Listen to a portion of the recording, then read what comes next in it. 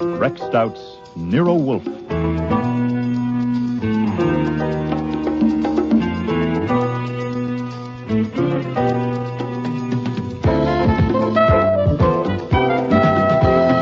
Starring Mavor Moore as Nero Wolfe and Don Franks as Archie Goodwin.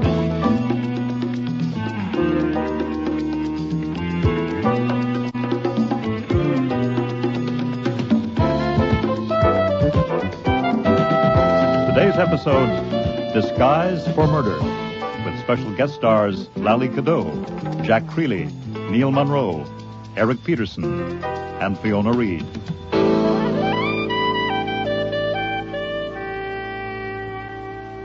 I had made two mistakes.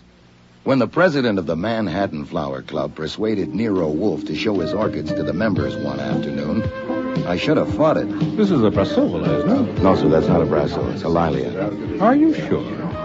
And after the date had been set and the invitation sent, when Wolfe had arranged that I should stay up in the plant rooms with him and Theodore to mingle with the guests, I should have put my foot down. Could I grow that on my coffee table? Is that a pansy?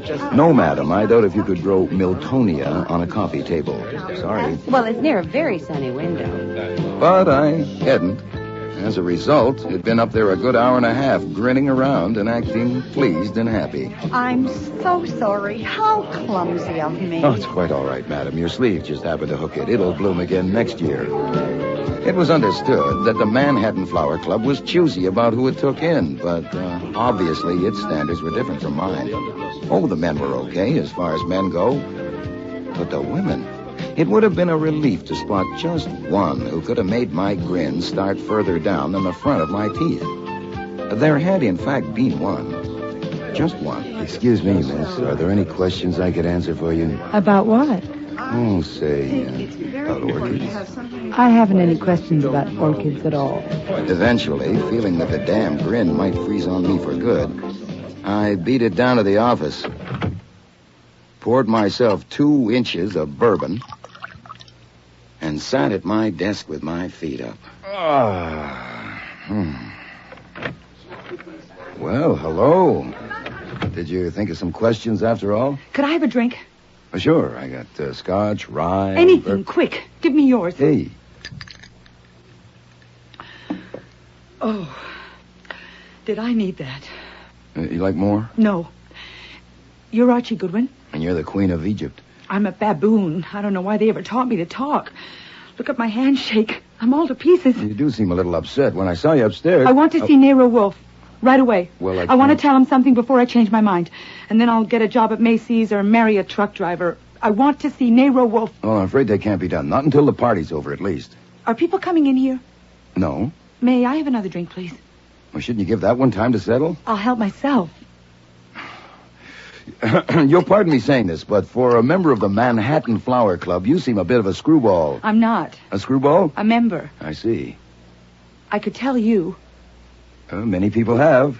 I'm going to. Good, shoot. I'm afraid I'll change my mind, and I don't want to. Okay, now, ready, go. I had a friend once, as close as a person like me ever comes to having a friend, Mm-hmm. and a man killed her, strangled her. And if I told what I knew about it, they could have caught him, but I was afraid to go to the cops, so he's still loose. And she was my friend. That's getting down toward the bottom, isn't it? That's fairly low. Of course, I don't know you any too well. Why were you afraid to go to the cops? Because I'm a crook. Oh, yeah? Yeah. Oh, what do you do? Steal orchids? No, certainly not. I wouldn't be small, and I wouldn't be dirty. At least, that's what I thought. But once you start, it's not so easy. You meet people and you get involved, you know? Yeah, I know. I realized long ago that I'd made a big mistake. I wasn't what I thought I was going to be. A romantic, reckless outlaw. You can't do it that way. Or anyhow, I couldn't. About a year ago, I decided to break loose. A good way to do it would have been to talk to someone, the way I'm talking to you now. But I didn't have sense enough to see that. So you didn't break loose? No, I kept putting it off. And then I met this man in Florida who had a lead, and we followed it up here just a week ago. That's what I'm working on now. That's what brought me here today. Oh, God. If only I hadn't come here, I wouldn't have seen him. Seen who? I should have looked away from him, turned away, quick, when I realized who he was. But I was so shocked, I couldn't move. Oh, God, how dumb could I be? I just stood there staring at him, thinking I wouldn't have recognized him if he hadn't had the hat on. And then he turned and looked right at me. And he saw that I knew. Oh, God. Mrs. Orwin asked me what was the matter. And then I saw Nero Wolfe, and it gave me the idea of telling him. And then I saw you going out, and as soon as I could break away, I came down to find you. Oh, there. I feel better now. Yeah, it's good bourbon. Is it a secret who you recognized? No. I'm going to tell Nero Wolfe, then he can't touch me. Why not? Because I'll get Nero Wolfe to tell him that if anything happens to me, he'll know who did it. You'll know, too. You'll both know. Well, we would if we had his name and address. He must be quite a specimen to scare you that bad. Speaking of names, what's yours? Do you like Marjorie? So-so. I used Evelyn Carter in Paris once. Do you like that? It's not bad. What are you using now? Hey, come on now. You're not in a vacuum, and I'm a detective. They took the names down at the door. Cynthia Brown. Cynthia Brown. I like that fine. Now, upstairs you were with two men and a middle-aged lady. That's Mrs. Orwin. Yes. And she's the current customer, then, the lead you picked up in Florida. Yes, but that's finished. Hmm? Since I'm telling you and Nero Wolfe, I'm through. Oh, the job at Macy's or marry a truck driver. Who did you recognize upstairs? Can anyone hear us? No, that door goes out to the front room. Today it's the cloakroom. This room's soundproof, including the doors. This has to be done the way I say. Sure, why not? I wasn't being honest with you. Oh, well, I wouldn't expect it from a crook. Start all over again.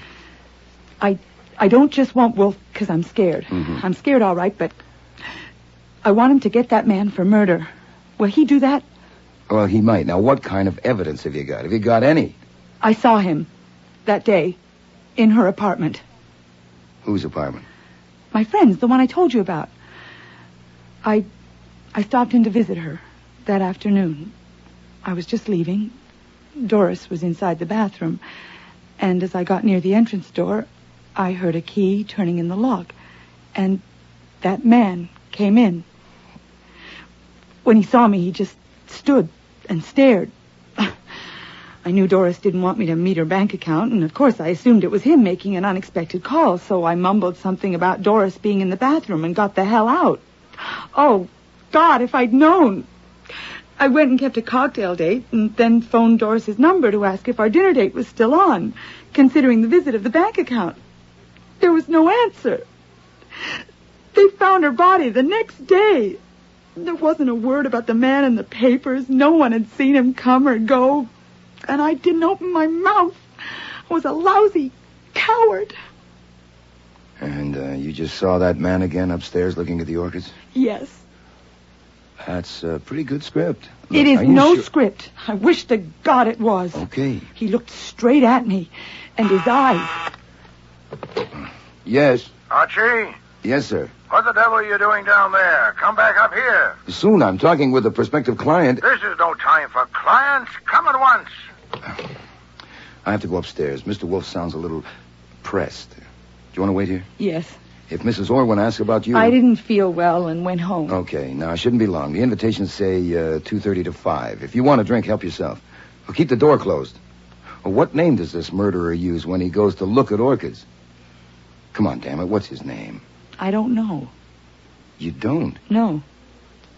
Well, describe him, then. You wouldn't believe... Not now. I want to see what Nero Wolfe says first. Look, if you can't trust me... Oh, it's not that. Honest. Look, I might as well tell you. You'd never want any part of me anyway.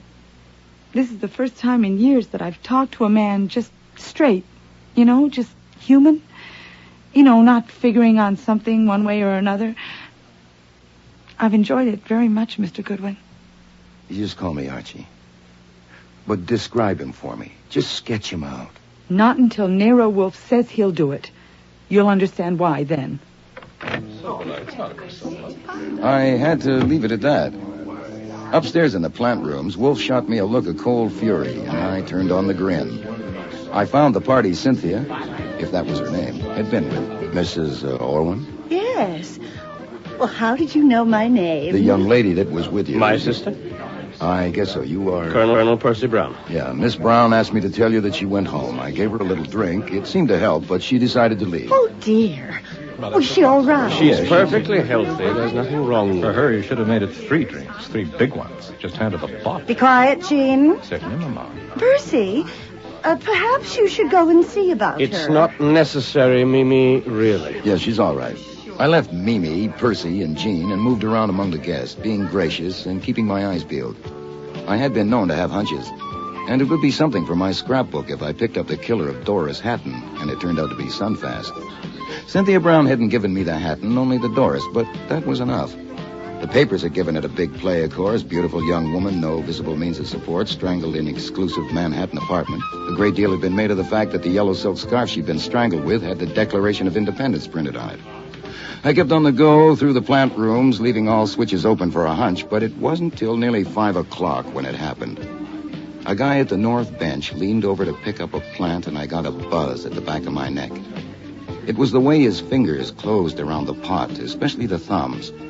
No matter how careful you are of other people's property, you don't pick up a 5-inch pot as if you were going to squeeze the life out of it. Nice flower. What color do you call the sepals? Nankeen yellow. Nanking yellow.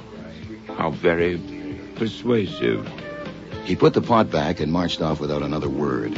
I followed him up to the landing and down 3 flights of stairs. There were only a few stragglers left in the hall, and Saul Panzer was at the door letting them out. My man went directly to the front room where Fritz was helping Mrs. Orwin with her coat. Could you hand me the brown tweed, please? Of course. Excuse me, but we're checking guests out as well as in. Your name, please? My name? Ridiculous. Stand aside, please.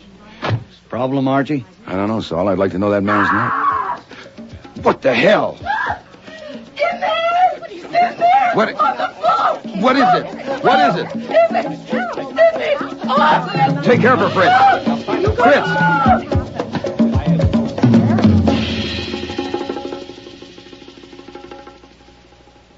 I'm here, Arch. It's too late, but send Fritz down the block for Dr. Vollmer. Right. Oh, and no one leaves, Saul. Keep everyone that's left. Gotcha. Yes? It's me in the office. You better come down. That prospective client is here on the floor, strangled. I'm sure she's gone, but I sent for Doc Vollmer. Is this flummery? No, sir. Come down and look at her and then ask me. Hey, you can't go in there. All right, don't come in here. Insist on knowing what... My God. Yes, sir. How did it happen? Don't know. Who is it? Don't know. The man at the door won't let us leave. No, sir, and you can see why. Now, outside, I certainly please. can, but we know nothing about it. My name is Carlyle, Homer N. Carlyle, Executive President of North American Foods. This is my wife. How do you do? How do you do? My wife is merely acting under impulse. I wanted to see the office. I didn't even go in. I'm sorry. We're both sorry. I'll do the talking, Ellen. Now, we have an appointment, and there's no reason why we should be detained. Look, we're all sorry, but you can't leave. I insist. Look, if nothing else, your wife discovered the body. We're stuck worse than you are with a corpse in our office. We haven't even got a wife that had an impulse. please do it. What's going on there, Saul? This guy insists on leaving. Of course I insist on leaving. You can't hold me here. Colonel Brown, I'm afraid... Saul, stop him. What the hell do you people think? You were warned, Colonel. Now, if you'll all... Guilt. What? Guilt. The compression got too great and boom, he exploded. I was watching him. Who the hell are you? My name is Morley. I'm a psychiatrist. Well, that's swell. Now go back in the front room and watch all of them. With a wall mirror in there, you can include yourself. This is illegal. You can't hold I'm me here. trying to... My appointment is very... Now listen to me. Make me stand. Oh, here's Nero Wolfe. My name is Homer N. Carlyle. I am president of North American Foods. I Quiet. only wanted to see your office, and there she was on the floor. Archie, get this tigress off me. Ellen, stop it. Oh. Hush. Madam, you have torn my lapel. My wife is distraught, sir. It's shut up. Distinguished group of sincere and devoted gardeners. Flee. Saul. Yes, sir. Are you armed? Yes, sir. Put them all in the front room and keep them there. Let no one touch anything around this door, especially the knob. Yes, sir. Archie, come in the office with me. Good God. Yes, sir, it's not pretty. Sometimes you can do something, but it wasn't even worth trying. Long ago, can you guess? I saw her alive an hour ago. I would guess she's been dead about half an hour. Finger marks? No, something soft like a strip of cloth was used. Say a scarf. You haven't called the police? No, I wanted a word with you first. Very well. Report quickly before we call Inspector Kramer.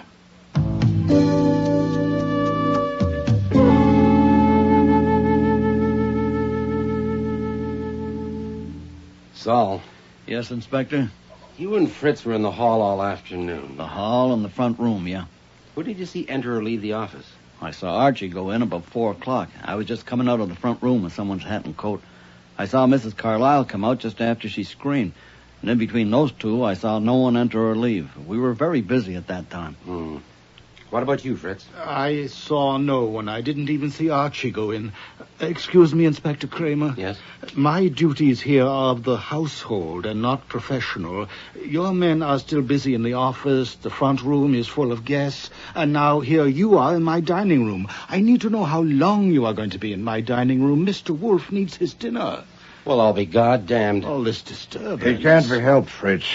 How many people are left in the front room? Mrs. Orwin and her party, the Carliles, and that strange doctor, the psychiatrist. Have we plenty of ham? Yes, sir. Sturgeon? Yes, sir. Later, probably. For the guests in the front room, but not the police. Are you through with Fritz, Mr. Kramer? Yes. Saul, you were at the door with Goodwin when that woman screamed and came running out of the office. But you didn't see her enter the office. Why not? We had our backs turned. We were watching a man who had just left go down the steps. Archie had asked him for his name, and he had said that was ridiculous. If you wanted, his name is Malcolm Vedder. What the hell it is? How do you know? I had checked him in along with the rest. Are you telling me that you could fit that many names to that many faces after seeing them just once? Hey, there's more to people than faces. I might go wrong on a few, but not many. I was at that door to do a job, and I did it. You should know by now, Mr. Kramer, that Mr. Panzer is an exceptional man. All right, that's all for now, Saul. Wait in the front room. Rowcliffe, you heard the name Malcolm Vedder. Check it on that list and send a man to bring him in. Yes, sir. Jesus, there are 219 names on that list. Yes. This house won't hold that many. Not all at once. They came and went. Oh, great. Goodwin's story. I mean, the girl's story as Goodwin told it. You got it exactly as she told it to me. Sure I did. Nothing saved, nothing held back. No. What do you make of the girl's story, Wolfe? What followed seemed to support it. I doubt if she would have arranged for her death just to corroborate a tale. I accept it. I credit it. What do you know about the killing of Doris Hatton? Oh, newspaper accounts. Love nest killing in Manhattan's most exclusive apartment building. Who paid the rent? Something like that. Yeah. Why can't police find him? Are they protecting I him? don't read the tabloids. 3 of our best men spent a month trying to start a trail. One of them is still working on it. Nothing. Not .1. Yes, I sympathize. Oh, you sympathize. Great. Well, maybe you can sympathize with the way I feel about the fact that Goodwin sat there in your office and was told that that man was right here on these premises. And did he pick up a phone and call us? No, he went upstairs and watched to see if anybody squeezed some flower pot. You're irritated, Inspector. Not that he was on the premises, but that he had been. Also, I was taking it with salt. The girl was a screwball. Also, she was saving specifications for Mr. Wolfe. Also, I know you. How many of the 219 guests were men? I'd say a little over half. And how do you like it? I hate it. Mr. Kramer, something has occurred to me that does not seem to have occurred to you. Naturally, you're a genius. What is it? Something that Mr. Goodwin told us. I want to consider it a little. We could consider it together. Later. Those people in the front room are my guests. Can't you dispose of them? Yeah, I'd like to dispose of them. Let's see the woman who found the body. What's her name, Carlyle?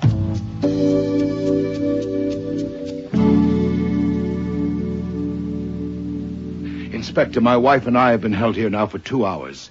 I know you have your duty to perform, but citizens have a few rights left, thank God. Now, why are we being detained? Mr. Carlyle, a woman was murdered here today. Well, that has nothing to do with us. I warn you. If my name or my wife's name is published in connection with this miserable affair, I'll make trouble, and I'm in a position to. Your wife discovered the body. By accident. May I say something, Homer? It depends on what you say. Oh? What do you mean by oh? I mean that I sent for your wife, not you. But you came with her. Why? Well, to protect her, of course. Does she need protection? Certainly not. I mean... Then why don't you just sit down while I ask her a few questions? You wanted to say something, Mrs. Carlyle. Only that I'm sorry for the trouble I've caused. There, do you see? I wouldn't say you caused any trouble exactly, except for yourself and your husband. The woman was dead whether you went in there or not. Now, I have to ask you some questions, if only as a matter of form, because you discovered the body. There's no question of you being involved more than that, is there? How the devil could there be? How long had you been downstairs before you went into the office? Oh, we had just come down. I was waiting for my husband to get his things. Had you been downstairs before that? No. Or only when we came in. What time did you arrive? A little after 3, I think. At 3:20. Were you and your husband together all the time, continuously? Of course. Well, you know how it is. He would look a little longer at something sometimes, and I would move on a little. We were together the whole time. Do you see what I meant, Inspector? My wife has a habit of being vague. This is I'm just not another... actually vague. It's just that everything is relative. For instance, who would have thought my wish to see Nero Wolfe's office would link me with a horrible crime? My God, you hear that? Link. Why did you want to see Wolfe's office? Why, to see the globe. What globe? Oh, yes, it's famous. I'd read about it, and I wanted to see how it looked. A globe 3 feet in diameter. Oh. What? I didn't see it. Well, you were distracted. By the way, did you know her? Had you ever seen her before? You mean her? Yes, her name was Cynthia Brown. We've never known her or seen her or heard of her. Had you, Mrs. Carlyle? No. Inspector, surely you can see how this has upset my wife. Haven't you asked enough questions? Oh, I suppose, for now. Thank you, both of you. We won't bother you again unless we have to. Rowcliffe, pass them out. Oh, Inspector? Yes? I don't suppose... would it be possible for me to look at the globe now, just a peek? For God's sake, Ellen, come on.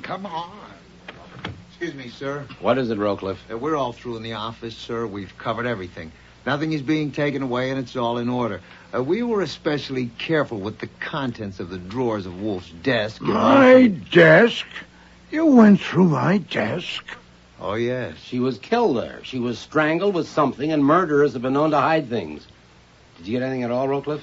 I don't think so. Of course, the prints have to be sorted, and there'll be lab reports. How do we leave it? Seal it up, and we'll see tomorrow.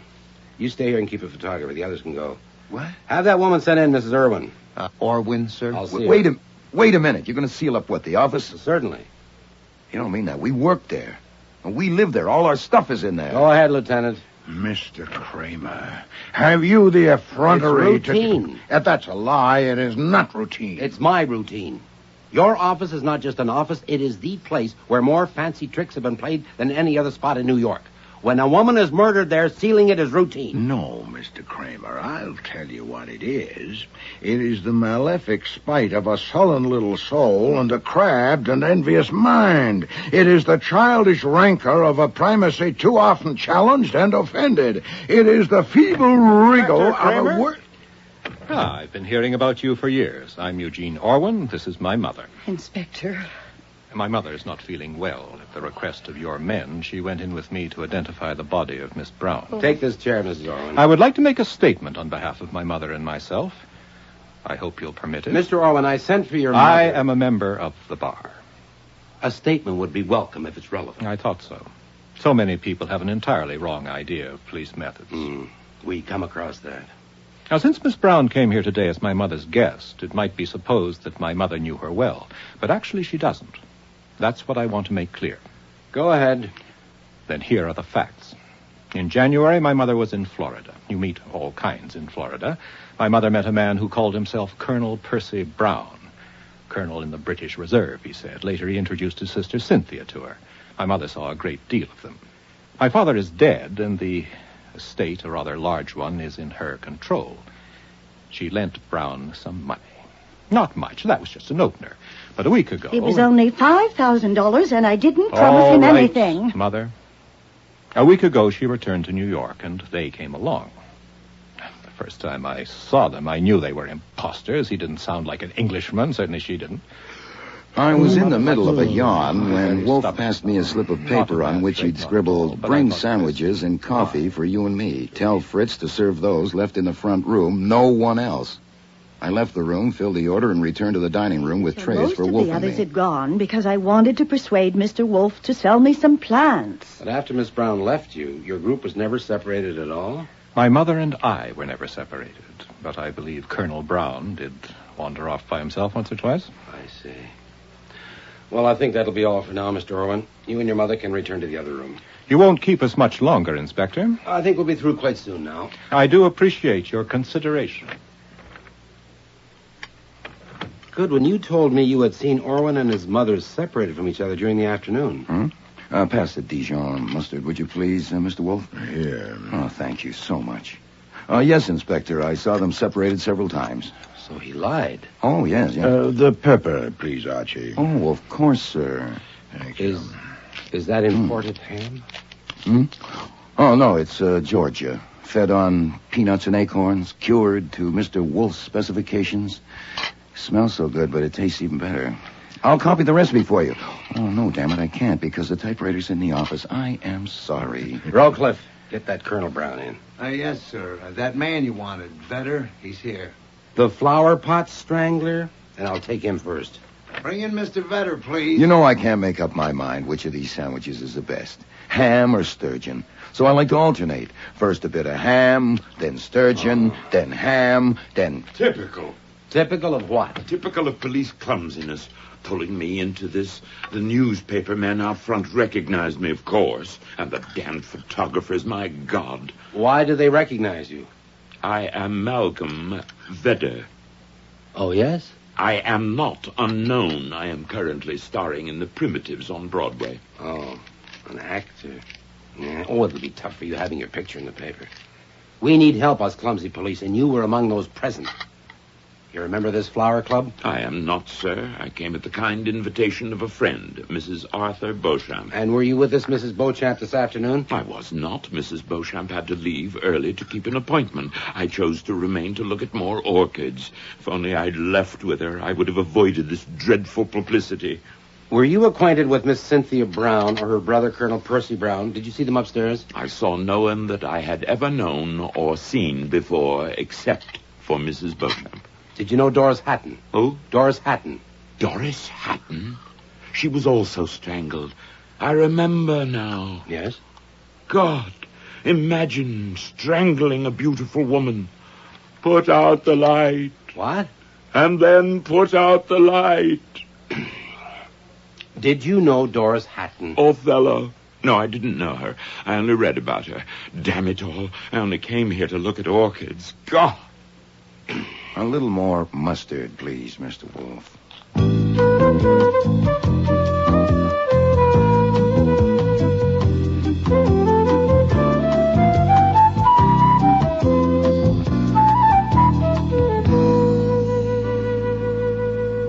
Your name, please.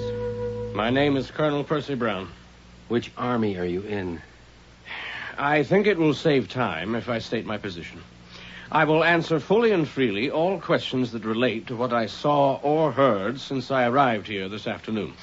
Answers to any other questions will have to wait until I consult my attorney. Well, the trouble is, I'm pretty sure I don't give a damn what you saw or heard this afternoon. I want to put something to you. As you see, I'm not even wanting to know why you tried to break away before we got here. I merely wanted to phone... Forget it. Now, on information received, I think it's like this. The woman who called herself Cynthia Brown, murdered here today, was not your sister. She was working with you on an operation of which Mrs. Orwin was the subject. Now, as far as I'm concerned, that's only background. Otherwise, I'm not interested in it. My work is homicide, and that's what I'm working on now. I'm listening. For 2 months now, you've been on intimate terms with Cynthia Brown. She certainly must have mentioned an experience she had recently. A friend of hers named Doris Hatton was murdered. And she had information about the murderer.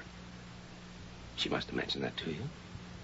Now you can tell me. Now, if you do, we can nail him for what he did here today, and it might even make things a little smoother for you. Well? I'm sorry. For what? I'm sorry I can't help. Do you expect me to believe that during all those weeks she never mentioned the murder of her friend? I'm sorry I can't help. Oh, I'm sorry, too. Okay. We'll go on to this afternoon. On what you said you'd answer fully and freely, do you remember a moment when something about Cynthia Brown's appearance, some movement she made, or the expression on her face, caused Mrs. Orwin to ask her what was the matter with her? No, I don't believe I do. I'm asking you to try. Try hard. Well, I may not have been right there at the moment, in those aisles, in a crowd like... We weren't rubbing elbows continuously. You do remember when she excused herself because she wasn't feeling well? Yes, of course I do. Well, this moment I'm asking about came shortly before that. She exchanged looks with some man nearby, and it was her reaction to that that made Mrs. Orwin ask her what was the matter. Now, if you saw that look and can describe the man, I wouldn't give a damn if you stripped Mrs. Orwin clean and 10 more like her. I didn't see it. You didn't? No. You didn't say you're sorry. Well, I am, of course, if it helps. Oh, to hell with you. Levy, take him out and tell Stebbins to send him down and lock him up. Material witness. And he's got a record somewhere. Find it. Yes, sir. I wish to phone my attorney. There's a phone down where you're going. If it's not out of order, take him, Levy. And tell the men to start gathering up. We're leaving. Everybody out to my office. But there's one more, sir. One more what? In the front room, a man. Who? His name is Nicholson Morley. He's a psychiatrist. Oh, let him go. This is a goddamn joke. Yes, sir. Clear up, Rowcliffe. Oh, before I go, Wolf, earlier you said something had occurred to you. Did I? Something in Goodwin's report of what Cynthia Brown said to him. Was that just before you ordered my office to be sealed? Come on, Rowcliffe, let's get out of here. Excuse me, sir. That man Morley insists on seeing you. He says it's vital. What is he, a screwball? I don't know. He may be. Oh, bring him in. Come in, Dr. Morley. You have something to say, Doctor? I have. Something vital. Well, let's hear it. The talk in the front room is that the murder of Cynthia Brown may be connected with the strangling some months ago of Doris Hatton. May I assume that is so? If you want to, why do you ask? And may I ask if you have a definite object of suspicion? If you mean, am I ready to name the murderer? No. Are you? I think I may be. Go ahead. Oh, not quite so fast. I must first make one more assumption, that these were not commonplace crimes with commonplace discoverable motives, or the murderer would have been vulnerable to your very efficient police techniques. Now, assuming those techniques have failed, we must ask why. Must we? Okay, why? Because the most powerful motives on Earth are motives of personality, which cannot be exposed by any purely objective investigation.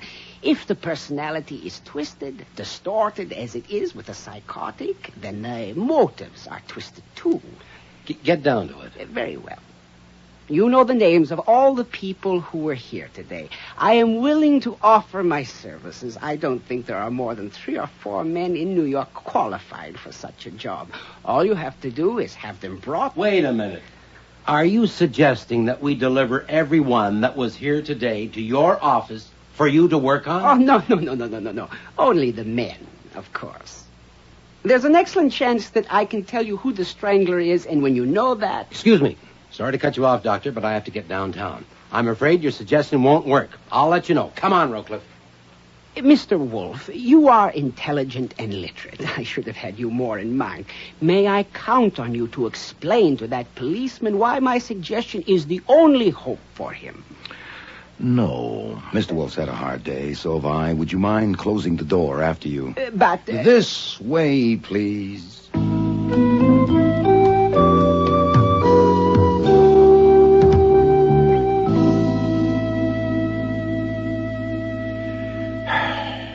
They've all gone. Everyone. Go and look at the office door. I did. It's sealed. Malefic spite. Huh? Oh, this isn't a bad room to sit in. Archie, I want to ask you something. Yeah, shoot. Do you accept without reservation the story Miss Brown told you? In view of what happened, yes. All right, then assume it. Assume that the person she had recognized followed her downstairs and saw her enter the office to join you. That he waited until you came out and went upstairs. That he took an opportunity to enter the office unobserved, got her off guard, killed her, got out unobserved, and returned upstairs. All of those assumptions seem to me to be required unless we discard all that and dig elsewhere. I'll take it that way. All right. Then we have significant indications of his character. Now consider it. He's killed her and is back upstairs, knowing that she was in the office talking with you for some time. He'd like to know what she said to you, specifically whether she told you about him, and if so, how much. Yeah. Now, I put it to you, with that question unanswered, would a man of his character leave the house? Or would he prefer the challenge and the risk of remaining until the body had been discovered to see what you would do. I'll be damned. He would stick around till the body was found. And if he did, then he's one of the bunch Kramer's been talking with. So that's what occurred to you that Kramer didn't get, huh? No, by no means. That's a different matter. This is merely a tentative calculation for a starting point. If it's sound, I know who the murderer is. Well, if you want me to get him on the phone, I'll have to use one in the kitchen. I want to test the calculation. So do I. But there's a difficulty. Huh? The test I have in mind, the only one I can contrive to my satisfaction, only you can make. And in doing so, you'd have to expose yourself to a great personal risk. Well, since one of you flinched or faltered in the face of danger to me. No, this danger is extreme. Well, so is the fix you're in. The office is sealed, and in it are the book you're reading and the television set. Now, let's hear the test. Very well. The decision will be yours. Pass me the Manhattan telephone directory and an envelope from that bureau drawer there. Take paper for yourself. Here you are. Now, take this down while I look up the address. She told me who to send this to and more. I have kept it to myself because I haven't decided what is the right thing to do. Stop. I would like to have a talk with you first, and if you will phone me tomorrow, Tuesday, between 9 o'clock and noon, we can make an appointment. Please don't put it off, or I will have to decide myself. I gather from the grammar I signed my name. Oh, yes. Hell, we could forget the calculation and send this to every guy on that list and wait and see. I prefer to send it to only one person. The one indicated by your report of that conversation. The one to whom I am addressing this envelope. There. That will test the calculation. And save postage. The extreme danger, I suppose, is that I'll get strangled? I don't want to minimize the risk of this, Archie. I'll have to go to Times Square right away and mail this. May I have the envelope, please? Of course. There you are. I don't believe it.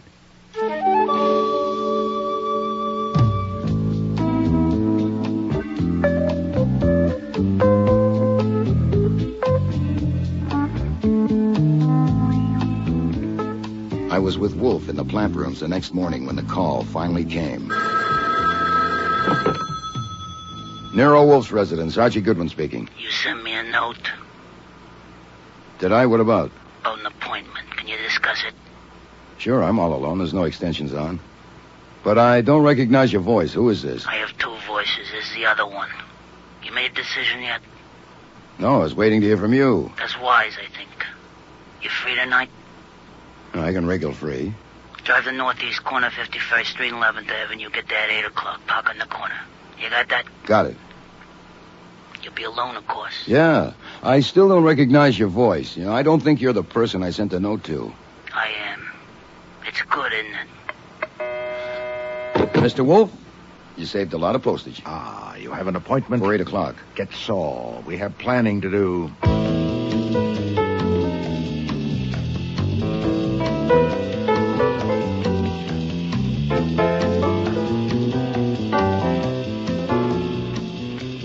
By the time I left to keep the appointment, we had no less than 7 contingency plans.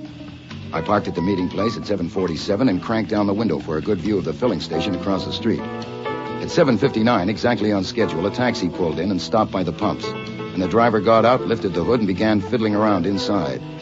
Saul was in the passenger seat. I rolled up my window and waited. A kid, barely old enough for high school, was motioning to me to roll down my window. You, Goodwin? Yeah. This is for you. Hey, wait a minute. Come back here. Make no signal of any kind. Follow the instructions to the letter, or there will be no meeting. Jesus. Goodbye, Saul Panzer. Hello, contingency plan number 2. The instructions that followed gave a driving route so complex that even Saul couldn't have followed without being spotted, especially since I had a chaperone. A dark blue sedan followed my every turn for a full hour and a quarter that I drove in circles around New York till I arrived at my destination, a dingy warehouse near the East River. I parked as instructed in the note and waited. The sedan pulled up behind me, and a rat-like little man got out and opened my door. Well, we got here. Yeah, you damn near lost me at one light. You come with me. Contingency plans number 3, 4, and 5 went out the window when we entered the warehouse, went up 2 flights of badly worn stairs, and walked down a dingy hall to the rear of the building. In here. You sure that's him? What do you think? He'd be here if I wasn't? Okay, bud. Take off your hat and coat and sit in that chair. Hey, hold it. I haven't explained yet. All right, now the idea is simple. The man that's coming to see you don't want any trouble. He just wants to talk. So we tie you in that chair and we leave. He comes, you have a private talk. He leaves, we come back and cut you loose. Plain enough? It's too damn plain. What if I won't do it? Then he don't come and you don't have a talk. What if I walk out now? Go ahead. We get paid anyhow. You want to see this guy? There's only one way. We tie you in a chair. Look, I don't want any trouble either. How about this? I sit in the chair, you fix the cord to look right, so I'm free to move in case of fire. There's $100 in my wallet in my breast pocket. Before you leave, help yourselves. A lousy sea. For Christ's sake, shut up and sit down. All right, suppose I show you what else is in my pocket. Here, like this gun. Ah, jeez. And suppose we all go for a little walk down to the nearest police station. Okay, wise guy. And then what do we do? Hey? Look, you either want to see this guy or you don't. Seeing how you got the gun out, I guess he's got to know you. I don't blame him for wanting your hands arranged for. Make up your mind. Well, that was it. There were no contingency plans left. And I'd promised Nero Wolfe that if this should happen, I would turn around and go home. Okay, I'll do it, but don't you tie him too tight. You know, I've been around the block, and I can find you guys again if I care to. And don't think I can't. Just put a gun on the table and sit. How long will I have to wait? You'll see. Not long. They did a really thorough job of tying my hands to the back legs of the chair and my ankles to the front legs. Then they left, and I waited. But not for long. The door opened, and my man entered. He was wearing a gray pinstripe suit and a dark gray Homburg with a topcoat over his arm. He had gloves on. Hello, Mr. Goodwin. Would you have known me? Not from Adam. Let's talk. So she told you about me. Yes. What'd she tell you? About that day at Doris Hatton's apartment, about recognizing you yesterday? She's dead. There's no evidence. You can't prove anything. Then you're wasting a lot of time and energy in the best disguise I ever saw. It's not too hard to get evidence if you know where to look. Yeah, but you haven't told the police. No. No, Nero Wolfe. No. Why not? I'd like to quit the detective business. For $100,000, I could do it. It could be arranged so you get what you pay for. How could you arrange that? We'll find a way. We'll have to, or you'll have me on your neck for the rest of your life. You threaten me? No. Believe me, I don't want you on my neck either. No, I suppose you don't. Mr. Goodwin, let me explain my point of view. Go ahead. You're quite right, of course. I don't want you on my neck. Good, of course. But I don't want to pay you $100,000 either. All right, 90. I don't want to pay you anything. Yeah, that's not being reasonable. I'll tell the cops. I don't think so. Let me show you what I have in my pocket. Is that the scarf you killed Cynthia Brown with? Yeah, it is.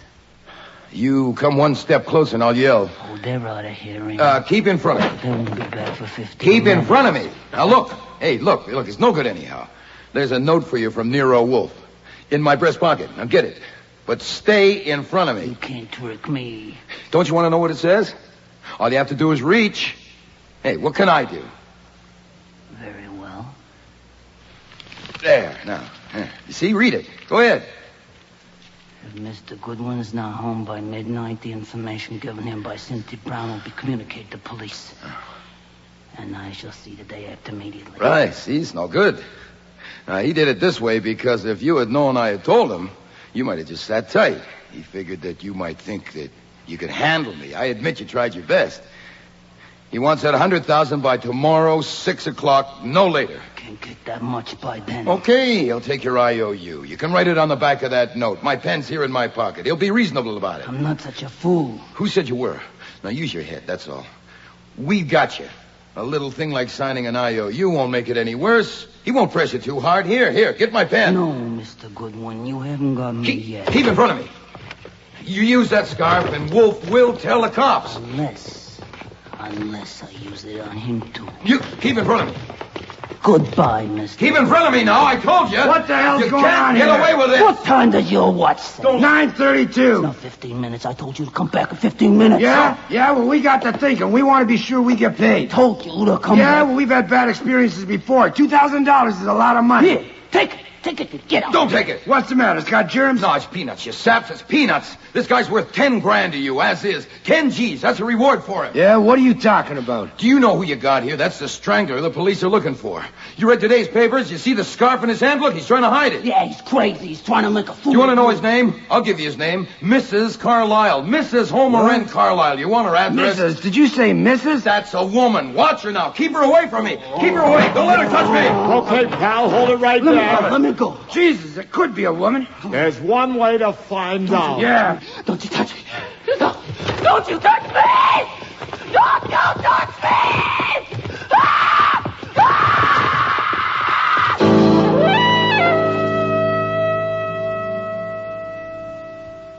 Well, I hope you're satisfied. You and Goodwin have got your pictures in the paper again. Got a lot of free publicity. And I got my nose wiped. But you got no fee. No fee. I suppose you thought you could pry a fee out of somebody. That's why you suppressed evidence. Oh, now, Mr. Kramer, I suppressed no evidence. Okay, I can't prove it, but I know it. If she hadn't been described to Goodwin, how did you know to send that blackmail note to her? I explained to you. I concluded that the murderer was among those who remained. Yes, but why her? There were only 2 women who remained. Obviously, it couldn't have been Mrs. Orwin. With her physique, she'd be hard put to pass as a man. Besides, she's a widow, and it seemed a sound presumption that Doris Hatton had been killed by a jealous wife. Yeah, but why a woman? Why not a man? Yeah. I told you in my dining room that something had occurred to me, and I wanted to consider it. Yeah? Later, I would have been glad to tell you about it if you hadn't acted so irresponsibly and spitefully in sealing up this office. All right. That made me doubt if you were capable of proceeding properly on any suggestion from me, so I decided to proceed myself. Get to it. What occurred to you? Well, simply this. Miss Brown told Mr. Goodwin that she wouldn't have recognized the murderer if he hadn't had a hat on. So? She used the masculine pronoun, naturally, throughout that conversation, because it had been a man who'd called at Doris Hatton's apartment that October day, and he was fixed in her mind as a man. But it was in my plant rooms that she had seen him the other day, and no man wore his hat up there. But nearly all the women had hats on, so it was a woman. I don't believe it. You have a record of Mr. Goodwin's report of that conversation. Consult it. I still wouldn't believe it. Well, there were other little items. For example, the strangler of Doris Hatton had a key to the door. But surely the provider who had so carefully avoided revealment wouldn't have marched in at an unexpected hour to risk encountering strangers. And who's so likely to have found an opportunity or contrived one to secure a duplicate key as the provider's jealous wife? You can talk all day. I still don't believe it.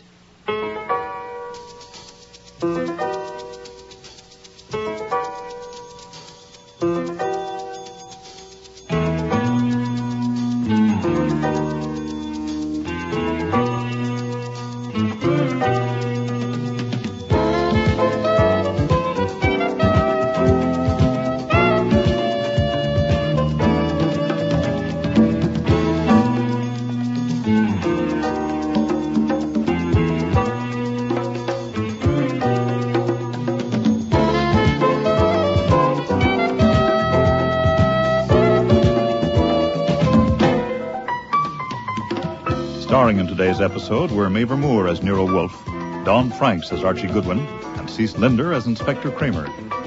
Lally Cadeau was Mrs. Carlile, Jack Creeley, Malcolm Vedder, Neil Monroe, Colonel Percy Brown, Eric Peterson, Dr. Morley, Fiona Reed, Cynthia Brown, Denise Ferguson, Mrs. Orwin, Michael Tate, Gene Orwin, Henry Raymer, Homer N. Carlyle, Nick Nichols, Charlie, Jim Morris, Skinny, Alfie Scott, Saul, and Frank Perry was Fritz.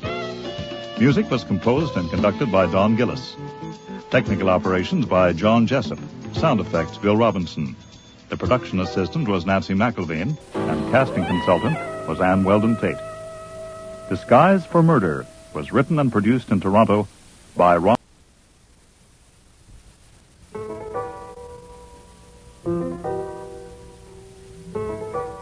Rex Stout's Nero Wolfe.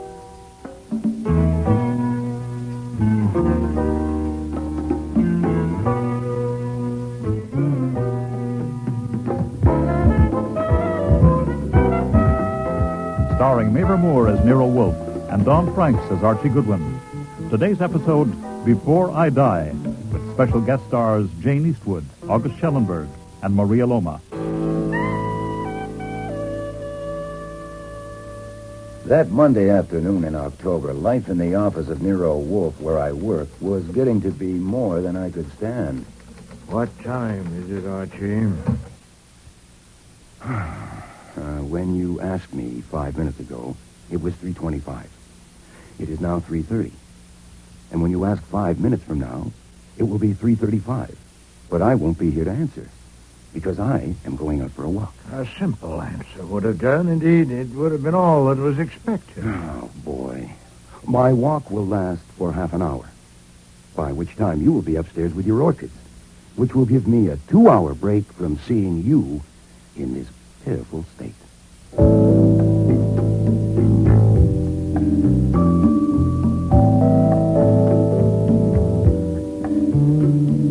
I wasn't blaming him. I was merely fed up with him. You see, it was smack in the middle of the great meat shortage after the war. And to my 270-pound boss, a meal without meat was an insult. He'd got so desperate that he started taking long walks, as, for instance, back and forth between his chair and the bookshelves. Anyway, I got my coat on and was just reaching for the front door. Your name's Archie Goodwin. Thanks. How much do I weigh? Come on out. Guy here in a car wants to see you. The black Cadillac. Yeah. Uh-huh. Oh, hold it for a minute.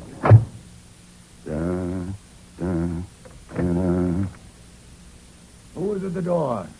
Oh, a man with an embalmed face. What's this? You're taking your gun? I was asked to step down to the curb and see a man in a car.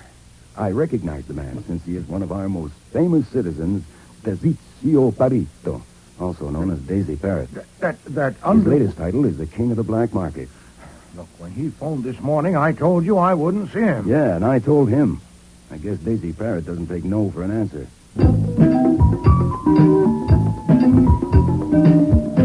You're Archie Goodwin. And you're Daisy Parrott. What do you want? Hey, boss, he's got his hand on a gun in his pocket. And he's a damn fool to let you stand behind him. Mr. Wolfe knows you're here. Now, what do you want? I want to see Wolfe. Nope. No, sir. I told you on the phone this morning that Mr. Wolfe is too busy to see you. He's got more work than he can handle now. I intend to see him. Bring him out here. Now, look. Don't think I'm laughing you off. People who laugh you off are apt to show up at a funeral playing the lead, okay? But whatever you have in mind, Mr. Wolfe wants no part of it. Now, that may make you sore, which I'd like to avoid if possible. Archie! My God. Archie, what does Mr. Parrott want?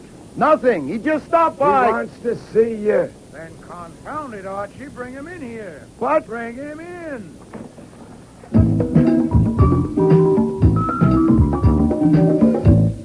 Be seated, Mr. Parrott. I don't like it in here. I've got something private for you. Come out and sit in my car. Oh, I rarely leave my house. I do like it here. I'd be an idiot to leave this chair made to fit me. Okay, Goodwin. You go out and sit in my car. No, sir. I do nothing without Mr. Goodwin. You might make exceptions.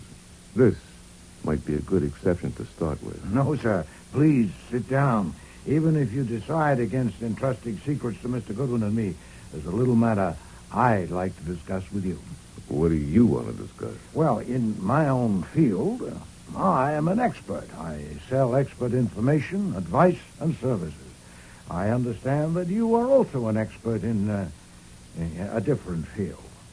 Presumably, you know where certain things are and how they may be got. I am, on the whole, a respectable and virtuous citizen, but like everyone else, I have my smudges. Where is some meat? You want a slice of the meat racket? No.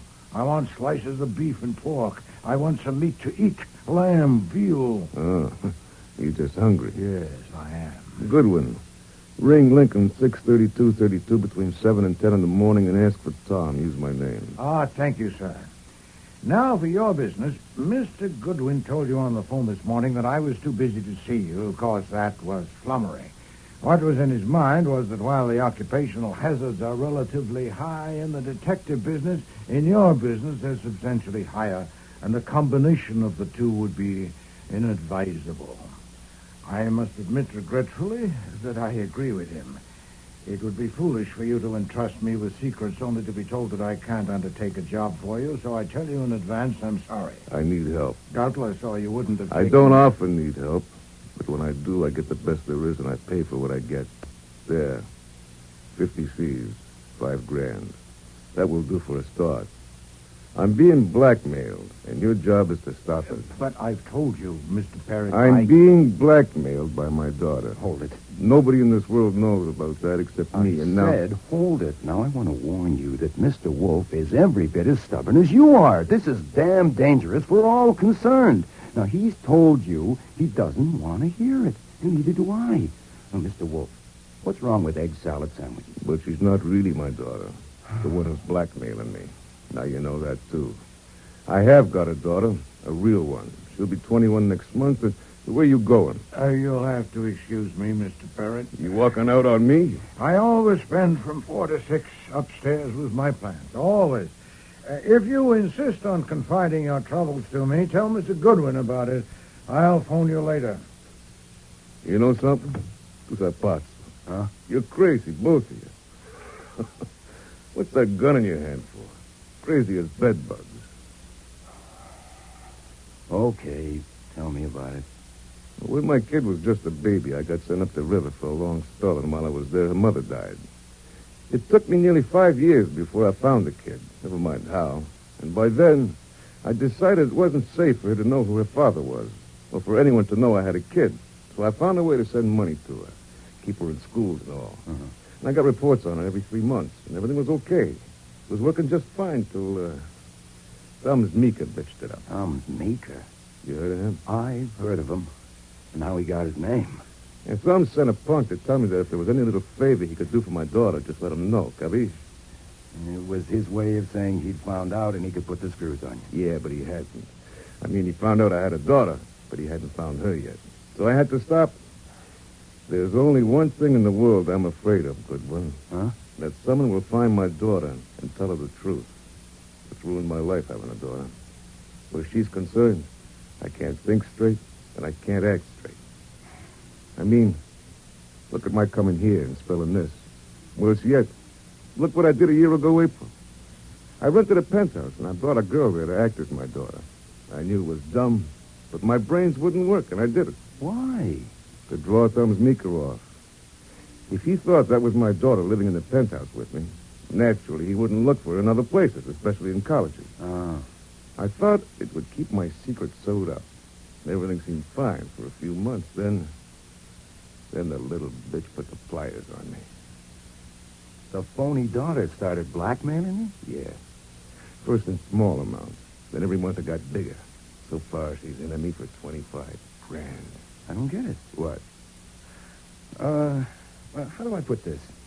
Most people would wonder, with your reputation, why she hasn't had an accident, like getting in the way of flying pieces of metal or something. That's all exaggerated. Yeah. Rumors start and everyone believes them.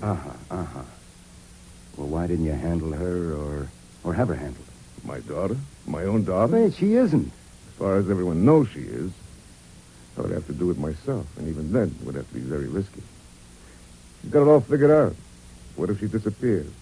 How would thumbs meek or dope? I'd be right back where I started. They'd be looking for trails again. I've looked at it from all angles, and it's no go. Then you're stuck with an expensive daughter. Like hell I am.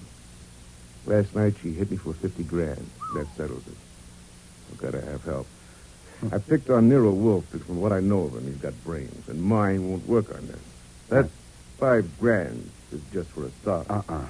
I'll pay what it's worth, and it's worth plenty. Look, he won't touch it. Her name is my daughter, is Violet Parrott. Her real name is Angelina Murphy. She was on the jump in Salt Lake from a rolling and cleaning charge. I went out there and got her myself. See, I doped it that I'd have her sewed up because the Salt Lake Fuzz would like to have her back if she got tricky. But it didn't take her long to realize that I couldn't unload her. Okay. You'll have to deal with her. Is it true Wolf never leaves the house? Absolutely true. So you see... Violet will be here at 9 o'clock tonight. Mr. Wolfe will have to call you. Now, after he's seen Violet, there's another job he'll have to do. With my real daughter. He'll have to be very careful. Look, that can wait. Her name's Beulah. Beulah Page. I'll write her address down for you. Look, Mr. Parrott, there's no point... Goodwin. Yeah? I know I can trust you. I'll be in touch. Ciao. Ciao.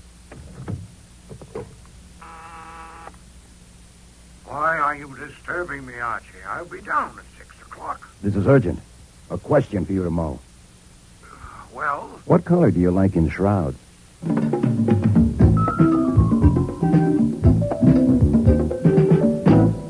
Beulah Page. This address is near Columbia University, less than half an hour away. Yes, sir. Get her. Now, if possible. But Parrott said... We don't even know there is a daughter. All we have is what Parrott told us. Miss Beulah Page is registered at the university. Medical and Social Services Studies honor student. I checked. I want to see her. At the very least, I want you to see her. You going to introduce me to her? Boy, she's 20 years old. Flummox her.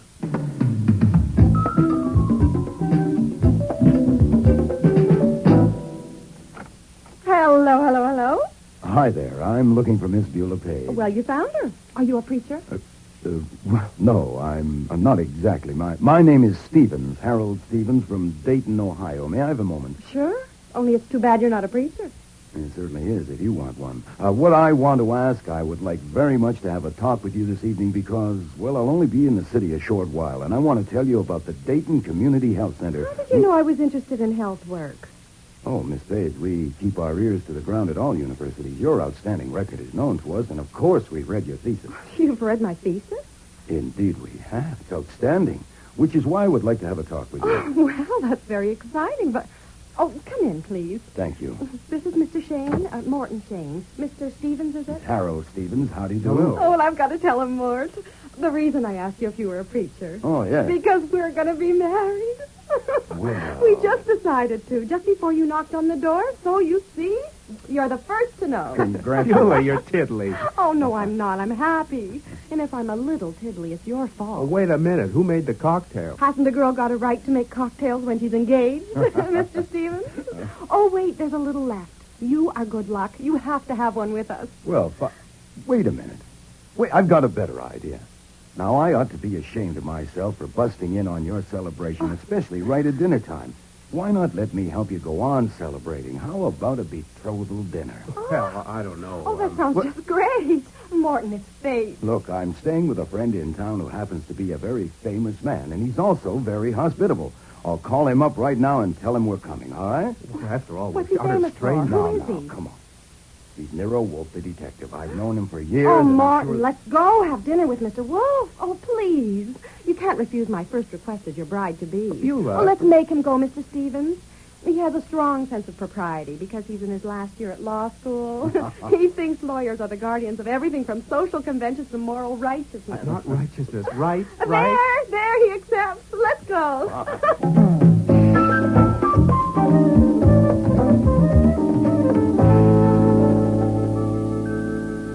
To my surprise, Wolfe helped out over dinner by hopping all over the place. Conversationally, that is. It saved me from having to talk about the Dayton Health Center. He asked Beulah about his courses. He talked about cases he had handled, which fascinated Shane, which in turn fascinated Wolfe. He adores adulation. He even ended up calling him Morton, for God's sake. Morton, I hope you're prepared to face the fact that very few people like lawyers. I don't, as a general rule. You know, they're inveterate hedgers. They're insufferable word stretchers. I had a lawyer draw up a tort for me once. Look, just a simple conveyance, and he made it 11 pages. Oh, well, 2 would have done it. Have they taught you to draft torts? Oh, naturally, sir, that's in the course, yeah. I try not to put in more words than are necessary. Well, for heaven's sake, keep it brief.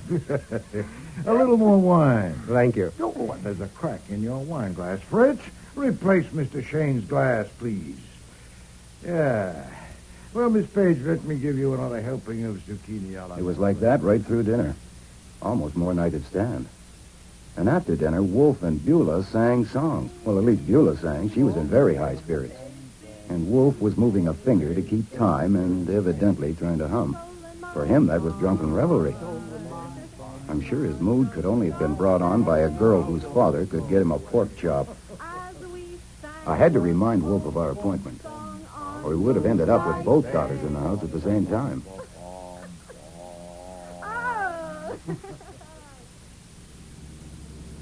I finally got the 2 celebrants into the car and was driving them home. You know, you're a swell guy, Stevens. That was a swell idea you had. Hey, now I've got one. What do you think of this? You drive us to Maryland and we'll get married. Now who's tiddly? Well, that's a good idea, isn't it? It stinks. Why? Look, I may not have any father or mother or even aunts or uncles, but I don't have to sneak off to Maryland in the dead of night to get a husband. I'm going to have flowers and white things and sunshine if I get a break. Anyway, what about that test tomorrow? You said it was important. Well, it is. Home, Stevens. Him first, because he has to study. And then you can come up to my apartment and tell me about your health center. You haven't said a word about it all evening. Well, I didn't want to spoil the celebration. Brides-to-be should not discuss business on their betrothal night. I'll phone you tomorrow, okay?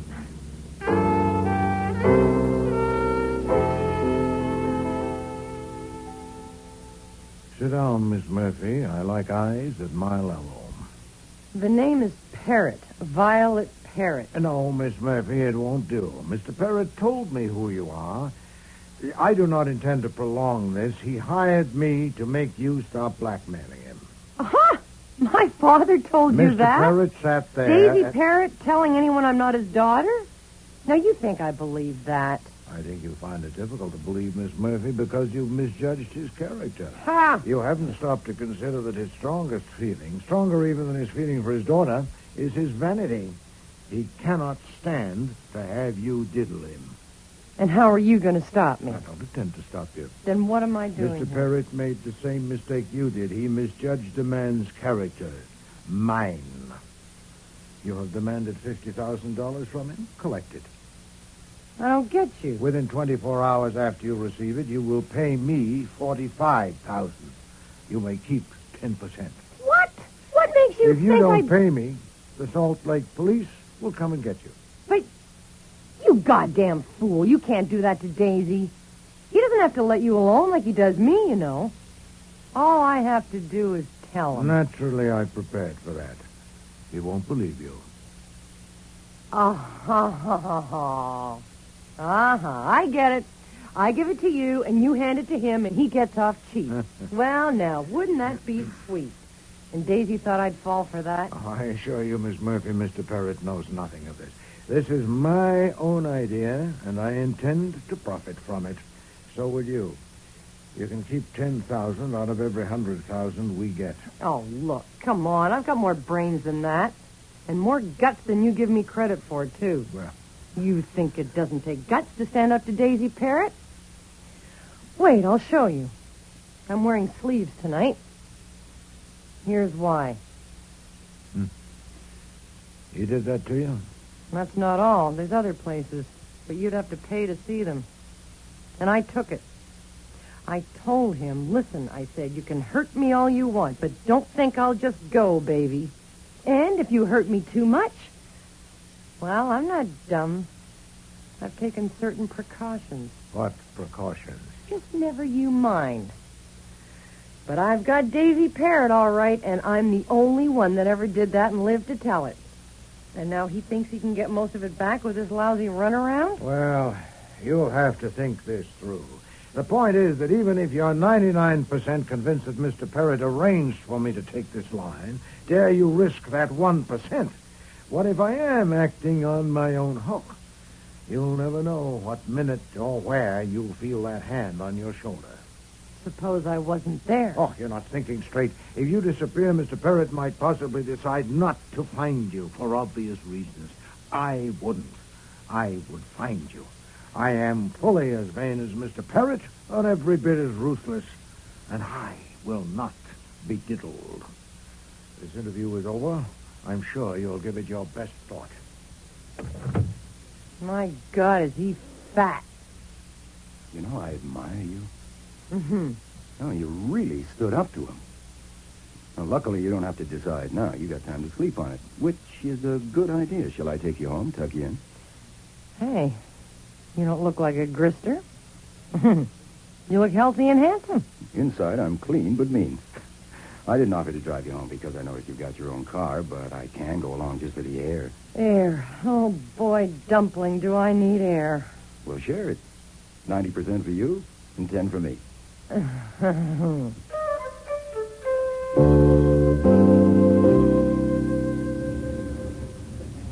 You know, Angelina, you're sunk.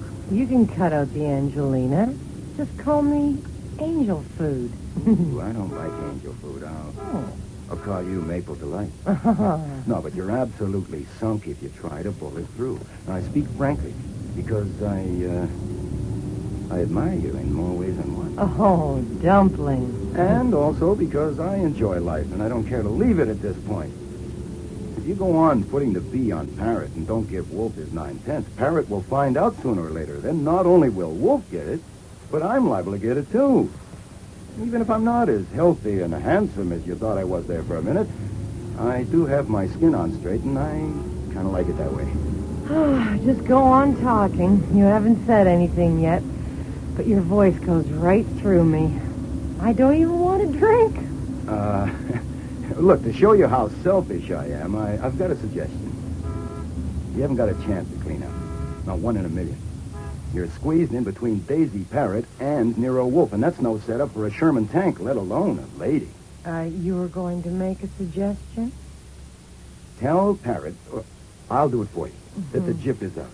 You're merely his loving and obedient daughter, but it would be nice to have an allowance of, say, $300 a week. $300 a week? You'd probably settle for that, no hard feelings. Wolf wouldn't be able to get a cut of it, and you'd be earning over $15,000. That's more than a U.S. senator gets today. Hey, you know, I usually hate to be driven by a woman driver, but you're good. I thought you would be. You're very good. I can turn corners and back up. Yeah, that's my building just ahead. You wouldn't con me, would you, Dumpling? If you still think Parrott and Wolf framed it, you're batty. You don't know Wolf. I don't know you either. So, let's see what we can do to fix that up now, huh? We'll leave the car here. Later I'll come down and drive you home. Come on. Angelina, Miss Murphy, I don't think you... Dumpling. What? This isn't Halloween night, is it? No, it's not. Then why's that guy in the car wearing a mask? Get down! Ah! I'm shot. Quick. Oh, my God, I'm shot. Don't move, kid. Just try to be quiet. Angel food. Don't... Shame. God damn. Shame.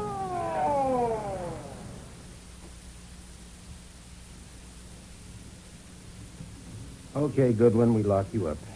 Oh, Inspector Kramer, you said that 4 times. I don't like the idea, and neither will Mr. Wolfe or his lawyer, but I prefer it to more of this. Go ahead. Oh, damn you. Look, let me summarize it for you. Daisy Parrott came to see Mr. Wolfe to consult him. If I had information for you on that, which I haven't, it would only be secondhand. Then in the evening, Parrott's daughter arrived, apparently to consult Mr. Wolfe about the same thing as her father, and I've told you you'll have to get that from Wolfe, too. And I've told you Wolf's door is bolted, and Fritz says he can't be disturbed. He's asleep. Try him after breakfast. Say 11 o'clock. course, I won't be there to let you in if I'm in that cell. Then I escorted Miss Parrott home with her driving the car. We arrived at her apartment building Where's Daisy Parrott? You mean now? Now. I have no idea. Is he holed up in Wolf's house? Oh, good God, no. It makes my teeth chatter just to think of it. Did your teeth chatter when he was there yesterday? Now, look. It will soon be dawn. Now, I told it over and over. All I know. You know damn well the man to tell you what Parrott and his daughter wanted is Wolf. You know damn well I can't tell you. You also know if you hold me, Mr. Wolf will resent it, and you won't be able to depend on a thing he says. Now, Kramer, what do you want to do? Get in another jab in a private feud or solve a murder? Okay. I warn you. I'm going to take a nap. Either in a chair, or on a cot, or home. In bed. Get out of here. Go on, get. In the cab on the way home, I was trying to add it up, but I couldn't even begin. Why had Parrott decided to erase Violet? And what was the big idea of dragging Wolf in? Not to mention me. I decided I would have to shoot Parrott. It wasn't merely a hangover from my sensation as I watched Violet die on the sidewalk. It was a realization of where Wolf and I were sitting. To be tangled up in a gang war between Daisy Parrott and Thumbs Meeker wasn't taking a risk. It was checking out. But then as we pulled up to the house, I changed my mind. Killing Parrott was the worst thing I could do. The guy I really wanted to shoot was Wolf. All this for a pork chop. Hold it right there, Goodwin. No funny moves, Goodwin. That's a gun in his pocket. Is it the one he used last night? Don't be too smart. I want to ask you about last night. My car's around the corner. Go ahead. We'll come behind. We can talk here. I've often talked here. What do you want to ask me? Get going. I like it here. What's that? Taxi. Hey, we shouldn't be out in the open like this. I said get going, Goodwin. I was about to say I like it here. You can relax, Parrott. Even if I had ideas, which I haven't got my gun. They took it away. Hey, that cab! Get down, boss! I didn't duck or dive. I just dropped. This time I didn't see the man in the cab at all, even to see if he was wearing a mask. I was moving too fast, rolling to get around the corner to safety. When it was safe, I stuck my head around the corner and saw two forms as flat as mine. Only they were much quieter. I crawled over to them. Parrott and Face were never going to be dangerous to anyone again. Archie, is that you? I think so, Fritz. Do you need help? Just to get in, Fritz. Take the chain off the door. Did you kill somebody? Archie! What the devil is it now? Just a couple of corpses on the sidewalk. By luck, one of them isn't me. Sorry to have disturbed your sleep.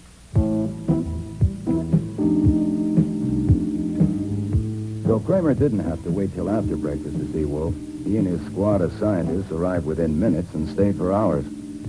Wolf told him almost everything about Parrott's visit, but he saved items like Violet being a phony and the kind of lever she had in her father. The real daughter was left out entirely.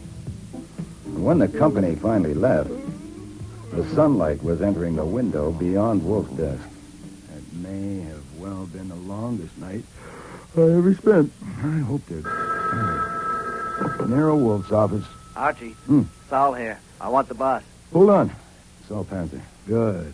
Go up to your room and look at your face. It needs washing. So would yours. You spent the night rolling around on site. You mean you have private business with Saul? You got him working on something? Certainly, Mr. Parrott's job. Since when? I phoned him last evening when you were escorting Miss Murphy home.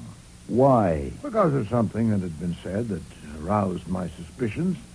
If you're out of it, Archie, you won't have to lie to the police when you go downtown to sign your statement. Go and wash your face. Yeah, well, I'll be damned. Excuse me. Oh, by the way. Yes? I suppose it would be futile to call that number Mr. Parrott gave us, now that he's dead. I'm out of it.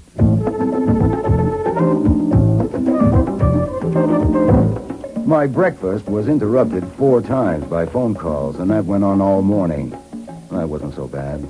Stalling journalists had to be routine with me over the years, but one of the calls was a sample of what might be expected from life from then on, as long as it lasted.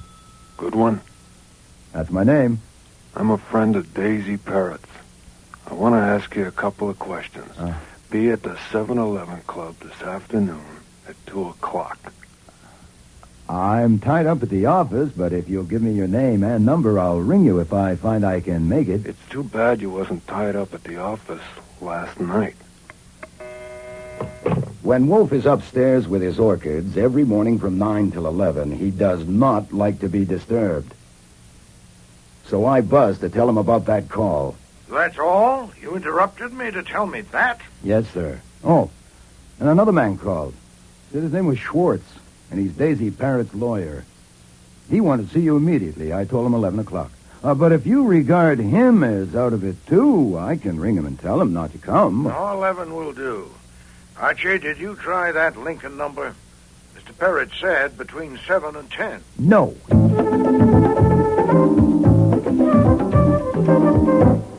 Sit down, Mr. Schwartz. Thank you. Mr. Wolfe, I must apologize for being urgent about this appointment, but I felt there should be no delay. I gathered from Mr. Parrott last evening that you had not explicitly given your assent, and therefore... Assent to what? Why, to your appointment in his will as executor of his estate, in effect the guardian of his daughter. Huh? Did you? Utterly preposterous. I was afraid of that. It will complicate matters. You see, there is a question whether the $50,000 provided for that purpose will go to the executor if the executor is not you. Did you say 50,000? Yes. Tell me about it. In the past, I have attended to a few matters for Mr. Parrott of a minor legal nature. But last evening, he came to my office, my apartment. He has never been to my office, and asked me to draw up some papers at once in his presence. What time was this? Oh, he arrived about 9. Was there until after midnight. I'm afraid it took a long while. You understand, it's a difficult business, extremely difficult to convey property by testament to a daughter without naming or identifying her in any way. Your functions are limited strictly to the legacy of his daughter. There are only 2 other provisions in the document under consideration. $50,000 to you as executor, and the same in amount to me. Let me see it. In a moment, yes, sir. I should explain that the large sum left to me was not to compensate me for drawing up some papers. It was to pay me for not opening this envelope addressed to you and examining the contents. I must say he misjudged me entirely. 1/10 that amount, 1/50 would have sufficed. So, having said that, there is the will, and this is the envelope. Thank you. Well, at least we know where Parrott was when the police couldn't find him last night. Yes. Mr. Schwartz, considering the circumstances, I think Mr. Parrott would expect me to let you know this much. Archie, would you read this page to Mr. Schwartz? Yes. To Nero Wolfe, if this is the wrong one I'm pulling, it's the worst mistake I ever made, but I think I can count on you after seeing you today and sizing you up. I don't think I'm going to die, but what if I do? That's my problem. My daughter has got to be protected. I mean, she has got to get what belongs to her, and that's my problem. Thank you.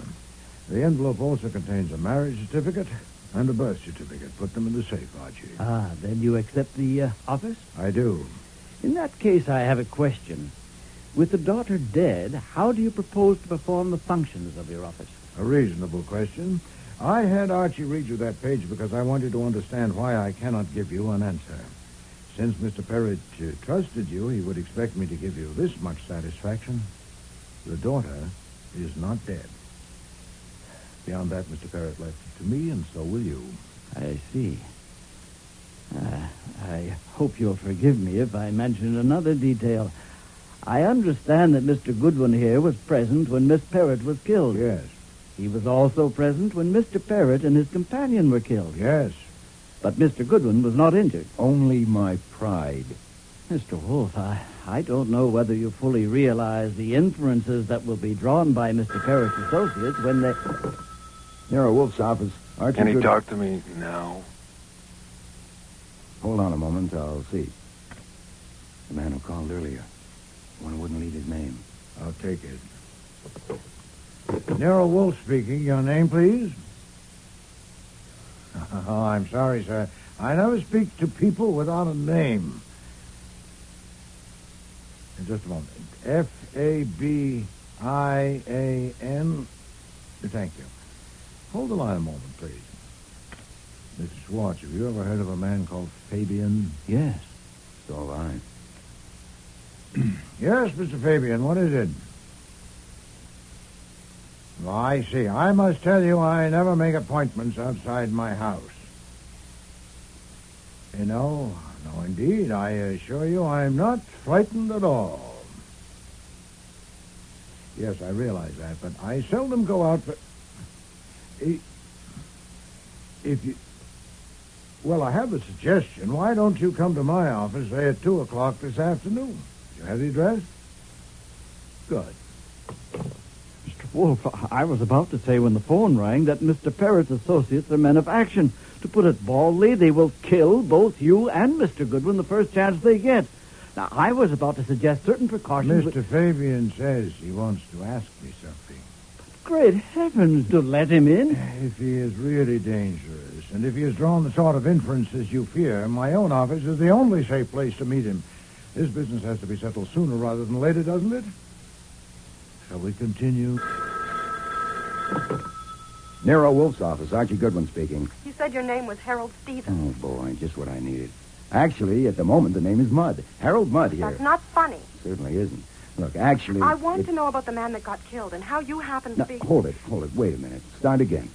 What have you seen, heard, and done? I've seen pictures, just now in the Gazette. Oh. One of a man named Daisy Parrott, and I know him in a certain way, and he's been killed.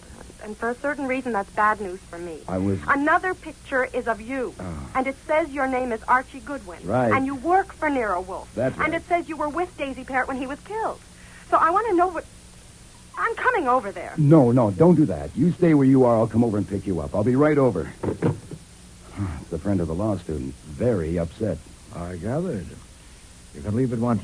I can finish my business with Mr. Schwartz without you. Yes, sir.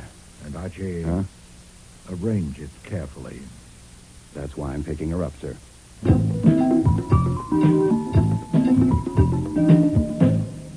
How do you do, Miss Page? And, Morton, I wasn't expecting you. He wouldn't let me come along. I certainly wouldn't. I'd like to know what this is all about. Goodwin saying his name was Stevens.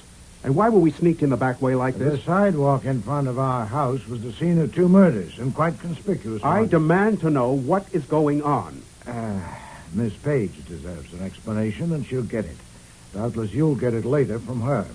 Mr. Goodwin and I are taking Miss Page up to the plant rooms to show her my orchids and have a talk with her.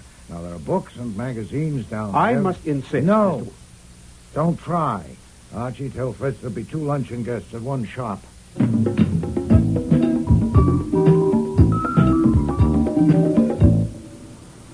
God. You're impressed? I've never seen such a blaze of color in my life. Someday you must spend an hour or 2 up here. Now I'm afraid we haven't time.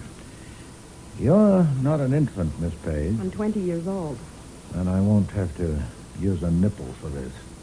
You know what a hypothetical question is? Certainly. And I'll put one to you. Suppose these things. That with me as intermediary, your father has arranged to make available to you a considerable sum of money. That he is not in a position to disclose himself to you and cannot ever be expected to do so. That he has put it wholly within my discretion whether you shall be told his name and your mother's name. And that the circumstances are such that it will be one deuce of a job to keep you from guessing his name and guessing it right. Now, supposing all that, here's something for you to think over. Yes? Do you want me to tell you the names or not? Oh, I don't need to think it over. I want you to tell me. Oh, that's an impulse. Oh, good Lord, an impulse. If you only knew what I want to know. What if your father is, say, a convicted pickpocket? I don't care what he is. I want to know. Then you should. Mr. Parrott, your father, died last night out there on the sidewalk. I knew it. The devil you did. I knew it. Oh, good God. Deal with this, Archie. Miss, Why haven't you got the sense to go, too? Oh, look, the room just under this one is mine. It's unlocked, and it has a bathroom with a mirror. There's no hurry. We can wait.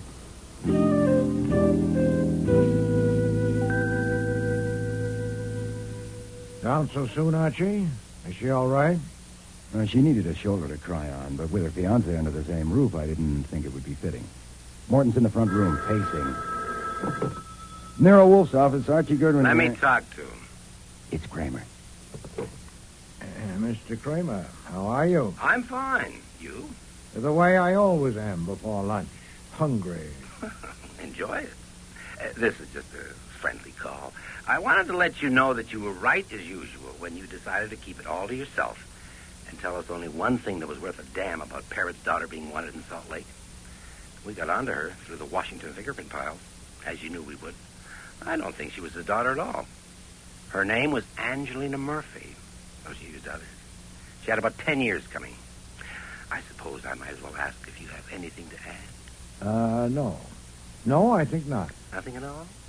But the job you took on for Parrot? No, nothing. Okay.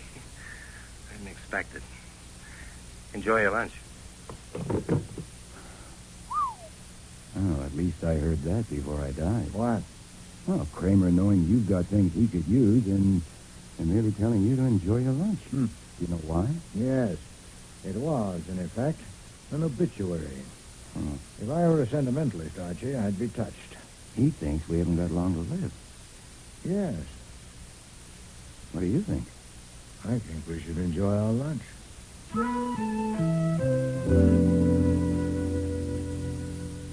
Excuse me, sir. Mr. Schwartz has arrived. He says he has an appointment at 2. Thank you, Fritz. Well, I must apologize for ending the meal so abruptly, but callers are expected. Miss Page, I think it would be best for you and Morton to leave the same way you came. I don't want to leave yet. Couldn't I wait? There are things I'd like to ask. Certainly. You may wait in the plant rooms if you wish. Morton, too? No, wait. I don't like the way things look here. I don't know what explanation you've given Miss Page. These callers you're expecting, are they connected with Miss Page or her affairs? With Miss Page? No. With her affairs, yes. Who are they? One of them is a man called Fabian. Another is named Schwartz, a lawyer, a member of the bar. And I've invited a private investigator currently in my employ, Mr. Saul Penzer. I want to be present. Morton, no. You don't understand. Miss Page's name will not appear in the conversation. I can see no reason why you shouldn't be there if you want to. That will be Mr. Fabian. So please go ahead into the office, Mr. Shane. Archie and I will join you shortly.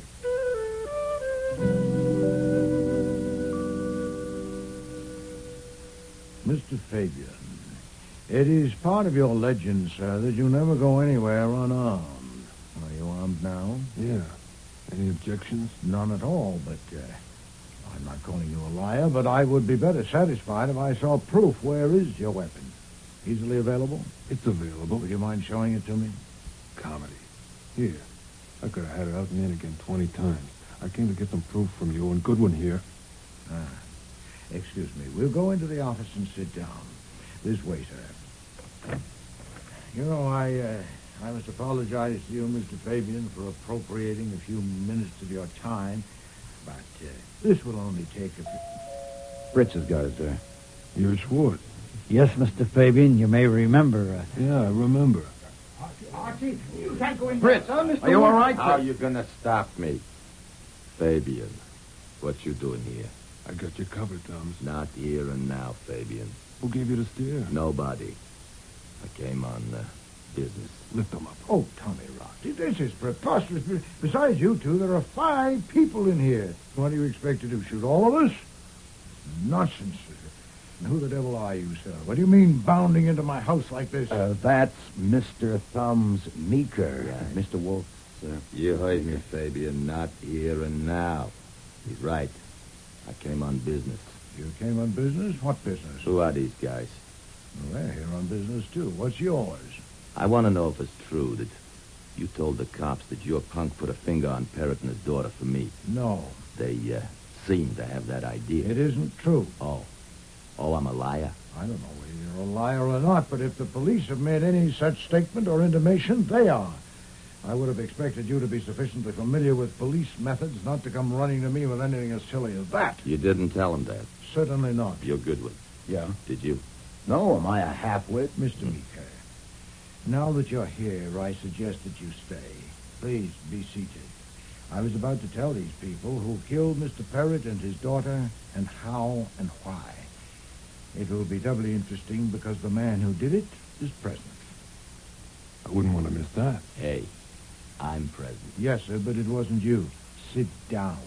I don't like to talk to faces on different levels. And you too, Mr. Fabian. Yeah, that's better. Now then, first about Mr. Parrott's daughter. The police know that the young woman who was killed last night was not his daughter, but they don't know that he actually has a daughter. I do, and I know who and where she is because Mr. Parrott told me about her in this room yesterday. At this very moment... Go slow. If you please. No power on earth, Mr. Fabian, not even the kind of primitive power you rely on, will keep me from telling this properly. You could shoot me, but you're not going to, so don't interrupt. Mr. Parrott's real daughter is at this moment in this house, upstairs looking at my orchids. He told me... That's a lie. She doesn't think so, Mr. Shane. And don't you interrupt me. Mr. Parrott entrusted her interests to me, and I intend to guard them.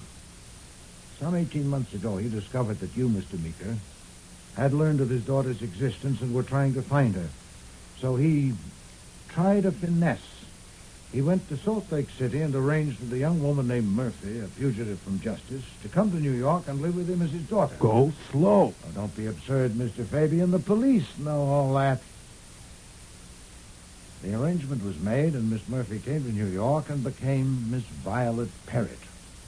But before long, she began demanding sums of money, increasingly larger, with the threat that she would make a disclosure if he didn't pay, and he paid. That's crazy.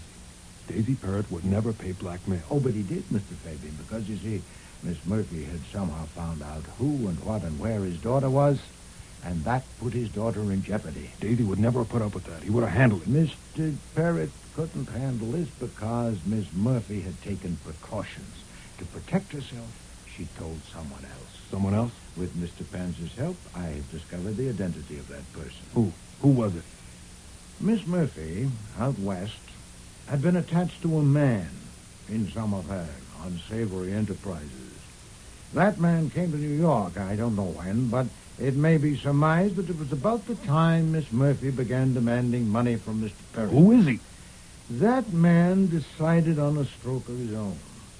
Unknown to Miss Murphy, he contrived to meet the daughter, to pursue a friendship with her, to ask her to marry him, and to be accepted. He had enough temerity to masquerade as a law student. And indeed, his temerity was unlimited. He didn't even bother about an alias. He became engaged to marry Mr. Parrott's daughter under his own name, Morton Shane. That's a lie. No, Mr. Shane, that is the truth. I know it. I can prove it. What I don't know yet is why. Why did you shoot and kill Miss Murphy and Mr. Parrott? Merely to clear the track, to get them out of the way since the daughter was betrothed to you? Possibly, but I doubt it. More probably, something had happened. You'd become aware of some deadly threats. Had Miss Murphy, by any chance, discovered your association with the real daughter? You'll eat all of this, you fat, lying son of a bitch. I'm going. Stay where you are. You got anything else? Nothing but proof. Last evening, Mr. Parrott's daughter and this young man dined with us. And one or two remarks he made stirred a faint suspicion in me. Faint, but simple to test. He said he was in his last year at law school, and I asked him if he'd learned to draft torts. And he said he had. Mr. Schwartz, you're an attorney. Is that possible? No, certainly not. A tort is an act, not a document, as any law student would know. You can't draft a tort any more than you can draft a burglary. I had my chef save your wine glass, Mr. Shane, and after you had left, I got in touch with Mr. Panzer. Through the FBI, we learned of your background and your record. And I also arranged that Mr. Panzer should pick you up last evening in front of the building where Mr. Parrott's daughter lives and keep on your trail. I'll kill you, you son of a...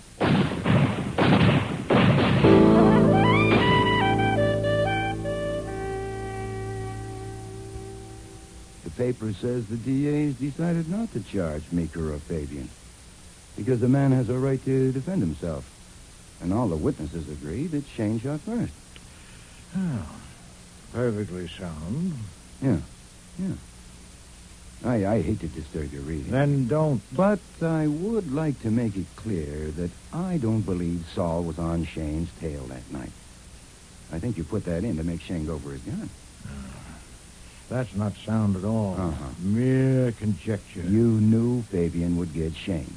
And you had to do it that way because you knew you couldn't pin the killings on Shane. Indeed. You had no proof. As a responsible guardian, you had a problem.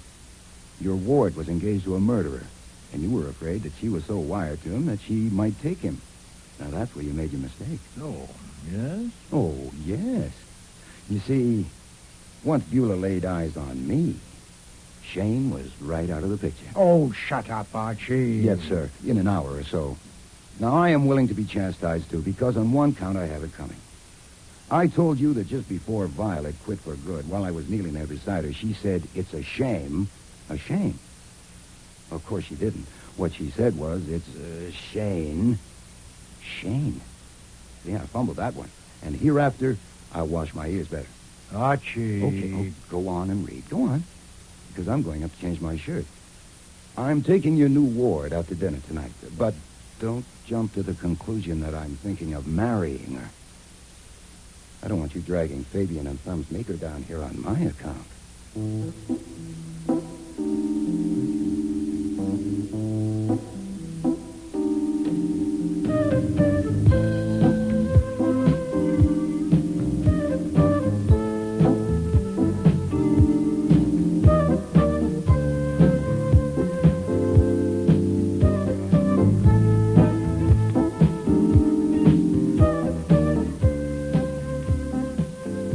Starring in today's episode were Mavor Moore as Nero Wolfe and Don Franks as Archie Goodwin.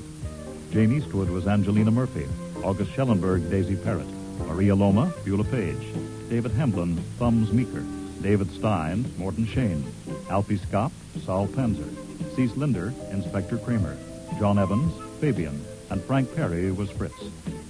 Music was composed and conducted by Don Gillis. Technical operations by John Jessup. Sound effects by Bill Robinson. Production assistant was Nancy McElveen, and casting consultant Ann Weldon Tate. Before I Die was written and produced in Toronto by Ron Hartman.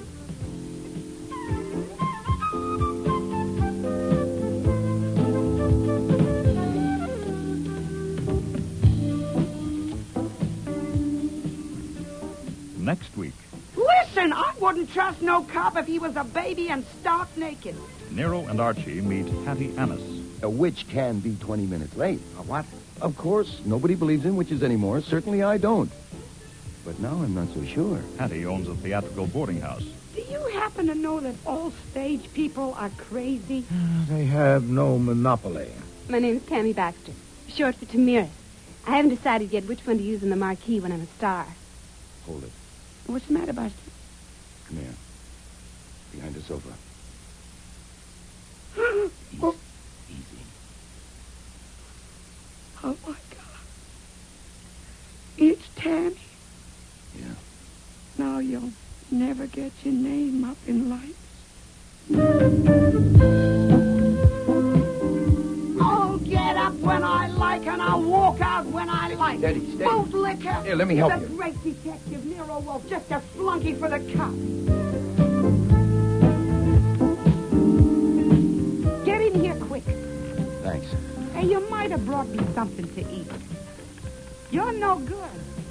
Well, if I'm no good, why'd you let me in? Because I thought you had something to eat. Actually, if I wasn't any good, would I bother to come and tell you to stay away from that door because they're going to bust it in? No, they won't. Why won't they? Because they know if they do, I'll shoot. You've got a gun? No, but they don't know that. Oh, All right, Buster.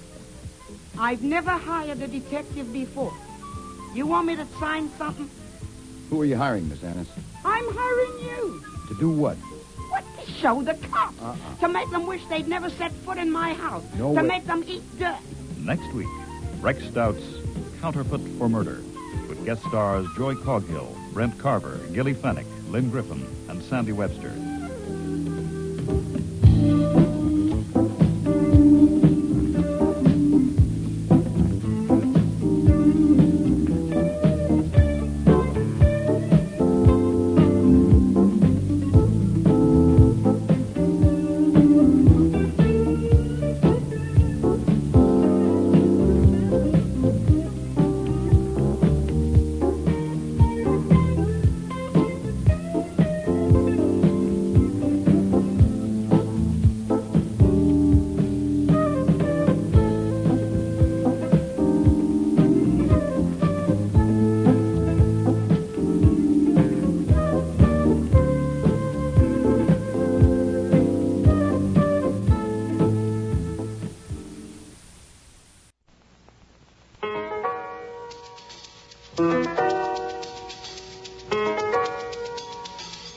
Rex Stout's Nero Wolfe.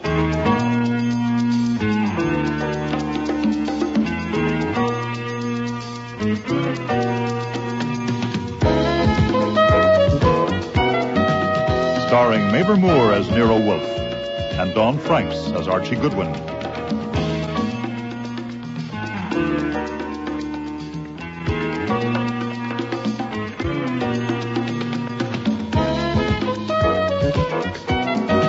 Today's episode, Counterfeit for Murder, with special guest stars Joy Coghill, Brent Carver, Gilly Fennick, Lynn Griffin, and Sandy Webster.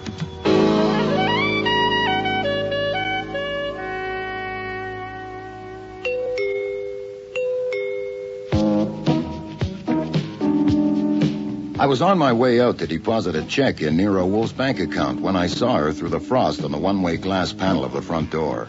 Now, my rule is never be rude to anyone unless you mean it.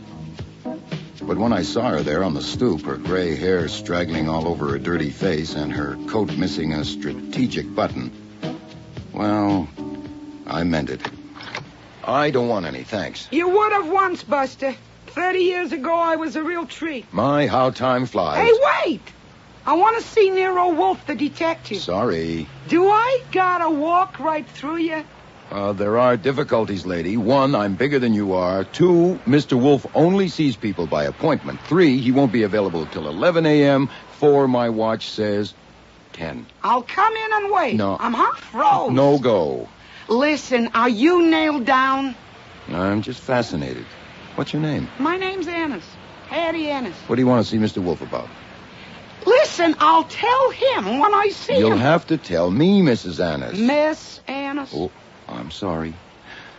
My name's Archie Goodwin.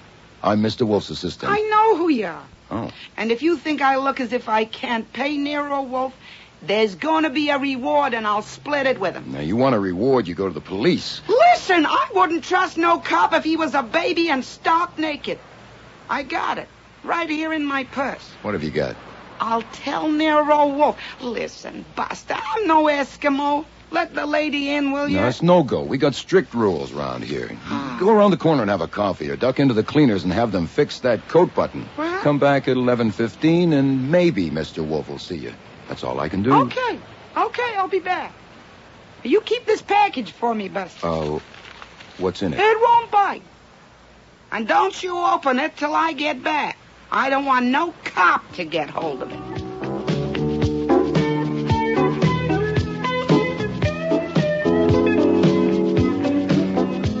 I don't know why I took it, except that she trusted me, which meant she had fine instincts and no sense at all.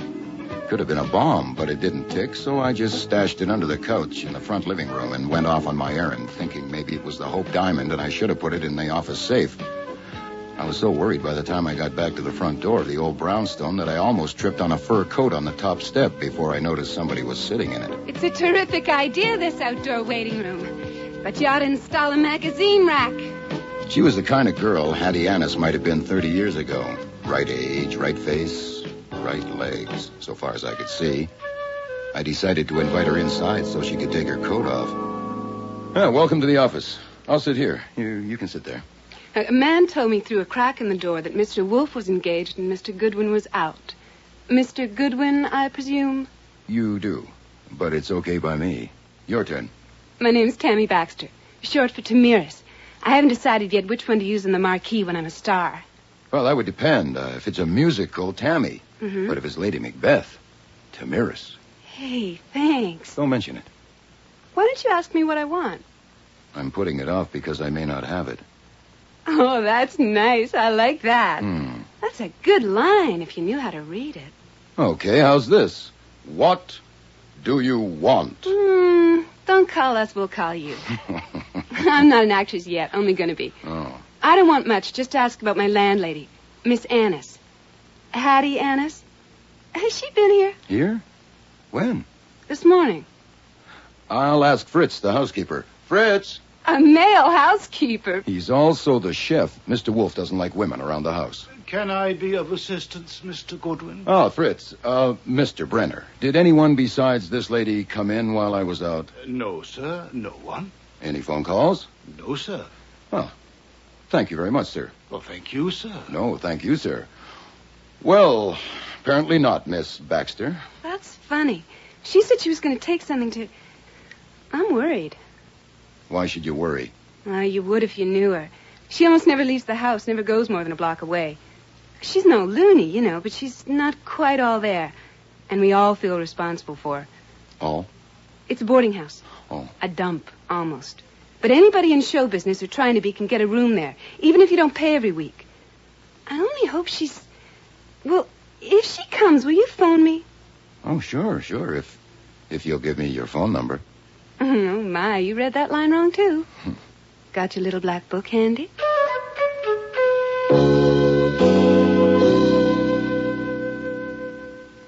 I don't care if it is the Hope diamond in that package, Archie. I will not see your Miss Annis. But when you see her, Mr. I'm Wolfe... not going to see her. I have letters to dictate to you, one about a rare orchid they found in Brazil, and no unpunctual elderly delinquent is going to interrupt... Maybe a witch can be 20 minutes late. A what?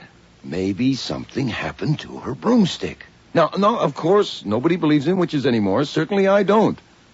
But now I'm not so sure. She has this strange fascination. You know, have I got a screw loose? Yes. A witch, you say? Oh, she must be. I'm bewitched.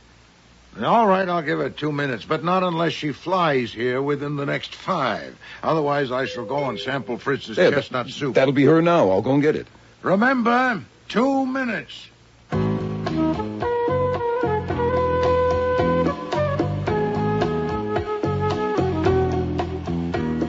It was her, all right, looking as if she'd been hit by a car. Turned out she'd been hit by a car. I caught her as she passed out and carried her onto the couch in the front room. Now, there's no chair in there big enough to hold Nero Wolfe's 1/7 of a ton, but he was a good sport about it. I am perfectly capable of standing for 2 minutes, Archie. Oh, you don't look it. You do fine for Falstaff. I take it you are feeling better, Miss Annis. Yeah. You told Mr. Goodwin a car came up over the curb and hit you. Not hard enough to knock me down. The curb spoiled his aim, and I jumped. And the car went on. Yeah. I just gone home to sew that button back on my coat after your crack about my appearance, Buster. And I almost got back here when that... Did you see who was driving the car? No, he come up behind me. Or she did.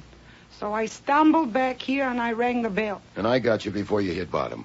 And I missed out again. What? Carried in the arms of a man, and I didn't even know it. Oh, what's life up to? Madam, I told Mr. Goodwin I would give you 2 minutes. Let us make the most of them. Oh, some wonderful day. Buster here carries me over the threshold, and Falstaff gives me 2 minutes. Hey, and here's another one with coffee. Oh, thank you, Fritz. You're quite welcome, sir. For the lady. Yeah, if you please, Fritz, yeah. Hey, I like him. Miss Annis, Mr. Goodwin tells me you have something you think is good for a reward. What is it? Do you happen to know that all stage people are crazy? They have no monopoly. Thank you, Fritz. Yes, sir. Hey, that's good coffee, Fritz. Thank you, madam. I like him. I was born in this house on 42nd Street. I always lived there. And my father owned a theater. You see, stage people are special. They always have been. And that house is only 8 minutes walk from Times Square. Hell, I only need 1 room and a kitchen, so they can live there. They pay me when they can. Well, who lives there now, Miss Annis? 5 of them. Huh? 3 men and 2 girls. And they all use the kitchen and keep their rooms decent. At least they're supposed to. I never go in. My room's on the 2nd floor front, you see. If you please, madam, to the point. I'll get there, Falstaff. Oh. That's good coffee. Yeah, it is. The ground floor is the parlor. And nobody goes in there much since my mother died 2 years ago. But once a week, I go in and I take a look around. When I went in yesterday, a mouse run out from under the piano and went in back of the bookshelf. You believe a mouse can run up a woman's leg? No. No, neither do I. No. So I got my umbrella from the hall, and I poke around behind the shelves. But he didn't come up. Oh, must we listen to a Beatrix Potter tale? So I took some books out, and in back of them was a little package I'd never seen before. Aha. And I opened it, and that's what I brought. It's under the sofa, sir. I'll get it. We can split the reward 3 ways. You, me, and Buster here. Open it, Buster.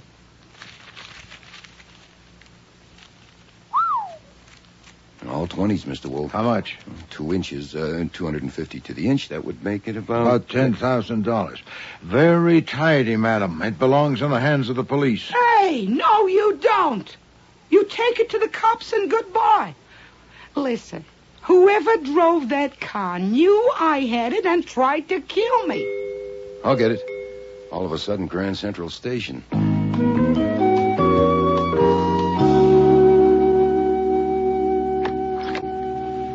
Yes, sir? My name is Albert Leach, U.S. Treasury Department, Secret Service Division. Here's my badge. Uh-huh. That checks out. I'd like to speak with Mr. Wolfe and Mr. Goodwin. Mr. Wolfe isn't available. I'm Mr. Goodwin. Want to ask about a woman named Baxter. Is she here? Around 25, 5'4", light brown hair, 120 pounds, fur coat. That fits? No. What do you mean, no? She's not here. Then how do you know? She was here this morning for about 10 minutes. Has she been back? No. Another woman, Hattie Annis. She been here? You know, Mr. Leach, I don't mind being polite, but what the hell? Mr. Wolfe is a licensed private detective, and so am I. And we don't answer miscellaneous questions just to pass the time. I've heard of Hattie Annis because Miss Baxter asked if she'd been here, and I told her no. She asked me to phone her if she came, but I probably won't. I'm an officer of the law, Goodwin, and an agent of the U.S. government. As I said, that checked out. And I want to know if Hattie Annis has been here today. Why don't you ask her? Miss Baxter gave me the phone number. Here, do you want it? I have it. I know your reputation, Goodwin, and Wolfe's. Good. You may get away with a few fancy tricks with the New York City Police Department, but I advise you not to try any with the Secret Service. We'll be seeing you.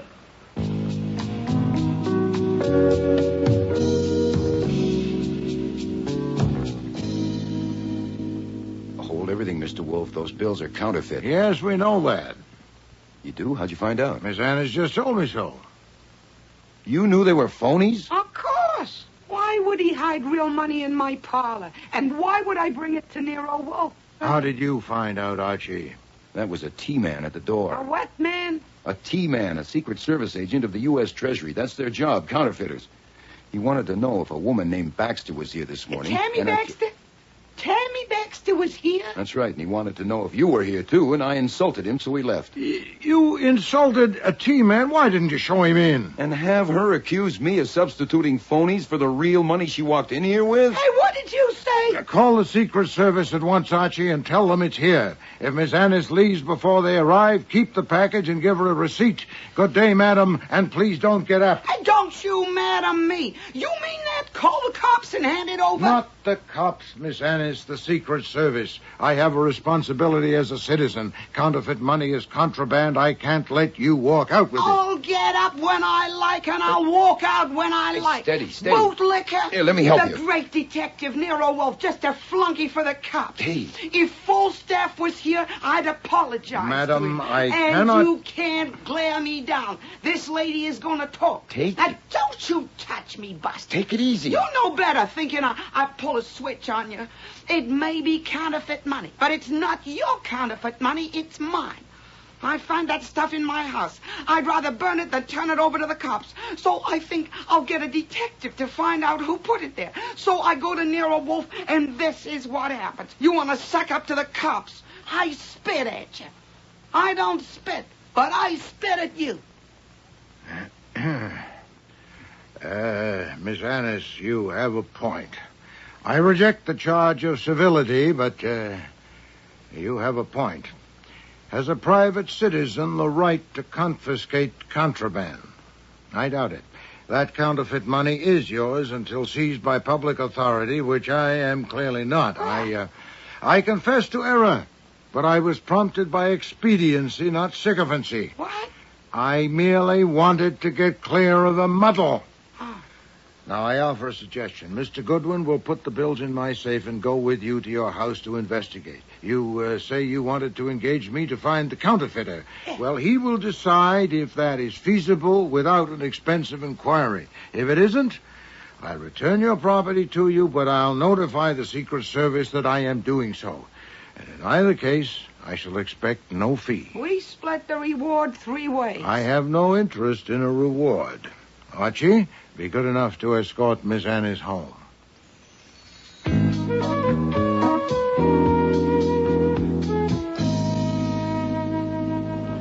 Okay, there it is on the corner. Let's go. No. You wait for the green light. Can't you see that cop over there? That's all they're good for, waving their arms. Okay, now we can go. Why do you hate cops, Hattie? Now, don't you call me that. Not till I know I can trust you. Okay, Miss Annis. Why do you hate cops? My father. The cops shot him down. Huh? No provocation. He was just in the way. Never even apologized. Said it was a mistake. Mistake. That's all they ever make, mistakes. I'm sorry I opened the wound. Listen, tell me about this Tammy Baxter. She must be involved somehow because that T-man... That could have been Tammy, Buster. Why not? Oh, she only has 1 suit, 2 dresses, 3 blouses, 2 skirts, and her fur coat was rabbit. A counterfeiter would have had more clothes. I thought you said you never went into their rooms. Well, only when they arrive here. When did she arrive? 3 weeks ago. What do you know about her? I don't ask for references. I just size them up, you know what I mean? Hey, here we are. Come on in. Hattie, is that you? Yeah, it's me. Where on earth have you been, or above it or beneath? Without you, this house is a sepulchre. There are no oranges.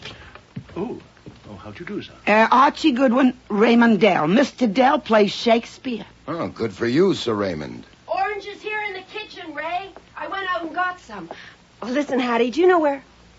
Oh. Martha Kirk, Archie Goodwin. And what do you play, Juliet? Thank you, kind sir. But I'm not ready for that yet. Hattie, do you know where Tammy is? 2 phone calls, a man. No, I ain't seen her. Are you looking for a room, Mr. Goodwin? Mr. Goodwin ain't in the theater, Raymond. He's a reporter. He come to write a magazine piece about me and my house. You mean we'll all be famous? Something like that. Come on, Mr. Goodwin. He wants to see the house. I hope the beds are made. We'll see you both later. Come and have brunch, Ray. Listen, have you seen the kitchen knife anywhere? How was that? Was that okay? Just fine. They're interested, and that'll help. Is this the parlor? Yeah, I got the blinds down so it's dark. Oh. Hey, mind the sofa. I'll get the light. Oh, that's better. Hey, nice fireplace. Now, here we are. I put the books back like they were, but everything else is just... Hold it. What's the matter, Buster? Come here. Behind the sofa. Easy. Oh, my God. It's Tammy. Yeah. Now you'll never get your name up in lights.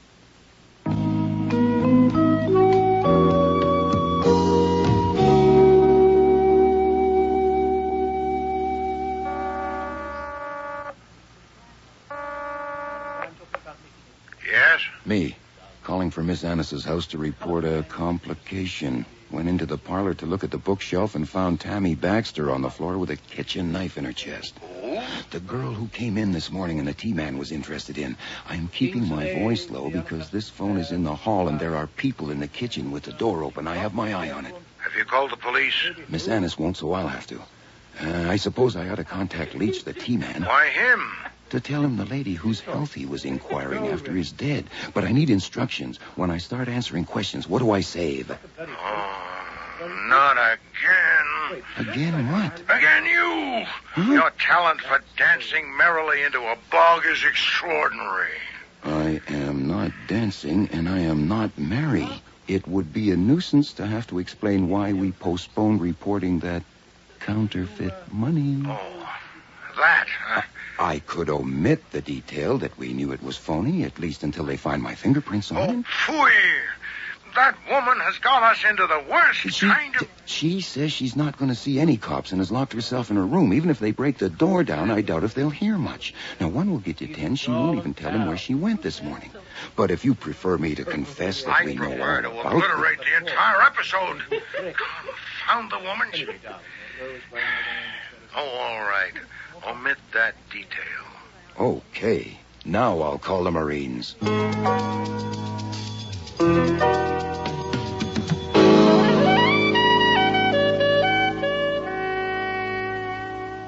I know you, Goodwin. And I know Wolfe. You say Wolfe told her he wanted no fee and no reward, but he sent you here with her and you paid for the cab? Nuts. Inspector Kramer, I was just helping a nice old lady. Quit your clowning. It's nice to see you again, too, Mr. Leach. I told you we'd meet again, Goodwin. I want to know. Look, I'm in charge here, Leach. Now, exactly when did you discover the body? I didn't look at my watch. That's a lie. With your training, you'd look automatically. Raymond Dell and Martha Kirk say you and Miss Annis left the kitchen just after 1. And you call my office at 1:34 for half an hour. What were you doing? Getting Hattie Annis up to her room and talking her down off the ceiling so I could call you. She has a personal attitude toward cops. A cop shot her father. Yeah, 15 years ago. Hasn't she any sense? No. Oh, then I went to the John. Is that okay? No, it is not okay. You're getting into deep trouble, Goodwin. I warned you not to try any tricks with the Secret Service, Goodwin. That you did, Mr. Leach. And at that very moment, when I was asking you if Hattie Annis had been there, she was inside with Wolfe. You just admitted it. You withheld information required by an agent of the federal government in the performance of his duty, and you'll answer for it. I'll answer now. Why should I tell you anything about anybody? If you had any proper ground for asking me about Hattie Annis, you didn't mention it. She and I found a dead body in her house, and it's Inspector Kramer's job to catch murderers, and it's just possible there's a connection between the package Miss Annis found and brought to Mr. Wolfe, so I'll answer his questions. I can't think offhand of any question I owe you an answer to. You want to try? I'll pick the time, Goodwin, not you. Inspector, I'll be in my office if you get anywhere with this bunch. Listen, Goodwin, we need your help here. What? Am I hearing you right, Inspector? Well, I'd love to help, honestly. I bet. Did you tell that Annis woman to bolt herself in? No, I told you just like it happened. Yeah. Well, she won't open the door. She won't open her trap. We don't want to smash the door unless we No, have she's to. not my client, nor Mr. Wolfe's. Yeah. But wouldn't she open the door if you asked her nice? Probably. Okay, ask her. Only if you and your men stay down here with the door shut. And I mean down here. Okay, Goodwin. It's a deal.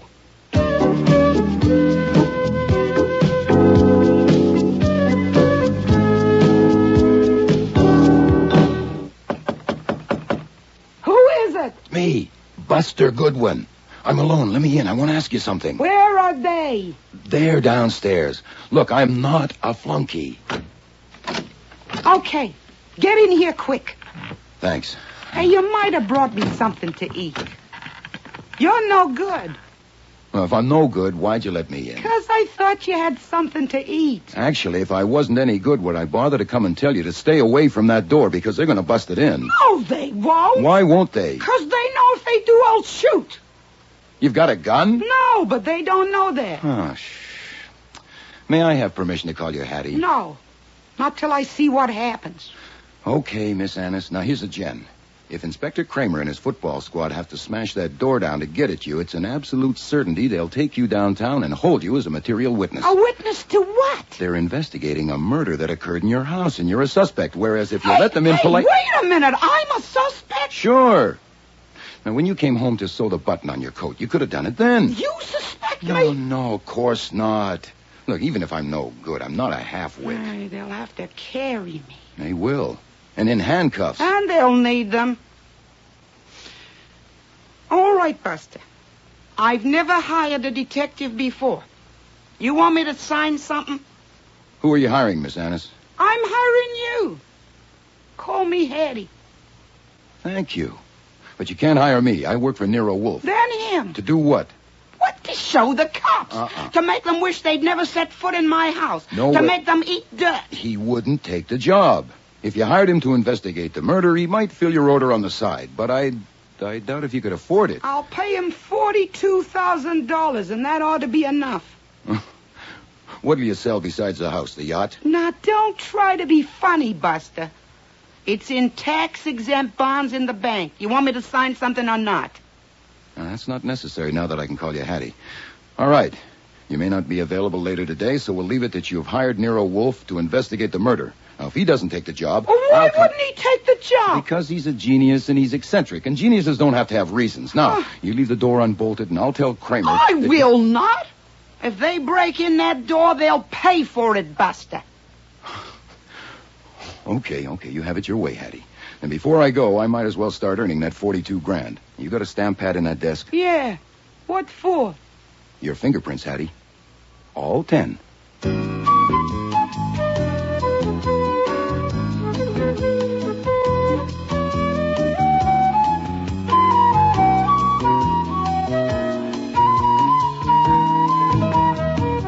One of the rules in our house is no business talk at meals, and another is no business in the orchid rooms except in emergencies. There being no emergency except deciding whether he was going to work today or not, Nero Wolfe took my report not in the plant rooms with their dazzling color, but in the potting room next door. Theodore was washing pots in the sink. Theodore, you must be very careful of this beauty. Don't plant her too deeply. Right? Now then, Archie, to your report. Thank you, sir. The main thing is I'm pretty sure Hattie Annis is on the level. You mean she's innocent of that girl's murder? I think so. On what grounds? Well, she couldn't possibly have been faking when we discovered the body. First she said to the corpse, right, "Now you'll never get your name up in lights." Well, sentimental, but you're right. I doubt if she's capable of inventing it. Yeah, then she says, "Oh, no, that's the kitchen knife." Well, I mean, how corny can you get? Huh? Now, I'd never try to predict what the lady was going to do. But I know what she didn't do. She didn't kill Tammy Baxter. But what's the connection, then? What had the Baxter girl to do with Hattie Annis's counterfeit bills? I don't know. But there's got to be one.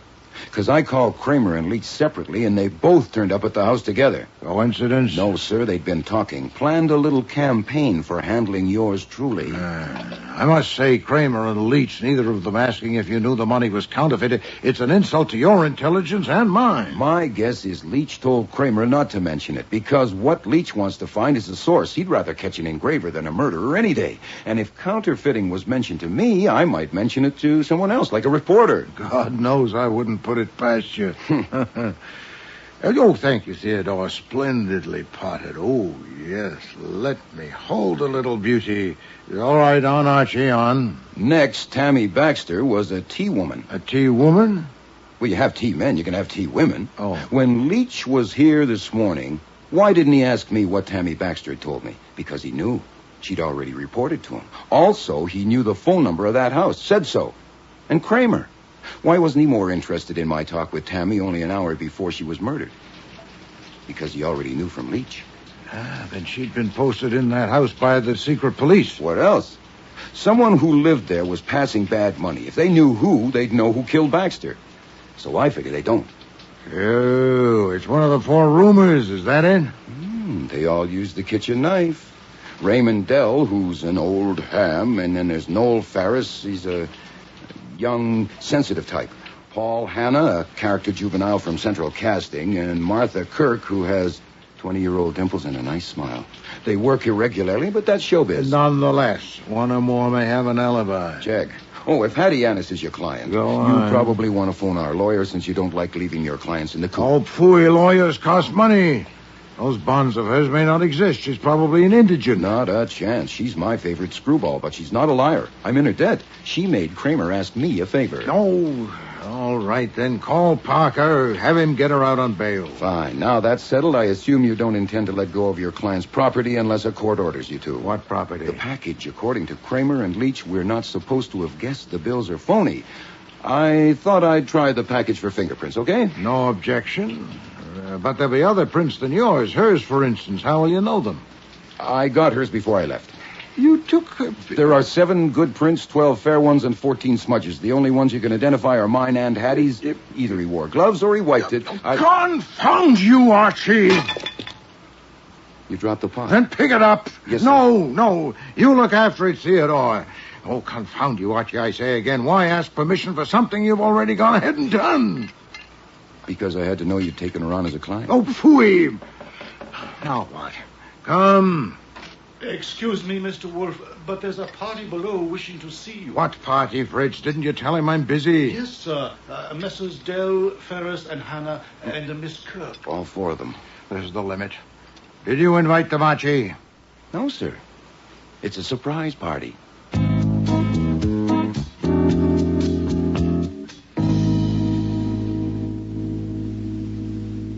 Perhaps you'd be good enough to explain this intrusion. Are you the spokesman, Mr. Hannah? No. Go ahead, Martha. This was your idea. It was not, Paul. It was Hattie's idea, Mr. Wolfe. Well, it's crazy. The idea that Hattie... Well, it's just crazy. It may well be, Miss Kirk. Mr. Ferris, what is she talking about? She means the idea that Hattie killed Tammy Baxter. It was Hattie's idea that we should come and see you. Crazy. It is not, Noel. Right, Raymond? Idiot children, snapping and yapping in the face of tragedy. Oh, shut up, Raymond. Death isn't tragedy. Life is tragedy. It isn't life or death. Was it Miss Annis's idea that the four of you should come and expound philosophy to me? Miss Kirk, do I gather she spoke with you? I was coming downstairs, and they were carrying her out, and she saw me and said she had hired you and Mr. Goodwin to make the cops eat dirt, and we had to come and tell you everything we told the cops. They were carrying her, literally, bodily? Yes, 2 men. Had they forced the door of her room? Yes. Possibly actionable. For the record, Miss Annis is my client, but my job is not what she said. It's to investigate the murder committed in her house. It was committed by a sex maniac. Twice last week, a man followed Tammy right to the door. Well, I offered to ambush him, but she said no. If he did it again, she'd handle him. She would, too. Sir Lochinvar Hannah. Damn clever, these sex maniacs. Must have had a set of keys and known exactly where to find the kitchen knife. You keep harping on that, Noel. I identified it because anyone could, with that nick in it. I did. Oh, God. The thought that the knife I'd used so often to slice tomatoes. Spare us your sensitivity, Noel. We came here to serve a friend in whose debt we are, not to prattle. We know that Hattie was not herself. We cannot judge her. We can only ask, what can we do or say to help her? Hattie said we should tell Mr. Wolfe everything we told the cops. That may not be necessary. When 4 people are conversing in my presence, and I know that one of them committed murder less than 12 hours ago, I'd be a dolt to get no inkling at all. You know it was one of us? How? Not by an inkling, Mr. Ferris. There is the knife. And there is my conviction on grounds to satisfy me that Miss Annis didn't use it. 3 of you came here to help a friend. We all did. No, one of you came because you didn't dare to refuse. Nor will that one dare to refuse to answer my questions, and thus expose himself or herself. If I fail, it'll be because I haven't asked the right questions, and I don't intend to fail. Mr. Dell, have you paid your room rent for the past 3 months? That's not the kind of question the police ask. No, but it's the kind of question I ask. Have you? You could just as well ask Hattie. I have paid no rent for 3 years. She has asked for none. Miss Kirk? Does the question embarrass you? No, I've been there a year and pay $5 a week. From current income? I haven't any. I'm attending a ballet school. I get a monthly check from my father. I see. Mr. Ferris? I haven't figured it out. I pay her whatever I can, when I can. I've been there for 18 months. A little TV, a stage show, that flopped. I take it you're a trifle behind. Mr. Hannah? I'm taking no dare. You say you know one of us killed Miss Baxter, but I don't believe you. Whoever killed her got into the house somehow and used the knife. Anyone coulda. I ain't taking no dare. Your spunk is impressive, Mr. Hannah, but are you here to oblige your friend or to show off your conceit? I've been there for 4 months, and I paid every week. That proves something, for God's sake. That you are not a pauper. Now, Miss Kirk, for what you have told the police, one detail only. Where were you this morning? I slept in till about 11, got up and did my exercises in my room. About 12:15 I came down, saw there were no oranges, and went out and got some. I wasn't gone more than 10 minutes. I was cooking up some breakfast when Hattie came in with Mr. Goodwin and said Yes, that's far enough, thank you. Did you see any of the others this morning? No, not till Ray came to have breakfast, or brunch. Mr. Dell, I know you came downstairs when Miss Annis entered the house with Mr. Goodwin, right, Archie? That's right, sir. And before that, Mr. Dell? Nothing. I was asleep. Then how did you know there were no oranges? What? Oh, well, I read late. Sophocles' Oedipus Rex, as a matter of fact. About 5 o'clock, I wanted an orange. There weren't any in the kitchen, so I went back up to my room. At night, you read. How do you spend your afternoons? What's that got to do with it? I'll be the judge. Oh. All right. I babysit. You what? I have a painter friend by name Max Ada who lives in an East Side tenement. His wife is dead. He has 2 small children. From 2 to 7 p.m., I am their reluctant keeper. Are you happier knowing my shame? What is Mr. Ada's address? Oh, this approaches lunacy. His address is 314 Mission Street. Thank you. Mr. Hanna, since I'm now only asking for what you've already told the police, I hope you won't be provoked. You do like hell. I left the house a little after 9 o'clock and spent a couple hours around the West Side docks. What were you doing around the docks? Looking. I'm playing a longshoreman in a show at the Mushroom Theater. And then I hopped a bus downtown. I got to the theater just before 12. We just started rehearsing when a guy comes up to me and flashes a badge and takes me in for questioning. Where is the Mushroom Theater? Bowie Street. Do you have a leading role in the play? No. How many lines have you? Not many. It's a small part. Hey, look. I'm just starting out, okay? Yes. And you, Mr. Ferris? You know, when the questions the cops asked me made me realize I was actually suspected of murder, and I also realized I had no alibi. It looked pretty dark, Mr. Wolfe. I thought maybe the others had solid alibis and could prove it, so I feel a lot better now. So I thank you, Mr. Wolfe. Well, actually, I left the house a little after 10 and called at 4 different agencies.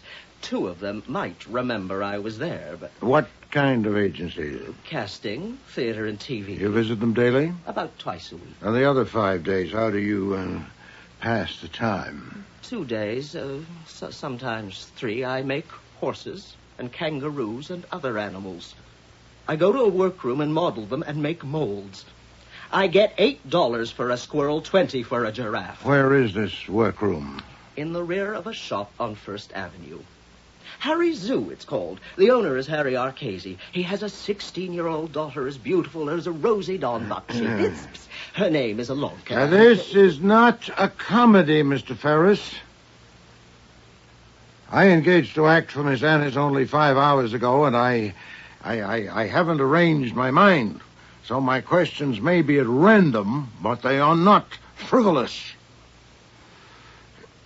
Now that I have seen and heard all of you, I am better prepared. I bid you good night, and leave Miss Annis to thank you, 3 of you, for coming. The 4th will begin to feel the pinch.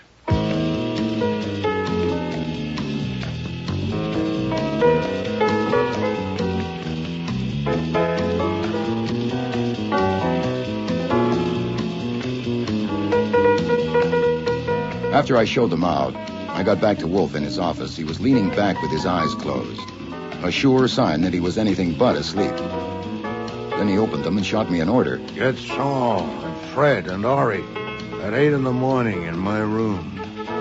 Then he shut his eyes again. There's no use asking why he wanted to bring in the 3 best operatives south of the North Pole to the tune of a couple of $100 a day plus expenses, but Wolfe doesn't waste dough like that on a mere inkling. I never did get to find out why, because at 7:30 the next morning, Leach, the T-man, turned up with a federal court order. He wanted the package. What the hell, I gave it to him. He gave me a receipt, and Kramer arrived with a state court order to pick it up as evidence in a murder case. All I could do was show him the receipt from Leach and suggest they split it half and half. Kramer became undignified. Damn you, Goodwin. Did you know that money was counterfeit? I told him point blank no, and felt better. It's always a relief to get a lie off your chest, but 10 minutes after he left, I got a phone call, an invitation I couldn't refuse to have coffee with the district attorney before it got cold. Goodwin, this is serious. Maybe the most serious trouble you've ever been in. It's up against stiff competition, sir. And I think you'll find it in your interest to overcome your tendency to crack wise. Yes, sir, we shall overcome. You dispose of evidence in a murder case. I have? You deliberately arranged for Mr. Leach to beat Inspector Kramer to that package. I did. But Leach asked for it first, that's all. And I don't suppose you have any idea why the Secret Service was interested in that package? He kept me there for 8 hours and didn't learn a thing. What I learned was that they hadn't got anything out of Hattie Annis either. They let her out on bail, witness. I figured Parker, the lawyer, would have taken her back to Wolfe's. Her in mind. What I didn't have in mind was another surprise party. I think you know everybody, Archie. Inspector Kramer, Mr. Leach from Treasury, Miss Annis, her boarders, Mr. Dell, Mr. Hanna, Mr. Ferris, and Miss Kirk, and, of course, Sergeant Stebbins at the door. Happy Thanksgiving or whatever. I hope I didn't interrupt. You already have. Thank you. Okay, Wolf, we didn't come here just to hear you speak. Oh, yes, you did. Well, if you got something, let's have it. You know well enough I have something, Mr. Kramer, or you wouldn't have come. You told me on the phone that you had a stroke of luck. I did have, but I invited it. I knew where to send the invitation. In fact, I sent invitations to 3 different addresses by special messengers. An East Side tenement, a shop on First Avenue, and a building on Bowie Street which houses a theater. I'm damned if I know what you're talking about. You don't. But the others do. Those places sound familiar, Miss Kirk? Yes, they do. The tenement, Mr. Dell, is where you, well, shall I use your word, babysit? If you must. And the shop, Harry's Zoo, if I remember correctly, Mr. Ferris, is where you work between engagements. The work is very artistic. I did not say otherwise. And the theater in the building on Bowie Street, Mr. Hanna, your stamping ground, I believe. You know I played there. I told you. Indeed you did. Okay. So where did you have this stroke of luck? In a sense, at all 3 addresses. But my expectation was centered on one of them. When my expectation was realized, I was faced with a question whether to notify you, Inspector, or to notify Mr. Leach. And, preferring not to choose, I asked both of you to come along with the others. Miss Annis, my client, was already here. Damn right I'm here. Yes. You, Miss Kirk, Mr. Dell, and Mr. Ferris had a right to be present. And as for you, Mr. Hanna, since you're both a counterfeiter and a murderer... That's a lie. Hold it, Hannah. Hey, you let go of me. Are you arresting him, Mr. Leach? No, Mr. Kramer. Are you? Nobody's arresting me. Let go. Sit down, Hanna. You're under arrest as a material witness in the murder of Tamiris Baxter. Watch that door, Sergeant. That's prudent, Inspector, since I have no conclusive evidence. Only, talking to these people last night, I had faint intimations. Miss Kirk. What about me? Unlikely. You go to ballet school, you exercise each morning, and receive a monthly remittance from your father, all of which can be checked. Mr. Dell? Have I done something right? Yes, you paid no rent for 3 years. Mr. Ferris? I knew you'd get around to me. Yeah, an interesting possibility. But your statement that 2 of the agencies you visited yesterday morning might corroborate your whereabouts makes it improbable that you followed Miss Annis here at the same time. So what? So, Inspector, my attention centered on Mr. Hanna. He'd lived there only 4 months. He'd paid for his room every week. He'd almost certainly lied when he said Miss Baxter had told him a man twice followed her to the door. Miss Baxter was an agent of the Secret Service of the Treasury Department. Who said so? No one, Mr. Leach. Mr. Goodwin inferred it, didn't you, Mr. Goodwin? Well, I ran it up the old flagpole. Listen, Goodwin. You have carried discretion to an extreme, Mr. Leach, in concealing your interest in the occupants of that house. What I told him. Finally, Mr. Hanna's account of his movements yesterday left him completely free up to noon. He could have followed Miss Annis here, then back to her house, stolen a car, and when she left the house a second time, tried to run her over, thinking she still had the incriminating package. Well, he failed. So that's of little consequence now. Damn little consequence in anything you've said so far. Oh, I could speculate further. Did he kill Miss Baxter because she'd seen him try to kill Miss Annis with the car? She was certainly in the neighborhood. And perhaps confronted him when he returned to the house? Oh, well, it's your job, Inspector, not mine to screw a confession out of him. I've got nothing to confess. You're going to regret this, Wolf. You're going to regret it good. I think not, Mr. Hanna. Following my speculations, I sent 3 men to 3 addresses. Saul Panzer here, who leaves less to luck than any man I know, went to the Mushroom Theater. 3 times he phoned to report, and the 3rd time asked for reinforcements. In a word, he'd nosed around, abetted by the superintendent whose palm he'd oiled, and discovered that the 3rd floor of the old building was occupied by a job printing shop with 2 presses and the usual engraving equipment. I gather there was a fight, as you may observe from Mr. Panzer's blackened right eye. The 2 printers were at length subdued and tied up and now lie under the devoted surveillance of Fred Durkin and Ori Cather. That's breaking and entering, aggravated by assault. Unless you got the evidence. Oh, I have, Mr. Kramer. In behind stacks of paper on one of the shelves, Mr. Panzer found 8 stacks of new $20 bills. And in a compartment in back of a cupboard are 4 engraver's plates that were probably used to make them. And one of the printers, Mr. Panzer is prepared to swear, aren't you, Mr. Panzer, said to his mate the words, "I told you Paul would squeal." I believe, Mr. Hanna, your first name is Paul.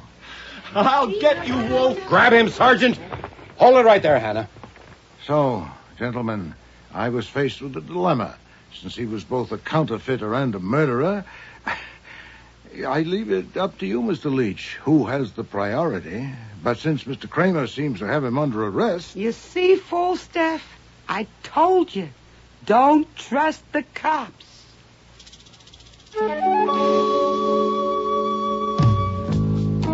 One day, 3 weeks later, Wolf and I were in the office disagreeing about something when we had a visit from Hattie Annis. She opened her handbag and took out a little package wrapped in brown paper, and we both thought, good Lord, she's found another one. But she put it to one side and brought out an envelope. This check you sent me. Your letter says it's for my share of the reward, $100. Did you keep your share? Yes. Did you get yours, Buster? Oh, sure, yeah. Yeah, well, I don't believe either of you. And this bill, $5,000 for services and $621.65 for expenses. Buster, didn't I say I'd pay $42,000? I guess you did, yeah. Then here it is. Hey, last time funny money, this time bonds. I cannot accept these, Miss Anna. Oh, you can call me Hattie, Falstaff. I've held on to these bonds since my father died. First time I ever signed them over. But it was worth every dollar of that $42,000 to see you beat that Inspector Kramer at his own game. I didn't like what I saw in the paper, where that no-good Paul Hanna had confessed. I got no use for nobody that confesses to the cops. But you 2 made them eat dirt. You gave me the best day of my life. Well, thank you, Miss Annis. Hattie. Hattie? Yeah. Archie, I think a trust fund might be in order so that Hattie may have even better days to come.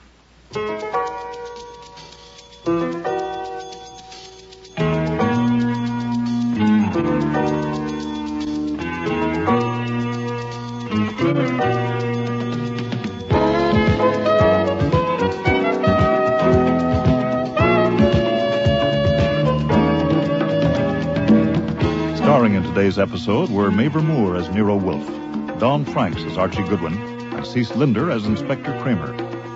Joy Coghill was Hattie Annis, Brent Carver, Paul Hanna, Gilly Fennick, Raymond Dell, Lynn Griffin, Martha Kirk, Sandy Webster, Leach, Nikki Guadagni, Tammy Baxter, Peter Blay, Noel Ferris, and Frank Perry was Fritz.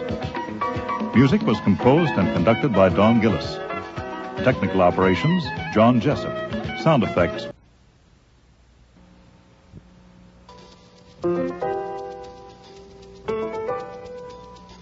Rex Stout's Nero Wolfe.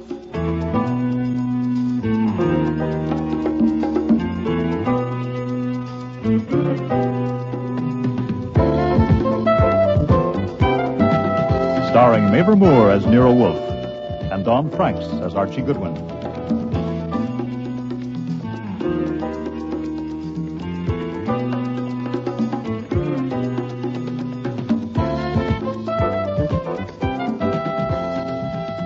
Today's episode, The Cop Killer, with special guest stars Jackie Burroughs, Brian George, Arch McDonnell, and Marion Waldman.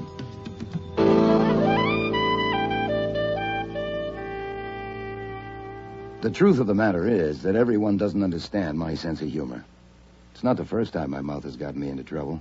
Mr. Goodwin, you told me once that people in danger have only to mention your name. So when Tina and Carl from the barber shop turned up at the front door that morning, I didn't know at first how to deal with the situation.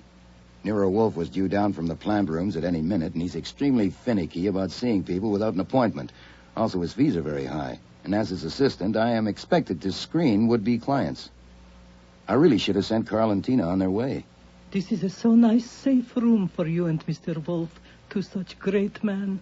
No, he's the great one. I just caddy and talk too much. Now, what's this about danger? We love this country, Mr. Goodwin. We love... Let me talk, Carl. We do love this country, Mr. Goodwin, and we want to see more of it. But you see, we don't know where to go. I have $50 here. Well, that wouldn't get you too far. Oh, no. The $50, this is for you. What? To tell us where to go. You know our name, Vardas. You know we are married. So there is no question of morals. Only all we want is to do our work and live in private, Carl and me. And we think... Archie, I want to see the germination records of those orchids. Oh, you didn't tell me we had callers. No, sir, because I knew you would be down soon. You know Carl. He takes your coat at the barber shop, and Tina's a manicurist there. It's all right. They're married. They just dropped in to buy $50 worth of travel. Yeah. Why he went? He's angry? No, sit down, please. As you said, he's a great man. It makes him a little eccentric. Now, you were saying... We don't want Mr. Wolfe mad at us. No, forget it. He's only mad at me, which is chronic. Now, why do you want to travel? Is what I said. We love this country, and we want to go more into it. Far in. You're both scared stiff, aren't you? And what's this danger Carl mentioned? I don't think that makes any difference. It's no good, Tina. We must tell Mr. Goodwin if we want him to help us. Please. Hi. I met Tina 3 years ago in concentration camp in Russia. If you want me to, I tell it you why is they will never let us get out of there alive. Not in 100 years, but I rather not to talk so much about it. It makes me start to tremble, as you can see. Okay, save that part. But you did get out alive. Oh, yes, we are here. But they think we are dead. You see, Vardas is not our name then. We take name later when we get married in Istanbul. You shouldn't tell any places. No places, no people at all. You are most right. Was not Istanbul. Okay. Istanbul is out. You got married somewhere in... Yes. And then later we nearly get caught again. We do get caught again, but... You're most right, Tina. At a certain time, in a certain way, we cross that ocean. We try very hard to come to this country according to rules, but is in no way possible. I see. It is nearly a year now since we get the jobs at the barber shop, and life is be so fine and sweet that we are almost healthy again. Oh, what we eat. We even have some money saved. We haven't got... $50. You're most right, $50.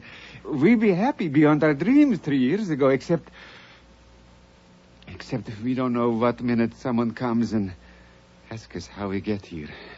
Ah, so the danger is... We will be sent back. Right. And we know exactly what will happen to us there. I am not surprised if you feel deep contempt when you see me trembling the way I do, but to understand situations like this, I believe you have to be somewhat close to it. As I am, as Tina is. The danger has come, Mr. Goodwin. This morning, a man came to barber shop and asked us questions. An official. What kind of an official? Was he wearing a uniform, you mean? No, in the regular clothes. But he showed us card from police department. His name was on it. Jacob Wallen. What time this morning? Little after 9 o'clock, soon after shop open. He talked first with Mr. Fickler, the owner, and Mr. Fickler bring him around behind partition to my booth, and the man, he take out notebook and ask me questions. What kind of questions? My name, where I live, where I came from, how long I've been working there, all that kind. And then, about last night. Last night? Yeah, where I was and what I was doing last night. Did he say why he was curious about last night? No, he just asked questions. Did he ask to see your papers? No, that will come next. That's why we can't go back there. We have to leave here today, now. Did he question Carl, too? Yes. Right after me. And after Carl came out, he sent in Jimmy, but Carl and I knew we had to get out. So we wait till Mr. Fickler went to back up shop for something, and then we just walk out. And you came here? No, first we went to our room where we live, and we pack our stuff. Yeah, but then we realized that we don't know about where to go, and we might make some terrible mistakes, so we talk it over. We decide that best thing will be to come to you and pay you to help us. Why me? Because we don't know many people here, and you are a professional detective. And anyway, Carl like you. Best of all customers. You don't tip him much, so it's not that. I have noticed you myself, the way you look. You look like a man who would break some rules, too, if you had to. Thanks. Ah, damn it. Now, why did you have to beat it? That alone fixes you. What else we can do? Well, he was questioning the others, too. He was concentrating on last night. What about last night? Now, what were you doing? Out there breaking more rules? Oh, no, we don't. We go straight home and eat in our room as usual. Then I wash some clothes. And I read book. About 9 o'clock we go for And walk. we are in bed by 10:30. Our usual time. Well, then why did you run this morning? Mr. Goodwin, policemen asking questions has different effect on different people. Right. If you have a country like this one and you are innocent of crime, all the people of your country are saying with you when you answer the questions. Uh-huh. But two people alone can't answer policemen's questions anywhere in the world. Takes it whole country to speak to policemen, and Tina and I, we don't have it one. The country we had once, it is no longer a country. It is just a place to wait to die. Only if we are sent back there now, we will not have to wait. Please, Mr. Goodwin, take it $50. Take and tell us where to go. All little facts that will help us. Perhaps you can give us letter to some friends. It's not going to do any good. Now, if they're really after you, you'd be throwing your money away. Save it for a lawyer. Who are you phoning? Mr. Wolfe, in the kitchen. Yes? Are they gone? No, sir, they got themselves into a mess. I'm putting them in the front room till I get back. Where are you going? To get a shave. You can dock me. All right, you two. All right, in here. And keep away from the window and don't budge from this room till I get back. Oh no. I don't think we can. Carl? I like him.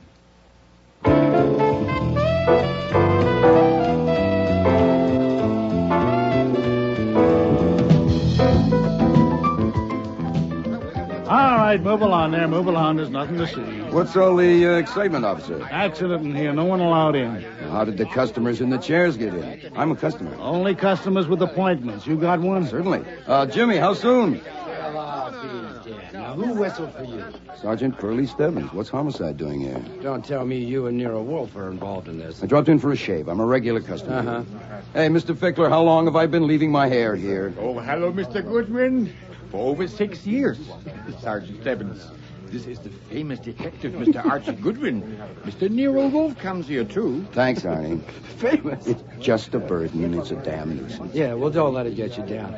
You just dropped in for a shave? You got it. Write it down. I'll sign it. Who's your barber? Jimmy. Jimmy's busy. So I see. Well, I'm not pressed. I might chat with you, or I could read one of these magazines. I might even get a manicure. You get manicures? I might, for my eyes. For your eyes? Haven't you seen Janet the manicurist? Clown. She's in the booth talking to Inspector Kramer. Kramer's there, too? What's happened? You know the other manicurist, Tina? Or her husband, Carl Vardis? I know Carl well enough to tip him for taking my coat. I can't say I know Tina, but of course I've seen her. Why? I'm just asking.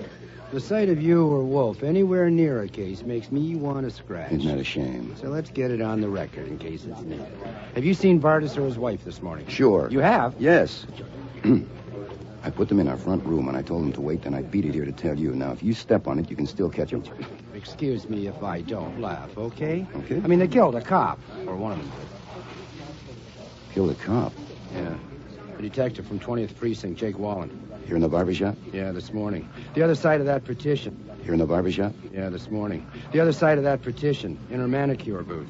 Stuck a long pair of scissors in his back and got his heart. This was seen by someone? No, not seen or heard, damn it, but It was very busy in here, and those noisy massage things were going off and on. But you know it's them. They're prints on the scissors or something. Yeah, we'll do all right without prints. They hopped it. You'll do all right without prints. Now, Yeah, wait. we found out where they lived. They packed up and gone. That still doesn't mean they did it. I mean, some people get very scared at the sight of You blood. seem very interested. Why? Excuse me, Sergeant. Yeah? It's my lunchtime. Yeah. I just go down to the cafeteria at the end of the hall. Yeah. Hey, Jeffy. Yes, sir. Mr. Fickler here is going to lunch. Go along, stay with him. I want to phone my wife. Why not? Stay with him, Jeffy. Yes, sir. Thank you. If you settle for Carl and Tina, why does Arnie there have to have company at lunch? We haven't got Carl and Tina. Until we do, we're checking out everybody and everything. Now, I asked you, why are you so interested? It's just natural curiosity. What else? You could have a client. No, we don't. Yeah, we're looking for one. Don't make me laugh. Who in this barbershop could afford Wolf's fees? Yeah, I suppose. But I guess still I'm think curious because I can't believe you'd hang it on those two just because they ran. Come on now, you must have something else. we have. There, you see? We think Jake Wallen came to take Carl. For what? Well, last night around midnight, a couple of pedestrians, 2 women, were killed uptown by a car. The car kept going. We found it a few hours later abandoned with a dented fender, blood, other items which stagged. Carl's car? No, stolen. Reported earlier last night. 20th Precinct sent Jake Wallen to it. He was the first to give it a look. Wallen was supposed to go home when his shift ended at 8 this morning, but he didn't. He phoned his wife that he had a hot lead on a hit-and-run killer and was going to handle himself and grab a promotion. But what led him to this shop? That's what we'd like to know. It had to be something he found in the car. We don't know what. The goddamn fool kept it to himself and got killed. But did he mention it or show it to anyone here? They say not. All he had with him was a newspaper. Today's News, the early edition out last night. We can't spot anything in it. There was nothing in his pockets, nothing on him that helps any. You know all the barbers here? Well, I know Arnie Fickler, the owner, Jimmy, who cuts Wolf's and my hair, Ed, who takes the appointments because he's next to the phone. The rest I only know to see. What do you know about them? To help you, probably nothing. Try. Okay. Fickler, the boss, was once attacked bodily in here in his shop by his ex-wife. Yeah? Ed once slapped Fickler's face when Fickler accused him of swiping lotions. Jimmy has been here a year now, and he's the best barber, which is why Wolf and I go to him. But he plays the horses, and he infuriates Fickler because he sometimes takes magazines while they're still current. Now, Jimmy thinks Janet, the manicurist, must have a sideline like dope peddling. Oh, yeah? Why? Because she refuses his advances, which by him means she's got to be too independent. Oh, Jesus, Goodwin, You I mean, asked you for it, just... that's all I know. I mean, apart from that, they're all strangers to me. What the hell are you doing here, Goodwin? Good morning, Inspector Kramer. Ah, good. I see you finished with Janet. Now maybe I can get my manicure. Hello, Janet. Hello, Mr. Goodwin. I asked you what you're doing here. I'm just waiting for a shave. I'm an old customer here. Ask Burley. Is Go that ahead. straight, Stebbins? Yeah, he comes here regularly. I checked. Come in here, Stebbins, for a minute. Yes, sir. Yes, sir. Well, Janet, I was wondering where you were. What? Did you say something, Mr. Goodwin? No, there's nothing vital. And call me Archie. I'm not married. You're a detective, aren't you? Yeah. How can I keep them from putting my picture in the paper? You can't if they already have it, have they? I think so. I wish I was dead. Oh, come on now. Pretty young girl like you. I mean it. My folks in Michigan think I'm acting or modeling. I keep it vague and... Here, oh, my God. Oh, work is work. Anyhow, if your picture gets printed and it's a good likeness, who knows what'll happen? Yeah, this is my Gethsemane. You what? My Gethsemane, you know. I'm not sure. You know, where you have to make a decision. Oh, I see. What was the inspector asking you just now? I only wish I had some guts. Why? What would you do? I'd tell all about it. All about what? All about what happened. You mean last night? Why not try it out on me and see how it goes? How it happened this morning. How I was going back to my booth after I finished Mr. Levinson in Ed's chair.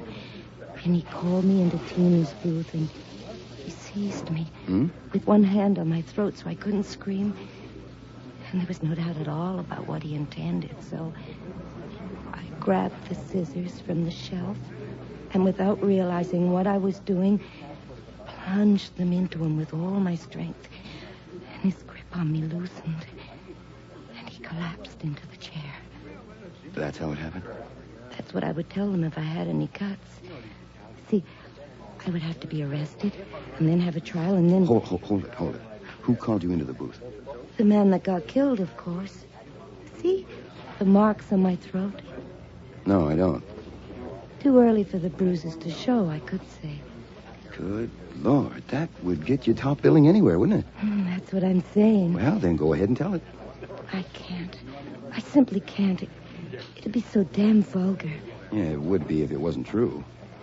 About your not being married, I hadn't even thought. There was an article in Collier's magazine last month about career girls getting married. Did you read it? No, I must have missed that one. Oh, that article was silly. I think a girl should get a career established first. That's why when I see an attractive man, I never wonder if he's married. But by the time I'm ready for one, these will be too old. See, that's why I wouldn't ask you if you knew anyone in show business, because I wouldn't take help from a man. I think that a girl... Ready, Mr. Goodwin? Oh, good, Jimmy. Just scrape of the face. Did you phone? Huh? Did that fathead forget again? Oh, no. I just got caught needing a shave, that's all. You seem to have had some excitement here, Jimmy. We sure did. Hey, Carl. You know Carl? Sure. He killed a man in Tina's booth. What? Then they both ran. I'm sorry for Tina. She was all right, but Carl, I don't know. Hey, how's that? Too tight? No, it's fine. Jimmy, I'd watch it if I was you. You know, it's a little risky to go blabbing that Carl killed him unless you can prove it. Yeah, well, he had fits. Fits? Yeah, like he'd shake all over. And what did he run for? I couldn't say, but I mean, the cops are still poking around here. There's even an inspector. This towel's hot now. Oh, yeah, it sure is. Hey, they're after evidence. You gotta have evidence. For instance, they want to know that man who was killed. Did he show me anything? Or did he ask me anything about some article from the shop? That would be evidence, see? Yeah. What did he ask you? Hell, what didn't he ask? You'd think I was taking out insurance or something, you know? I told him where to get out. Oh, yeah? Yeah. He asked me what was I doing last night. Do you believe it? Come on. Yeah. Oh, you didn't tell him, eh? Nah, he kept on at me, so I figured, what the hell, and told him. Why not? That's my philosophy, Mr. Goodwin. Why not? It saves trouble. As long as my wife doesn't find out, huh? Yeah, all us in there asking questions. One at a time. Janet was the last. Well, who found him dead? Fickler. 10 or 15 minutes later, geez, he come yelling out of there. I damn near nicked my customer. How's the razor, all right? It's fine, just fine. Yeah, then the cops come. Man, it's been nothing but questions ever since. Who went behind the partition after Janet came out? They want to know. I tell them, how do I know? I had a customer at the time. When exactly did Carl and Tina leave? They must have asked me that 20 times. But I can't say and I won't say. Carl did it all right. But they can't prove it by me. They got to have evidence, right? But not me. Goodwin, Inspector Kramer don't like you being here. Neither do I, Sergeant. Neither do I. Yeah, thank God this didn't happen to be Wolf's day for a haircut. You never would have believed it. Speed it up just a little, Jimmy. Mr. Wolfe hates to wait lunch.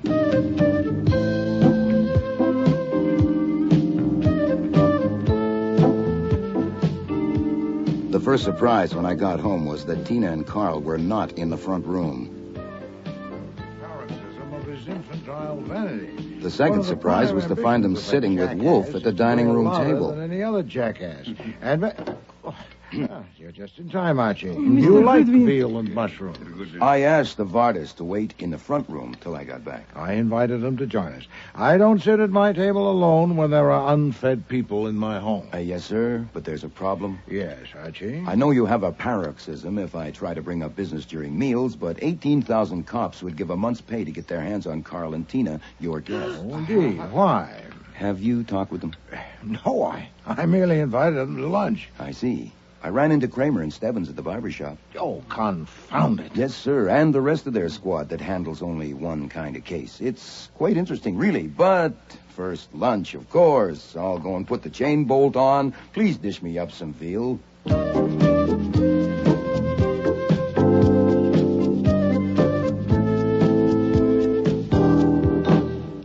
Please be seated. Mrs. Vardas, I think you'll find the red chair quite comfortable. Thank you, Mr. Wolfe. That was it fine cooking. Thank you, Mr. Vardas. Fritz takes great pride in his veal. Now then, Archie, what have you gotten us into this time? Us? Yes, I'm responsible for their presence since they were my guests at lunch. Okay, if that's how it is. I did not invite them to come here, let alone to have lunch. They came on their own, and I let them in, which is one of my functions. Having started it, I'll finish it. Carl, Tina, it's dangerous for you to stay here. Now, I know of a safe place up in the Bronx for you to lay low for a couple of days. You shouldn't take a taxi or the subway, so we'll go around the corner to the garage, get Mr. Wolfe's car, and you can drive it up there. Excuse me, you will drive us up there? No, I'll be too busy. Yeah, but I can drive car. I don't know how. Okay, then your wife will drive. Now, you can leave the car. No, she can't. She don't know it either. What do you mean you can't drive a car? Certainly you can. Everybody can drive a car. In this country, yes, but we are new in this country. We have never had the chance to learn. You've never driven a car? No, never. No. Carl? Never. What the devil is this? It has a bearing, as you'll soon see. Now, here's how it is. A precinct detective named Jake Wallen called at the barber shop this morning and began asking questions. Fickler took him into Tina's booth, and he questioned Tina first. Then the others had sessions in this order. Carl, Jimmy, Ed, and Janet. After Janet came out, there was a period of 10 or 15 minutes when Wallen was in the booth alone.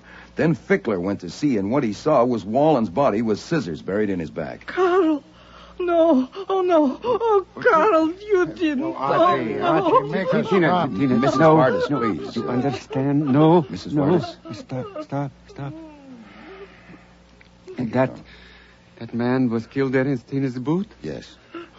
Then, of course, this is end for us. But please, I ask you not to blame my wife, because we go through many things together. She thinks I can do things that are not possible for me. But I do not kill that man. I do not touch him. About driving a car. Was that flummery? No, sir, that comes next. Last night around midnight, a hit-and-run driver in a stolen car killed 2 women up on Broadway. The car was found parked at Broadway 96th Street. Wallen from the 20th Precinct was the first one to look it over. In it, he apparently found something that led him to the Goldenrod barber shop. He showed up there and called the roll, as described, with the result also as described. Now, Kramer has bought it that the hit-and-run driver found himself cornered and used the scissors. And Kramer, don't quote me, is not a dope. Now, to qualify as a hit-and-run driver, you must meet certain specifications, and one of them is knowing how to drive a car. Then the best plan would be for Mr. and Mrs. Vardis to go back to the shop at once and submit to Mr. Kramer's questioning. Except for 2 things. What? 1, the fact that they landed will make it very tough. And 2, even though it is settled that they didn't kill a cop, their lack of documents will fix them anyhow. Wait, their lack of documents... Yes, sir, they're in the country illegally. They escaped from a concentration camp in Russia. Oh, confound it. An interesting angle is that you are harboring fugitives from justice, and I am not. I told Pearlie they're here. You what? That's the advantage of having a reputation for gags. You can say practically anything if you handle your face right. Oh. I told him they were here in our front room, and he sailed right over it. So I'm clean, but you're not. If you don't want to call Kramer yourself, which I admit would be a little thick since they were your luncheon guests, I could get Pearlie at the shop, tell him that they're still here, and why hasn't he sent for them? It might be better if you let us go ourselves, no? No.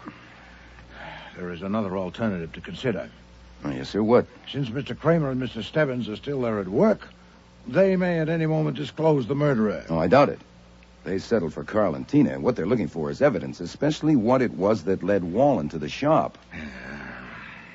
Mrs. Vardis, except for Mr. Fickler, that man questioned you first, is that right?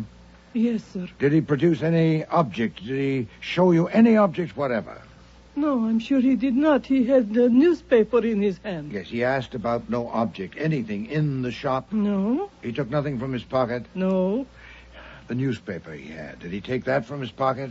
No, he had it in his hand when he came in from the booth. In his hand or under his arm? In his hand, I think. Yeah, I'm sure. Was it folded up?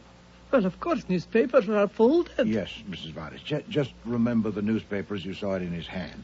I'm making a point of it because there's nothing else to make a point of, and we must have a point if we can find one. Was the newspaper folded up as if he'd had it in his pocket? No, it was not. It was not folded that much. When he sat down, he put it at the table, and it was the way it is on newsstands, so that's how it was folded. But he didn't mention it? No. And you noticed nothing unusual about it? I mean the newspaper? No, it was only newspaper. What is it, Fritz? Inspector Kramer is at the door, sir. He insists on seeing you. Oh, confound it. Archie, quickly. See our guest to the front room. All right, now hurry, you two. Now sit there in the corner. Don't go near the window or doors.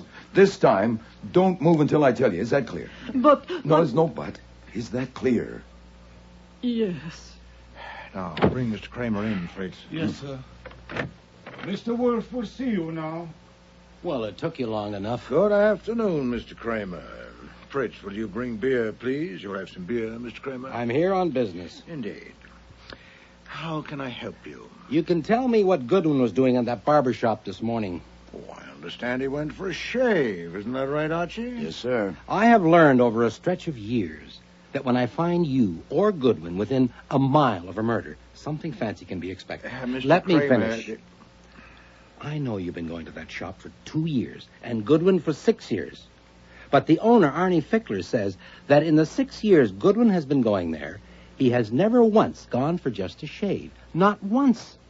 He goes only for the works. Haircut, shampoo, and shave. So today, 2 hours after a murder, he goes there just for a shave. I don't believe it. Then you don't?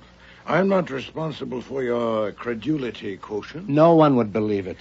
I don't see how we can help you. I believe that Goodwin went to that shop because he knew a man had been murdered there. Then you believe wrong. Your credulity quotient needs an overhaul.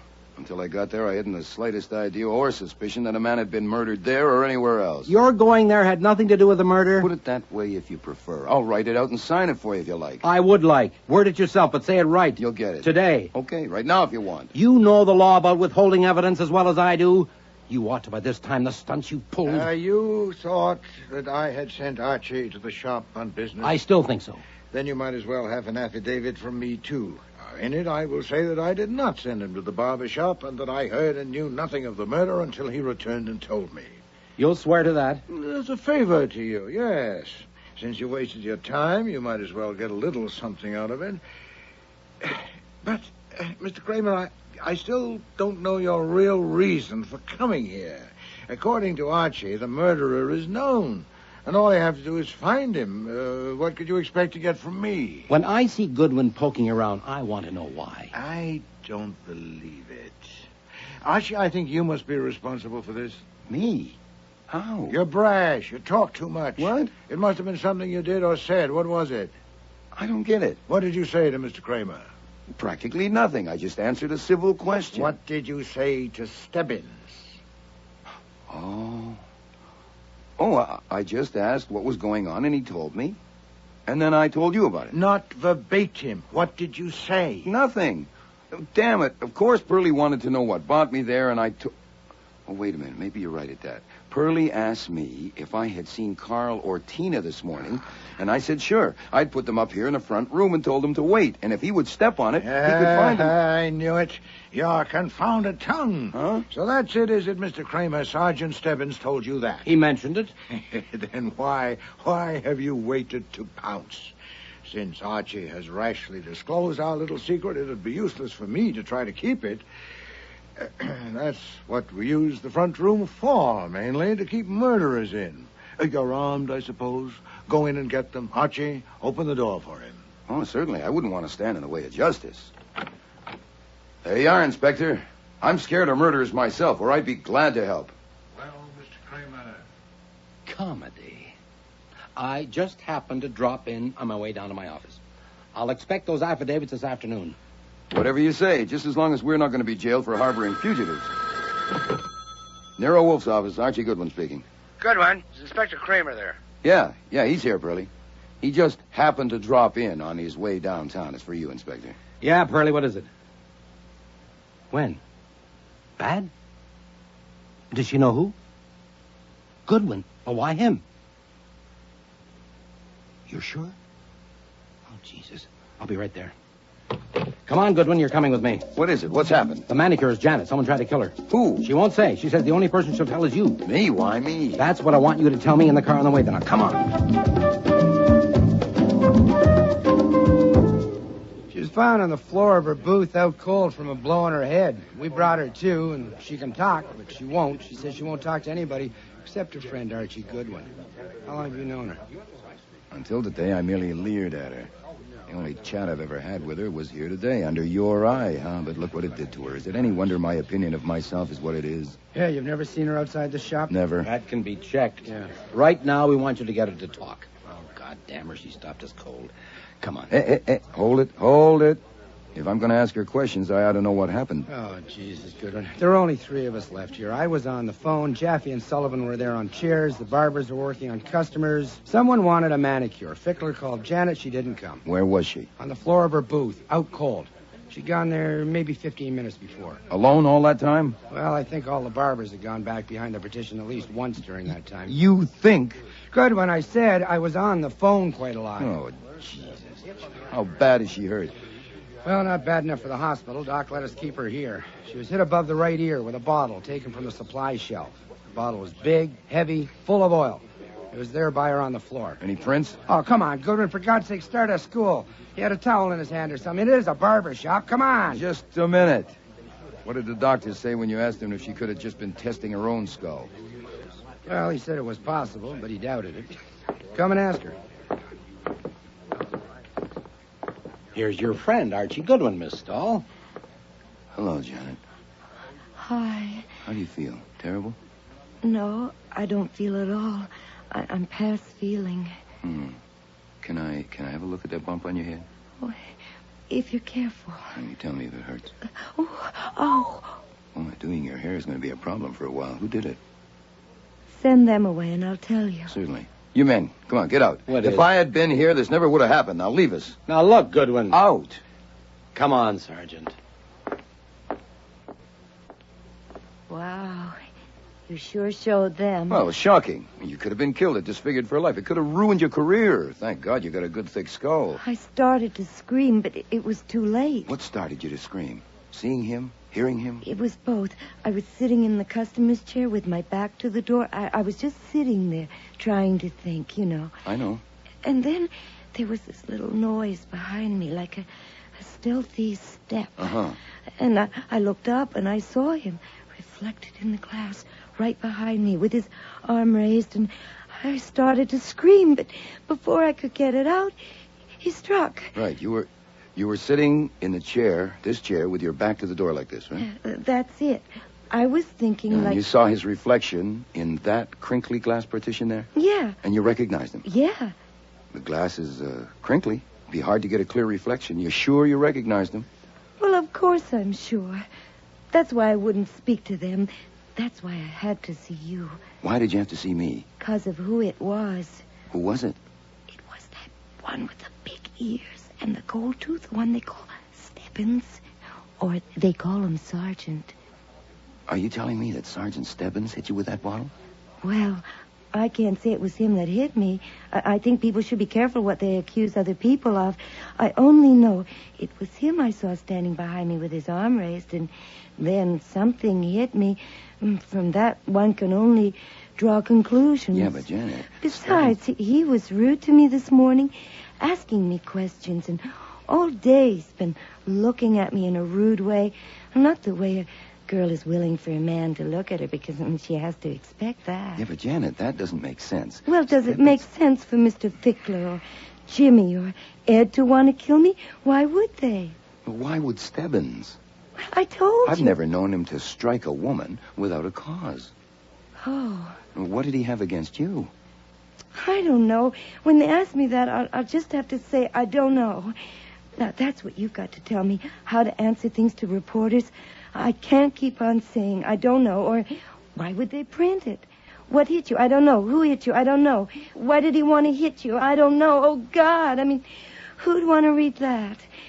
What should I say to them? I don't know. We'll come to that. First, No, we ought to settle it right now. That's how you'll earn your 10%. My 10% of what? Of everything I get as my manager. Shake on it.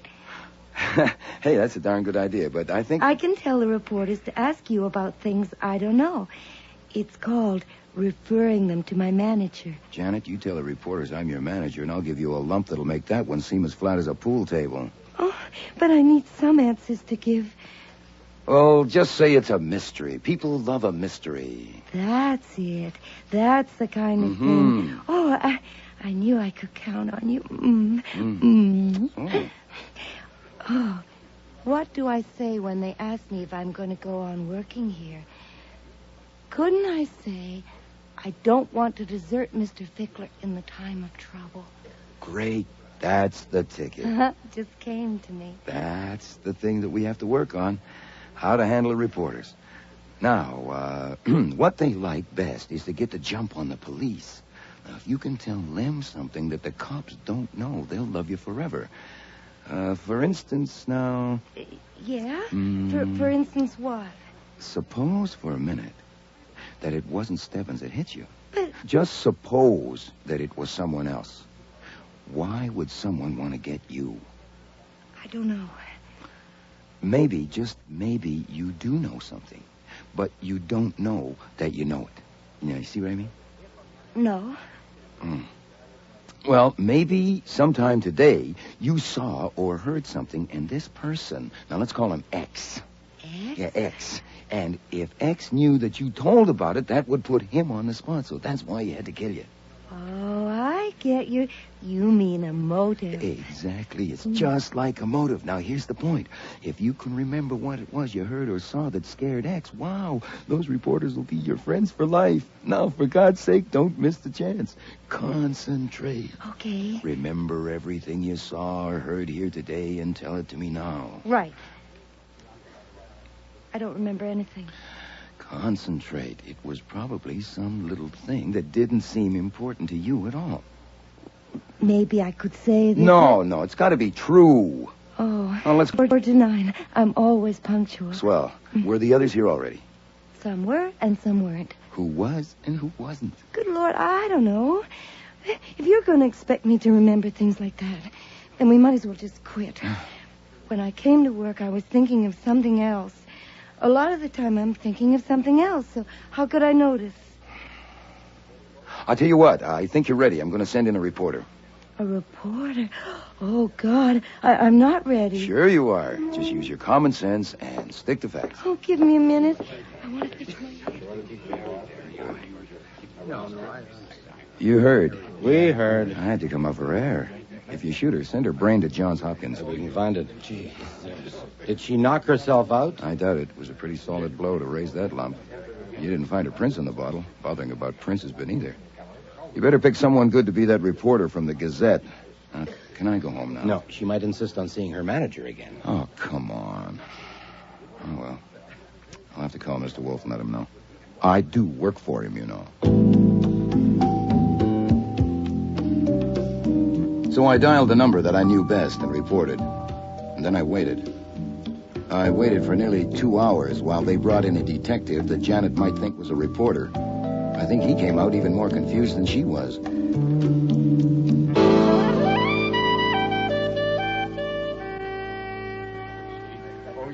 Mr. Kramer, will you ask this man to let me pass? Well, I'll be damned. I don't believe it. Let him in, Jaffe. Well, what happened? Dynamite? I came to get a haircut. Jimmy, are you free? Yes, sir. You want a haircut, huh? Yes, sir. As you can see, I need one. Oh, yeah. All right, Jimmy. Come and cut Mr. Wolfe's hair. You just dropped in? Like Goodwin this morning? Certainly not. Mr. Goodwin told me on the phone of his fruitless talk with Miss Stahl, and I thought it well to come. Okay, you're here. You don't leave your house on business for anybody or any fee, but you're here. And you're not going to leave until I know why, without any such crap as murderers in the front room. Not as short as last time, Jimmy. No, sir. Mr. Kramer, you can badger me if that's what you're after and get nowhere, but I offer a suggestion. Why not work first? Why don't we see if we can settle this business, and then if you insist, go after me? Or would you rather harass me than catch a murderer?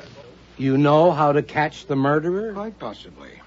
I'd like to propose certain assumptions about what happened here today. Do you care to hear them? Oh, listen, but don't drag it out. I won't.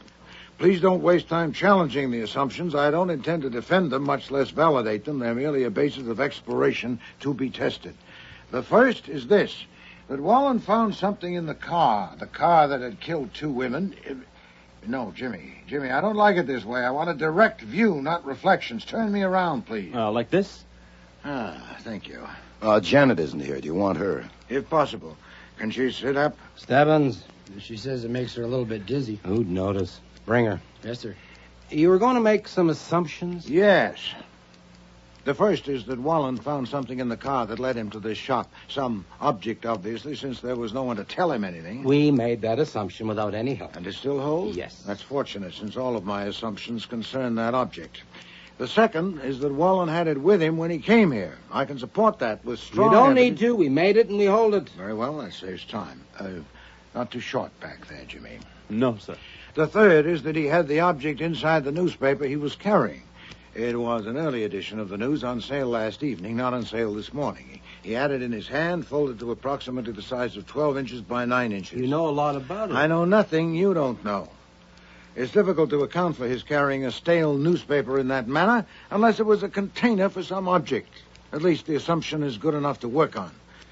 The fourth is that whatever the object was, the murderer got it and disposed of it, because no object that could have led Wallen to this shop was found on his person or in the booth. The fifth assumption is that the murderer was neither Carl nor Tina Vardis. How do you know that? I want to know why. Support that assumption. Don't waste time clawing at me. Since Carl and Tina are not involved and therefore didn't take the object away with them, it's still here in the shop. That is the sixth assumption. And it's good only if your surveillance of these people here all these hours has been constant and alert. Now, what about it? Could any of them have removed such an object from the shop? I want to know why you're excluding Carl and Tina. No, not now. First, we'll complete this test. We must know whether the object could have been removed by anyone other than Carl or Tina. No. How good a no? Good enough for me. No man has stepped outside this shop alone. Something could have been slipped to a customer, but that's stretching it. And we've had them under our eyes. Not apparently the one who assaulted Miss Stahl. That was in the shop. Is that a point? I suppose not. Then we assume that the object is still here. The seventh assumption is this, that no proper search for such an object has been made. Have you searched thoroughly, Mr. Stebbins? We've looked. Carl and Tina had to have taken it. Yes, but granting my assumption, which excludes their taking it, has there been a proper search? No. Then it's about time. Mr. Fickler. Yes, Mr. Wolfe? You run this place and you can help us. But I address all of you who work here. Put your minds on this. You too, Jimmy. Stop a moment. Listen. Hell, I can work and listen too, Mr. You Wolfe. cannot. I want full attention. Okay. Miss Stahl, are you listening? What? What we're after is an object with something on it that identifies it as coming from this shop. Ideally, it should be the name and address or phone number, but we'll take less if we have to. We are supposing that it was inside the newspaper as Wallen was carrying it, so it should be flat and of those dimensions. Now, all of you went to the booth and were questioned by Wallen, but he showed you no such object and mentioned none. Is that correct? Yes. Yeah. No, he didn't. Then only the murderer saw it or was told of it. And later, when the opportunity came for him to dive into the booth and kill Wallen, he got the object and disposed of it somewhere in this shop. Now, I put it to you, and especially to you, Mr. Fickler, what is it and where is it? Maybe it was the newspaper itself. Possibly, but I doubt it. Where is the newspaper, Mr. Kramer? At the lab. There's nothing on it or in it that could have brought Wallen here. What else has been taken from here to the lab? Nothing else but the scissors and the bottle that was used on Miss Stahl. Then it's still here. All right, Jimmy, finish. Yeah, it looks like a turkey to me, even with your assumptions. Say we find something like what you want. How do we know it's it? And even if we think it's it, where does that get us? We'll see when we find it. For one thing, fingerprints. Nuts. If it belongs here, of course it'll have their prints. Not their prints, Mr. Stebbins. Wallen's prints. As I understand it, he didn't go around touching things here. He entered, spoke to Mr. Fickler, was taken to the booth, and never left it alive. So if we find anything with his prints on it, we've got it. Have you your fingerprinting equipment here? Get it, Stebbins. And Wallen's prints from our file. The search must be thorough and will take time. First, I ask all of you to search your minds. What object is here, belongs here, that meets the specifications I've described? Now, surely you can tell us, Mr. Fickler. I don't know. Unless it's a towel. But why would he carry a towel like that? He wouldn't. Anyway, a towel wouldn't help us, so I reject it. Miss Stahl. I think he may have been keeping the paper because there was something in it he wanted to read. I know I often do that. Say it's an evening paper and I don't have time to... Yes, we'll consider that. Jimmy? I don't know a thing like that in the store, Mr. Wolfe. Not a thing. Boy, either you have no brains at all, or they're temporarily paralyzed, or you're all in a conspiracy. I am looking straight at such an object right now. What? Where? On that table. The magazine? Of course.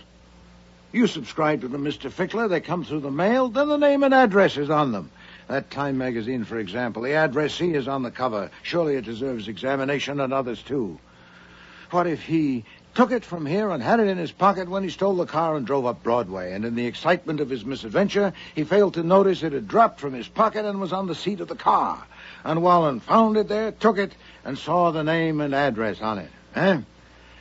You sent for the equipment and the prints, Mr. Stebbins? Then we ought to be able... Oh, I remember. You remember, Jimmy? This morning I was standing here, and you came in with a hot towel, and you had that magazine. You tossed it under there, and then you asked... Shut up, I asked you, you've been steaming it. Too late, What? Jimmy. We all... Dumb brother. Get those scissors from him. I don't want anything else to happen.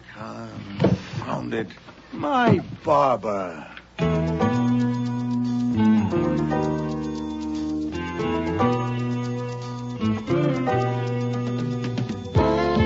As stubborn as Kramer was, he never did learn why Wolfe went to get a haircut that day. But he did learn plenty about Jimmy Corelli. Jimmy was wanted as a bail jumper under another name in West Virginia on charges of car stealing, drunken driving, and assault, to name just a few. He had a really colorful background. As for Carl and Tina, I took a strong position on them Tuesday evening in the office after they had been sent up to the south room to bed. You know damn well what'll happen. They won't go to Ohio or anywhere else. They'll stay here, and someday, maybe next week, they'll be in trouble again. And they'll come to me again because Carl likes me and because I rescued them this time. You rescued them? And I'll try to help them again, and you'll have to butt in again because you can't get along without me, and it'll go on like that year after year. Why not take care of it now and live in peace? Oh, shut up, Archie. I'm reading. Yes, sir, in an hour or so. There are people in the government who owe you something. For instance, Carpenter. I have Carpenter's home number, and I might as well get him now. Shall I make it person to person? I got my naturalization papers 24 years ago. I wasn't discussing you. You've caught it from Janet.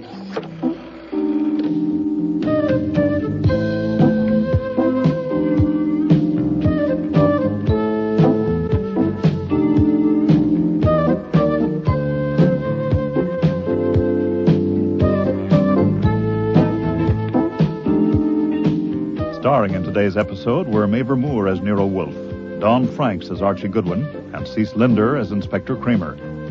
Jackie Burroughs was Janet, Brian George, Jimmy Corelli, Arch McDonald, Carl Vardis, Marion Waldman, Tina Vardis, Arnie Hart, Mr. Fickler, James Morris, Sergeant Stebbins, and Frank Perry was Fritz.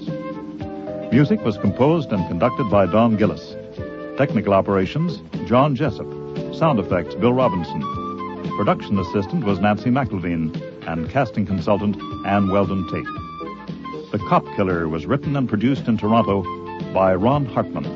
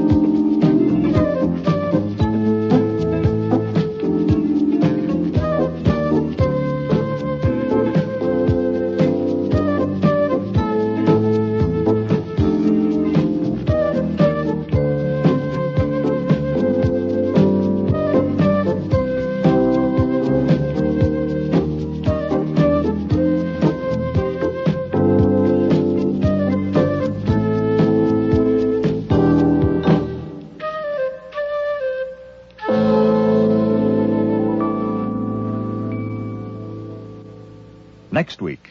What's this? Well, as you see, it's a marriage license for Archie Goodwin and Margot Dickey. It cost me $2. Flummery. No, sir. No flummery. I could be mushy about it, but I won't. I will only say that I'm hooked at last. Margot intends to spread the tidings at the Christmas office party, so I have to be there. You are deranged. Sit down. I suppose it is a form of madness, but there, I've got it. It's like what Margot was reading to me the other night, some poem. I think it was Greek. Oh, love, resistless in thy might, thou mightest Shut shine. up and even... sit down. Yes, sir. We haven't set the date yet. We don't want to rush it. I don't believe it. You will. Archie goes to a Christmas party. There. That makes it unanimous. Thank you, Alf. My secret of advice. I'll start again. There are times when love takes over. Santa Claus, where's yours? You have to drink, too. Well, he can't drink through the mask. No, I suppose not. There are times... When love takes over. Thanks, Alf. There are times when the little demons disappear down their rat holes, and ugliness itself takes on the shape of beauty. When the darkest corner is touched by light. When the coldest heart feels the glow of warmth. When the trumpet call of goodwill and good cheer drowns out all the babel of mean little noises. This is such a time. Merry Christmas. Merry, merry, merry, merry Christmas. What a lovely toast, Kurt. Simply lovely. Well, I must write it down and have it printed. That part about the trumpet call. It was... Kurt! Oh, Kurt, what is it, Kurt? Merry. Next week, Rex Stout's Christmas Party with guest stars Marty Maradon, Linda Sorensen, Patricia Hamilton, Gordon Thompson, and John Granick.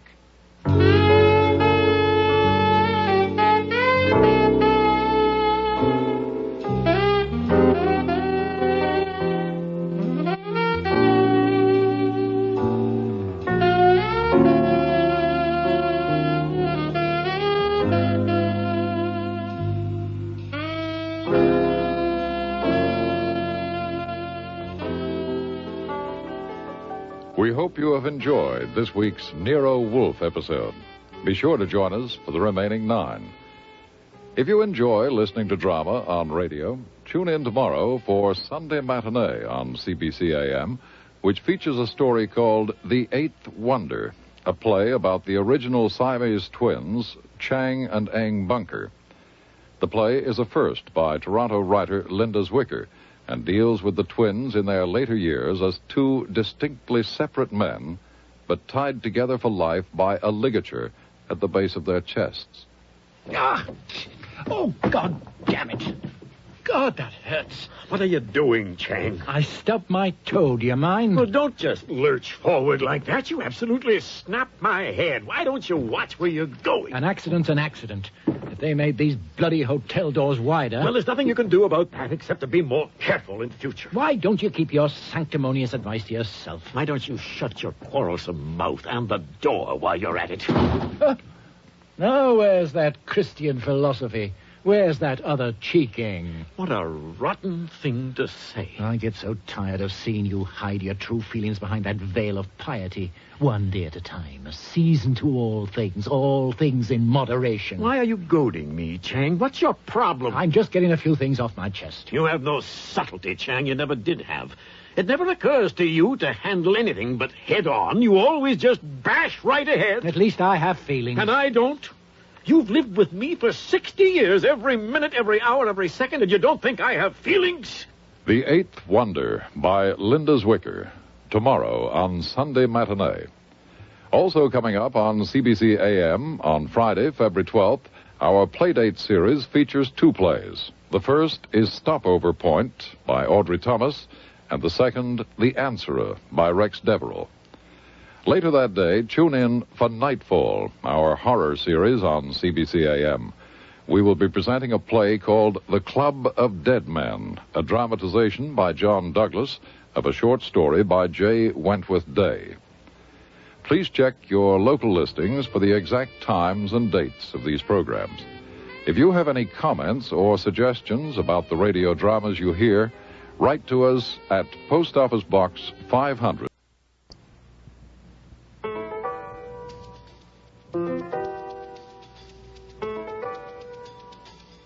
Rex Stout's Nero Wolfe.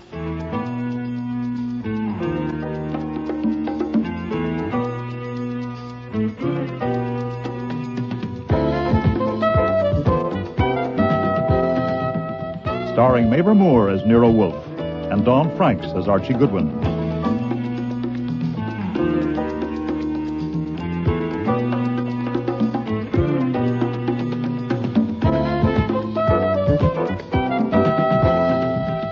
Today's episode, Christmas Party, with special guest stars Marty Meriden, Linda Sorensen, Patricia Hamilton, Gordon Thompson, and John Granick.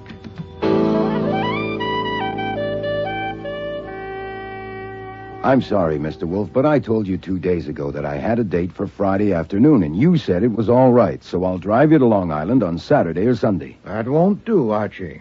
Mr. Thompson will be at Mr. Hewitt's place only until Saturday noon. He's the best orchid hybridizer in England, and I'm grateful to be invited to spend a few hours with him. We should leave here about 12:30. I really am sorry, but I have to keep that date Friday afternoon. It's a Christmas party at the office of Kurt Bottweil. Now, you remember him. We did a job for him a few months ago. Yes.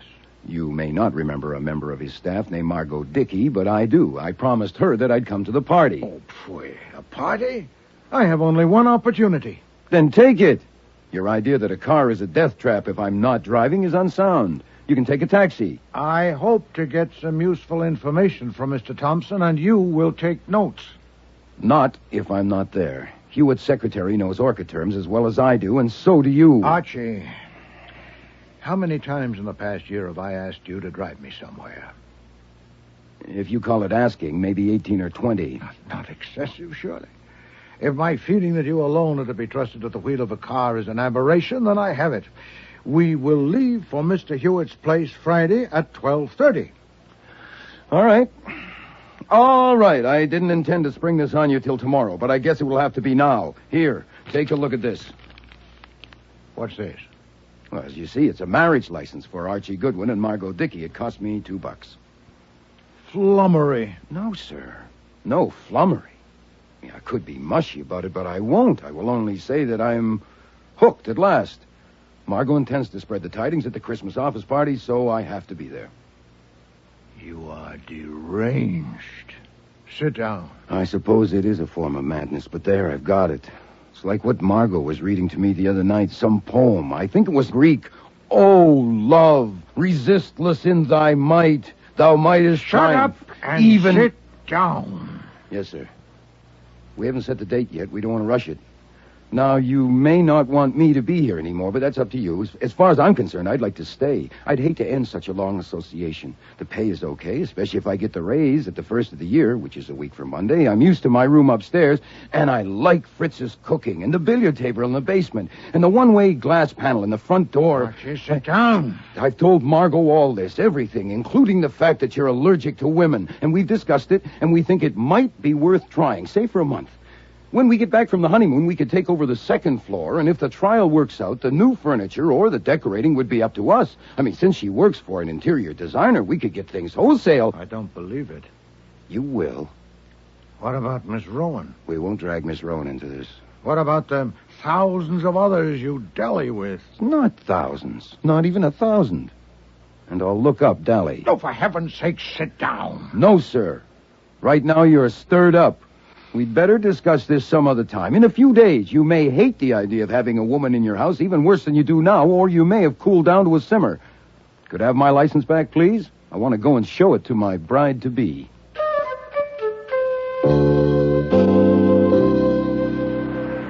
Archie, darling. Yes, my own. I've got it. Oh, Archie, I knew you could.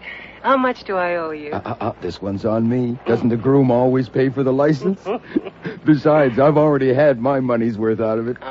Shall I send it over by messenger? No, I think I'd better collect it in person. Where are you? I'm in a phone booth. I'd just as soon not go to the office right now. Mr. Wolfe wants to be alone to boil. How about the Tulip Bar in 20 minutes? I feel like buying you a drink. Oh, no, lover. I feel like buying you a drink.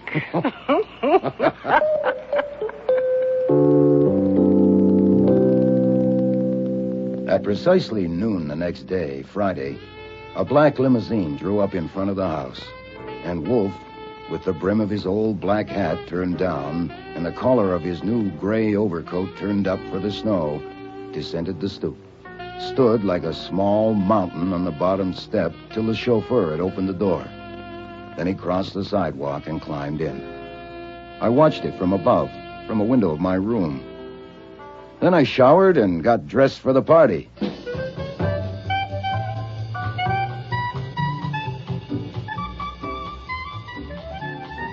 Archie! Archie, lover, you got here. Margot, my own.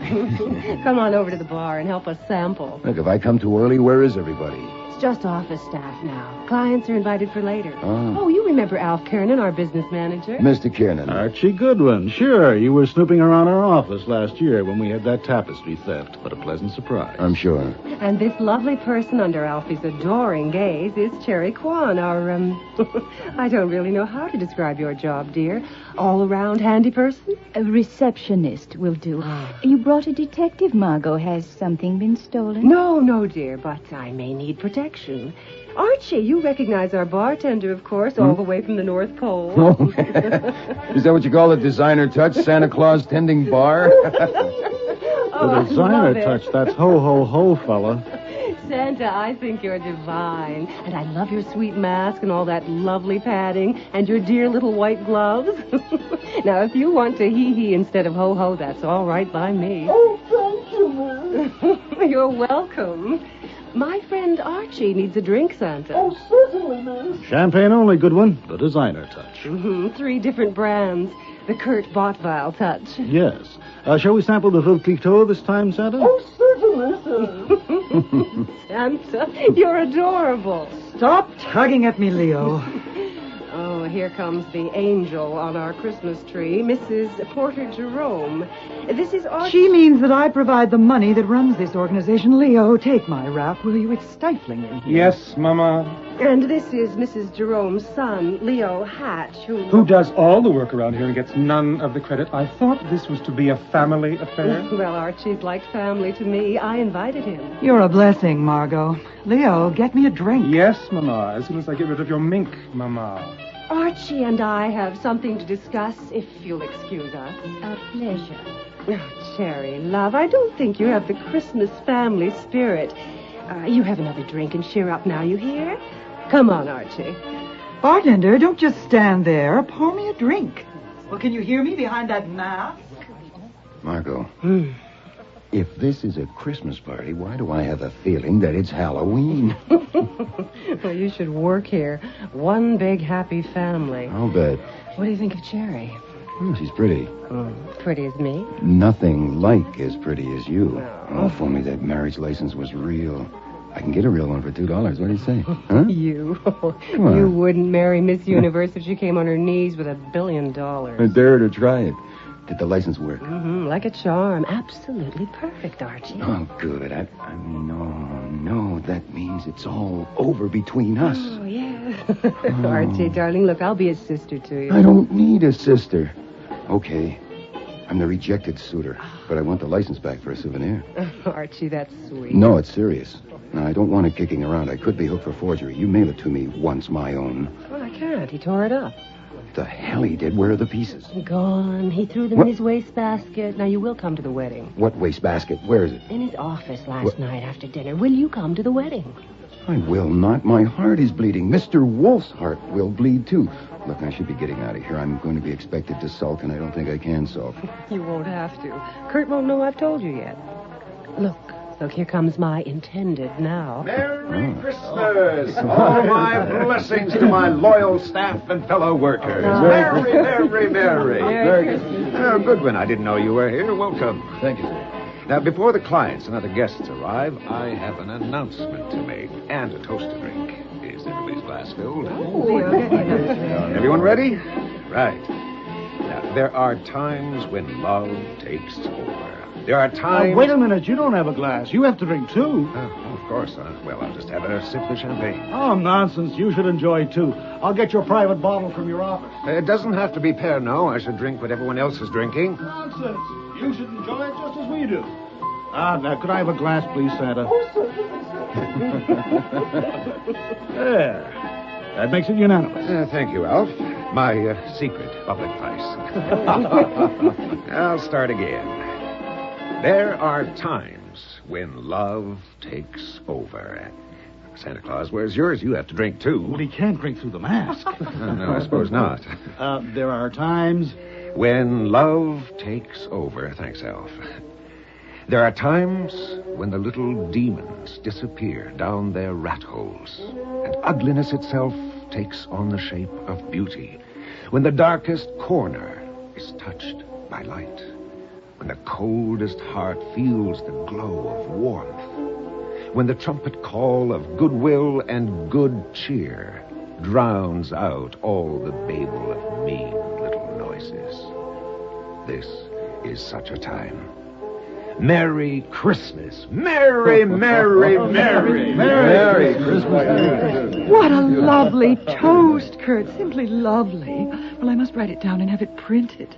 That part about the trumpet call. It was... Kurt! Oh, Kurt, what is it, Kurt? Mary is sick! Get a doctor! Stand back, everyone. Get back. Now he needs air. Do something! Somebody do something! Cyanide has a very distinctive smell, and it must have been a big dose to hit him that hard and that fast. Kiernan was loosening Botvile's collar, and Margot was squatting at her groom-to-be's feet, taking his shoes off. I could have told her she might as well let him die with his boots on, but I didn't. I had 2 fingers on his wrist and my other hand inside his shirt, and I felt him going. His heart stopped and he's not breathing. Can't you do something? Look, I'm a licensed detective, and I'm supposed to know how to act in these Well, circumstances. do I want something. to- He's dead. Is it a heart attack? I'd say he was poisoned. Oh, my God. Yeah. It looks like his drink was poisoned. All right, until the police come here, no one will touch anything, especially that bottle of Pernod, and no one will leave this room. I want you... Wait a minute, where's Santa Claus? I don't know. He was here a minute ago. Did anyone see him go? He didn't go out the main door. No one passed my desk. The office. There's a private elevator in Kurt's office. I'll go. No, you stay. I'll go and take a look. Margot, you come with me. Kiernan, call the police. Spring 73100. Right. Look, the elevator just hit the main floor. Damn, we're too late. Push the button and bring it back. It's coming. Good.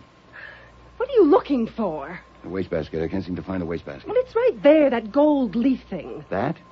That's a wastebasket? Archie, are you crazy? What are you doing? Is this where he threw the license?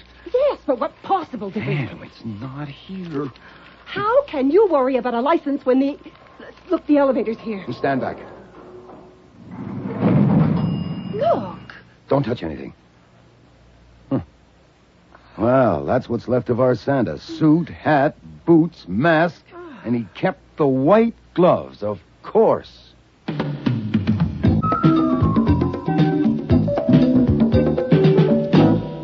Mr. Kiernan and Mr. Hatch will be taken to the district attorney's office for further questioning.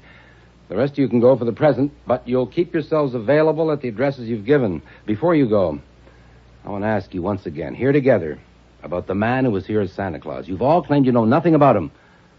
You still claim that? Inspector Kramer. Yes, Mr. Kiernan. I'm not objecting to going to the DA's office for 3 hours. I haven't objected to anything. But we've told you all we can. I know I have. Seems to me your job is to find Santa Claus. Do you mean to say that no one knows anything about him? So they say. It seems that Botvile himself had arranged for him. He came up in the private elevator and put on the costume in Botvile's office. You may as well know there is some corroboration for that. The costume came from Burleson's in 46th Street. Botvile phoned them yesterday afternoon, ordered it sent here, marked personal. Miss Kwan admits receiving the package and taking it to Botvile in his office. I didn't admit it, Inspector. I said it. We're also covering agencies which might have supplied a man to act Santa Claus, but that's a big order. It's also a waste of time. If he was just a hired person, why would he kill Kurt? And besides, he wouldn't have known that the poison was kept in my workshop downstairs. We waste most of our time, Mr. Hatch, but our job is to be thorough. We're going to find that Santa Claus, and when we do, we'll see. If we can't see him for it, we'll have to look further. And we'll expect all of you to help us. I'm taking it for granted you'll all want to help. What does that mean? That we are under suspicion? I and my son are under suspicion? What I said, Mrs. Jerome, is that we'll expect help from all of you. Don't you want to help? Well, I would help if I could, but I know nothing about it. I only know that my very dear friend is dead, and I don't intend to be abused and threatened. What about the poison? The medical examiner expects the autopsy to verify that it was cyanide. Your son uses potassium cyanide in his work with metals and plating. There's a large jar of it on the stair from Botvile's office to the workroom. Now, anyone who knew that, and who also knew that Botvile kept an open bottle of Pernod in his desk, couldn't have asked for a better setup. 4 of you have admitted knowing both things. You, Mrs. Jerome, admit knowing about the Pernod, but not the poison. That's not true. She did know about it. You little slut. How dare you lie about me? There. You tell that lie again, and I'll slap the other side of your face. Sit down, Mrs. Jerome. But she's lying. She can't I said tell sit down and stay sitting. Miss Kwan, you say Mrs. Jerome knew about the potassium cyanide? Of course she did. In the workshop one day, I heard her son telling her how he used it and how careful he had to be. Mr. Hatch, do you verify... Oh, nonsense. What if he did? Perhaps he did. I'd forgotten about it. I told you I won't tolerate this abuse. So far as I know now, only one of you has told a lie. You. That's on the record. I'm telling you lies only make it harder for you. But sometimes they make it easier for us. I'll leave it at that for now. Mr. Kiernan, Mr. Hatch, my man will take you downtown. The rest of you can go. But remember what I said. Goodwin, I want to see you. I'll just sit in my car.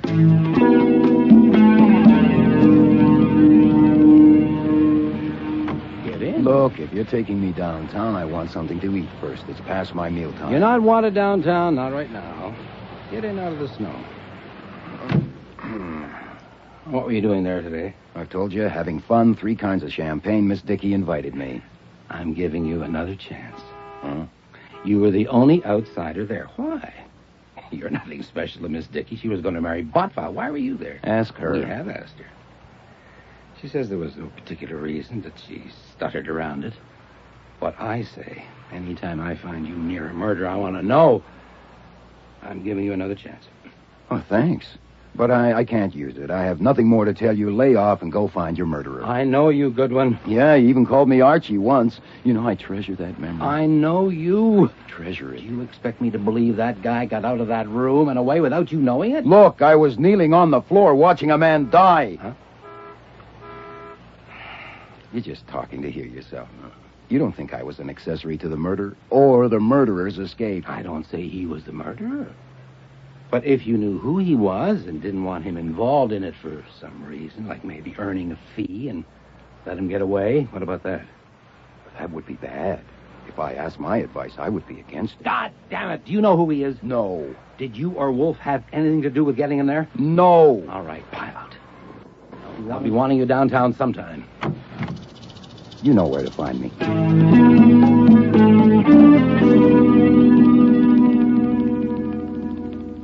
You know, I approve of your rule not to discuss business during a meal, but this is my meal, and you finished yours. I've got something on my chest, and it's not business, it's personal. The death of Mr. Botval was reported on the radio at 7 o'clock. Oh, yeah. You were there. Mm-hmm, yeah, I was there. I was kneeling by him when he died. But what I want to report is what happened before he died. It's about the marriage. Miss Dickey has called it off. She told me she had decided to marry Botval. Oh, indeed. Yes, sir. It was a jolt, but I would have recovered in time. I'm going to blot her out. For me, of course, this is satisfactory. Oh, I know it is. Huh, how'd you make out in Long Island? Well, I Did Mr. Thompson have anything new to say about orchids? Have you finished your meal? Will you have any more? No, that should do it, except for this coffee here. It's satisfactory. Very well, then. I, too, have something on my chest. Oh, yeah? It's not easy. Perhaps the best way to begin is to show you something. Well, go ahead. What is it? These white gloves. Are those... Where did you get... Are those the white gloves? Yes. How'd you get them? Oh, my God, I don't believe it. You? You? Oh, my God. You wore the gloves so I wouldn't recognize your hands, and then you so I wouldn't recognize your voice, and all that dear sweet patting that Margot loves so much was all you. Have you finished? Yeah, sorry, I got something in my throat. Why? Huh? Why'd you do it? Oh, my God. Were you really that desperate? The thought of a woman living in your house, of losing an employee after you'd got used to me? You had to go and see for yourself. What were you going to do, anyway? Save me from a fate worse than death? Shall we take it that I love to dress up as Santa Claus and tend bar?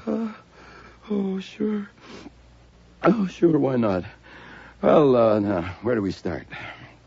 Do you want to know what happened after you left? The details can wait. First, where do we stand? Was Kramer there? Yes, certainly. Did he get anywhere? No.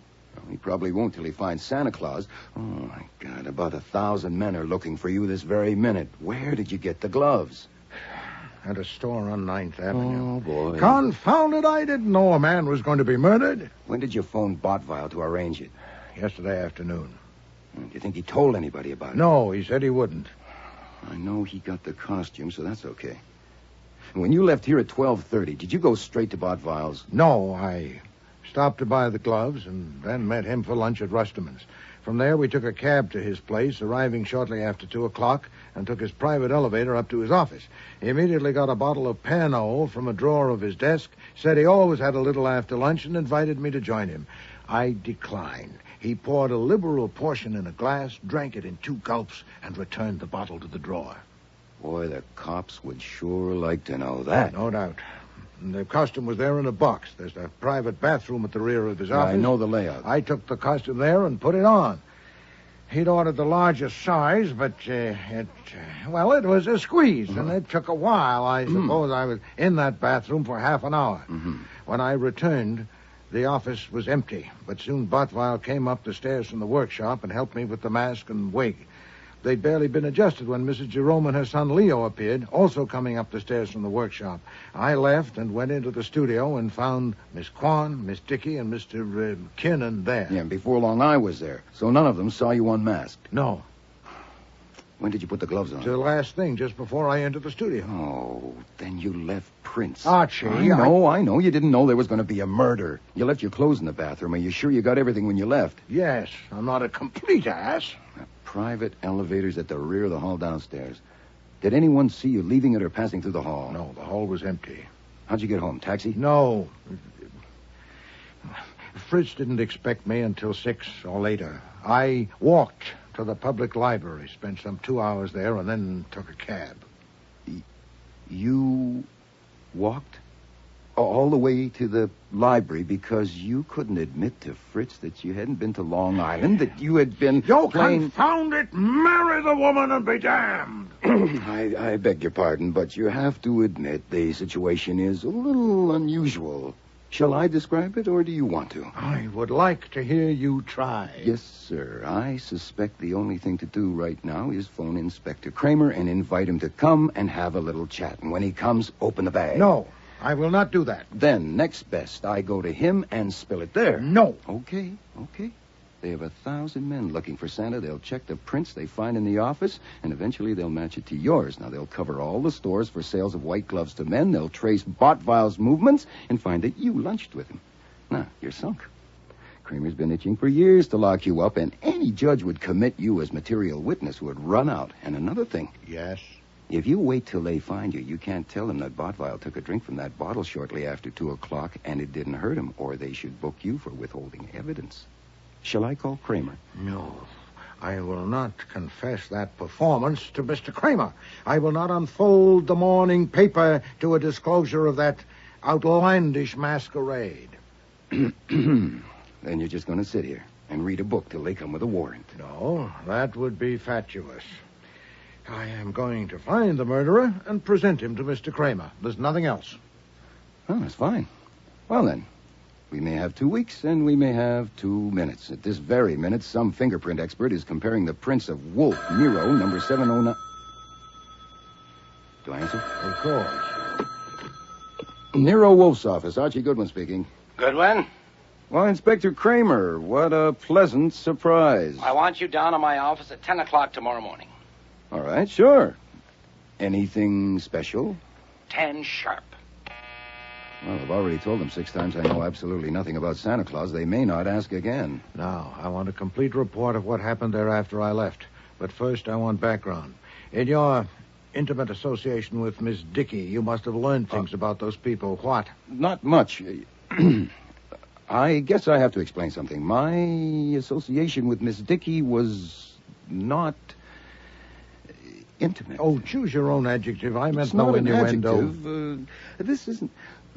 this isn't going to be easy. See, Miss Dickey's a very good dancer. She's an exceptionally good dancer, and for the past couple of months, I've been taking her here and there, and last Monday she asked me to do her a favor. Yes? She said Botvile was giving her the runaround, and he'd been going to marry her for a year, but he kept on stalling, and she wanted to do something about it. You see, Sherry Kwan was after him, too. Archie, would you get to the point? And she asked me to get a marriage license blank and fill it out for her and me. She'd show it to Botvile and then tell him it was now or never, and that way she'd force his hand.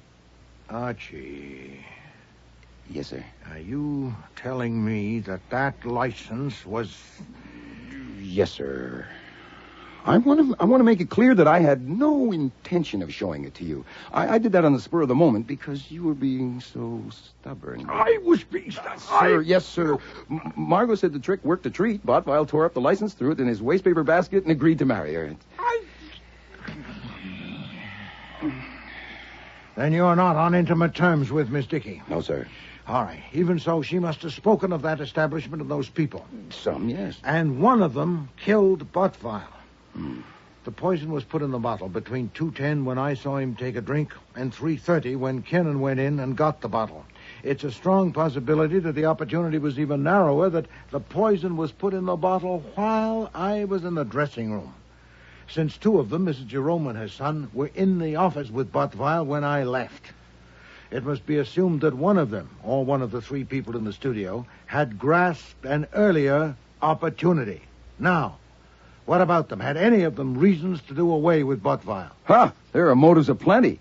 Mrs. Jerome has put $500,000 in the business. She thinks she owns Botvile. Very upset and jealous of Margot and Sherry Kwan. Son Leo, who has vinegar in his veins, not blood, very jealous of Mama's interest in Botvile and of all his future inheritance being spent on Botvile. Kiernan, I don't know about him for sure, but judging from the looks he was giving Cherry Kwan, I suspect he would like to mix some Irish with her Chinese. And if he thought Botvile had him stymied, he might have been tempted to take steps. That can't be Kramer, but he could have sent someone. Oh, let Fritz get it. He knows how to handle police. Continue. Had Miss Dickey a motive? Oh, I got her a license to marry, not to kill. If she was lying when she said it worked, she's almost as good a liar as she's a dancer. Well, maybe she is. Well, if it didn't work, she might have been tempted. And Miss Kwan? There you've got me. You know, I think she works at being inscrutable. Cherry Kwan is a mystery to me. Yes, Fritz, what is it? Miss Cherry Kwan to see you, Mr. Wolfe. She says it's extremely urgent. Bring her in. Yes, sir. Speak of the devil. Will you come in, miss? I was afraid to telephone because you might tell me not to come. So I just came. Will you forgive me? Take a chair, Miss Kwan. Oh, I must get myself together. I'm nervous because it's so exciting to be here. I've read about you so much. Oh, there's the famous globe, and the bookshelves, and the safe, and the couch. Oh, and of course, Archie Goodwin. And you, to actually see you behind your desk in your enormous chair. Miss Kwan... Of course, I saw you this afternoon, but that wasn't the same thing. You could have been anybody in that silly Santa Claus costume. I wanted to pull your whiskers.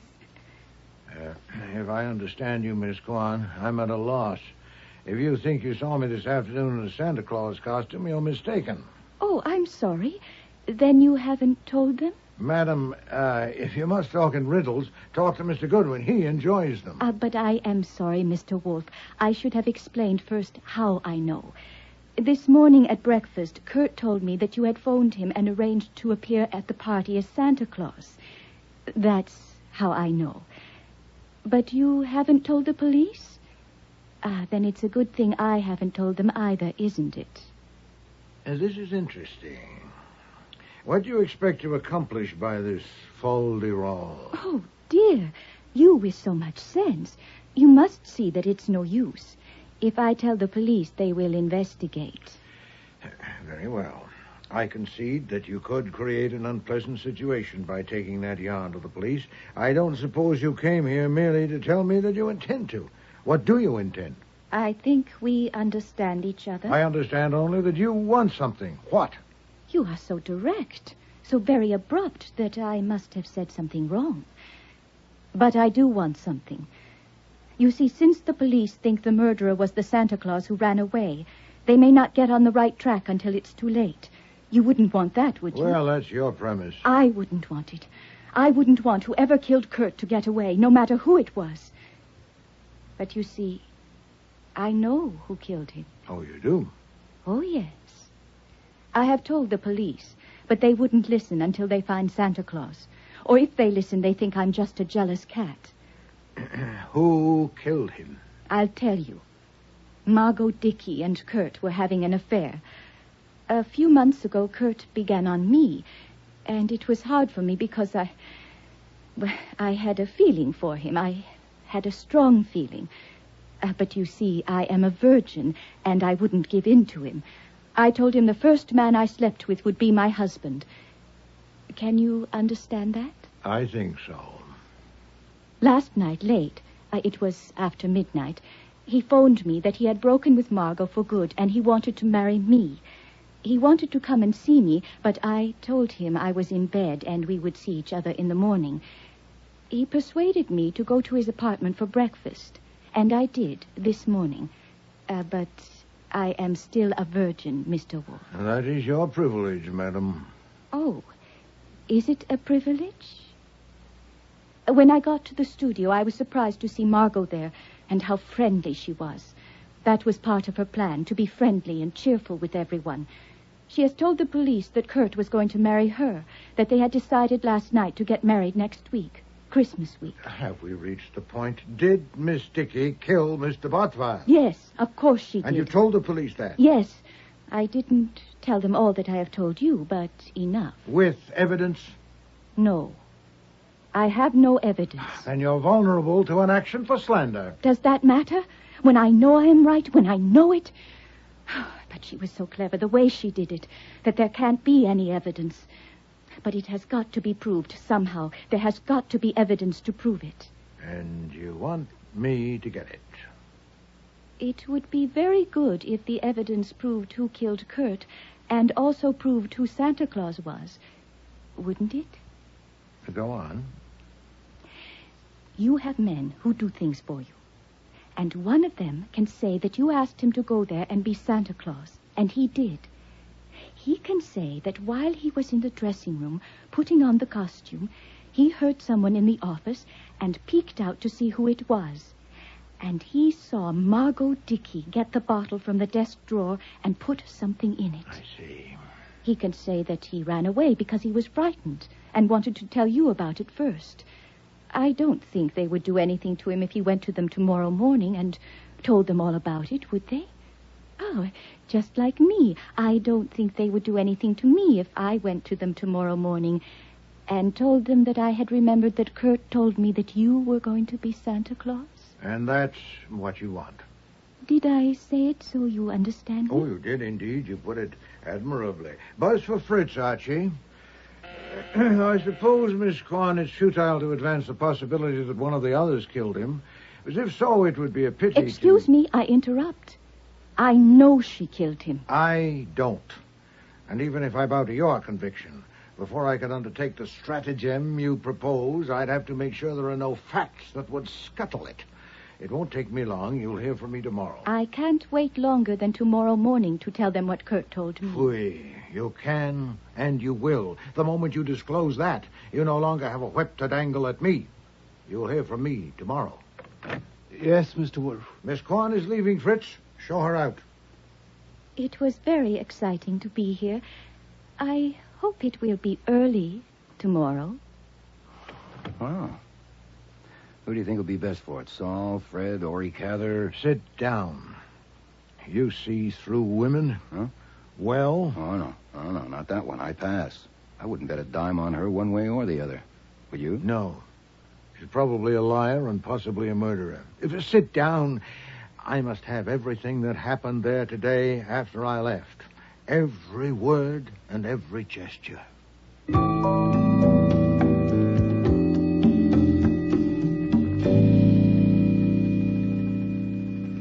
Read your statement over? I have read it. I am ready to sign it. And you've left nothing out? Nothing I can think of. Nothing in any way relevant. Goodwin, I'm going to give you a break. Again? That statement says specifically that you have reported everything you did there yesterday afternoon. Yeah, as I said, I've read it. So? So who put your fingerprints on some of the pieces of paper in Botval's wastebasket? Well, I'll be damned. I forgot to put gloves on. You don't forget things. So you have deliberately left it out. I want to know why, and I want to know what you took from that wastebasket and what you did with it. Yeah, I'm also damned because I thought I knew how thorough you are, and apparently I didn't. I wouldn't have supposed you would go so far as to dust the contents of a wastebasket when there was nothing to connect them. But I see I was wrong. Oh, boy, I hate being wrong. Well, we learn something new every day. You haven't answered my question. Now, look. Santa Claus had run. Kiernan was calling the police, and I guess I was a little rattled. And I must have looked around for something that might give me a line on Santa Claus, and my eye lit on the wastebasket, and I went through it. Now, I haven't mentioned it because it wasn't very bright, and I like people to think I'm bright, especially cops. Now, there's your why. As for what I took, the answer is nothing. You want me to write that in? You are very bright, and you don't get rattled. Yes, I want you to write that in. And initial it. As you wish. This may take a little time. I'm a slow writer. Say, I hope I'm not holding you up.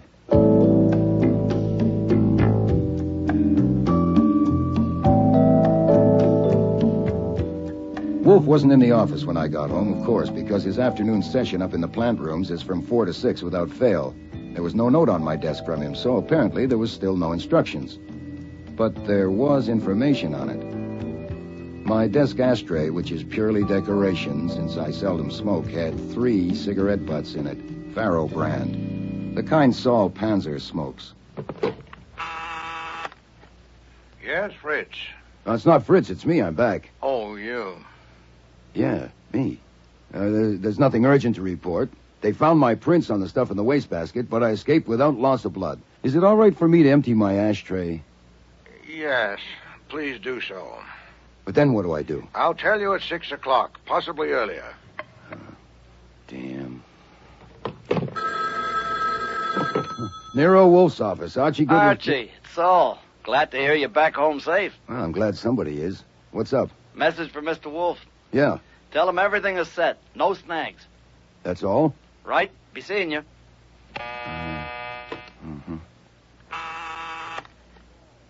Yes. Saul called and said to tell you everything is set, no snags. Oh, well, satisfactory. Well, congratulations. Am I in the way? Oddly enough, no. Have chairs in place for visitors. 10 should be enough. 4 or 5 will come shortly after 6 o'clock. I hope not more. Others will come later. Refreshments? Liquids, of course. Nothing else. Anything else for me? No. Satisfactory use.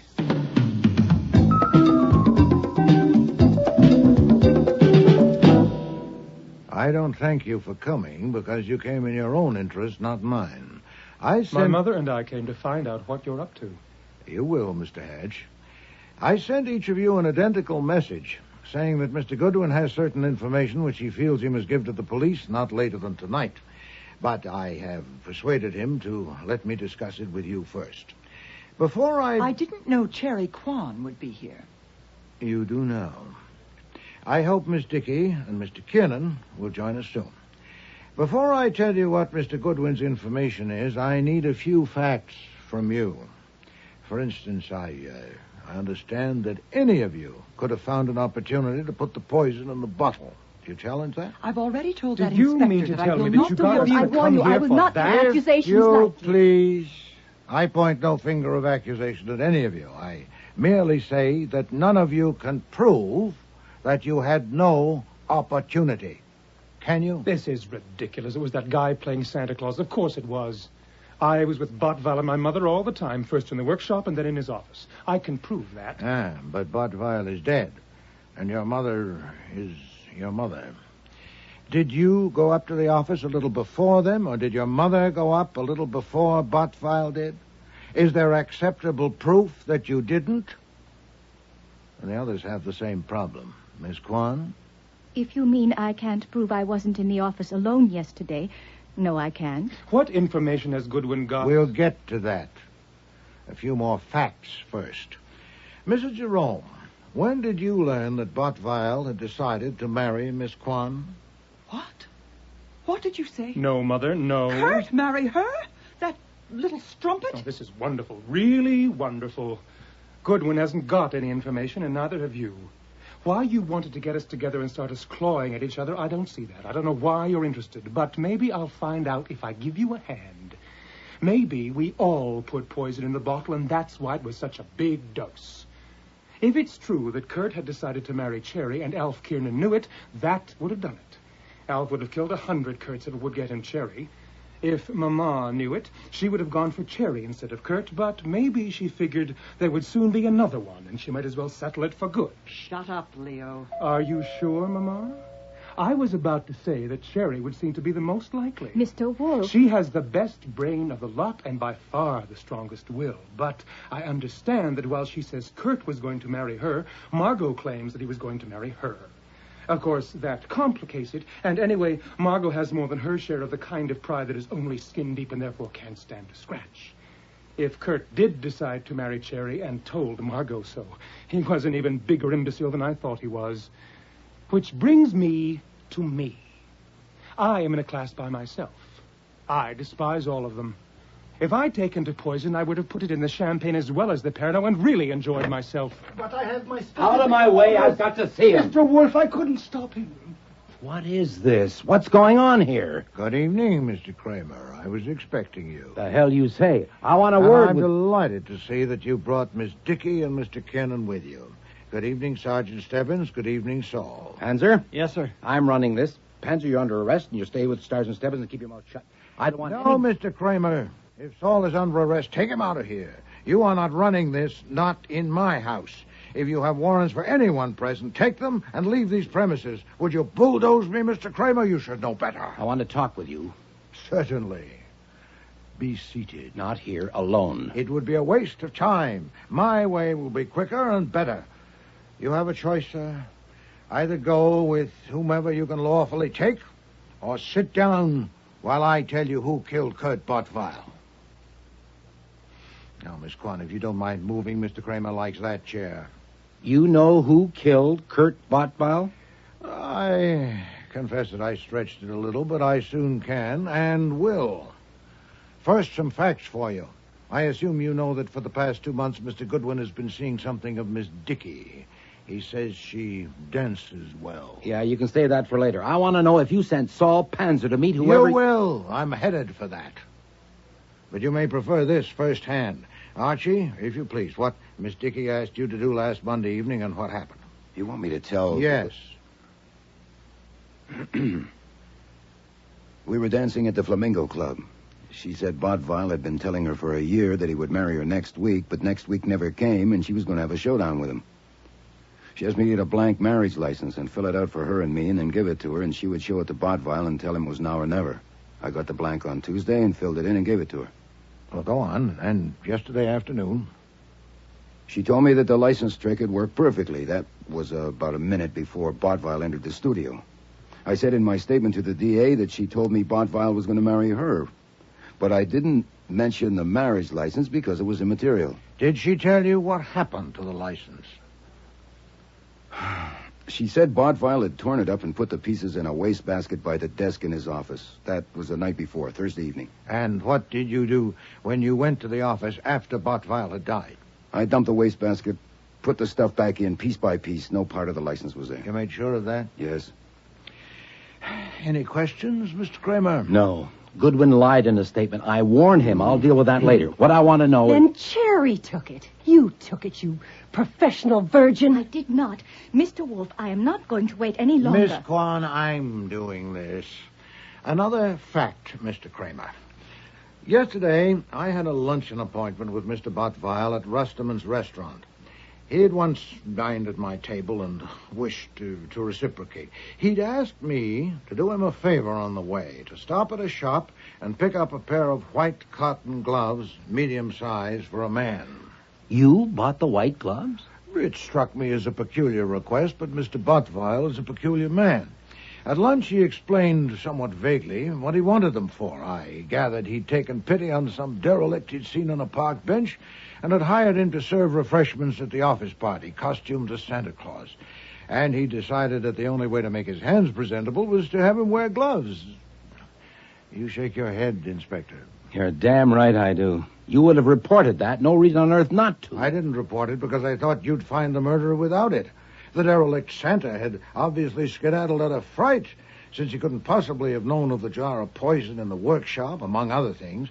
And, as you know, I have a strong aversion to involvement in matters where I've no concern or interest. You're reporting it now. I am indeed, because I understood from Mr. Goodwin that you were intensifying your search for the man who was there as Santa Claus.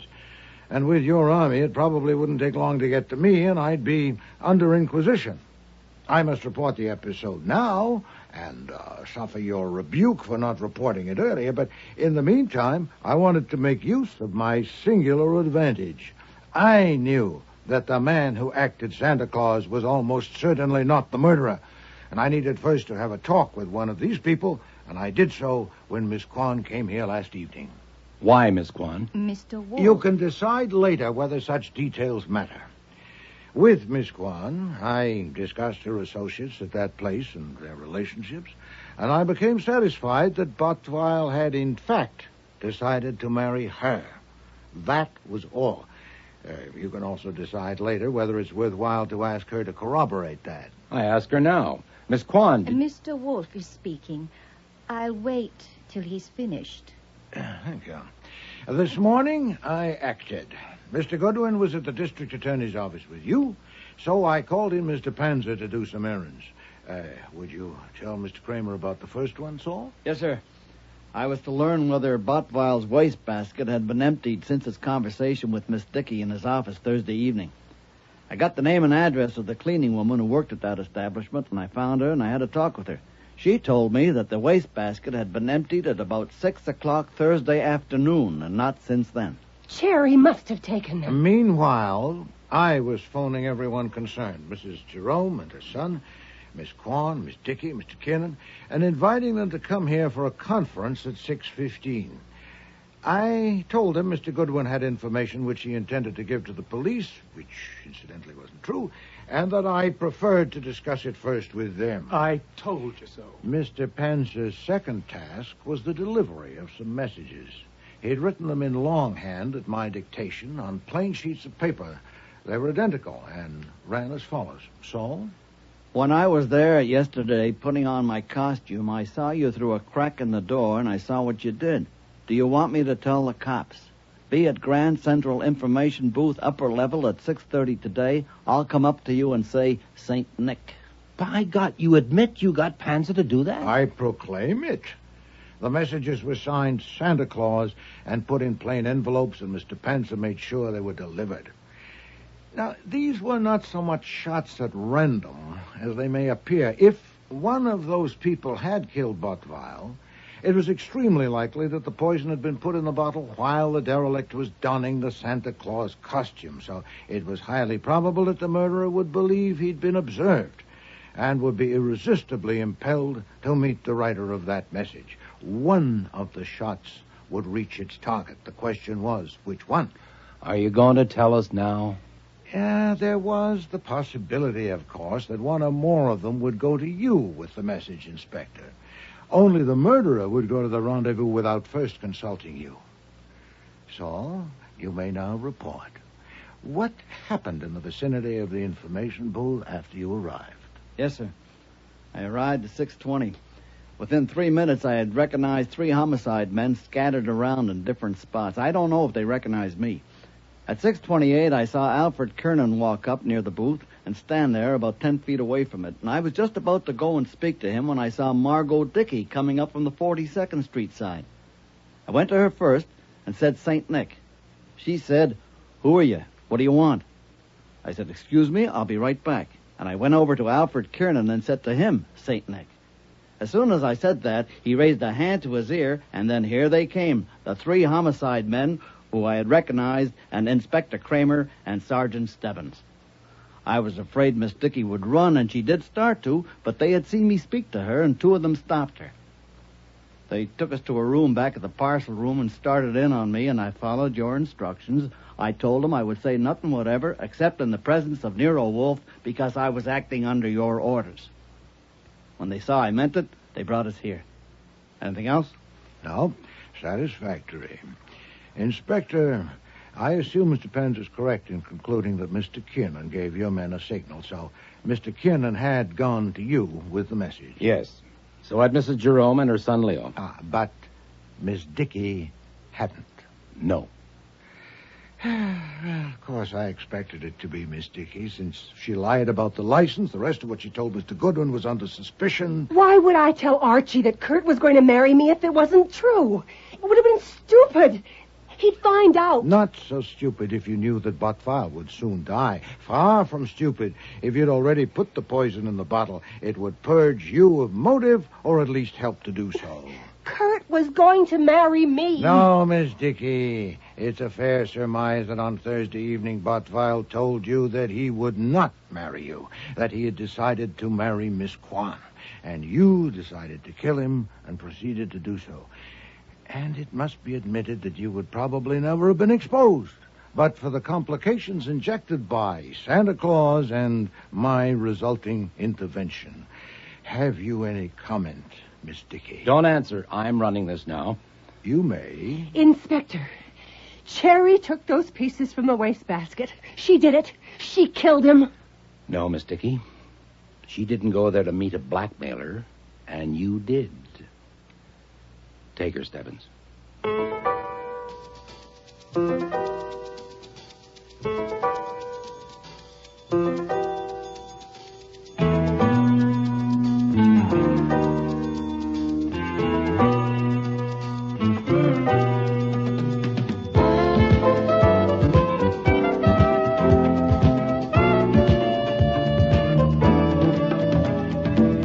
Starring in today's episode were Mabel Moore as Nero Wolfe and Dawn Franks as Archie Goodwin. Marty Meriden was Cherry Kwan, Linda Sorensen, Margot Dickey, Patricia Hamilton, Mrs. Jerome, Gordon Thompson, Leo Hatch, John Granick, Kurt Botfile. Cease Linder was Inspector Kramer, Alfie Scoff was Saul Panzer, and Frank Perry was Fritz. Music was composed and conducted by Don Gillis. Technical operations by John Jessup. Sound effects, Bill Robinson. Production assistant was Nancy McElveen, and casting consultant was Ann Weldon Tate. Christmas Party was written and produced in Toronto by Ron Hartman.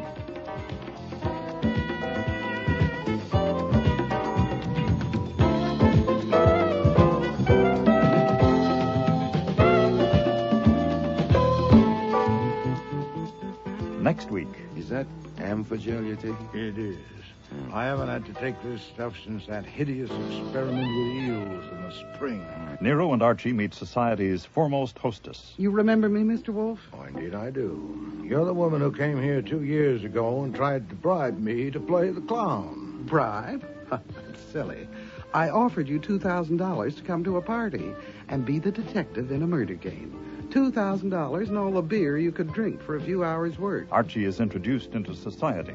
This is my brother Daniel, Mr. Goldwyn. Goodwin. What? The name's Goodwin. Of course. Daniel, will you show Mr. Gordon to the office? Goodwin. And when you're finished, please join us on the terrace for cocktails. Thanks. You know the girls and Larry, of course. And I hear you've met Mr. I've had the pleasure. So the only one you don't know is Dr. Brady. This is Mr. Goldman. No, the name is Gulenwangle. The party game was murder. Are you going to faint? No, I'm all right you? now. I never scream, really. I never do, but it just seems so, cutting myself with glass so soon after Miss Huddleston. Yeah, well, just take it easy. I didn't scream when I cut myself. I'm not quite that silly, really. I'm I not. know. But I screamed when I saw the piece of glass lodged in the bath brush. It seemed so... Let me see that. There. Next week, cordially invited to meet death, with guest stars Barbara Hamilton, Terry Tweed, Ken James, Lynn Darragon, and Tom Harvey.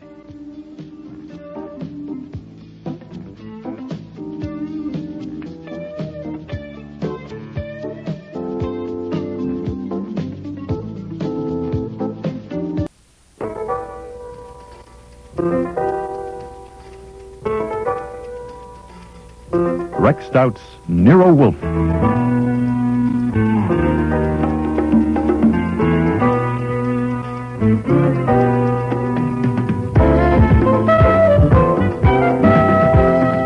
Starring Mavor Moore as Nero Wolfe and Don Franks as Archie Goodwin.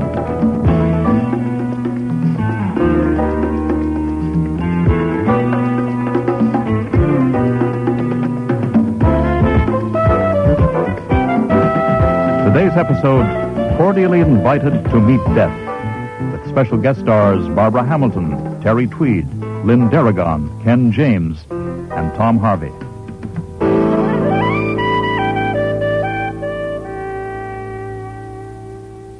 When Bess Huddleston phoned to ask Nero Wolfe to come up to her place at Riverdale right away, I know I should have cut her off short. But I suggested that if she came up to our office about 3, Mr. Wolfe would be delighted to see her, which was a lie. After her other visit to him, Wolfe would not be delighted to see Bess Huddleston at any time. But what the hell? The August heat had made him even lazier than usual, and it had been as dull as a blunt instrument since our last case. He needed stirring up. My God, with all your weight and this heat, I should think you'd sweat more. You remember me, Mr. Wolfe? Oh, indeed I do. You're the woman who came here 2 years ago and tried to bribe me to play the clown. Bribe? That's silly. I offered you $2,000 to come to a party and be the detective in a murder game. $2,000 and all the beer you could drink for a few hours' work. Now, surely that was a reasonable offer. If you have come, madam... Relax. I don't want you for a party this time. I wish I did. Someone is trying to ruin me. Ruin you? What, financially, physically? Just ruin me. You know what I do? I do parties. I know what you do. Very well. My clients are rich and important people. So what do you think the effect would be?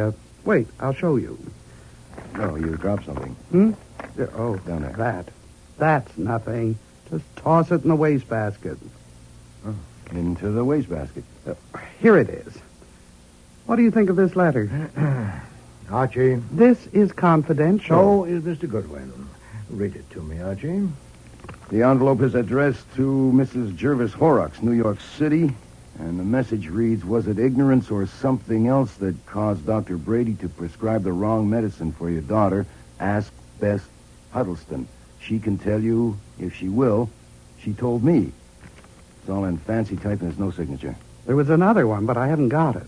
It was sent to a very rich and prominent man, and it said, where and with whom does your wife spend most of her afternoons? Ask Bess Huddleston. She told me. The man showed it to me. His wife is one of my Please. Are you consulting me or hiring me? I'm hiring you to find out who sent those things. It's a mean kind of job. Often next to impossible. Nothing but greed could induce me to tackle it. Certainly. I know how to charge, too. I expect to get soaked. But where will I be if this isn't stopped, and stopped quickly? Very well. Your notebook, Archie. Now, I can save you some time. The paper and envelopes are the kind used by my assistant, Janet Nichols. Your assistant at... At arranging parties. Very clever girl, really. She thought of the Stryker Giant and Dwarf party. Giant and Dwarf... Go on, please. Both messages were typed? On my typewriter, owned by me, I should say. It's used by my secretary, Mariella Timms. Both of the girls live in my house. And both had access to the typewriter? Oh, yes. My office is never locked. Anyone else? Servants? No use to bother about servants. No servant ever stays long enough to develop a grudge. Yes, the newspapers are full of the stories of the alligators, bears, and other disturbing elements in your home. Publicity is important in my line of work. You grow plants. I grow orchids, but not for publicity. Does anyone else live in your house? Well, there's my nephew, Larry. He's on my payroll, too, but there's no point in even thinking about him. He'd never do a thing like that. What about the insinuations in the letters, the wrong medicine and the questionable afternoon? I know nothing about those things, and anyway, they're irrelevant. The point is that some malicious person is trying to ruin me by spreading hints that I'm blabbing secrets about people. Whether the secrets are true or not has nothing to do with it. Okay. Now, forget about where Mrs. Richman spends her afternoons. Maybe at the ball game. But just as a matter of record, did Mrs. Jervis Horrocks have a daughter? And had she been sick and had Dr. Brady attended her? Yes, Mrs. Horrock's daughter died a month ago, and Dr. Brady was her doctor. Died of what? Tetanus. She scratched her arm on a nail in a riding academy There stable. is no wrong medicine for tetanus. It was terrible, but it has nothing to do with this. The point is that someone is trying to ruin me, and it's got to be stopped. And if you're as smart as you're supposed to be, you can stop it. Of course, I ought to tell you, I know who did it. You know? Yes, I think I know. No, I do know. Well, then why, madam, are you annoying me? Because I can't prove it. And she denies it. What, you charged her with it? I discussed it with her. And also with Mariella, and my nephew, and Dr. Brady, and my brother. I asked them questions. I saw I couldn't handle it, so I came to you. By elimination, the culprit then is Miss Nichols. Yes. But you have no proof. What do you have? I have a feeling. Oh, phooey. Based on what? I know her. Do you? By divination? Phrenology? What specific revelations of her character have you observed? Does she pull chairs from under people? Cut the glitter. You know quite well what I mean. I say I know her, that's all. I see. Flatly, you don't like her. Huh. She must be either remarkably stupid or extremely clever to have used her own stationery for anonymous letters. Had you thought of that? Certainly. She's clever. How long has she worked for you? 3 years. You pay her adequately? I certainly do. Then why does she want to ruin you? Sheer cussedness? She thinks she has a grievance. Which is? A private matter. Wouldn't help you any. Look, I'm willing to pay you for finding out who sent those letters and getting proof. You mean you pay me for fastening the guilt on Miss Nichols? Not at all. On whoever did it. No matter who it is? Certainly. But you're sure it's Miss Nichols? I'm not sure. I said I have a feeling. Oh, look, I have to go. I'll be late for an appointment. Can you come up to my place tonight? No, I cannot. As you know, I rarely leave this house. Then how can you... First, I'd like to see the young women. Send them here. I'll be free at 6 o'clock. Oh, God. You would have made a wonderful party. If I could sell it to the Crothers, I could make it $4,000. Good day, Miss Huddleston. Don't bother to see me out. You couldn't move fast enough to suit me anyway. Archie. The reason I gave her an appointment was quite simple. You haven't accepted a case Bring since... me that thing that she dropped. Well, the thing I threw in the wastebasket? Yes. What is it? Well, it's a snapshot of a girl's face. Nothing special to my taste. Trimmed off so it's six-sided in shape. It's about the size of a $50. Interesting. You want it for your album? See that those young women are here at 6 sharp, Archie.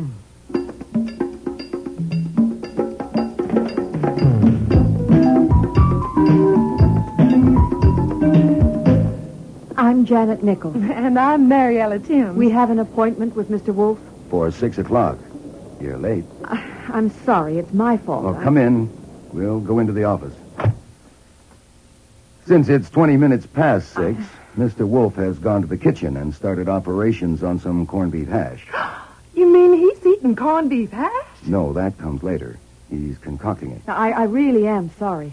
I didn't get back until after 5, and I was in riding clothes and had to change. If you ladies will, just wait a minute. Make yourself comfortable, please. I'll see if I can pry him out of the kitchen.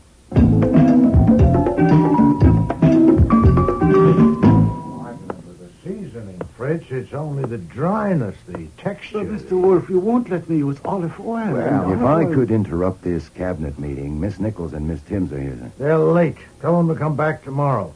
Fritz, I will not allow you to put olive oil. Well, I hear y'all making corned beef hash. Archie.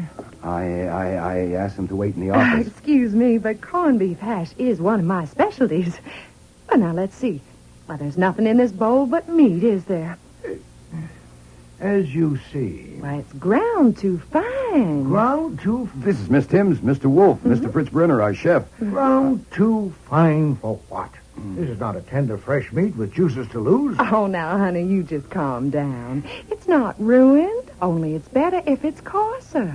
Oh, and that's far too much potatoes for that meat. But if you don't have chitlins, well, then you can... Chitlins? Fresh pig chitlins, of course. Well, that's the secret of it. Fried shallow in olive oil with onion juice. Good heavens. I've never heard of it. It's never occurred to me. Fritz? It might go. We can try it as an experiment. Yeah. Archie, go to Kretzmeyer and see if he has pig chitlins. 2 pounds. Oh, you better let me help, Fritz. It's sort of tricky.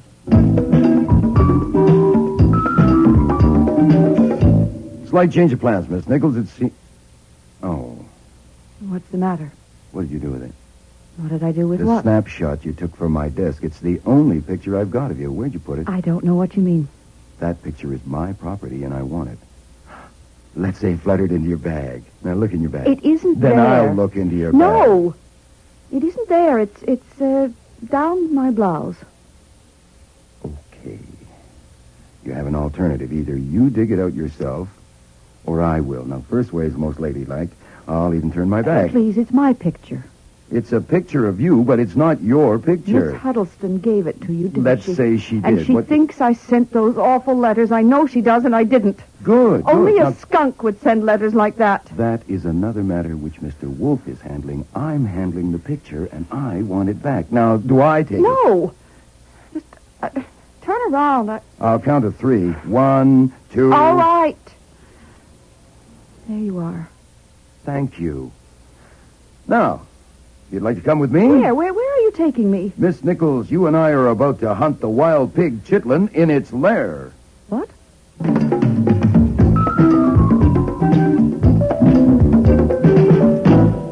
I won't have any hash, thank you.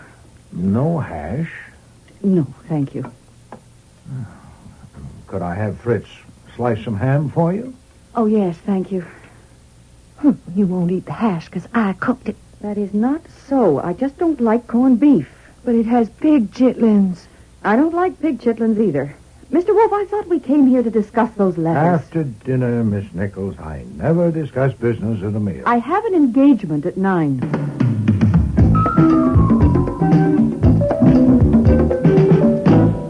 Now, that was what I call a truly productive evening. We have them here for 3 hours, and what do we got?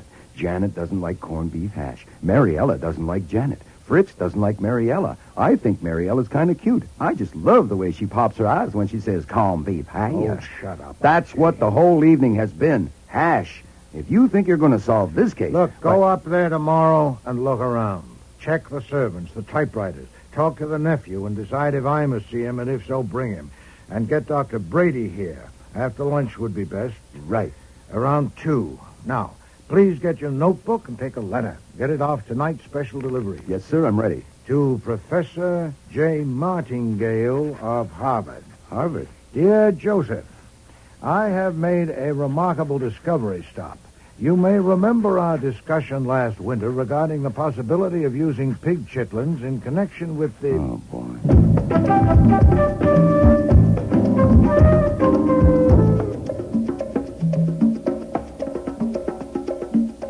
If I had taken a gun with me that afternoon, I swear I would have found a use for it.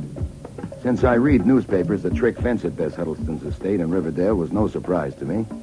I parked the car, walked up a path through the trees and bushes towards the house. I don't know what warned me. I suppose I was aware of being watched. Nice. Nice, fella. Easy boy. Easy. Nice orangutan. Easy now. Easy boy. I'm a friend. Honest. I was invited. If this is your private path, why didn't you say so? All right. Okay. I'm going. He wants to play tag. What? He wants to play tag. I don't. Well, if you offend him, he'll bite you. Oh. Start past him and dodge when he goes to touch you. Huh? Dodge a couple of times, then let him tag you and say Mr. in an admiring voice. That's all. Mr. Mr. is his name. Oh. Well, I could turn around and just go home. No, I wouldn't try that. He'd resent it. Well, then I could sock him one. You might. I doubt it. Besides, if you hurt him and my aunt ever catches you... I suppose you're Archie Goodwin? Uh-huh. I'm Larry Huddleston. I didn't send those letters and don't know who did. My aunt is upstairs arguing with her brother Daniel, but I can't invite you in until you get past Mister. Does everyone who comes here have to play tag with this damn overgrown orangutan? He's not an orangutan. He's a chimpanzee. He doesn't often play with strangers. It means he likes you. Oh, swell.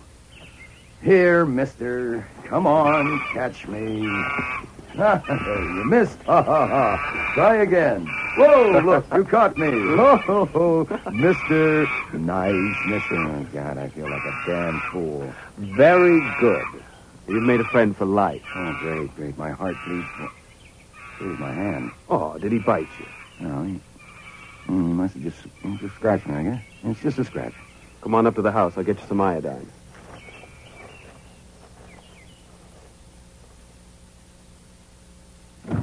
You keep a first aid outfit beside the front door? We keep iodine in every room. Why? On account of Mister. He never bites deep, but he often breaks somebody's skin. Then Logo and Lulu, sometimes they take a little nip. Logo and Lulu?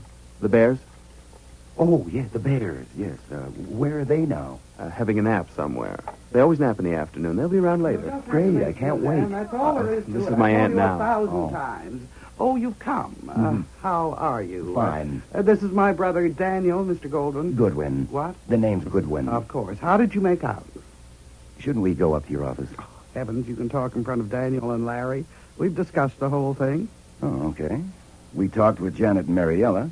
Dr. Brady was requested to call at our office at 2 o'clock today, but he was too busy. Huh. He wasn't too busy to come up here and ride one of my horses. They ought to be back soon. He's with Janet now. You can meet him then. Okay, now, if I can see where Janet keeps her stationery and take a sample from that typewriter... Daniel, will you show Mr. Gordon to the office? Goodwin. And when you're finished, please join us on the terrace for cocktails. Thanks. Larry, you come with me. We need to settle about the Furstenberg. There's nothing to settle until... Oh, you're a detective. That's what they tell me. Anyone who sends letters like that deserves to be immersed to the chin in a 10% solution of hydrofluoric acid. Why, would that be painful? Oh, well, yes, it would. Do you want to ask me anything? Well, what should I ask you? Well, that's the trouble. There's nothing I can tell you. I have no information to offer or even suspicions, but I could offer a comment. 2 comments. Number 1? It is worth considering that 4 people would be injured by anything that might happen to my sister. I'm her brother, and I have a deep and strong affection for her. The young ladies are employed by her, and they are well paid. Larry is also well paid, frankly, too well. But for his aunt, he might earn $4 a day as a helper on a coal barge. I know of no other occupation that would not strain his faculties beyond their limit, except maybe a gigolo. But the point is, his prosperity depends entirely on hers. So it is conceivable, and I offer this merely as a comment, that we 4 may properly be eliminated from suspicion. Okay, that leaves 1. 1? Sure. Doc Brady. By no means. You misunderstand me. Now, I know very little about Dr. Brady, though it so happens that my second comment concerns him. I insist it is merely a comment. You have the letter received by Mrs. Horrocks? Yes. Then you have probably realized that while it purports to be an attack on Dr. Brady, it is so manifestly absurd that it couldn't possibly damage him. Mrs. Horrocks' daughter died of tetanus. There is no such thing as a wrong medicine for tetanus, nor a right one either. The antitoxin can prevent tetanus, but if the toxin has reached the nerve centers, nothing can cure it. So the attack on Dr. Brady was no attack at all. Gee, that's interesting. Are you a doctor? No, I'm a research chemist, but any standard medical... Sure. I'll look it up. What reason do you suppose Doc Brady might have had for putting your sister on the skid? So far as I know, none. None whatever. Then that lets him out. With everyone out, there's no one left but your sister. My sister? She must have sent the letters herself. Shall we look at the office?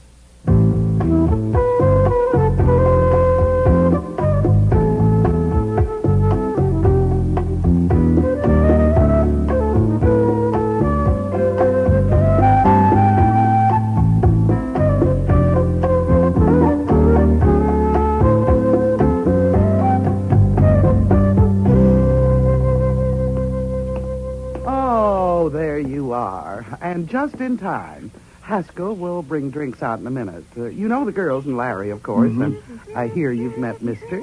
I've had the pleasure. So the only one you don't know is Dr. Brady. This is Mr. Goldman. No, the name is Gulenwangle. Don't mind her, Mr. Goodwin. It's a pose. She pretends she can't remember the name of anyone not in the social register. Since her entire career is founded on snobbery... Oh, snob yourself. You were born to it and believe in it. With me, it's business. But for heaven's sakes, let's not... Oh, mister! Oh, mister, you devil! Oh, mister! Don't you dare tickle my feet!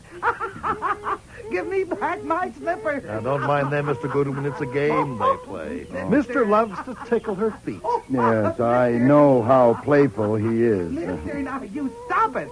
Stop it! Oh, now here comes Haskell with our drinks. Now you be a good boy or Mummy will... Look out! Oh. Now, see what you've done, you naughty boy. You've upset Haskell's tray and smashed the glasses. Oh, Haskell, for God's sakes, don't leave now with guests coming for dinner. Go to your room and have a drink and lie down. We'll clean this up. My name is Hoskins. Oh, so it is. Of course it is. Go and have a drink, Hoskins. Yes. Oh, it's all right, baby. It's all right. Mummy's not mad at you. You just wanted your drink, didn't you? Oh, there's a baby. You give him a drink? Oh, yes. Just fruit juice, of course. Oh, good, good. I can imagine him with a boy. martini under his belt.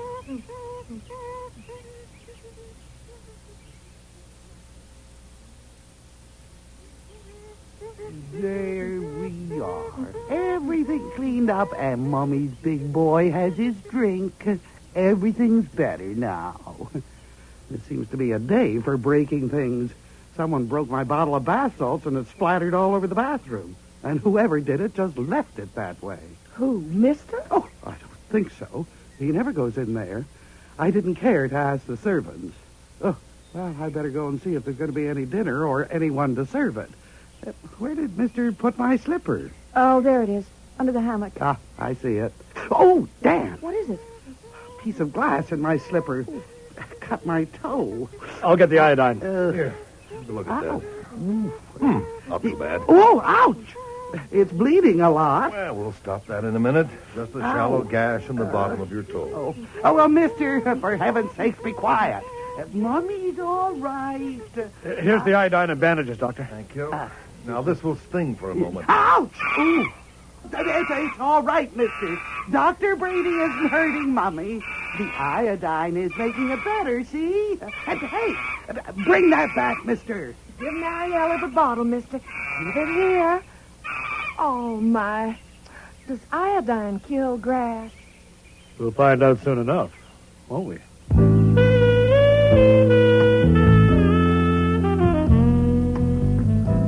That was Tuesday, August 19th. On Wednesday, the 20th, Dr. Brady came to the office for an interview with Wolfe. The next day, Brother Daniel and Nephew Larry came. But all we got out of that was that among the men, nobody liked anybody. Wolfe was fed up and refused to budge further on the case. The call came from Mariella on Monday morning, and I went straight upstairs to the plant rooms to tell him. Bess Huddleston is dead. Oh, let me alone, Archie. I've done all I can. I've seen them all, and it's nothing. Someone will probably get another letter before long. No, sir, and there'll when be no more letters. I'm stating facts. Friday evening, tetanus set in from that cut in her toe, and just about an hour ago, she died. Mariella just called to tell me. Tetanus? Yes, sir. That would have been a large fee. Well, it would have been if you'd seen fit to do a little work. Oh, it was no good, and you know it. I was waiting for another letter. Well, filed it away, including the letter to Mrs. Horrocks to be delivered to her upon request. I'm glad to be rid of it.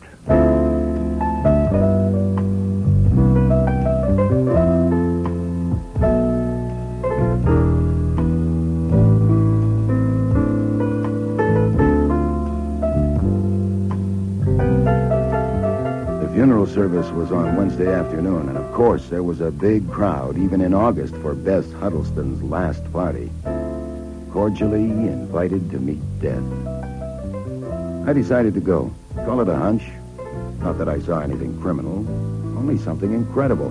There it was at the foot of the casket. 8 black orchids that could have come from nowhere else in the world, and a card with his initials the way he scribbled them.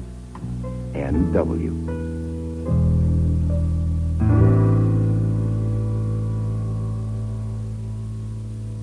Inspector Kramer, this is a surprise. What can I do for you? Well, you can tell me what you were doing for Bess Huddleston. You? The Homicide Bureau? Why do you want to know? Because a guy is making himself a pest down at headquarters. Her brother. He says she was murdered. Murdered? Yes. Offering what evidence? None at all. Well, then why bother me about it, or yourself either? Because we can't shut him up. There's an argument. Oh, yeah? Look, I don't need to tell you about that cut on her toe, since Goodwin was there. Yes, I've heard about it. The brother Daniel says she couldn't have got tetanus from that cut. He says it was a clean piece of glass that dropped into her slipper when that tray of glasses fell on the terrace. He saw it. Yeah, so did I. And the slipper was nearly new and clean. Hmm. And she hadn't been walking around barefooted. Now, he claimed there couldn't possibly have been any tetanus germs in that cut. At least not enough to cause so violent an attack so soon. You had the slippers tested? And the bandages, even the iodine in the house. No tetanus. So, under the circumstances... subsequent bandages? No.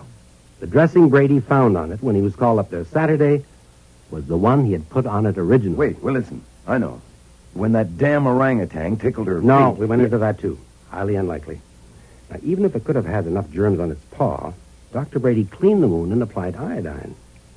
Yeah, but he didn't give her antitoxin. No, and he regrets he didn't. But he doesn't blame himself because no doctor alive would have done so. By Saturday, the poison had reached the nerve centers, and it was too late for antitoxin, though he tried it. I ask you again, Mr. Kramer, why do you bother me with all this, or yourself? Well, I'm satisfied it was an accident, and I want to cross it off. But before I do, I'd like to know, what was the job you were doing for her? No doubt. Oh, didn't any of those people tell you? No. None of them? No. Then how do you know she'd hired me? The brother told me, but he doesn't seem to know why. You say you're satisfied that the death was accidental? You've no evidence of a crime? That's right. Then I can't answer you. Miss Huddleston hired me for a confidential job. Her death does not release me. It merely deprives me of the job. My God, you can be honorable when you want to be. Inspector, Let me ask you a question, a plain question. Do you think she was murdered? No. What the hell do you think? Nothing at all about that. I know nothing about it. I have no interest in it. The woman died as all women do, may she rest in peace, and I lost a fee.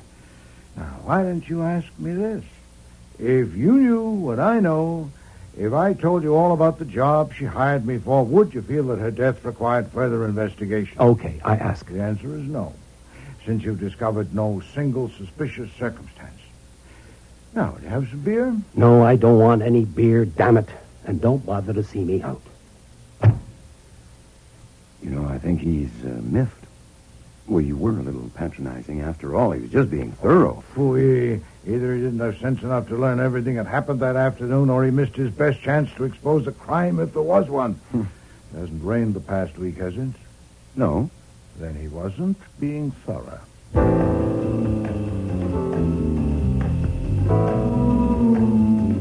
That ruined my night for me. Instead of going to sleep in 30 seconds, it took me 30 minutes trying to figure out what the devil he meant.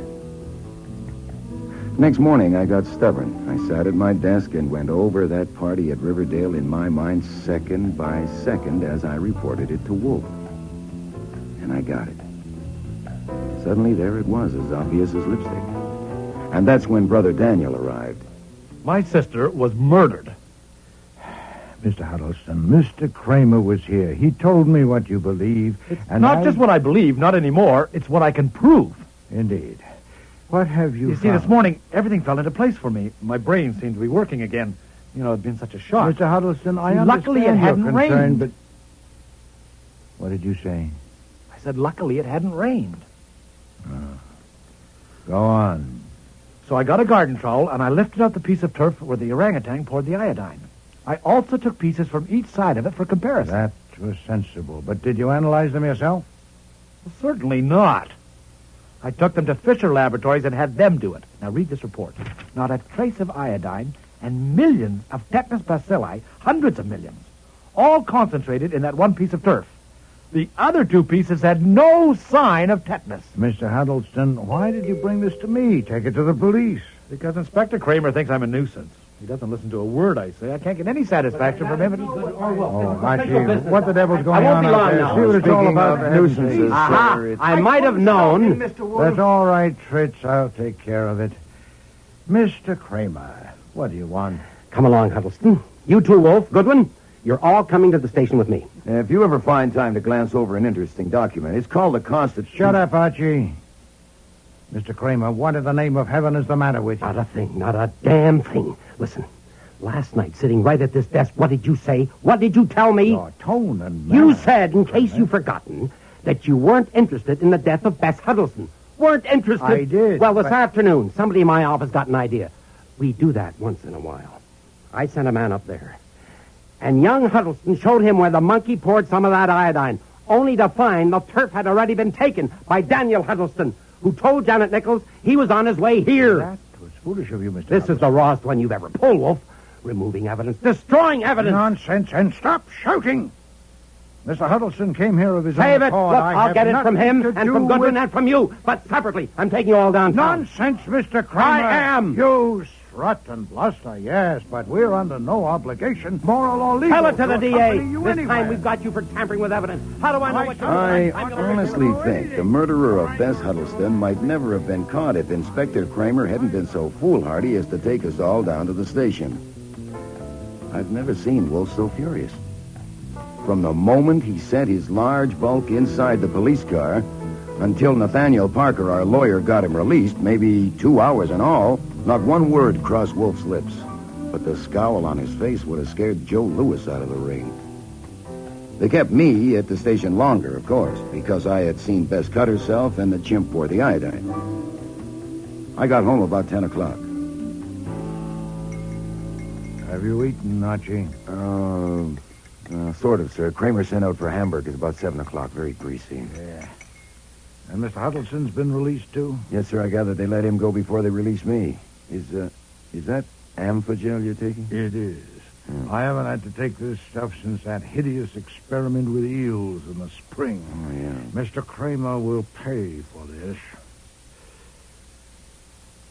Oh, report. Nothing. Routine. Questions and a signed statement.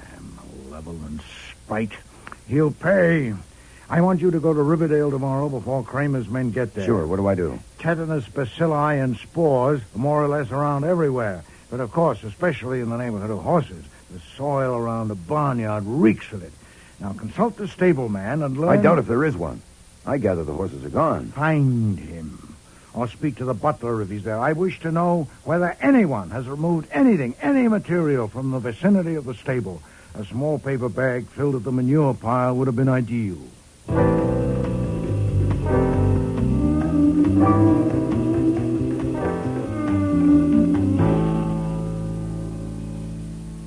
The only container I could find was a candy box. Dr. Brady said that would do. The stableman helped him fill it. Where'd he take it from? The stall? No, sir, from the pile. Oh. He dug into the middle of the pile. Did he say why he wanted it? He did explain, sir. He said he wanted it for a test. One of his patients had died of tetanus. I forget her name. When was this? About a month ago, perhaps a little more. I remember rather clearly. It seemed such an unusual thing to do. Mm-hmm. Who was with him that day? One of the girls? No, he was alone when he did that. I forget who he had been riding with. Who's that? There's nobody in but Miss Nichols. She's in her room. Where? Last door on the right. Come on, Hoskins.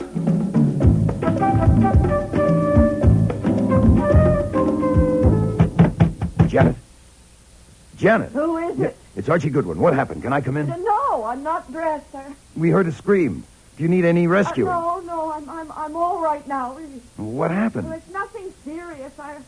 I was having a bath and I cut my arm with a piece of glass. You what?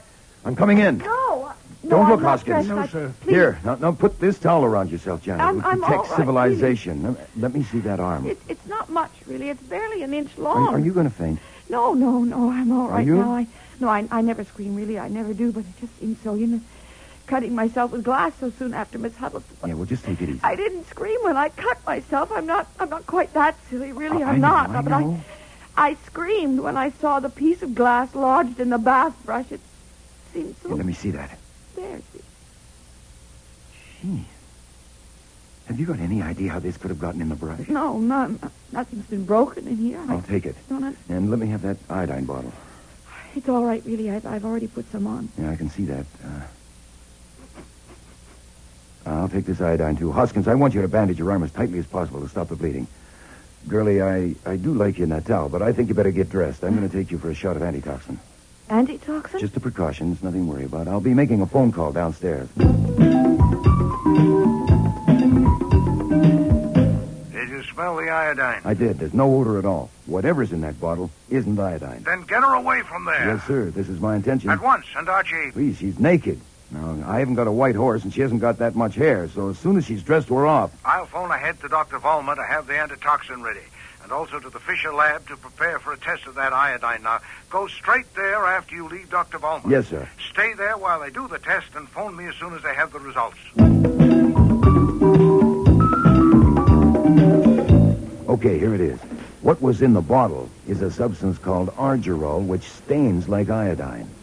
And it's alive with tetanus bacilli. Of course. And I didn't tell you earlier because of all the rush, but Dr. Brady took a sample of that barnyard soil about a month ago. Satisfactory. Come home at once, Archie, and bring Miss Nichols with you. Miss Timms, Dr. Brady, and the two Mr. Huddlestons are on their way here now at my urgent request. I'll delay proceedings until you arrive. Proceedings? What's going on? I am about to unmask a murderer. Please hurry.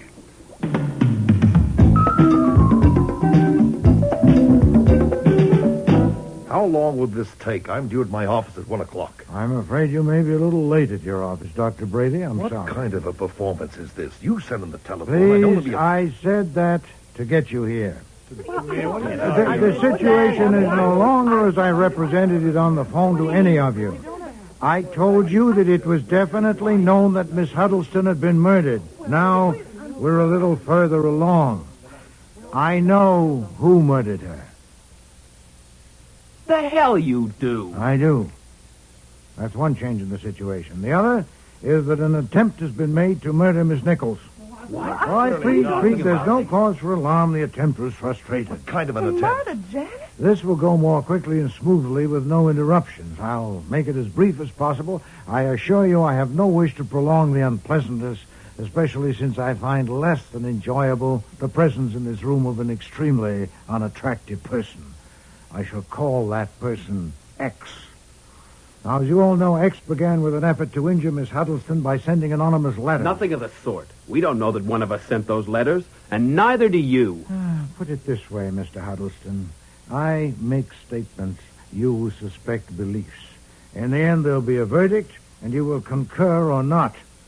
Now, X sent those letters. Then I am forced us to exclude women, at least temporarily, by the pronominal inadequacy of our language. Then he became dissatisfied with the results, or something happened, no matter which. In any case, X decided on something more concrete and conclusive: murder. The technique was unquestionably suggested by the recent death of Miss Horrocks by tetanus. A small amount of material procured at the stable, immersed in water, furnished the required emulsion. It was strained and mixed with argyrol, a substance that stains like iodine but is odorless. The mixture was put in a bottle with an iodine label, and the bottle was substituted for the iodine bottle in the cabinet in Miss Huddleston's bathroom. In the bathroom? Well, you mean just in case? Yes, Miss Timms, yes. But X was not one to wait indefinitely for some accidental disjunction in Miss Huddleston's skin. He carried the preparations further by smashing her bottle of bath salts and leaving slivers of glass all over her bathroom. That did happen. She told us about it that day. Please. A beautifully simple method for murder. If she cut herself, there was the iodine bottle. If not, no harm done. Try again. Nuts. How can you possibly know Those were the preparations. Now, as we all know, the first attempt failed. But chance presented itself again that very afternoon on the terrace. A tray of glasses was upset, and the pieces flew everywhere. X conceived a brilliant improvisation on the spot. Helping to collect the broken glass, he deposited a sliver in Miss Huddleston's slipper, and entering the house on an errand, as all of you did in connection with that minor catastrophe, he got the bogus bottle of iodine and placed it in the cupboard in the living room, removing the genuine bottle kept there. It would take only half a minute, and as you know, it worked. Miss Huddleston stuck her foot in the slipper and cut her toe. Her brother brought the iodine, Dr. Brady applied it, and she got tetanus and died. By the way, Doctor, that suggests a question. Is it worthy of remark that you failed to notice the absence of the characteristic odor of iodine? I merely ask. There was a breeze on the terrace. It would have been difficult to notice any odor. Oh, no, I'll accept that, Doctor. So X's improvisation was a success. From his standpoint, it was next to perfect. Might indeed have been perfect, invulnerable to any inquest, if the chimpanzee hadn't poured some of that mixture on the grass. And if X hadn't been foolish enough to try again. Yesterday, he put some of the bogus iodine in the cabinet in Miss Nichols' bathroom and wedged a piece of glass in her bath brush. I just can't believe And it. this morning, Miss Nichols got in the tub, cut her arm, took the bottle from the cabinet, and applied the iodine. Good God, then she must get some Calm yourself, Doctor. Calm yourself. Antitoxin has been administered. By whom? By a qualified person. Please be seated. Thank you. Miss Nichols does not need your professional services, but I'd like to use your professional knowledge. Archie, have you got that brush? Yes, sir. Here it is. Now, you use a bath brush, don't you? Show us how you manipulate it. On your arm. Well, up and down like this. Yeah, that'll do, thank you. No doubt all of you, if you use bath brushes, wield them in a similar manner. Not with a circular motion or around the arm, but lengthwise, up and down. So the cut on Miss Nichols' arm, as Mr. Goodwin described it to me, runs lengthwise about halfway between the wrist and the elbow. Is that correct, Miss Nichols? Yes. And it's about an inch long, a little less? Yes. Thank you. Now for you, Doctor, your professional knowledge to establish a premise invulnerable to assault. Why did Miss Nichols carve a gash nearly an inch long on her arm? Why didn't she jerk the brush away the moment she felt her skin being ruptured? For the obvious reason that she didn't feel it. Didn't feel it? Certainly not. I don't know what premise you're trying to establish, but with the bristles rubbing her skin, there would be no feeling of the sharp glass cutting her, none whatever. She wouldn't know she'd been cut until she saw the blood. You're sure of that? You'd testify to it? I would, positively. And any other doctor would? Certainly. Then we'll have to take it that way. Now, Miss Nichols, you have no idea who tried to kill you this morning. No, I haven't. None. You, Mr. Huddleston? I don't know a damn thing. You don't. Dr. Brady? No, certainly not. But you said you know who murdered Miss Huddleston, so if you would just I explain... prefer to do it this way, Doctor. Have you anything to tell me? No. Nothing with any bearing on any aspect of this business? No. What about the box of stable refuse you procured for the purpose of extracting tetanus germs from it? Oh, I admit I should have told you that. Well, is that all you have to say about it? Why didn't you tell the police when they first started to investigate? Because I thought there was nothing to investigate. I continued to think so until this morning when you phoned me. It would have served no useful purpose. What did you do with the stuff? I took it to the office and did some experiments with the help of two of my colleagues. We were settling an argument. Then we destroyed it. All of it. Did any of these people here know about it? I don't know. Oh, yes, I remember I discussed it, telling them how dangerous any small cut might be. Not me. If I'd known you did that... So, all but one of you know of Dr. Brady's procuring that box of material from the stable, and all withheld the information from me. You're hopeless. Let's try something more specific. The day Miss Huddleston came here, she told me that Miss Nichols had a grievance against her, and she suspected her of sending those anonymous letters. Now, I ask all of you, including you, Miss Nichols, what was that grievance?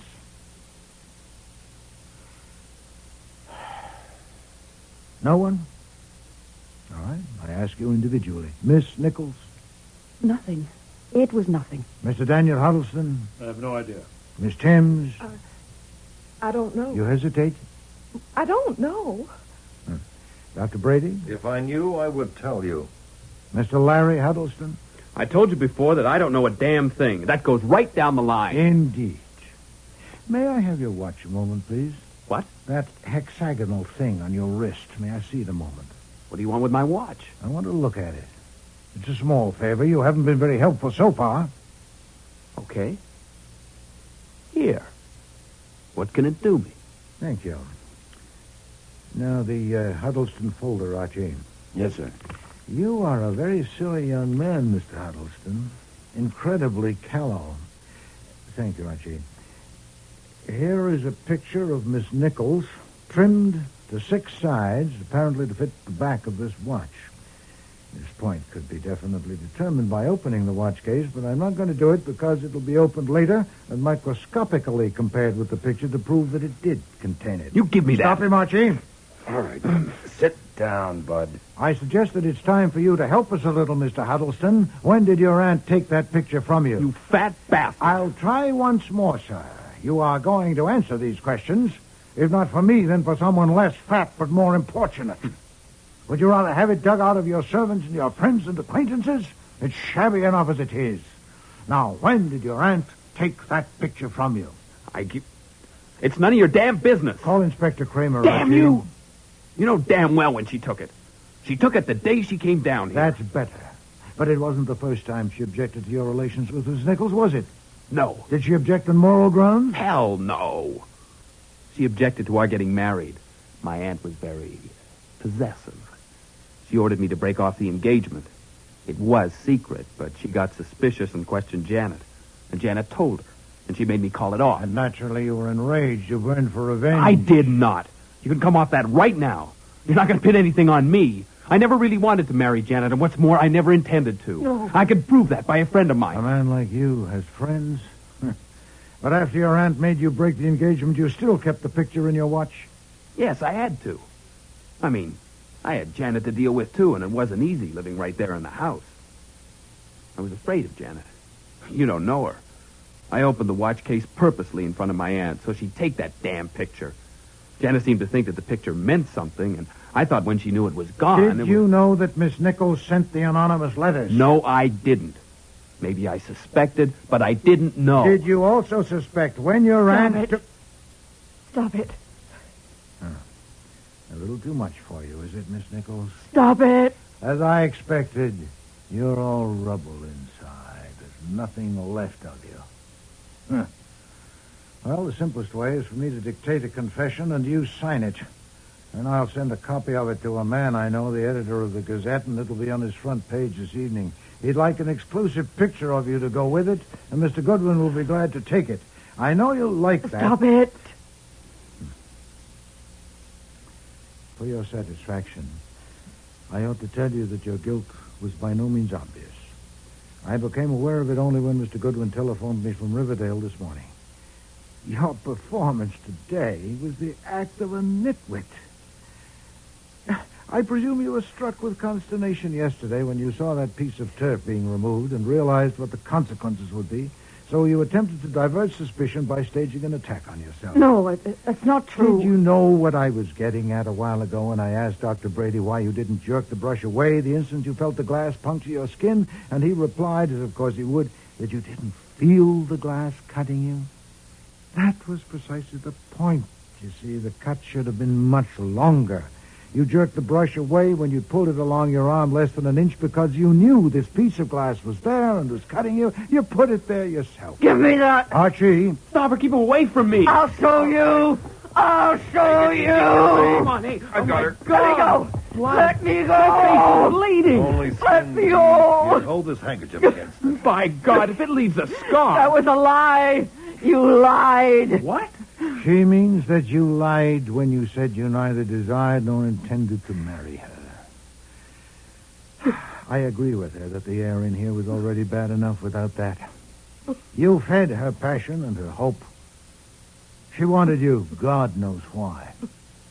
When your aunt intervened, she wrote those letters. Revenge? Yes. Or as a way of saying to your aunt, let me have him or I'll ruin you. She wouldn't let him go. She wouldn't let me have him. And when did you decide that you had to kill her? She took my picture out of his watch, and I found it here, on Mr. Goodwin's desk. She had no right. I had to stop her. I had to. Your notebook, Archie.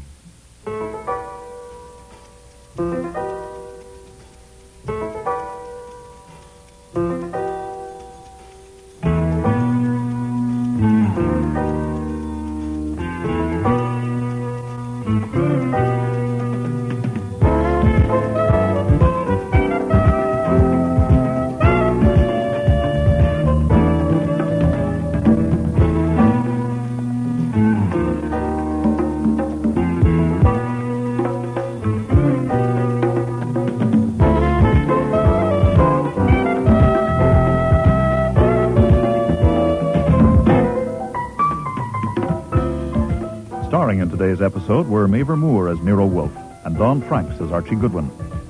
Barbara Hamilton was Bess Huddleston, Carrie Tweed, Janet Nichol, Lynn Darragon, Mariella Timms, Ken James, Daniel Huddleston, Tom Harvey, Dr. Brady, Alan Fawcett, Larry Huddleston. Cease Linder was Inspector Kramer, and Frank Perry was Fritz. Music was composed and conducted by Don Gillis. Technical operations by John Jessup. Sound effects, Bill Robinson. Production assistant was Nancy McElveen, and casting consultant was Ann Weldon Tate. Cordially Invited to Meet Death was written and produced in Toronto by Ron Hartman.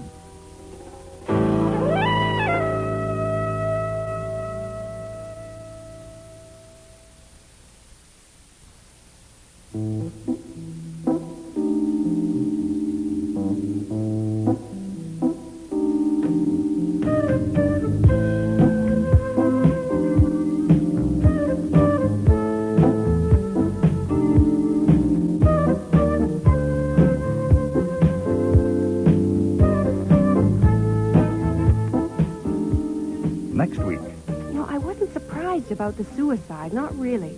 I wasn't surprised either at the way he did it. He was always keyed up and dramatic about everything.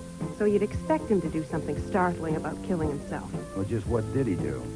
He took all his clothes off and jumped into a geyser in Yellowstone Park. Archie goes to a fashion show. Nope, I can't do it. You can't do what? Make a choice. The only way I can see to handle it is to send in an order for one of each. I'd have to marry all six. Imagine it. After the weddings, I will, of course, have to take a good-sized apartment between 5th and Madison in the fashionable 60s. On a pleasant autumn evening, I'll be sitting in the living room reading the newspaper. I'll toss the paper aside and clap my hands, and in will come Isabel. She will have on a calf-exposing kitchen apron with a double hemline and will be carrying a tray of ham sandwiches and a pitcher of milk. She will say seductively, $2.93.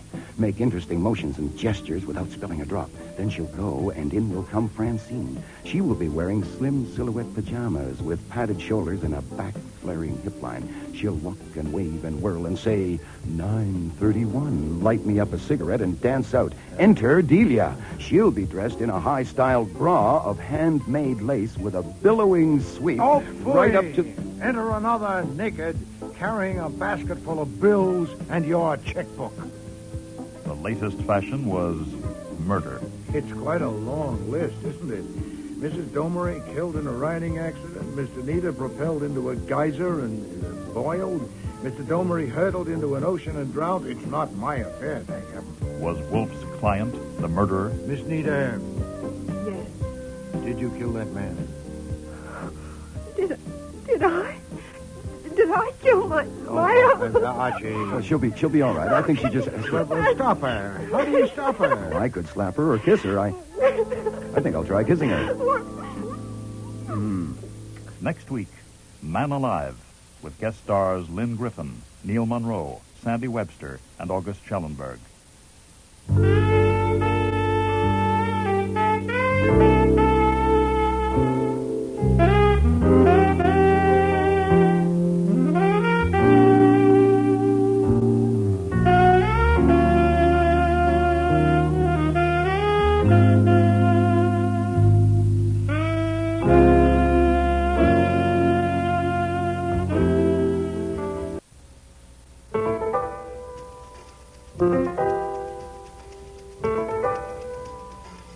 Rex Stout's Nero Wolfe.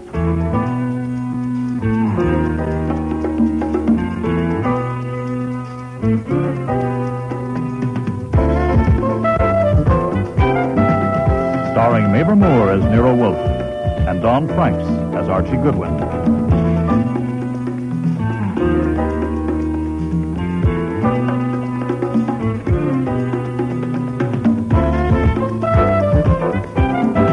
Episode Man Alive, with special guest stars Lynn Griffin, Neil Monroe, August Schellenberg, Michael Tate, Marion Waldman, and Sandy Webster.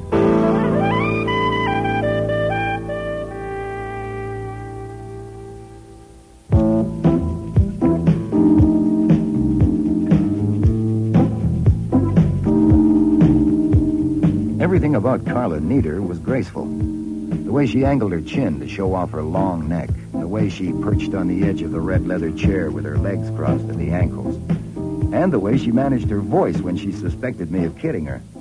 You want me to spell it? No, just the Domery part, please. I already have the neater. D-A-U-M-E-R-Y. D-A-U. Well, that's what we get for being so cocky about how famous we are. Now, what if somebody asked you how to spell Nero Wolfe? Well, go ahead and try it. Put your fingers on my pulse and ask me, but don't ask me how to spell Archie Goodwin, which is me. That would hurt. Miss Nita, you made an appointment to see me. I suppose you needed a detective. Now, if so, tell me what for without encouraging Mr. Goodwin to start caterwauling. It takes very little to set him off. Who or what are Domery and Nita?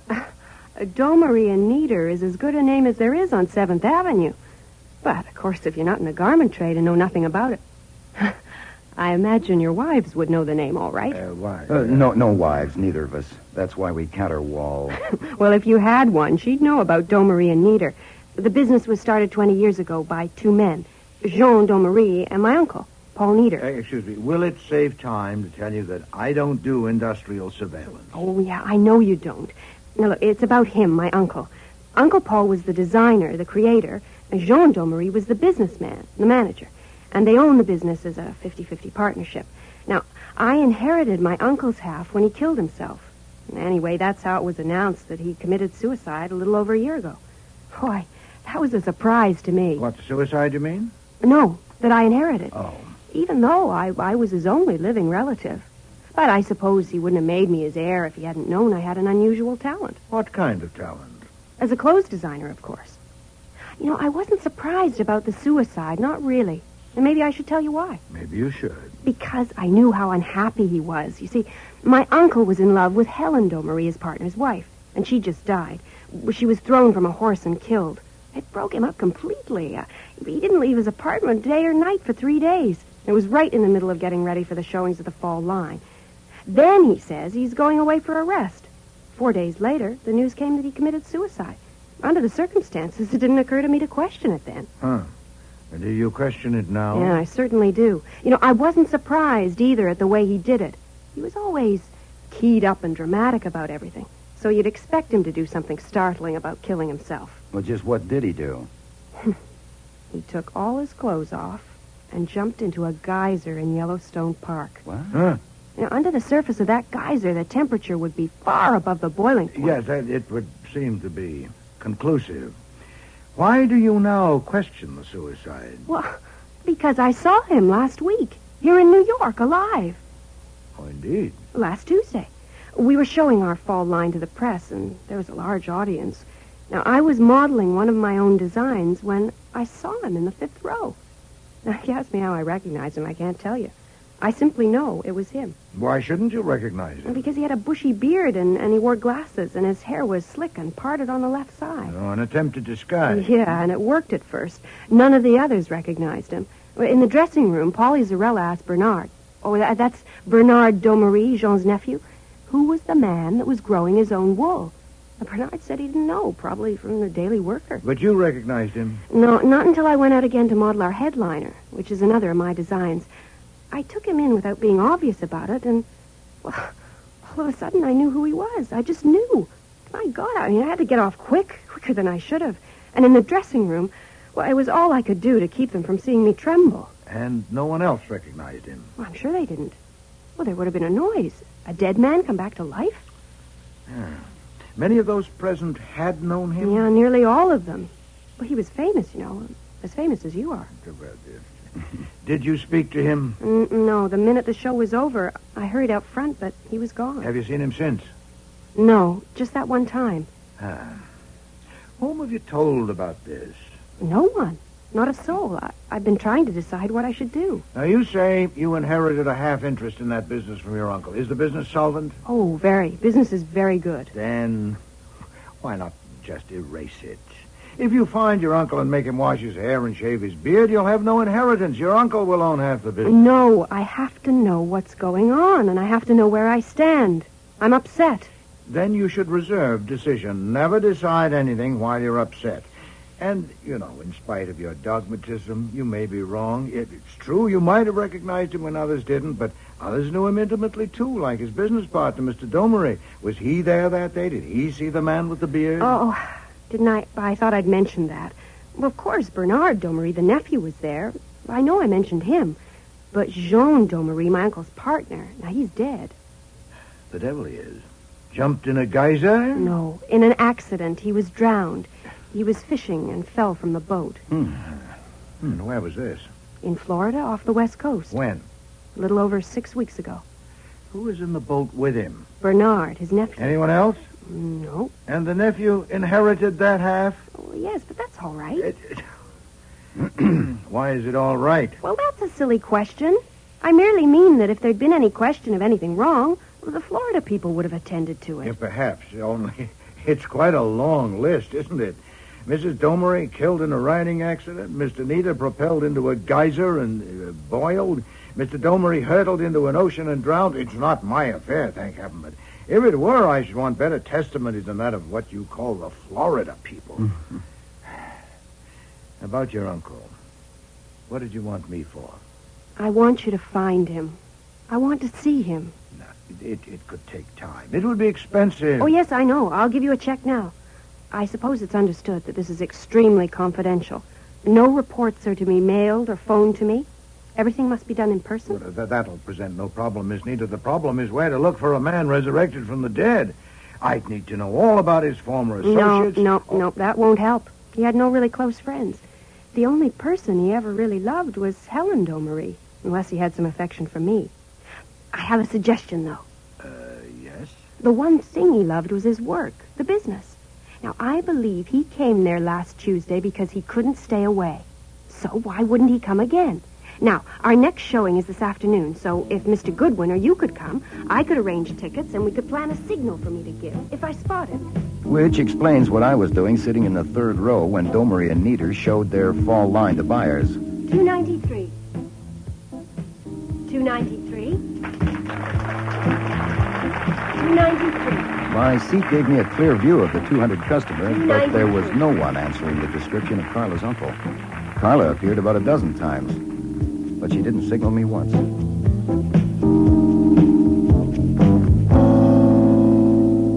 So the afternoon was a waste of time for you? Oh, no, sir. No, it's not a waste. I saw, let's see. Yes? 6 of the girls that I've been waiting to marry, if you count Carla Nieder, and I don't see why you shouldn't. As to making a choice, well... Look, type up a report and keep it in the client's file. I'm going to read now, Archie. Nope, I can't do it. You can't do what? Make a choice. The only way I can see to handle it is to send in an order for one of each. I'd have to marry all 6. Imagine it. After the weddings, I will, of course, have to take a good-sized apartment between 5th and Madison in the fashionable 60s. On a pleasant autumn evening, I'll be sitting in the living room reading the newspaper. I'll toss the paper aside and clap my hands, and in will come Isabel. She will have on a calf-exposing kitchen apron with a double hemline and will be carrying a tray of ham sandwiches and a pitcher of milk. She will say seductively, 293.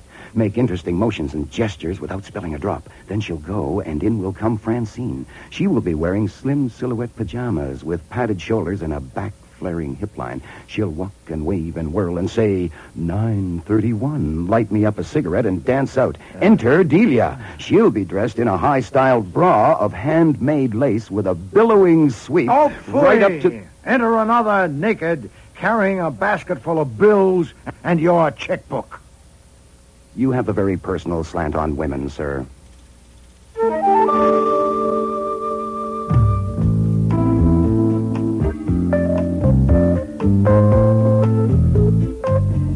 Sometimes I think Nero Wolfe's main objection to atom bombs would be that they might interrupt people while eating. So when the doorbell rang during lunch the next day, Fritz answered it and... Oh, no, Mr. Kramer. Mr. Wolfe can't be disturbed at a meal. If you would be good enough to wait in the office. He's just having his dessert now. Please, Mr. Kramer. Sorry to break in on your mail. I'm sorry, Mr. Wolfe. I couldn't stop. It's all right, Fritz. I heard. Inspector Kramer, if you haven't had lunch, we can offer No, you thanks. some I'm in a very- hurry. A woman named Carla Nieder came to see you yesterday. I'll have another rice cake, please, Fritz. Yes, sir. Well... Well, what? You stated a fact. I'm eating lunch. Fine, it's a fact. What did she want? Now, you know my habits and customs, Mr. Kramer. I never talk business at a meal. I invited you to join us, and you declined.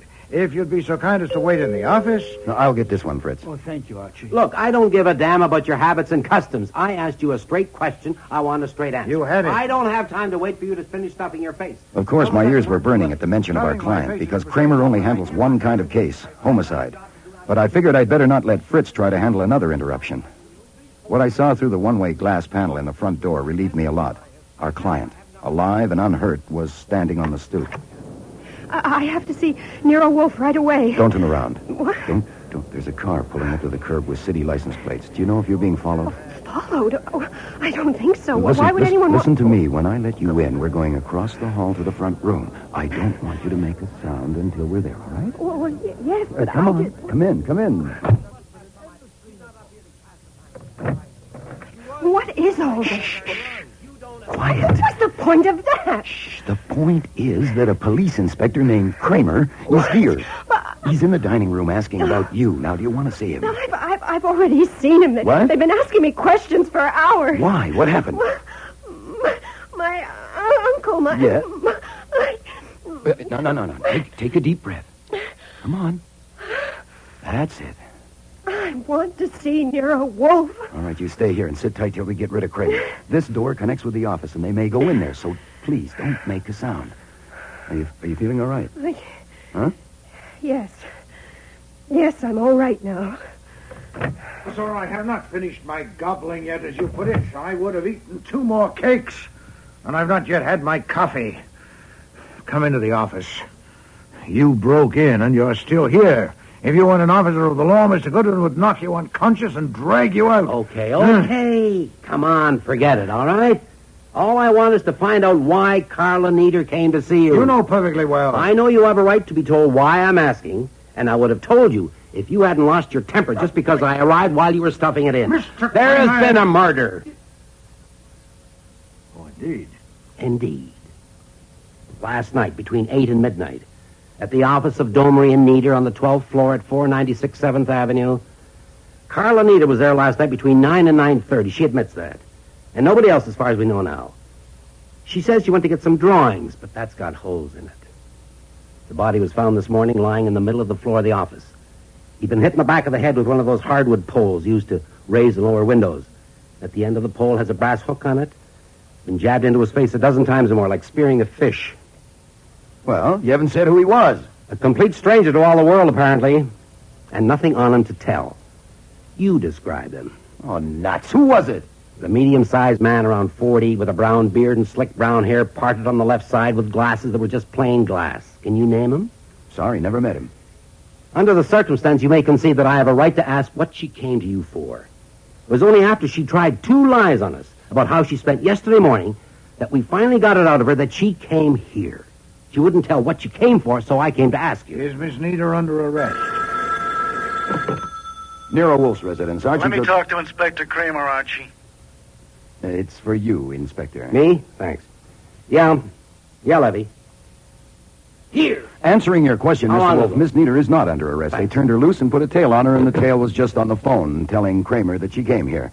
She's in the front room. I put her there because I know how you are about having your meals interrupted. Shall I bring her in? You snippy little bastard. I am not little. So the minute we let her go, she comes here. Archie? Yes, sir. Did Miss Nieder say why she came? No, just said she wanted to see you. She spent hours down at the station, and her tongue is tired. Bring her in here. Yes, sir. Inspector Kramer is here asking about you, Miss Nieder. Will you come in, please? I told you I'd already seen him. Miss Nieder, I am working for you, and you have paid me a retainer. Is that correct? Yes, certainly. Then first, some advice. The police could have held you as a material witness, and you'd have had to get bail. Instead, they've let you go to give you an illusion of freedom, and they're following you around. But why? Should you at any time want to go anywhere without their knowledge, Mr. Goodwin's an expert on that, and he can tell you what to do. I understand that Mr. Kramer and his men have dragged it out of you that you came here yesterday, but that you have refused to tell them why. Is that correct? Yes. That was sensible. You are suspected of murder. But that puts you under no compulsion to disclose all the little secrets you have locked up. My position, though, is quite different from yours. What you said to me was not a privileged communication. In my business, I need to have the goodwill, or at least the tolerance of the police, in order to keep my license. And besides, I respect and admire Mr. Kramer and would like to help him. I tell you all this so that you will not misunderstand what I'm about to do. What? Mr. Kramer, since your army has had several hours to poke into corners, you've learned, I suppose, that Mr. Goodwin went to that place yesterday and sat through a show. Yeah, I know about that. You didn't mention it. I hadn't come to it. Oh, you're reserved, eh? Well, you heard what I just told Miss Nita. She came yesterday morning to consult me about her uncle. Yeah? What uncle? Mr. Paul Nita. He's dead. Miss Nita inherited half of that business from him. Back files of newspapers will tell you that he committed suicide a little over a year ago by jumping into a geyser in Yellowstone Park. What? Miss Nita told me about that and many other things. I don't remember everything she said, but I don't intend to try. The only thing I can furnish that might help you is the conclusion I formed. You want to hear it? Yes. I concluded that Miss Nita had pushed her uncle into the geyser and, becoming fearful of exposure, had come to me to get her out of it. Why, you... Shut up. Archie, was that the impression you got? Precisely. Thanks for the conclusion. Did she tell you that she had killed her uncle? Oh, no, indeed. Exactly what did she want you to do? Well, that's why I came to that conclusion. She left it vague about what I was to do. I couldn't possibly... Try telling me what you told Goodwin to do when you sent him up there. You remember, Archie? Oh, sure. Sure, I remember. You told me to keep a sharp lookout and report everything that happened. And what happened was I saw 6 of the girls that I had been waiting to marry. Now, after the wedding... You're a I told you goddamn I'm liar, going to get a Wolfe. nice Mr. apartment. Kramer, I'm tired of this. Mr. Goodwin can't throw you out of here once you're in, but we can leave you here and go upstairs, and you know the limits of your license as well as I do. I said you're lying. Prove it! All less provocation than you've given me by your uncivilized conduct in my dining room, I'd lie all day and all night. Regarding this murder of a bearded stranger, where do I fit? Oh, Mr. Goodwin, connect us if you can. Should you be rash enough to constrain us as material witnesses, we'd teach you something of the art of lying, and we wouldn't squeeze out on bail. We'd dislocate your nose with a habeas corpus and a sub judiceandum. Now, will you leave my house at once, or do we leave you here and go upstairs? You won't get away with this, Wolfe. Believe me, you won't. Good day, sir. Oh, well, we won't invite him to lunch again, will we, sir? Shut up, Archie. Miss Nita, Yes. did you kill that man? Did I? Did I kill my uncle? Archie. Well, she'll be all right. I think she just... Well, stop her. How do you stop her? I could slap her or kiss her. I think I'll try kissing her. What the hell? Why did you do that? To stop you. See? Now, you can't blame her. I doubt if it's fear or despair or anything normal like that. It's probably hunger. I'll bet she hasn't even had breakfast yet. Is that true, Miss Nita? Haven't you had lunch? No. They kept me there, and then I had to see you. Archie, Sir? have Fritz bring some sandwiches and beer at once. Beer, Miss Nita? I don't have to eat. Oh, nonsense. Beer? Claret? Milk? Brandy? Scotch and water. I could use that. Right. And Archie, have Fritz bring in the coffee and the rest of the rice cakes.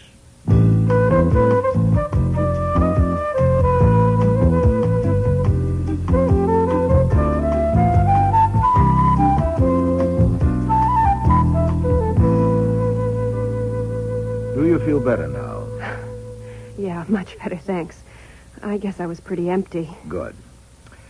You came to me as soon as the police let you go. Does that mean that you want my help in this new circumstance? Well, it certainly does. Now, what I want to do is... We'll go faster if I lead. Mr. Kramer's quite capable of sending men here with warrants, so let's compress it. There are 2 points in which I must be satisfied before we can proceed. First, did you kill that man? No, I want to... Just the no will do if it's the truth, is it? Yes, it's no. I'm inclined to accept it. Archie? I vote no. I wouldn't have had the impulse to kiss her if she jabbed a window puller into a man's face. No, definitely no. Then that's settled. The other point, Miss Nita, is this.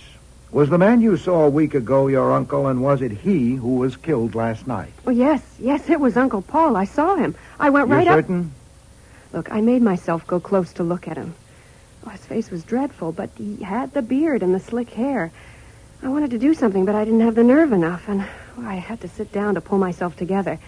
Now, they say I was in there 15 minutes, but I wouldn't think it took me that long to get up my nerve, but maybe it did. Anyway, I went and I pulled up the right leg of his trousers and I pulled his sock down. He had 2 little scars about 4 inches above the ankle where he'd been bitten by a dog once. I looked at them close. I had to sit down again. Oh, well, now that's why it took me 15 minutes. I'd forgotten all about that. I sat down again. And then you left? Yes, I went home to my apartment and phoned Mr. Demarest. Who's Mr. Demarest? He's a lawyer. He was a friend of Uncle Paul's, and he's the executor. So I thought I'd better phone him. Yeah. Confounded, why didn't you phone me? Well, I didn't know you well enough for that, did I? I mean, how could I tell what you would or wouldn't believe? Yeah, indeed. So you decided to keep it from me, running the risk that I might glance at a newspaper. Yeah. What is the lawyer doing? Reading up? No, I didn't get him. I phoned again at 11:30, but he still wasn't in. I intended to phone again, but I lay down on the couch and, well, it may be hard to believe, but I went to sleep and I didn't wake up till nearly 7 o'clock. Then I thought it over, and I decided not to tell Mr. Demarest or anybody else. Well, I figured during a show season, there are lots of people going up and down in those elevators after hours, and I thought, well, they won't remember about me, and my name wasn't in the book because they know me so well, and they're not strict about it. Oh, boy, that was dumb, wasn't it? It was, Yeah, well, of course I had to go to work as if nothing had happened. And the place was full of police and detectives when I got there. I'd only been there a few minutes when they took me into a fitting room to question me, and like a fool, I told them I hadn't been there last night when they already knew about it. When they were through with me, I phoned Mr. Demarest's office, and he was out at lunch. So I came here. Yes, well, you said you want my help in this new circumstance. What do you want me to do? Keep you from being convicted of murder? Convicted? Of murdering my uncle? Now, I told you... I suggest, sir, that you lay off unless you want to make me kiss her again. She's not a crybaby. Your direct approach is something. Well, look, Miss Nita, if you're on the defense and intend to stay there, get a lawyer. I'm no good for that. If you want your uncle's murderer caught, whoever it is, and doubt whether the police are up to it, get me. Now, which do you want? A lawyer or me? I want you. All right, then we know what we're doing. In 20 minutes, I must go up to my orchids. I spend 2 hours with them every afternoon from 4 to 6. The most urgent question now is this. Who knows that the murdered man was Paul Nita? Who besides you? Nobody. As far as you know, no one has said or done anything to indicate knowledge or suspicion of his identity. No, they all say they never saw him before, and they have no idea how he got there, who he is. Of course, the way his face was, you wouldn't expect anybody I suppose not. But we'll assume that whoever killed him knows who he was. We'd be donkeys if we didn't. Also, we'll assume that he thinks no one else knows. That gives us an advantage. Now, are you sure you have given no one a hint of your recognition of your uncle last week? Yes, I'm positive. Good. Now, do you think you know who killed your uncle? Well, no, of course not. You've no idea at all? No. How many people work there? Right now, about 200. Oh, phooey. Can any of them get in after hours? Not unless they have a key, or they're let in by someone who does have a key. Well, who has keys? Well, let's see now. I have one. Bernard Domery, Polly Zarella, Ward Roper. That's all. Oh, no. Mr. Demarest has one. As my uncle's executor, he's in legal control of the half-interest. Who opens up in the morning and locks up at night? Polly Zarella. She's been doing that for years, since before I came there. So there are just 5 keys? Yeah, that's all. Then we know of 4 people with keys besides you. Now, can you get them here this evening? What? You want all 4 of them here this evening? Yes. Oh, good Lord, I can't just order them around. What can I say? But they're much older than I am. All but Bernard. Anyway, they think I'm just a fresh kid. I'm only 21. That is, I will be. My God. What now? Tomorrow's my birthday. Really? I'll be 21 tomorrow. You will? Oh. Yeah. Happy birthday. Archie. Yes, sir. Go up there with Miss Nita. Get those people here by 8:30.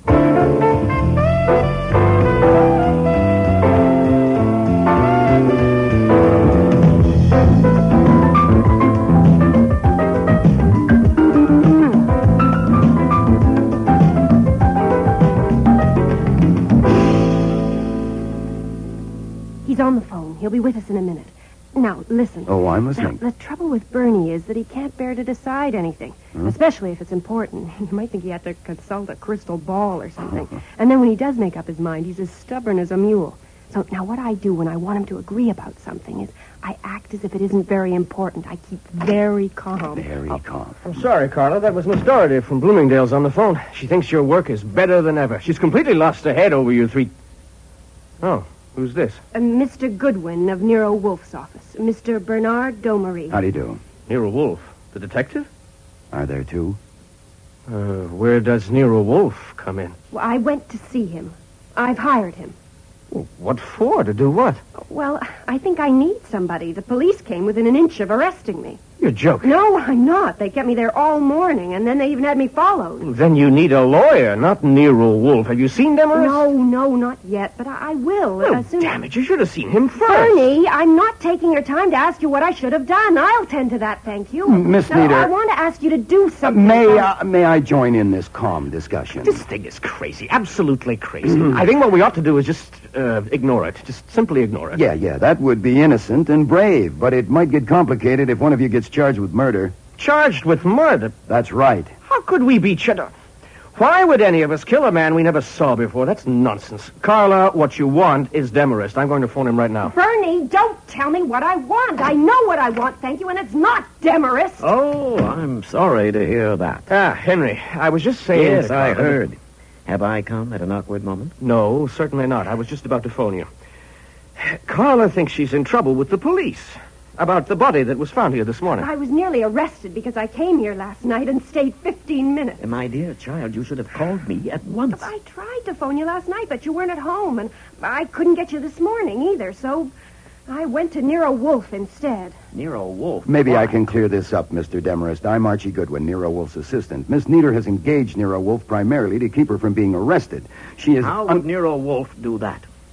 He sent me to arrange a meeting tonight to discuss it. Miss Nieder, Miss Zarella, Mr. Domery, Mr. Roper, and you. The 5 people who have keys to this office. That's right. You figured that quickly. I spent most of the afternoon at the DA's office. Then I guess you can see the point to this meeting. 8:30 would suit him fine. Refreshments served.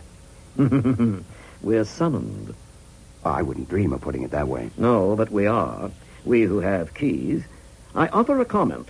You say that Wolfe's primary function is to prevent Miss Nieder's arrest. Yes. Obviously, he intends to perform it by getting someone else arrested. That may prove to be difficult and expensive and possibly quite unnecessary. Oh? I would engage with the situation as it is now to get the same result with 1/10 the effort and expense. It's only fair to her, isn't it, to give her that alternative? You could try it, yes. What about it, Carla? It's your money. Do you want to pay Wolfe to do it his way? Yes, I do. Did you say 8:30, Mr. Goodwin? That would be best. Mr. Wolfe works better when he isn't looking forward to a meal. You'll come? Certainly I'll come to save energy. To save energy? It will take less to attend the meeting than it would to argue Miss Nieder out of it. Good. How about it, Mr. Domery? You'll be with us. I don't know. I'll think it over. Oh, Bernie! Carla, it may be inadvisable. I don't know. How long do you think you'll need to think? An hour, half an hour? By 6:30. I'll let you know.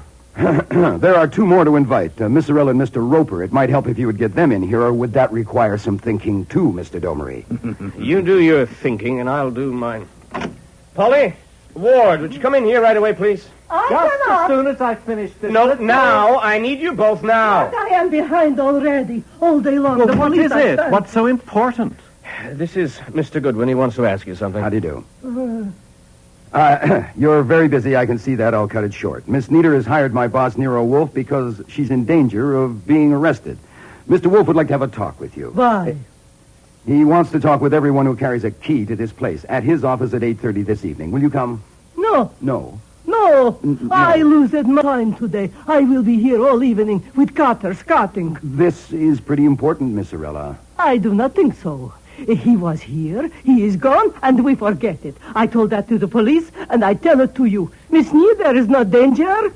If she was danger, I would fight it off with these hands, because she is the best designer in America or Europe or the world. Sure. Yeah, but she is not dangered. No.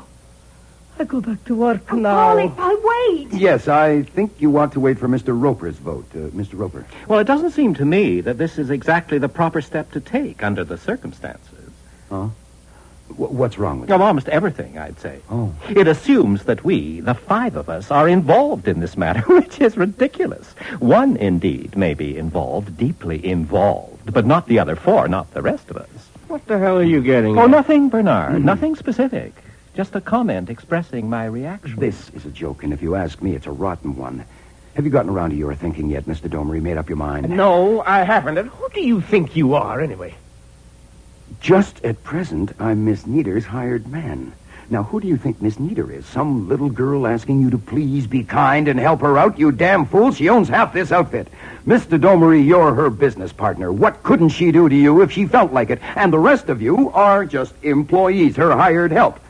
As Miss Nieder's representative, I hereby instruct you to report to the office of Nero Wolfe at 8:30 this evening. You confirm that, Miss Nieder? Yes, I confirm it. Good. You'll be there, Miss Zorella. But certainly I will be there with bells on. Fine. You, Mr. Roper. Well, the way you put it, I hardly know what to say. Is that right? It is true. Yes, it is true that at some future time Miss Nieder will probably own a half interest in this business, in the success of which I have had some part for the past 14 years. That is, she will if she's available. What do you mean, available? Well, isn't it obvious? Of course, you can't be expected to be objective, Bernard, but the police are usually right about these things, and you know what they think, so I merely ask. What if she's not available? Look, I warned you As last for night, Ward. I told you to watch your nasty tongue. Oh. Apologize to Carla and do it quick or I'll break your neck. Apologize? For I what? said apologize. Don't fire him. Don't fire him. Miss Nieder doesn't want him fired. She wants him there tonight. You'll be there. You'll be there, Ward. Do you understand? Answer me. Yes. Fantastic. Which leaves only you, Mr. Domery. You'll be there too, won't you? I'll decide later, and I'll let you know.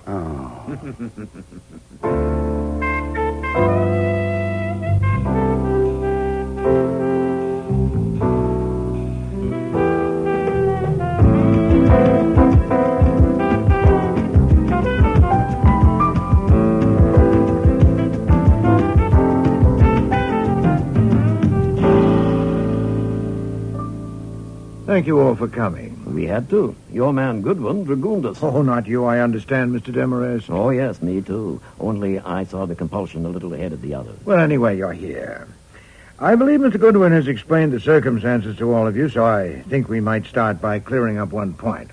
How you spent your time last evening from 8 o'clock to midnight. Will you begin, Mr. Demarest? If your man had asked that question this afternoon, it might have simplified matters. Oh, indeed? Well, it's been asked now. And now I'll simplify it. You want it all, of course. Please. The showing of the fall line yesterday brought a situation to a climax. For 2 years now, it began even before Paul Nieder's death, Mr. Roper here has been getting increasingly jealous of Miss Nieder's talent as a creative designer. That's not true. The reactions to this new line have made it evident that she is vastly superior to him, and this enraged him. He wanted to quit. Since his services are still valuable within the limits of his abilities, it was desirable to calm him down. And for that purpose, Bernard Domery, Polly Zarella, and Ward Roper dined with me in a restaurant last evening. We were together continuously from 7:30 to well after midnight. All four of you for the entire time? Yes. It does simplify things, doesn't it? You verify that, Mr. Domery? All of it, as told? Yes, I do. Do you, Miss Zarella? Oh, yes. Mr. Roper? I do not. Oh. To say Miss Nieder is vastly my superior is absolutely absurd. I have in my possession 3 books of clippings from Women's Wear Daily, Vogue, Harper's Bazaar. Yes, no doubt. We'll allow your exception to that part. Do you verify Mr. Demarest's account of what happened last evening? No. There wasn't the slightest necessity of calming me down, as he put it. I merely wanted to confound make it. the Were point... you 4 people together from 7:30 till after midnight? Oh, that? Oh, yes, we were. I see. Naturally, the police are especially interested in Miss Nieder, since she alone of those who have keys is vulnerable. Oh, by the way, Mr. Domery, how did it happen that Miss Nieder wasn't invited to that conference? Isn't she a half-owner? I represented her interest. But before long, she'll probably be representing herself. Shouldn't she be consulted on important matters? Oh, damn it. Isn't it obvious? If she'd been there, we couldn't have handled Roper at all. He can't bear the sight of her. I did not... Even so, isn't it true that Miss Nita has been deliberately and consistently ignored in the management of the business? Yes. No. Oh, yes, it is Oh, so. please, Please. You are... This will finish sooner if you let me dominate it. I'm not implying that Miss Nita is unappreciated. You all admit her designing talent, all but Mr. Roper. And just this afternoon, one of you was quick and eager to resent an aspersion on her. No, I refer, Mr. Domery, to your assault on Mr. Roper. You leapt, hot-headed, to Miss Nita's defense. Now, it isn't easy to reconcile that with your reluctance to come here this evening at her request. Well, I wasn't reluctant. I had to think it over, that's all. You, often have to think things over, don't you? Well, what's it to you if I do? Oh, it's a great deal to me. I have engaged to prevent Miss Nita's arrest for murder, and I suspect that your habit of thinking things over is going to show me how to do it. Mr. Demarest, how long have you known Mr. Domery? 6 years, ever since he started to work in his uncle's business. Please give me a considered answer to this. Has he always had to think things over? Have you noticed any change in him in that respect at any time? I don't have to consider it. He was always a very decisive young man, even aggressive, until he became the active head of the business some weeks ago. But that was only natural, wasn't it? A man at his age suddenly taking on so great a responsibility? Perhaps. Miss Zarella, do you agree with what Mr. Demarest has said? Oh, yes. Bernard has been so different. And do you, Miss Nita? Well, I suppose people might have got that impression. Oh, you're hedging. Was there a change in Mr. Domery as stated about 6 weeks ago? Well, yes, there was, but Mr. Demarest has explained why. He thinks he has. Now we're getting somewhere. Mr. Domery, I wish to ask you some questions as Miss Nita's agent. They may strike you as irrelevant or even impertinent, but if they're not actually offensive, will you answer them? What are the questions? Are your parents alive? Yes. Where are they? In Los Angeles. My father is a professor in the university there. Is either of them conversant with your business affairs? Not especially. Well, in a vague, general way. Have you any other relatives that you see or correspond with frequently? Carla, do you want me to go on with the autobiography? She has no opinion in the matter because she doesn't know what I'm after. Can you object that my questions are offensive? No, they're only silly. Ah. Then humor me. Or humor Miss Nita through me. Any other relatives that you see or correspond with frequently? None whatever. For help in making decisions, manifestly it's not Mr. Demarest you turn to, nor Miss Zarella, nor Mr. Roper. Is there a banker, a lawyer, a friend, any other person or persons on whose judgment you rely for guidance in your business? Anyone at all?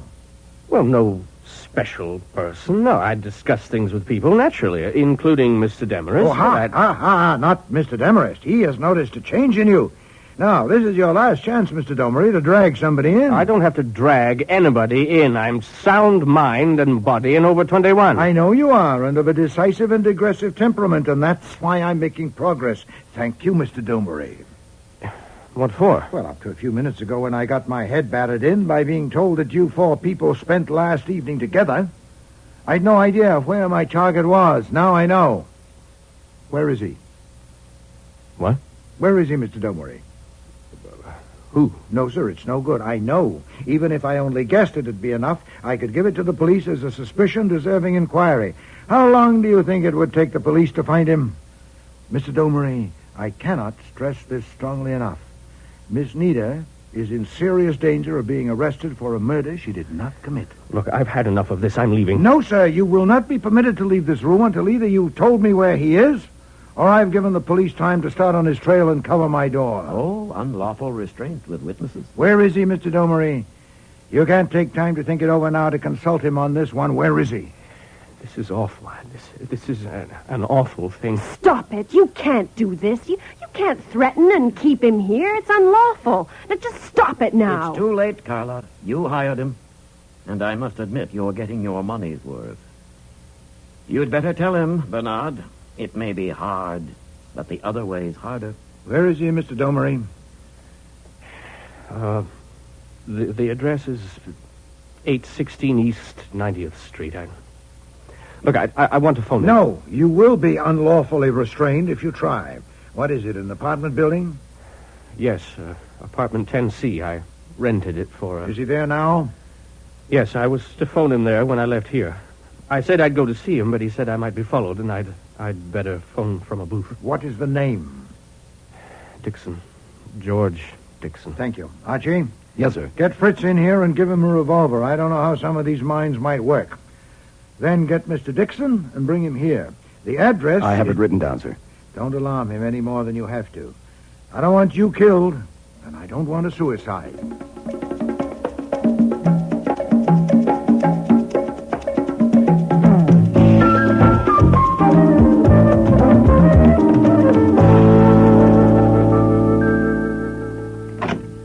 Mr. George Dixon?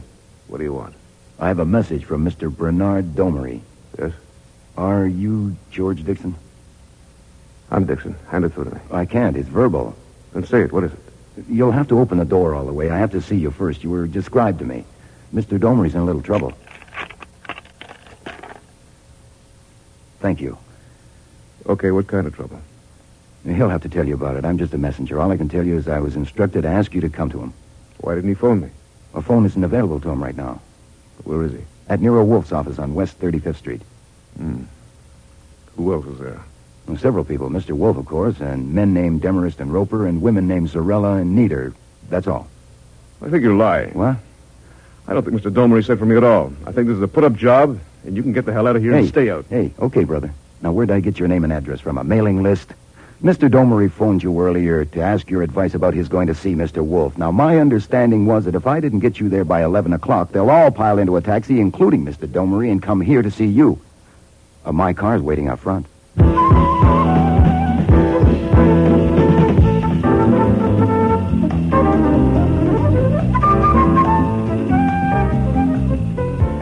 I took it for granted that by the time I got back, everyone there would know who was coming with me, even if one or two of them hadn't caught on before I left. I thought it would be interesting to see how they would welcome Mr. Dixon. But he took charge of the script himself as he entered the office. What the hell's the matter with you, Bernard? Can't you handle anything at all? Not this, I can't.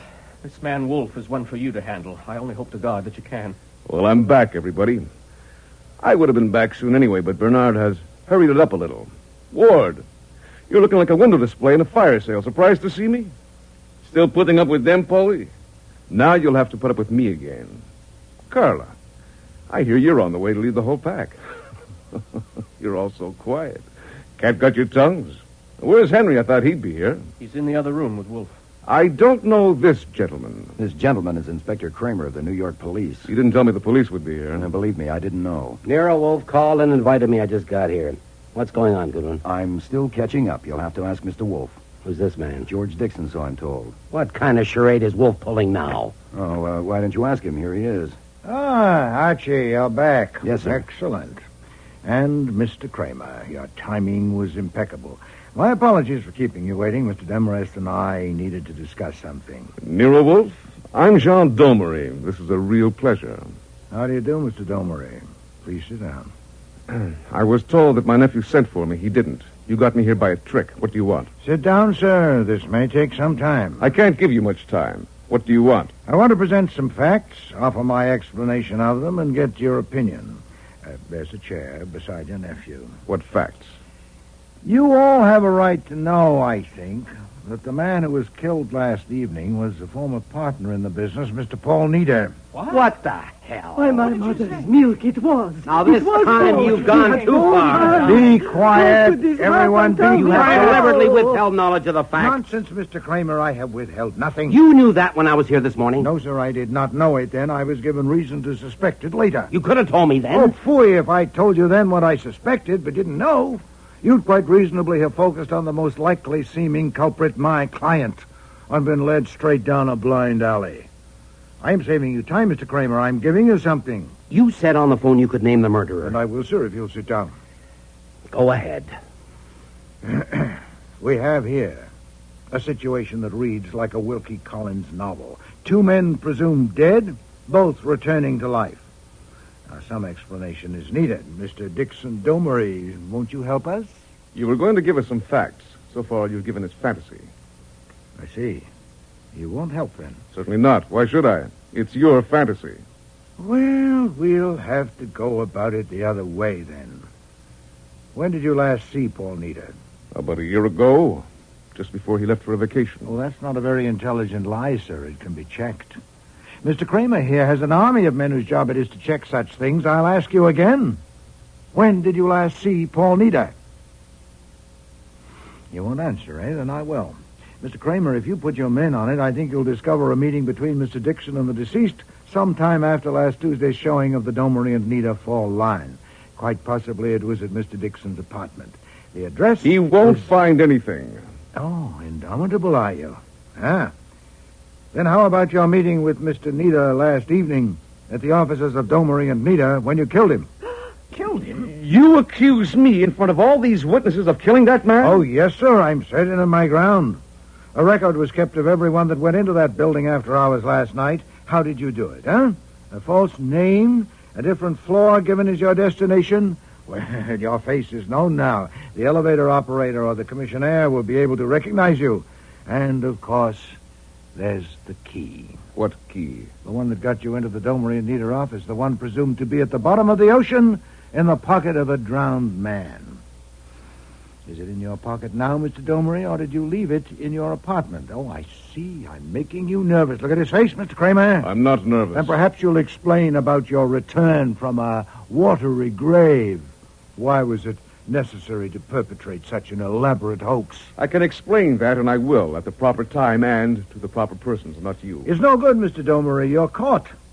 Mr. Kramer and his men will find evidence to convict you even without this letter I have in my hand. What have you got? I'll read it to you. I suppose you all know, or most of you, that tomorrow will be Miss Nida's 21st birthday. Oh, yes. Well, I persuaded Mr. Demarest to anticipate the delivery date of this paper by a few hours.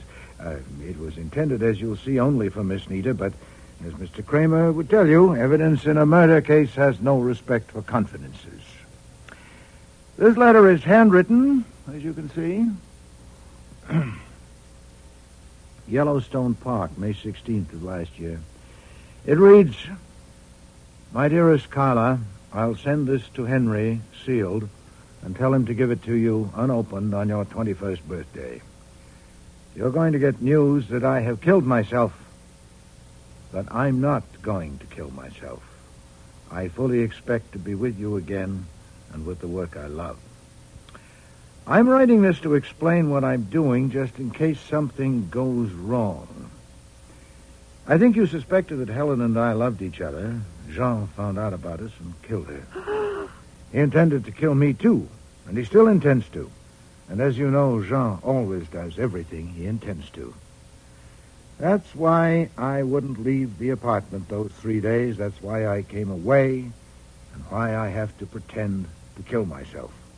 Once he thinks I'm dead, I'll find time to think straight again and see what I can do. It may be that I'll find a way of dealing with this and that I'll be back with you before your 21st birthday.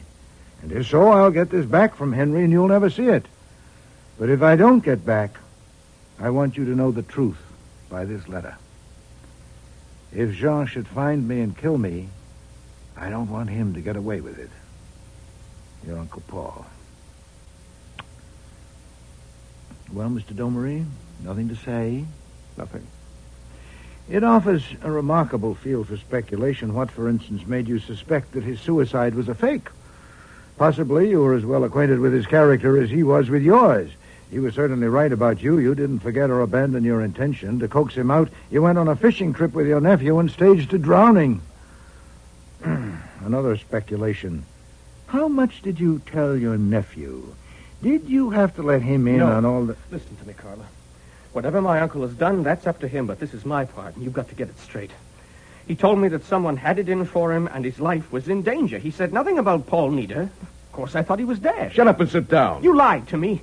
You said your supposed death would force this person to take certain steps and that the situation would soon be changed so that you could reappear. You lied to me. Yes, I lied to you because you're a weak-natured fool. Could I have told you the truth? But it isn't necessary to lie anymore, since that other fool, Paul, seems to have gotten the last word. But I got him.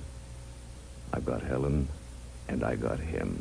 Take him away, Mr. Kramer. I'm through with him. I'll have that letter. No, sir, I'll keep it. Or rather, I'll destroy it. What? No, it's mine. Like hell it is. Certainly it is. It's in my writing. I wrote it while Archie was going for him. With Mr. Demarest's help. You won't need it. Just take him out of here and get to work. You... I hope you won't cop, Mr. Kramer. Surely the end justified the means. You got your murderer.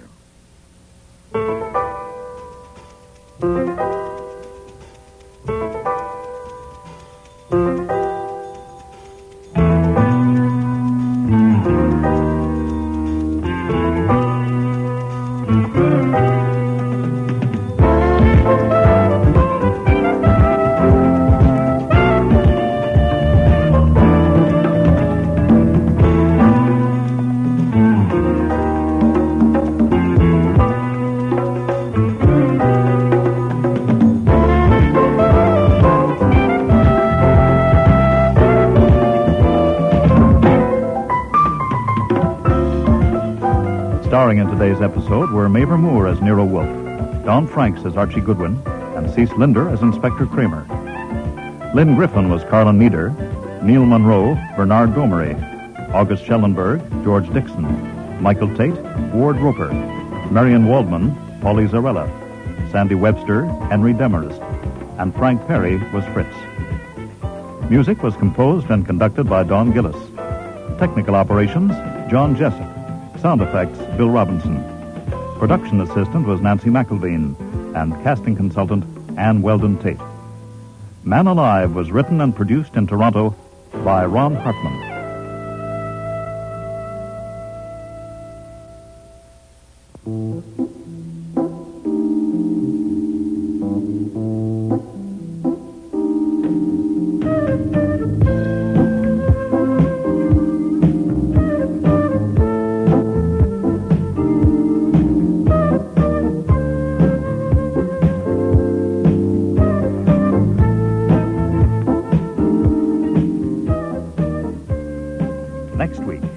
Wolfe, I've come to you because I'm going to be murdered by a man called Conroy Blaney. Indeed. Yes. Mr. Poor, I suppose 200 men and women have sat in that chair and tried to hire me to keep someone from killing them. How many, Archie? 209. Have I taken the job? No, sir, never. For $2 million a year, you can make it fairly difficult for a man to kill you. That's about what it costs to protect a president or a king. And even so, consider the record. I don't expect you to keep him from killing me. That's not what I came for. Then what the devil did you come for? To keep him from getting away with it. Oh, I see. Con Blaney is so damn clever that it isn't a question whether he can kill me or not. The question is whether he can manage it so he's in the clear. I'm afraid he can. Next week, Instead of Evidence, with guest stars Lally Cadeau, Sean Sullivan, Martha Gibson, Eric Peterson, and Danny Bucos.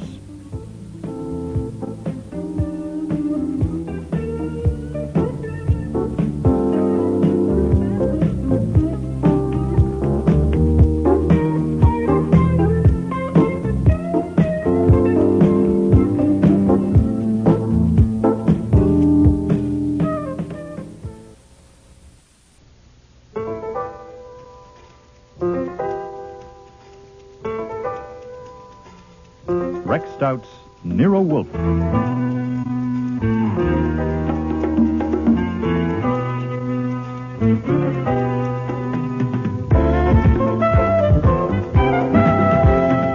Starring Mavor Moore as Nero Wolfe and Don Franks as Archie Goodwin.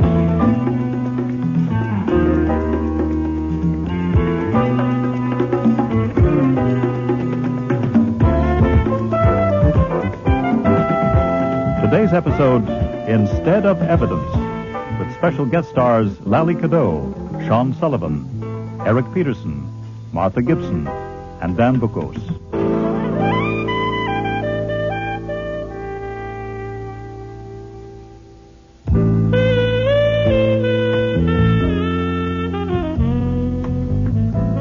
It is merely one facet of my complex character that I do not like men named Eugene. I admit it's a prejudice.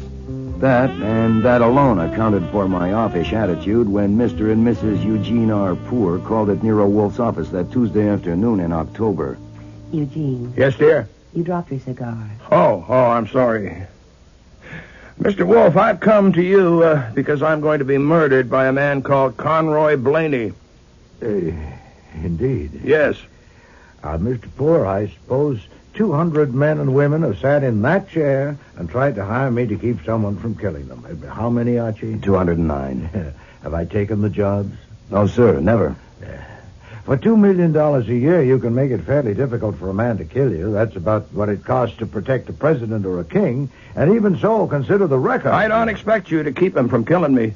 That's not what I came for. Then what the devil did you come for? To keep him from getting away with it. Oh, I see. Con Blaney is so damn clever that it isn't a question whether he can kill me or not. The question is whether he can manage it so he's in the clear. I'm afraid he can. I would bet he can. Eugene. Yes, dear. You've got to try to relax. I came here, Mr. Wolfe, to give you the facts, to get the facts down, and to pay you $5,000 to see that he doesn't end up in the clear. I want someone to know about it. Your wife knows about it. What if he kills her, too? There's no one else I can trust. Then why not go to the police? The police? I'm not sure they'd even remember I'd been there if it happened in a year or maybe 2 years. I can't pay them to remember. What's the matter? Don't you want $5,000? I wouldn't get $5,000. As my income tax now stands, I'd keep about 10%.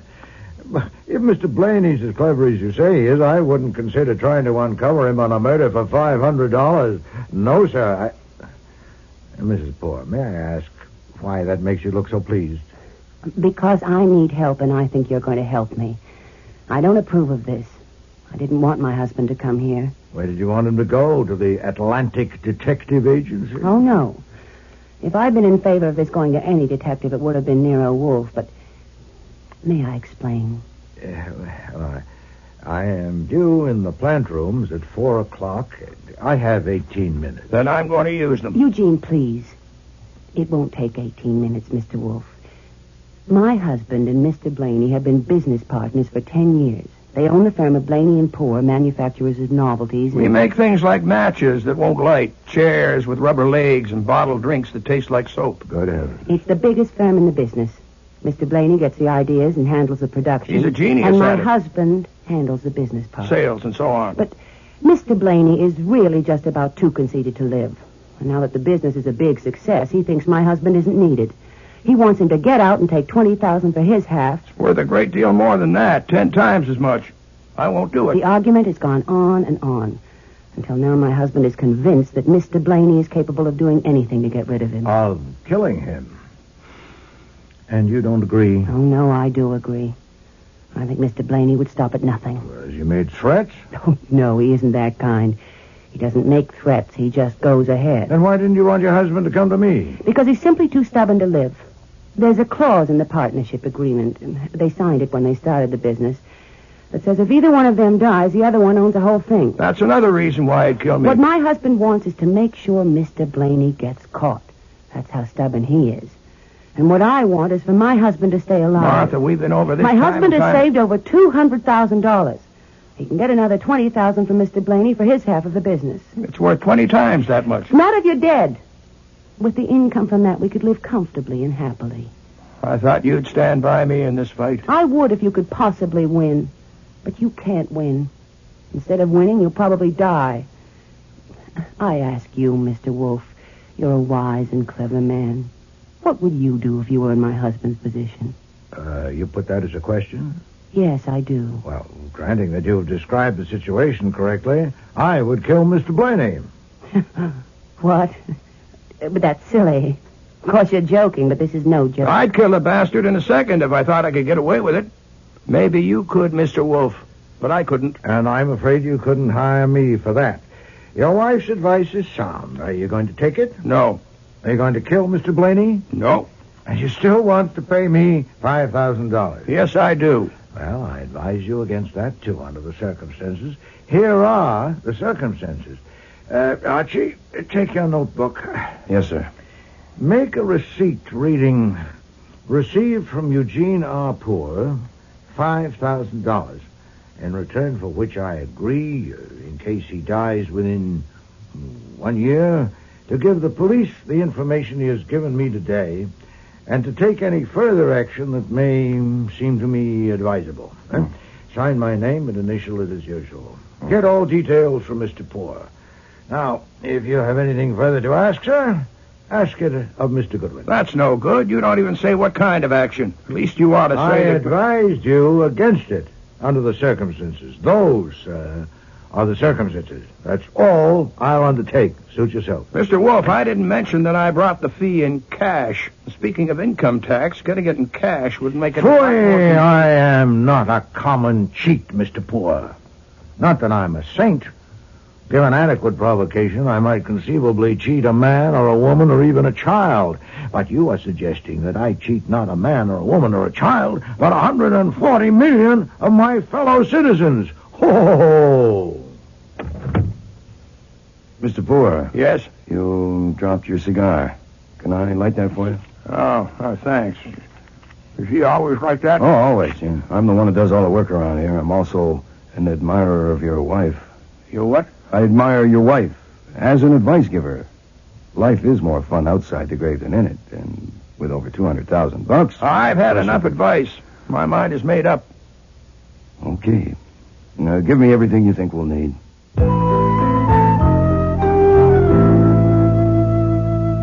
It was nearly 5 o'clock when they left. I was still typing from my notes when at 6 o'clock, Wolfe came down from the plant rooms. Well, did you take that man's money? If I say I took it, you'll claim that your attitude as you left plainly indicated that he had insulted you and you wouldn't play. If I say I refused it, you'd claim I'd done you out of a fee. Now, which do you prefer? Did you word the receipt properly? No, sir. I worded it the way you told me to. No. The loot is in the safe. I told him you'd prefer a check, but he said there it was. He'd taken the trouble to get it, so why not take it? He still thinks you'll forget to report it to your 140 million citizens. Oh, by the way, if Blaney does perform, I'm going to marry the widow. You saw her legs. I did not see her legs. Do your typing, Archie. I like to hear you typing. Huh? If you're typing, you can't talk. Yes, sir.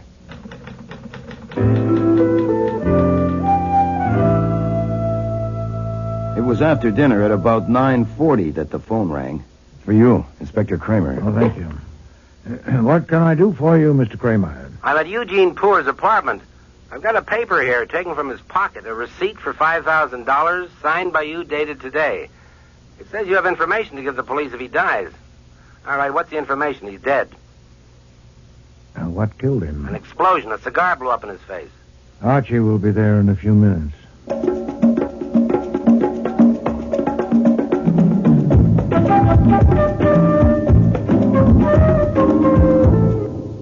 You recognize him? Well, it's the same suit and tie anyway. Jeez, a cigar did that to him? So the wife says he lit a cigar and it blew up. I don't believe it. Yes, I guess I do. She says so. They make novelties. Now, that's a novelty. Yeah, we're all through here. Take it away, boys. Where's Mrs. Poor? Bedroom. I want to see her. The hell you do? I want to see our client. So you've got a client? You've seen the receipt. You've read my report. Give her a chance. I am. Let her pull herself together. Is this the box the cigar came from? Don't touch I'm that. just pointing, Inspector. I'm not touching. I just want to satisfy my curiosity. He smoked 2 cigars this afternoon in the office. Same brand? The same, Alta Vista. It's a fresh box, only one gone. You suppose the rest of these are loaded? The lab will answer that. You picked up the partner, Blaney? He's been sent for. Oh, I hope to God it's a wrap-up. Maybe it is. How did Poor seem this afternoon? Nervous, scared, what? It was mostly stubborn. Mine made up. What about the wife? Stubborn, too. She wanted him to go on breathing. You want to talk to this young woman, sir? How do I know? Do I? Well, she came here just after we got here. She won't tell us why. I did tell you why. I had an appointment with Mr. Poor. Yeah? At first you said you just came here. Oh, that wasn't true. I had to say that. Why? Oh, look, I work for Mr. Poor. That is, I work for Blaney and Poor Novelties. Mr. Poor called and he asked me to meet him here. What for? Well, I can't tell you that. It's a confidential matter. Nothing is confidential in a murder case, miss. Please, you don't understand. If Mr. Blaney knows I came here, I'll lose my job. Oh, now what? Dora, what the hell's happening here? We found this guy hanging around outside. I have a right to be here. Oh, Helen, there you are. Well, you didn't lose any time, did you? Now you think you can have her. What's going on here? Who are you? My name is Joe Grohl. I work for Blaney and Poor, factory foreman, and I have a right to Why be were you here. hanging around outside? Tell him. I followed Helen Vardis when she left home tonight because I wanted to know where she was going. She came here, and I saw all the police outside. Now, where's Conroy Blaney? He's been sent for. Why did you That want... is not true. What's not true? That he was following me. Why would he follow me? He came here to... Yeah, to what? I don't know. But I do know who killed Mr. Poor. It was Martha Davis. Oh, that helps. Who is Martha Davis? She means Mrs. Poor. Oh. That was her name when she worked in the factory before she got married. She means Mrs. Poor killed her husband. She's jealous of Mrs. Poor. She's just plain crazy. She certainly is. Martha. You ought to be ashamed of yourself, Helen. I think you will be when you calm down and thought things over. You have no right or reason to talk like that. Let me go, I say. Who's in charge here? I'm Conroy Blaney. Where's Jean Poor? You ask? Of course I do. Why have I been brought here? You know perfectly well that Jean is dead. Murdered. Good heavens. Who did it?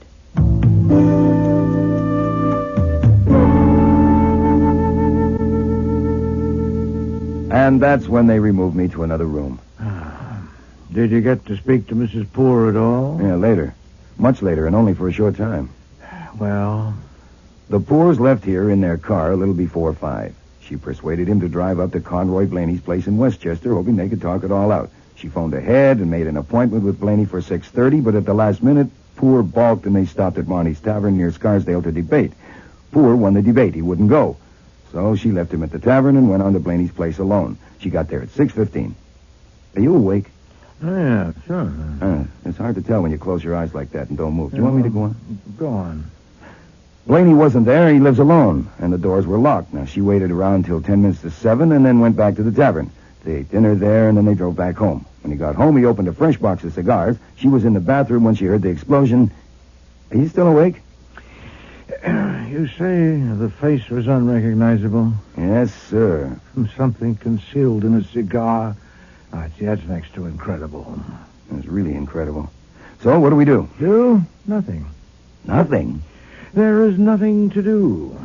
I engaged to give that information to the police and have done so. Also to take any further action that might seem to me advisable, and I've done that. You mean you through with the case? Certainly not. I haven't started. There is nothing to start on. Mr. Kramer may do the job himself. I hope so. I resign. Nonsense. Do your work. No, sir, I'm going upstairs. I'm going upstairs to pack. If you're too lazy to wiggle a finger, very well, that's not news. But you're not even interested. Does it bore you because you've already collected the fees, eh? Too small a fee? Is it too obvious? Is it beneath you? Confound Well, it, how Archie. about this in the Gazette, then? Man's naked body found in a lonely lane near White Plains, head crushed to a pancake by a car running square over him. Now, there's a case for a great detective like you. See, it might be Hitler, since his body has never been found. Answer the door, Archie. Yes, sir. Wolf doesn't like receiving unexpected callers. He likes me to check with him first. So I didn't. Inspector Kramer. Good morning, Mr. Kramer. To what do I owe I this? told him to hell with him. You wouldn't see him since he's working on the Poor case and you're not interested. Oh, shut up, Archie. Sit down, Mr. Kramer. Why do you put up with him? He saved my life once. Once? Have you forgot? What can I do for you, Inspector? I dropped in on my way uptown because I thought it was only fair. I think I'm going to arrest your client on a charge of murder. You can't arrest my client on any charge whatever. Oh, no? My client is dead.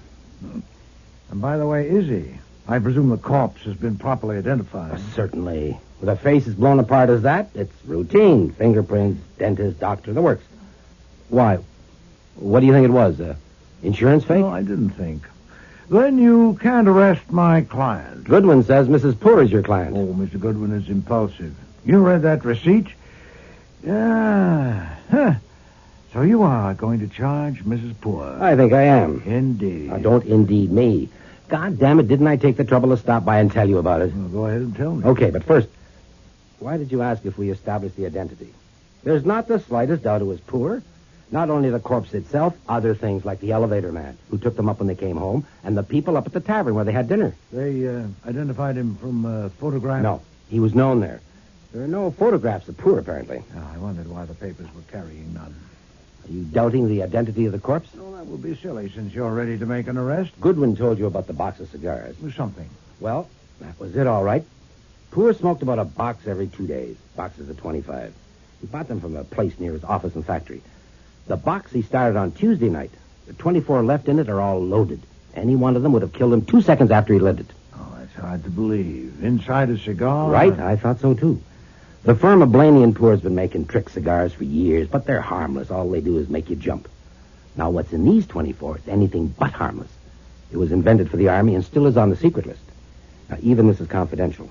It's made by the Beck Products Corporation. And their men and the FBI are raising hell trying to find out how this murder got a hold of them.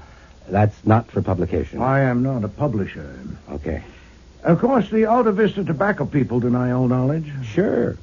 They say the fillers are theirs, but the wrappers are not. Now, they say whoever sliced them open and inserted the things and rewrapped them was an expert. Now, there are 4 people connected with Blaney & Poor who are good at making trick cigars. Helen Vardis, one of their most highly skilled workers. Joe Grohl, the foreman. Blaney himself. And Mrs. Poor, who worked there for 4 years before she married Poor. Oh, good at making trick cigars. Well, how did you narrow it down to Mrs. Poor? How do you like this? Underneath the cigars in the box, we found 2 human hairs. They came from the head of Mrs. Poor, unquestionably. I think I'll charge her. Oh, I wouldn't do that if I were you, Mr. Kramer. Oh, you wouldn't? No, sir. Let me put it this way. You have her on trial.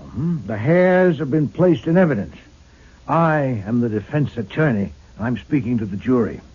Shoot. Ladies and gentlemen, I respect your intelligence. The operation of turning those cigars into deadly bombs has been described to you as requiring the highest degree of skill and the most minute attention. Deft fingers and perfect eyesight were essential.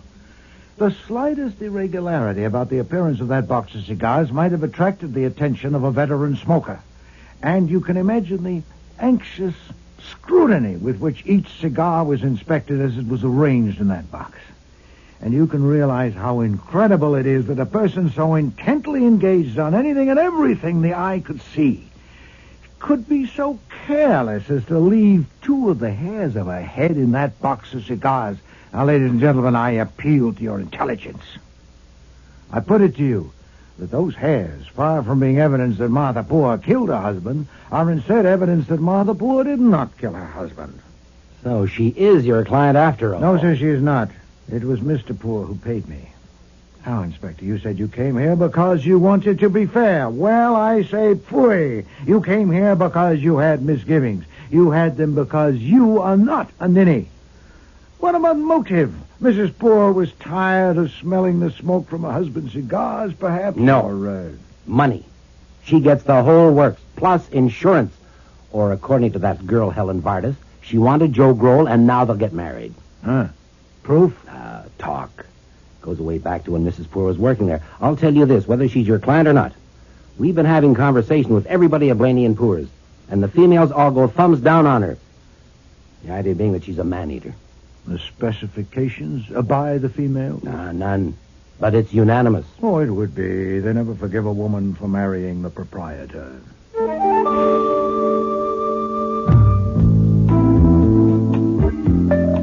It's our busy day. Mr. Conroy Blaney himself to see you. Do I let him in? What does he want? I think he wants to confess. Oh, I warn you. His squeak will get on your nerves. Confound it. Bring him in. We meet at last, Mr. Wolfe. I was thinking on my way here, fate has thrown us together. You dominate your field and I dominate mine. We were bound to meet. Your field? That's right. I am supreme. I imagine you and I are alike in more ways than one. Now, I like to see things done in an orderly manner. So do you, don't you? Mr. Blaney, So first I'll give you my 4 reasons for coming here, and then we can take them up one at a time. 1, I want a copy of the report you gave the police of what Jean Poor and Martha, his wife, told you about me. 2, discussion of whether your giving that report to the police was publication of a libel and whether your withdrawal of it will satisfy me. 3, a proposal to make an orchid, guaranteed exclusive to you, an imitation orchid plant in a pot that would talk. When the pot was lifted, it would say distinctly, "Orchids to you," or anything of similar length. God heavens! I knew we would have many things in common. That's my favorite expression, too. I use it all the time. Good Heavens. But you probably want to know where I stand. I would if I were you. Tuesday evening up at Jean's apartment, I heard a man saying to another man, I presume they were detectives, something about Mrs. Poor being Nero Wolfe's client, and in that case, Mrs. Poor was as good as out of it, so Blaney might as well get his legs shaved for the electrode. Now, I really think it would be a shame to make yourself ridiculous, and I don't think you want to, so I'm willing to take this trouble. You're not a man to reach a conclusion without reasons. That wouldn't be scientific, and you and I are both scientists. Tell me your reasons one by one, and I'll prove they're no good. Go ahead. Archie, get him out of here. The truth is, you have no reasons, isn't that right? All right, then, about this talking orchid. When I get hold of a creative idea, I can't concentrate on anything else. You will have to give me 3 or 4 orchid plants to work from, and they ought to be your favorite plants. Now, here's the stroke of genius. I was saving this. The voice that does the talking will be your voice. Whoever you send it to, preferably a lady, she will lift the pot, suspecting nothing, and your own voice, the voice of Nero Wolfe, will say to her, orchids to you. Probably she'll drop the pot, but... I think you just performed a miracle, Mr. Blaney. Oh, yes? Yes. You caused Nero Wolfe to disappear. I don't understand. Oh, overlook it. He's eccentric. So am I. Geniuses are. Does he really think I killed Jean Poor? He does now. Why now? Oh, forget it. I'm eccentric, too. There's another possibility. The idea of the orchid having his voice doesn't appeal to him. Then how about it having your voice? What? You have a good baritone voice. I could let you have it at cost, and you could give it to him for Christmas. Let's hear how it would sound. Say it in a medium tone. Orchids to you. Hi there. Archie, is that man gone? No, sir. Now he wants Get him me... out of there at once. Phone Saul and tell him to come here as soon as possible. Yes, sir. Let's hear how it would sound. I'll close my eyes, and you say it to me, just naturally to me. Orchids to you. Are you ready? Oh, I'm ready.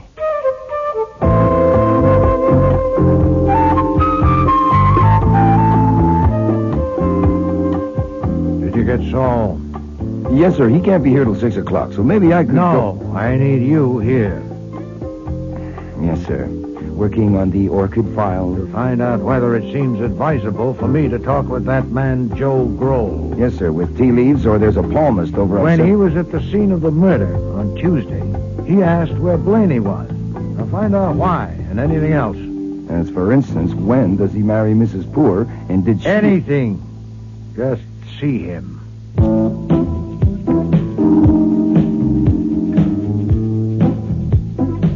I picked Joe Grohl up at the corner of Varick and Adams at 5:30. Sorry to keep you waiting. It's okay, it's okay. I only quit being an Army hero 2 months ago, and they gave me my job back. But it keeps me busy catching up.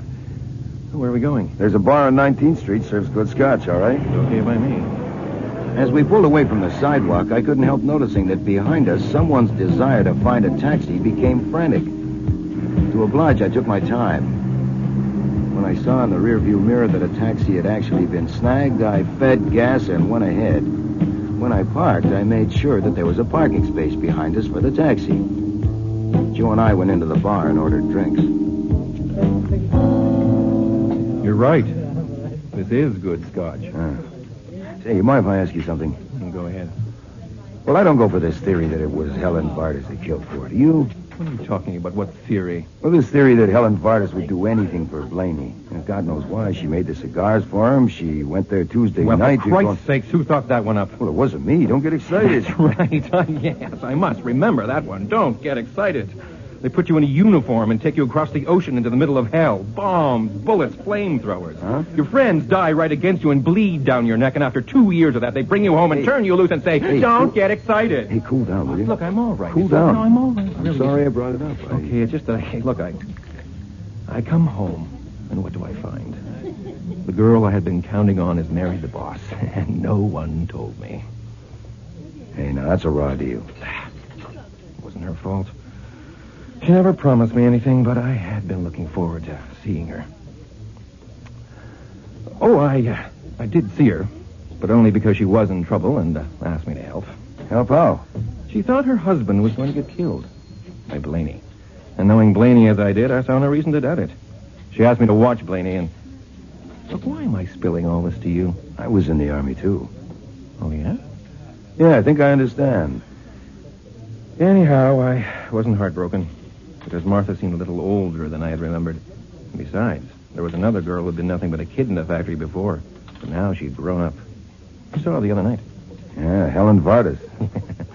I fell for her like a Sherman tank. Oh, I thought I'd finished that drink. You filled it up. Thanks. Cheers. I guess I was a little leery of all civilians, even Helen. But she seemed to reciprocate. She seemed to reciprocate. I just don't understand it. First Martha, then her. I saw her with him in a restaurant, and I saw them together in his car. Who, Blaney? Certainly not. Poor. Eugene Poor. Oh, boy. I can't understand what he had. Look, I put it to Helen. I asked her outright, and she as much as told me to go to hell. She refused to explain? They say, don't get excited. Tell me, who is it that thinks Helen was helping Blaney? Oh, no, it's nothing to worry about. In a murder case, you're apt to hear anything. Well, it's stupid. If the cops had any brains at all, they should know that it had to be either Blaney or Martha who killed Poor. How do you figure that? Martha went up to Blaney's place in Westchester at 6:15 on the night of the murder. She says Blaney wasn't there. That's right. Blaney says he was there that whole evening. So one of them is lying, and the one that's lying killed Poor. So it's Blaney. Why? Because Martha wouldn't lie? Why would Martha kill him? He had everything going for him that he had 2 years ago when they got married. Anyway, it was Blaney. And he knows I was keeping an eye on him for Martha, so I'll be out of a job, and so the hell with him. Tell me, do you want to come along and help me do something? Well, if you describe it, I promised my mother I would always be helpful to people. You're very witty, you know that. Well, Nero Wolfe tells me that all the time. Say, what are we going to do? I'm going up to Blaney's office to look through his abditories. Look through his what? Abditories. Secret hiding places. His office is full of them. I'm going to search them. Do you want to come along? You got the keys? Hell, I'm foreman. Okay. Finish your drink and let's go.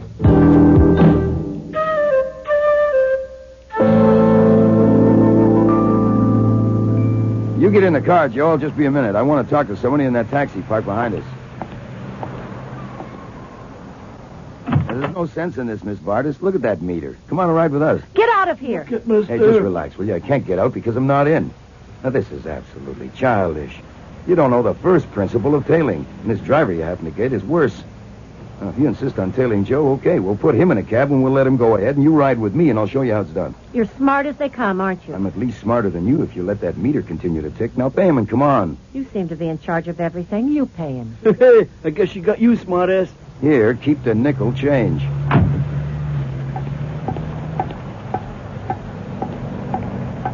Move over a little, Joe. There's room for 3. What is this? What are you doing here? If I were you folks, I would incorporate and call it the Greater New York Mutual Tailing League. I don't see how you keep track of who is following whom on any given day. Of course, if one of you gets convicted of murder, that'll put a stop to it. You have now, however, one good reason that I know of for getting married. The fact that a wife can't testify against a husband or vice versa. There's one thing you gotta watch. Now that Eugene Poor is dead, Helen will try to sell you the idea, Joe, that she was meeting him on the sly merely to keep him informed of anything Blaney seemed to be up to. And Joe will try to sell you the idea, Helen, that he was seeing Martha merely for that, too. Now, of course, he can't marry her for at least a long time because it would look a little suspicious, and he may want you just for a stopgap. You should both be Are you always such a clown? Always. It is a well-known fact that clowns have the biggest and warmest hearts on record, except mothers and 3 characters in a book by... So, if you get tired of being a stopgap, why don't you give me a ring? Stop and let me up. We're not going where I said. Oh, yes, we are.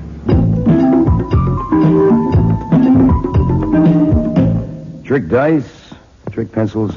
These are trick pencils? When you press, the perfume comes out. Perfume?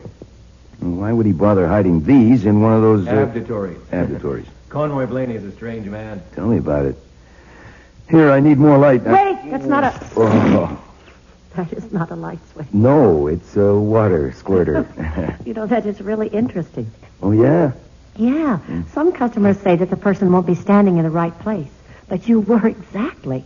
A person not as tall as you would get it right in the eye. You are?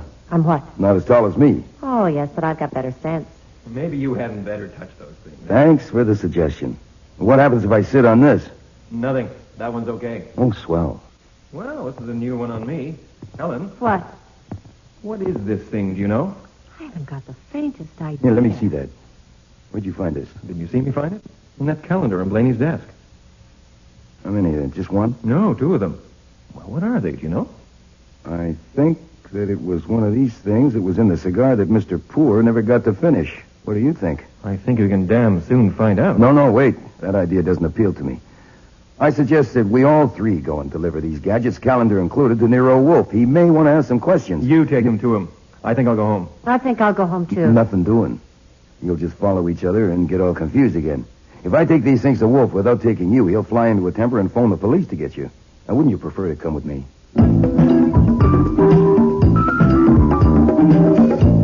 Mr. Grove. Yes, sir? I don't know how much sense you have. If you have slightly more than your share, you must realize that if I hand these things to the police with Mr. Goodwin's story, they'll conclude that you are a liar. Why would Miss they? Vargas, please, I'm speaking to Mr. Grove. They will ask, why did you wait until witnesses were present to explore those... abditories. Hiding places. Is it even remotely credible that Mr. Blaney would leave such incriminating evidence in a hiding place that a dozen people knew about? I'll end by concluding that you put the capsules in the calendar yourself. I didn't. It happened exactly the way I told you. But listen. Oh, I am. You seem to know that these things are the same as the loads in the cigars. And if you do, okay. But I don't. Neither do I. And what the hell? Maybe they're full of Chanel number 5. I was coming to that. Archie, do you remember that metal coffee percolator that we were fools enough to try? Yes, sir. It's in the basement. Bring it here, please. Now, Mr. Grove, perhaps we can prevail on your expertise.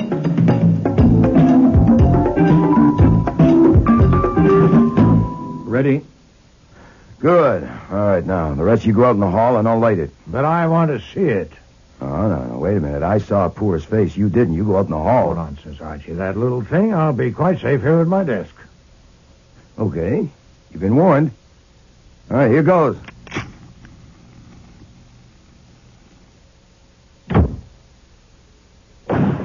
Jesus. Are you all right, sir? My God, look at the hole in the plaster behind his head. It was the percolator lid. It missed me by inches. My God, what's in those capsules? It's outrageous. I was nearly killed. Now, this settles it. Against Mr. Poor, there may have been a valid grievance, but against me, none. I'm going to bed. Archie, you put that other thing in the safe. What was that about? Is he mad at us? Geez, you'd think Now, that Mr. Wolfe is a genius, as you well know. Geniuses can be eccentric.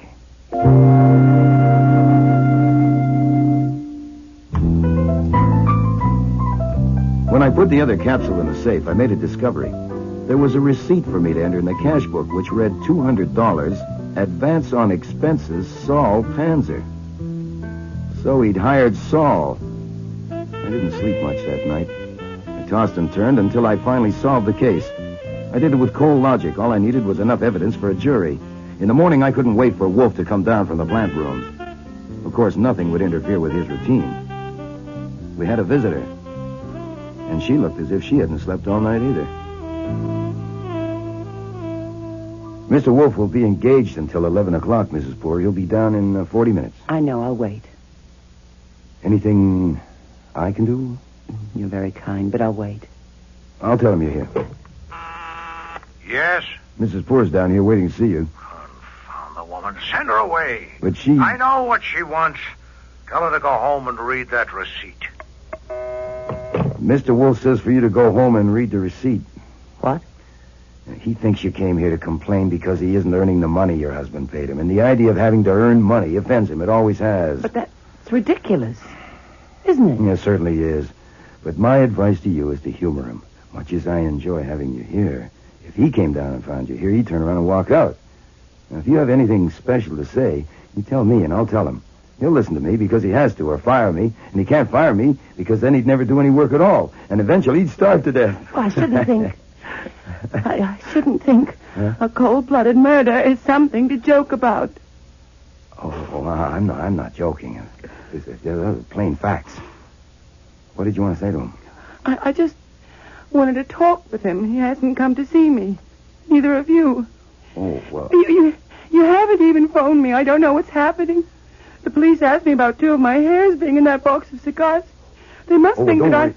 Mr. Wolfe knows about that. In fact, I think he's proved to Inspector Kramer that those hairs are evidence that you did not kill your husband.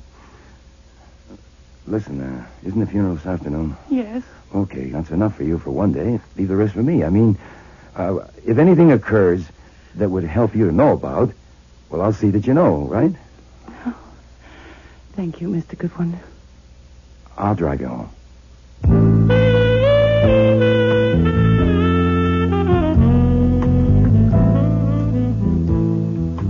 We didn't speak at all in the car. She was trying to control her tears, and I was trying to control my anger. When I got back to the office about 11:30, I couldn't blast right into him because the first thing that happened was the phone rang. The district attorney of Westchester County returning your call. Thank you, Archie. I've got it. You can hang up. How do you do, Mr. Fraser? Thank you for being so prompt. Yes, it is urgent. I have something to give you. That body found in an orchard Wednesday evening with the head crushed, has it been identified? No, then the newspaper report is accurate. Please, I'm giving you something. Put this down. Arthur Howell, 904 West 78th Street, New York. He worked for the Beck Products Corporation of Baston, New Jersey. His dentist was Louis Marley, 699 Park Avenue. That should help. Try that. And in return for this, I would appreciate it very much if you'll have me notified the moment the identification is made. Did you get it all down? No, sir. That's all you'll get from me until I get word of the identification. So that's what Saul has been doing. Uh-huh. Yes, uh-huh. So it's in the bag. A complete stranger named Arthur Howell. After snitching the capsules from Beck Products and making cigars and getting them into Poor's home God knows how, he was overcome by remorse and went to an orchard and took his clothes off and lay down and ran a car over himself with a radio-controlled device. Shut up, Archie. We're ready to act in any case, but it'll make things a little simpler if that corpse proves to be Mr. Howell, so it's worth waiting for a report on it. Now, 7 minutes to 4. We might as well prepare it now. Archie, get that capsule you put in the safe, and then attach it with tape to this photograph. This is Eugene Poor. I thought there were no Oh, no wonder you're looking so pleased, even if Saul did have to pay $200 for it. Place the photo with the capsule attached in an envelope and replace it in the safe. Yeah, but why? You wait for my instructions. Call me the moment you hear from Mr. Fraser.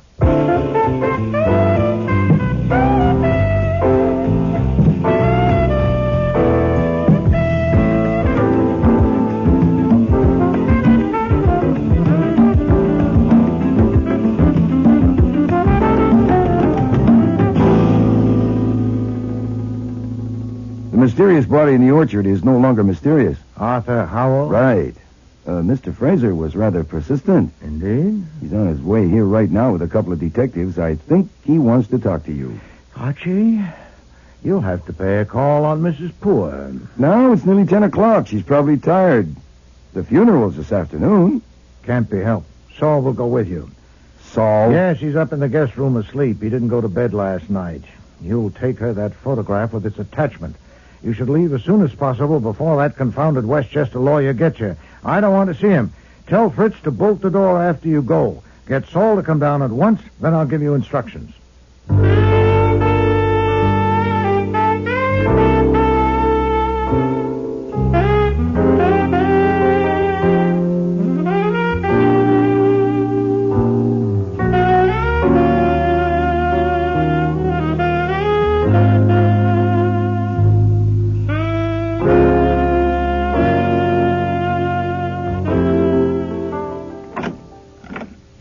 I'm here under orders, Nero Wolfe's orders. I just want to make that clear.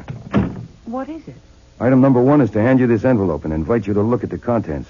Of course. The decoration was Nero Wolfe's idea. I am not authorized to discuss it or the picture from any angle, except to remark that it is a very good likeness of your husband. Where did you get it? Sorry, out of bounds. As I said, I'm under orders. Item number 2, a man named Saul Panzer is out in the back hall on this floor, standing by the door of the service elevator. Number 3, That naked body found in an orchard not more than 10 minutes' drive from Blaney's country place has been identified as Arthur Howell, an employee of the Beck Productions Corporation. I don't know why you tell me about that. Arthur Howell? Did you say Arthur Howell? Yep, that's right. Howell, Arthur. Number 4, it is now 20 past 10. At 10:45, I'm supposed to either arrive back at the office or phone. If I do neither, Nero Wolfe will phone Inspector Kramer. Let's see. Photo and capsule, Saul out the back, Howell, cops at 11:15, that's all. Without saying another word and with a photo in her hand, she turned and walked out of the room. Since I had to think about fire escapes, I went along. That game of follow the leader was one of my experiences that can stay unique and suit me fine. She might have been a deaf and dumb renting agent showing me the apartment and me the deaf and dumb prospective tenant. First, we did the master bedroom, her in front and me right behind. She opened a closet door, looked in a minute, and shut it again. Then she crossed to another door that was standing open. I had never seen a fire escape with an entrance through a bathroom window, but I thought it wouldn't hurt to look, so I did. It was okay. So I backed out, and she shut the door, staying inside. I looked out of a window at the dark for maybe 3 minutes, and apparently I forgot to breathe. When the door opened and she came out, I pulled in enough oxygen to fill a barrel. She was no longer carrying the photograph. Her next destination was the back door, leading from the kitchen to the service hall. With me at her elbow, she pulled the door wide open, and we were both looking at Saul. Saul? Archie. Back to the living room and onto the front foyer. I slipped ahead of her and stood with my back against the entrance door. And she simply turned around and kept going until she was in the bedroom again. I was right there. Then she turned in the middle of the room near the foot of the double bed where she had presumably slept with her husband. Archie Goodwin, you think I'm terrible, don't you? You think I'm an awful woman, don't you? I'm not thinking, lady. I'm just an errand boy. You've had lots of experience. You know what women are like. I know you did when I first saw you. You know I'm a man's woman, but it has to be the right man. Just one man's forever. But I didn't find the man until it was too late. I didn't find him until this morning when you were so kind to me. You could have had me then, forever yours. You could have me now if anything like that was possible. I mean, we could go away together. You wouldn't have to promise anything. Only you could find out if you want me forever, too, the way I want you. Hold me, Archie. Listen, you are extremely good. There's no question about it. When you turn it on, it flows, but... As you say, it's too late. In 7 minutes now, Nero Wolfe will be phoning the police, so... You better fix your hair. You'll be having your picture taken. You... Oh, I hate men. God, how I hate men. She turned and walked into the bathroom. I sat down on the edge of the bed and did nothing but breathe. I suppose I did actually know what was going to happen.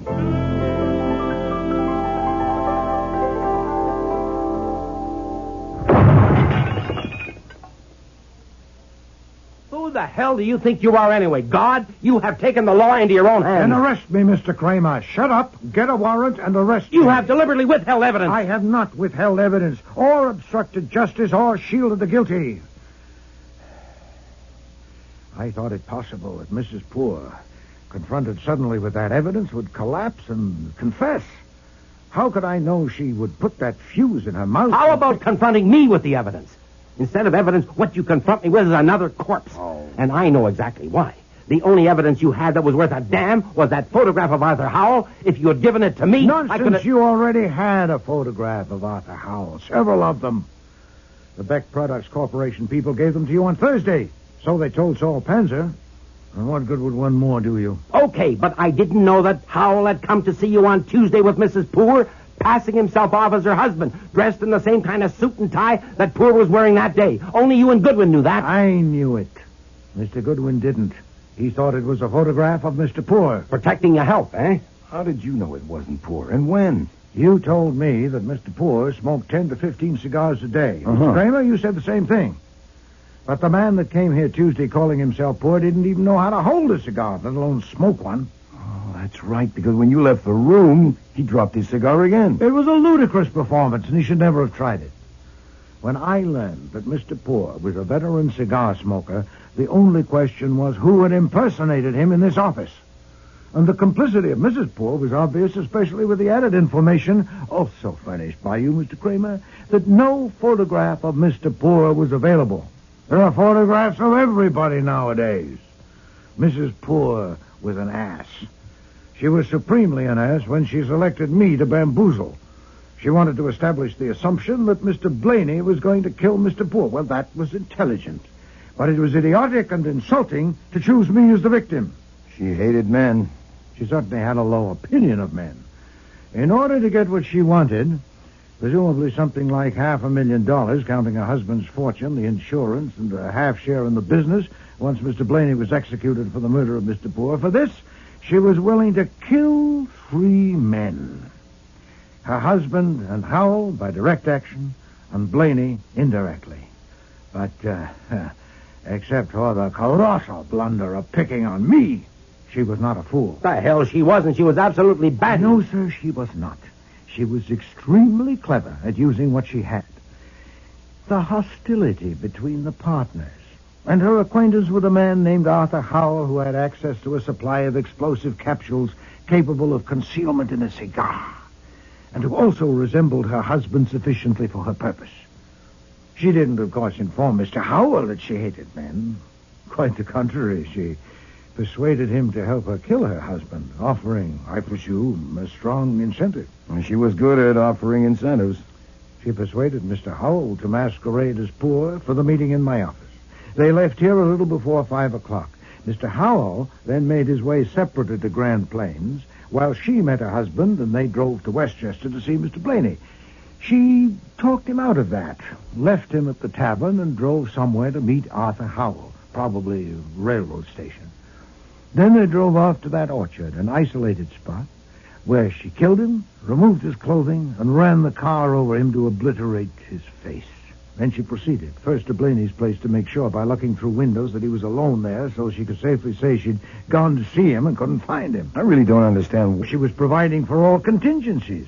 If Arthur Howell's body was, after all, identified, known as that of a man who was with the Beck Corporation and had access to those capsules, it would help to have it established that Mr. Blaney had not been at home during the time that Arthur Howell had been killed. And Mr. Blaney would be blamed for that, too. Jesus. Then she returned to the tavern, dined with her husband, drove back to their apartment, and got him a nice, fresh cigar from a new box. And she was your client? No, sir. You've got the $5,000. Oh, I have. But Poor didn't pay it to you. You never saw Poor, so you weren't hired by him. Mrs. Poor paid it. Do you take money from murderers?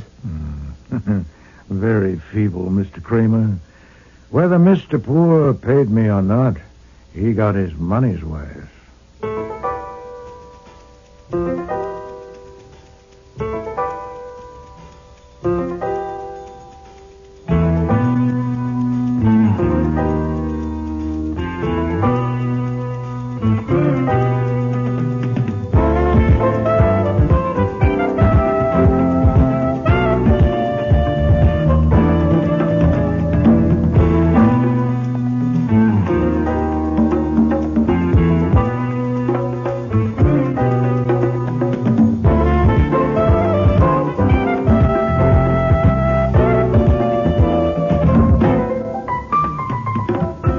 Starring in today's episode were Mavor Moore as Nero Wolfe, Don Franks as Archie Goodwin, and Cecil Linder as Inspector Kramer. Lally Cadeau was Martha Poor, Sean Sullivan, Eugene Poor, Eric Peterson, Conroy Blaney, Martha Gibson, Helen Vardis, Dan Bukos, Joe Grohl. Alfie Scott was Doyle, and James Morris was Stebbins. Music was composed and conducted by Don Gillis. Technical operations, John Jessup. Sound effects, Bill Robinson. Production assistant was Nancy McElveen, and casting consultant was Ann Weldon Tate. Instead of Evidence was written and produced in Toronto by Ron Hartman.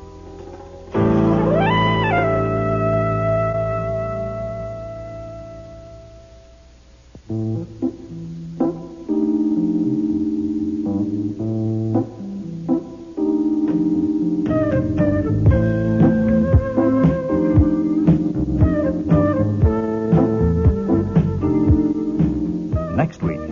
She's dead? Very.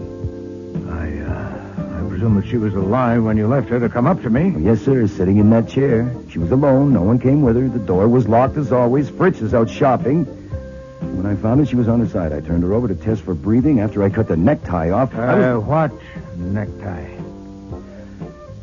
The one you left on your desk. It was around her throat. Everybody's gone, Fritz. I've locked up. Thank you, Archie. Hey, 3 empty wine bottles. We didn't even eat dinner. I drank them, Archie. You're pie-eyed. No, Archie, I have tried, but no. Oh, boy. Go to bed. It's nearly midnight. No, he will be hungry. He may never be hungry again. Can you sleep?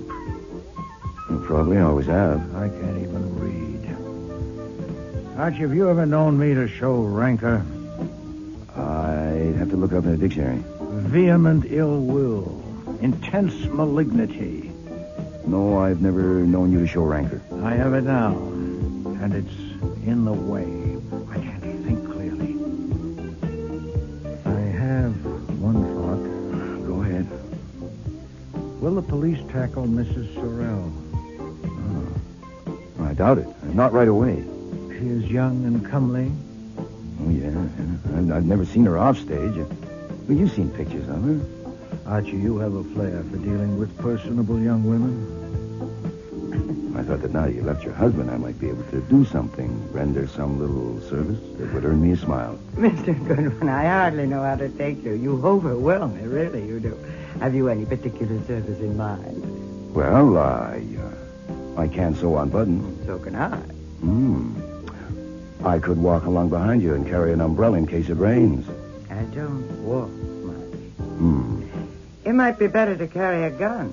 Next week, Eeny, Meeny, Murder, Mo, with guest stars Charmian King, Bud Knapp, Aileen Seaton, Neil Monroe, and Dan McDonald.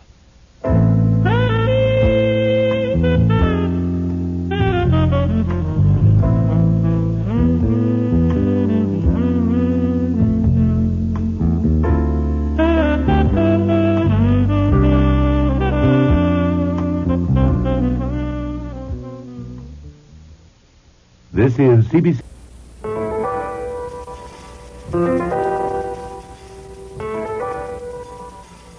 Rex Stout's Nero Wolfe.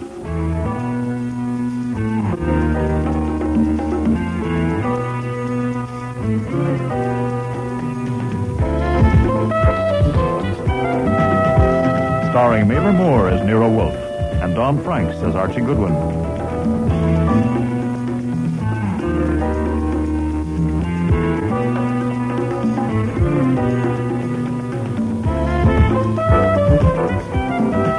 Today's episode, Eeny, Meeny, Murder, Mo, with special guest stars Charmian King, Bud Knapp, Dan McDonald, Neil Monroe, and Aileen Seaton.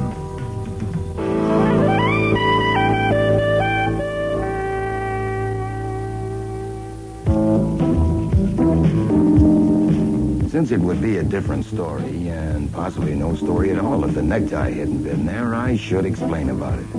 Nero Wolfe is a fastidious man. He's too fastidious to wear a brown silk four-in-hand decorated with tiny yellow curlicues and a large spot of Fritz's hollandaise sauce smack in the middle. So when Wolfe went to the orchid rooms, which he does every day from 4 to 6, he removed the tie and left it on his desk. That hurt me. I'm going shopping, Archie. I should be back.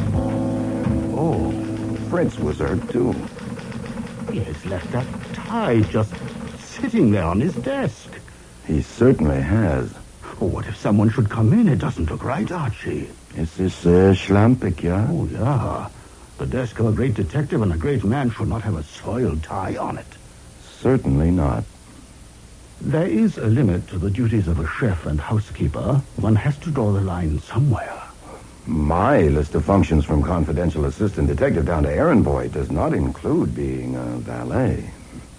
Besides, there's my arthritis. You haven't got arthritis, Archie. Arthritis is beside the point, Fritz. Consider the dignity of man. Yes. He could have taken it upstairs on his way to the plant rooms. Someone is here. You could put it in a drawer. That would be evading the issue. I suppose so. I agree. It's a delicate affair. I'm going out the back, Archie. Good afternoon. I'd like to see Nero Wolfe, please. I'm afraid Mr. Wolfe sees people only by appointment. But this is urgent. Very urgent. Oh, I'm sorry. Mr. Wolfe is engaged at the moment. Could I wait till he's free? Please. Sure. Come on in out of the cold. Oh, thank you. We'll go to the office. Mr. Wolfe won't be available until 6. I'll have to see him first and tell him about you. My name is Archie Goodwin. What's yours? I'd rather not say. Until I know if Mr. Wolfe will take my case. It's very confidential. Now, you'll have to tell him what your case is before he decides if he'll take it. And I'll be sitting there listening, so... Oh, also I'll have to tell him more about you than that you're 35 years old, weigh 120 pounds, wear no earrings before he decides if he'll even see you. I'm 42. What? Well, there you are. See, I need the facts. It's very confidential. But I suppose there was no sense in coming unless I tell you. That's right. Please sit down. Very well. My name is Bertha Aaron, spelled with 2 A's. I'm the private secretary of Mr. Lamont Otis, senior partner in the law firm of Otis, Edie, Hadeker, and Jett. I'm worried about something that happened recently, and I want Mr. Wolfe to investigate it. Were you sent by someone in the firm? Oh, no. Nobody sent me. Nobody knows I'm here. Well, what happened? Maybe I shouldn't have come. No. I didn't realize. Maybe I'd better not. Oh, well, suit yourself, Mrs. Aaron. Miss Aaron. Yes, I'm not married. Oh, this is silly. I've got to tell it. I owe it to Mr. Otis. I couldn't go to him about this because he's 75 years old and has a bad heart. It could kill him. Miss Aaron, why don't you tell me what happened? What happened was that I saw a member of the firm with our opponent in a very important case at a place where they wouldn't have met unless they wanted to keep it secret. You mean with the opposing counsel? Oh, no, the client. With opposing counsel, it might possibly have been all right. Which member of the firm? I'm not going to say. I'm not going to tell Mr. Wolfe his name until he agrees to take the case. Now, he doesn't have to know that in order to decide. Oh, dear, I'm in such a difficult position. I was afraid to go to any of the others in the firm because if one of them was a traitor, another one might be in it with him. Well, how could I be sure? Well, you could be wrong. Well, of course, that's unethical, a lawyer meeting with an enemy client, but there could be exceptions. It might have been accidental. No, it couldn't have been an accident. When and where did you see them? Last Monday, a week ago today, in the evening. They were together in a booth in a cheap restaurant. The kind of place she would never go to, never. I only went in there to use the phone. They didn't see me. Then one of them is a woman. Oh, I said she. Yes, the opposing client is a woman. Well, isn't it possible, just possible that the member of your firm wasn't a traitor? And that there's some explanation? Well, of course. I worried about that for a week. And this afternoon I couldn't stand it anymore, so I faced him with it. There is no question. He's a traitor. What did he say? It wasn't so much what he said as how he looked. He said he had a satisfactory explanation, but that he couldn't tell me what it was. And that's when I thought of Nero Wolfe. So I put on my hat and coat and came. Now, it's urgent. You can see it's urgent. It could be. Look, Mr. Wolfe would have to know first what your firm's case is about. Oh, I couldn't tell you that. There are some kinds he won't touch, even indirectly. Now, come on. You can tell me. Does he have to know? Yeah, he does. Anyhow, I read the papers, and you told me the name of your firm and that it's a big, important case, and the opposing client is a woman. So is your client Morton Sorrell? Yes. And the opposing client is Rita Sorrell, his wife. Yes. Mm-hmm. It's just 5:39. Cross your fingers and sit tight. I'll go up to him.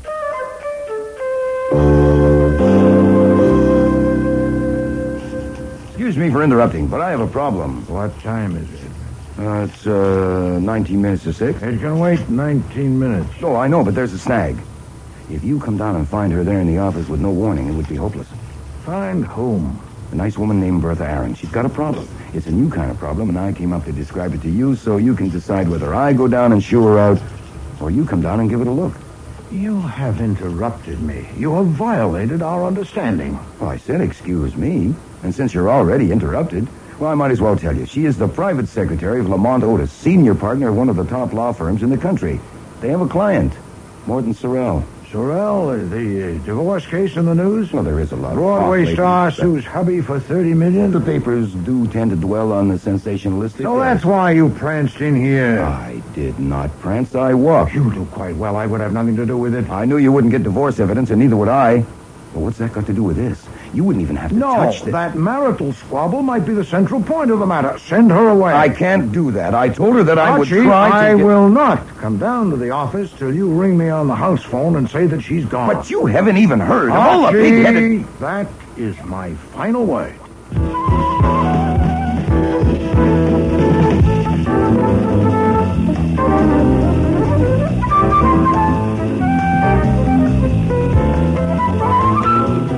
Back at the office door, I stopped for a moment and arranged my face so Bertha Aaron would know the answer as soon as she looked at me. Then I entered. Jesus. Two objects were on the rug, which hadn't been there when I left.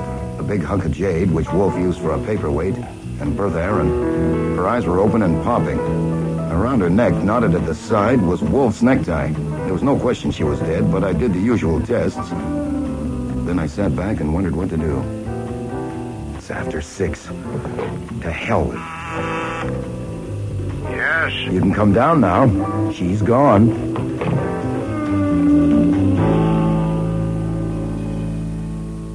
These germination charts, Archie, I want you to say... You said she was gone. She is. She's dead? Very. I presume that she was alive when you left her to come up to me. Oh, yes, sir, sitting in that chair. She was alone. No one came with her. The door was locked as always. Fritz is out shopping. When I found her, she was on her side. I turned her over to test for breathing. After I cut the necktie off... What necktie? The one you left on your desk. It was around her throat. Probably she was knocked out first by that paperweight. My necktie?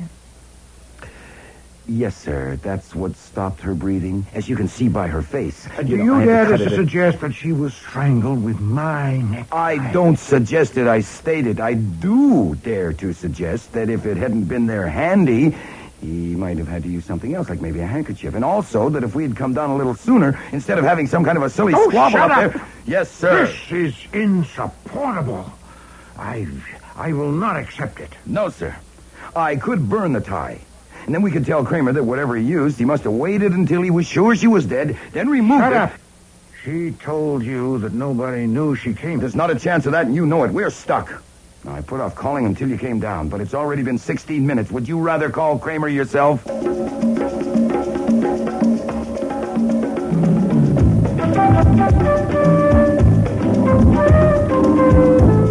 I still think you're lying, Goodwin. Inspector Kramer, you've been questioning me now for 5 hours. Now, look, you know me well enough. I know you well enough to know you're capable of saving something for your private use.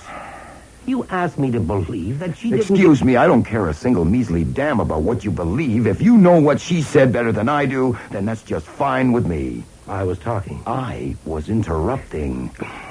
You say that she gave you all those details, but she didn't name the member of the firm? I don't believe it. And I'm telling you this, Goodwin. If you or Wolfe use that name to get yourself hired to investigate this murder, say, and you use information you have withheld from me to solve the case and collect a fee, I'll get you for it if it costs me an eye. Look, apparently you don't realize the morning papers will be full of the fact that a woman who had come to consult Nero Wolfe was murdered in his office, strangled with his necktie while he was up playing with his orchids and chatting with Archie Goodwin. I can hear the horse laugh from here. If we had known which member of the firm it was, I would have got him before you even arrived. How did he know she was here? How did he get in? For the last time, I don't know. Now, I've discussed that with Rowcliffe, with you, with Pearlie Stebbins over there, and I'll discuss it again. Oh, what the hell. Come on, Stebbins, let's pack it up. Oh, Goodwin. Yeah. If it costs me both eyes. Okay, everybody's gone, Fritz. I've locked up. Thank you, Archie. Hey, 3 empty wine bottles. We didn't even eat dinner. I drank them, Archie. You're pie-eyed. No, Archie, I have tried, but no. Oh, boy. Go to bed. It's nearly midnight. No, he will be hungry. He may never be hungry again. Pleasant dreams, Fritz.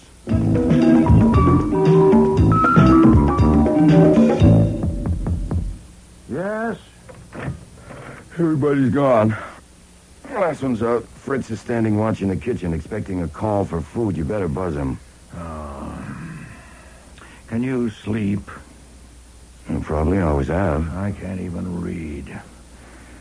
Archie, have you ever known me to show rancor? I'd have to look it up in a dictionary. Vehement ill will. Intense malignity. No, I've never known you to show rancor. I have it now. And it's in the way. I can't think clearly. I intend to expose that wretch before the police do. I want Saul and Fred and Ori here at 8 o'clock in the morning. Okay. I don't know how I'll use them yet, but... Oh, now what? I'll be right back.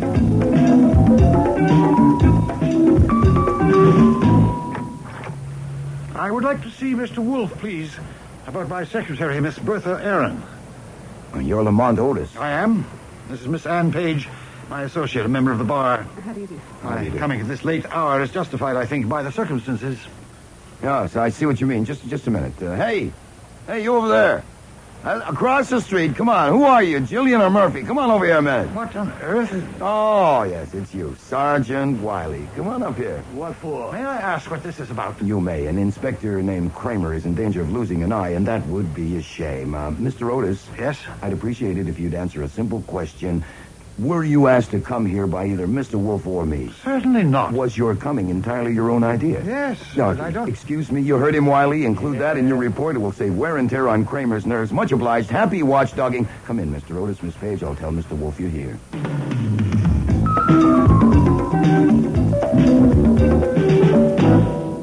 Mr. Otis, I owe you an apology. A valued and trusted employee of yours has died by violence under my roof. If you came to reproach me, proceed. I didn't come to reproach you. The police have told me how she was killed, but not why she was here. I think I have a right to know. How old are you, Mr. Otis? I'm 75. Why? I don't intend to have another death in my office, this time induced by me. Miss Aaron told Mr. Goodwin that the reason she didn't go to you with her problem was that she feared the effect on you.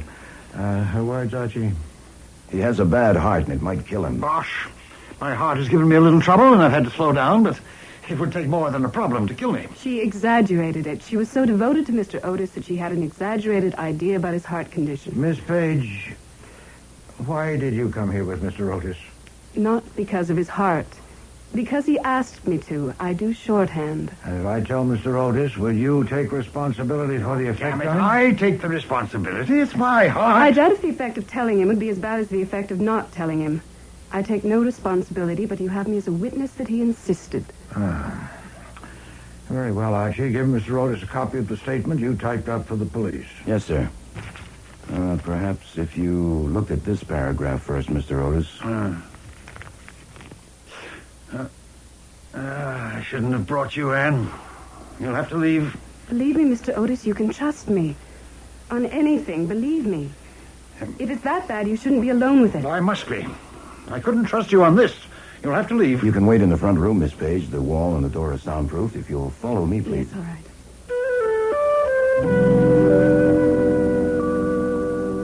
We have given you all the information we have, but I add this. First, that nothing in that statement will be revealed to anyone by Mr. Goodwin or me without your consent.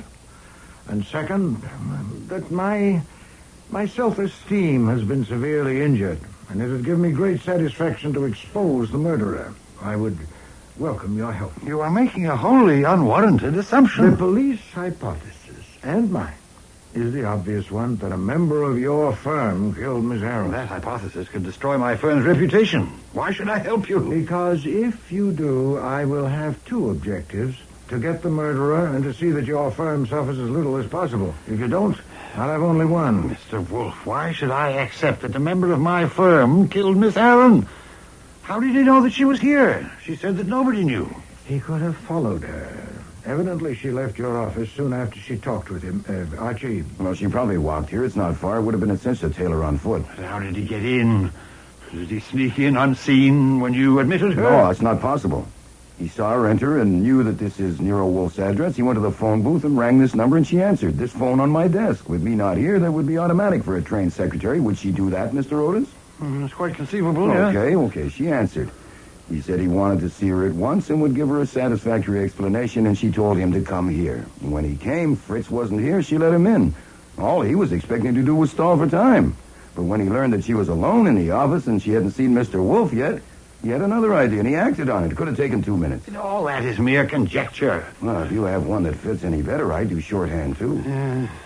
The police have covered everything here for fingerprints? Sure. But in winter, I suppose the members of your firm wear gloves.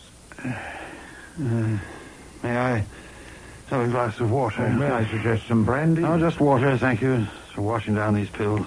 Yes, sir, here you are. Will they help, the pills? Yes, the pills are reliable. Thank you. How can I help you? By giving me information. It must be supposed that our killer was in a position to give Mrs. Sorrell information that would help her in her action at law against her husband. That's true? Of course. Here, privately with you, it's not merely her action at law, it's blackmail. Her demands are exorbitant and preposterous. And a member of your firm could give her weapons.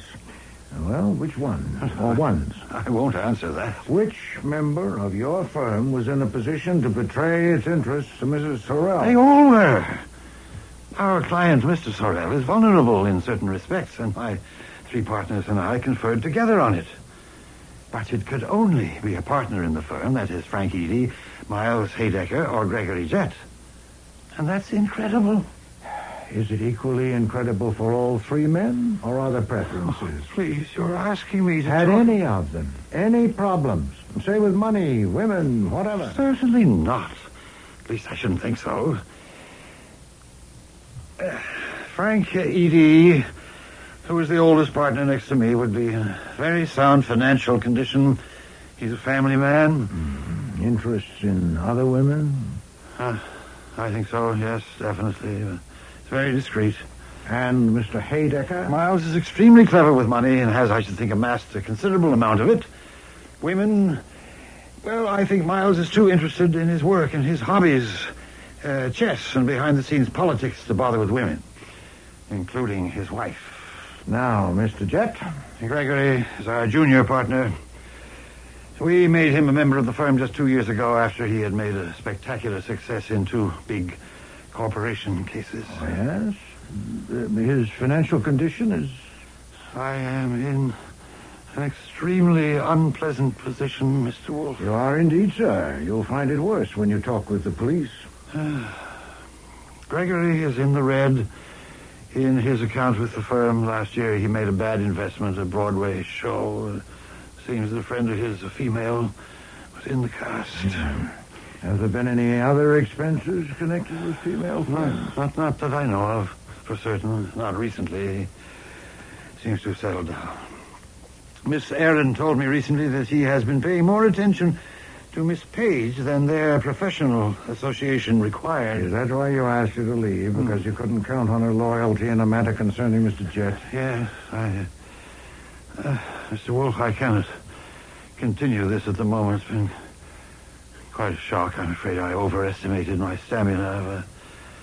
I would like to accept, tentatively at least, your offer of help. May I answer your questions tomorrow? At your convenience, of course.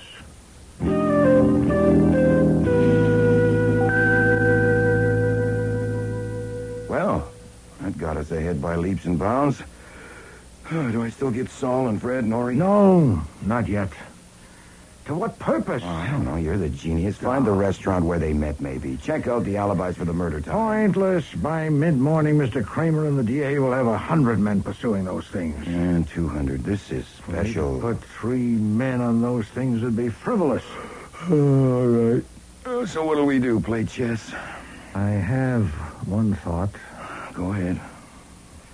Will the police tackle Mrs. Sorrell? Oh. I doubt it. Not right away. Kramer'd save that till he questioned the partners. I mean, going to Mrs. Sorrell would spill it. Yeah. She is young and comely. Oh, yeah. I've never seen her off stage. Well, you've seen pictures of her. Archie, you have a flair for dealing with personable young women. Sure, they melt like chocolate bars in the sun, but... Wait a minute. You're exaggerating it a little if you think I can go to that specimen and ask her which member of the firm she met in a cheap restaurant, and she'll wrap her arms around me and murmur his name in my ear. Huh. That might take me an hour or more. Can you find out where Mrs. Sorrell lives? I already know. It's the Churchill was in the papers. Address an envelope, Archie, to Mrs. Sorrell in your handwriting and mark it personal and confidential. And what will be in that envelope? A card. Handwritten. Which says...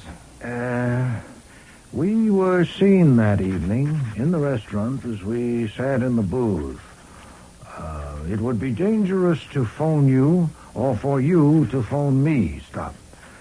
You can trust the bearer of this card. Signed? Unsigned.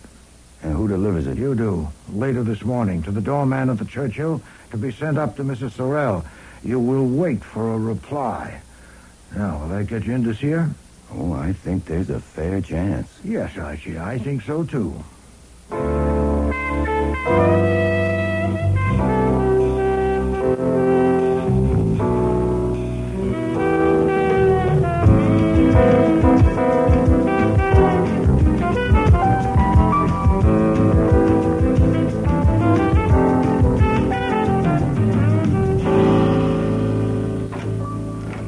You sent this? I brought it. Haven't I seen you before? What's your name? Goodwin. Archie Goodwin. You may have seen my picture in the morning paper. Oh, of course. What is this card all about? It's crazy. Where did you get it? I wrote it. You wrote it? Well, it was a trick. I made it up. I tried to write something that would make you curious enough to see me. I don't understand. Okay, I might as well confess, Mrs. Sorrell. I have been at your feet for years. The only pictures in my heart are of you. One smile from you, just for me, would be rapture. I thought that now you left your husband, I might be able to do something, render some little service that would earn me a smile. Mr. Goodwin, I hardly know how to take you. You overwhelm me, really, you do. Have you any particular service in mind? Well, if I might come in, now that you have smiled at me. Of course. So please sit down. Thank you. Not many people ever have a chance like this, an offer of service from a famous detective. What should it be? Well, I can sew on buttons. So can I. I could walk along behind you and carry an umbrella in case it rains. I don't walk much. It might be better to carry a gun. You mentioned my husband. I honestly believe he's capable of hiring someone to kill me. You're handsome, very handsome. Are you brave? Well, it depends. I probably could be if you were looking on. By the way, now that I'm here, and this is a day I'll never forget, I might as well ask you something. Since you saw my picture in the paper, I suppose you read about what happened in Nero Wolfe's office yesterday. That woman murdered Bertha Aaron, was it? I read a part of it. I don't like to read about murders. Did you read who she was? Private Secretary of Lamont Otis, partner of Otis, Edie, Haydecker, and Jet? I didn't notice. I thought you might because they're your husband's attorneys. Oh, you knew that, of course. Oh, of course.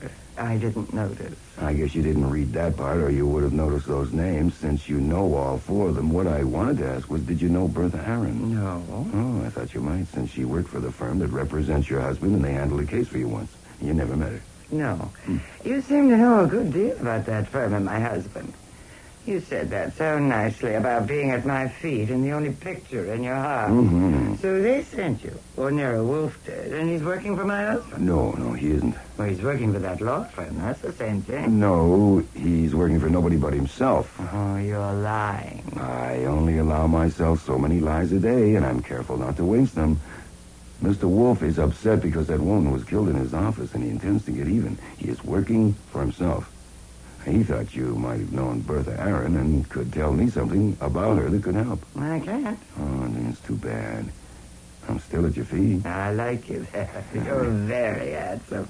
I just had an idea. Would Nero Wolfe work for me? Well, he might. What would you want him to do? I'd rather tell him. Well, if you'd like to go now, I'd be glad to take you. He'll be free till 1 o'clock. I wonder. You wonder what? Nothing. No, I won't go now. I'll think it over. Oh, I'm sorry. I can't help. But I'd never met that woman. What was her name? Bertha Aaron. I'd never heard of her. I may ring you later today. I'll think it over.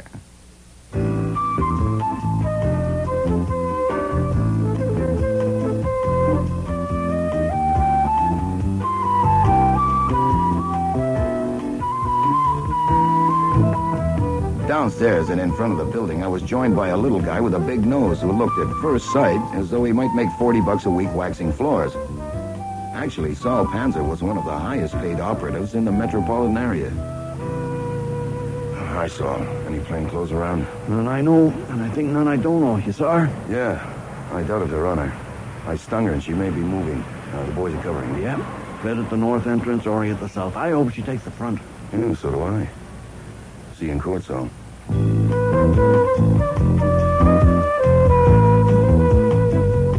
was 11:40 when I got back to the house, so I expected Wolfe to be in the office. He wasn't. But a stranger was. Morning. Good morning. So I continued on to the kitchen, where I found the great man conferring with Fritz. You cannot use onions. We've had this discussion many times. I know we have. You forgot to leave the necktie on your desk. Oh. The man in there is Gregory Jett. He spent the morning at the DA's office. I excused myself because I wanted to hear from you before talking with him. Now, did you see that woman? Yes, sir. She's a gem. There is now no question about Bertha Aaron's basic fact, that a member of the firm was with Mrs. Sorrell in that restaurant. She admitted it. No, but she confirmed it. We talked for about 20 minutes, and she never mentioned the card after the first half a minute. She told me I was handsome twice. She smiled at me 6 times. She said she'd never heard of Bertha Aaron, and she asked if you would work for her. She may phone for an appointment. Do you want it all verbatim now? Later will do. The men are there. Yeah, Saul, Fred, and Ori are covering every entrance to that building, but it's wasted. She's not a fool, anything but. She's a very tough article, and she's after $30 million. What's biting Gregory Jett out there? I don't know. Shall we see?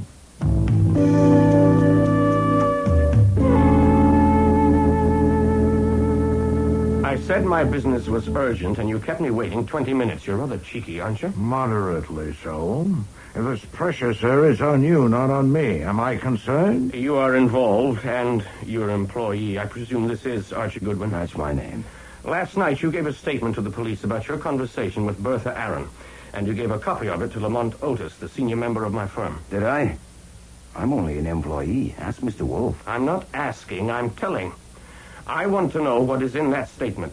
Mr. Otis is an old man, and his heart is weak. To show him that statement was irresponsible and reprehensible. As his partner, I want to know what is in it. Well, cheek meets cheek. You are manifestly indomitable, and I must buckle my breastplate. Who told you the statement exists and when? Someone in whom I have the utmost confidence. Mr. Otis himself? No. When did Miss Page tell you about it this morning?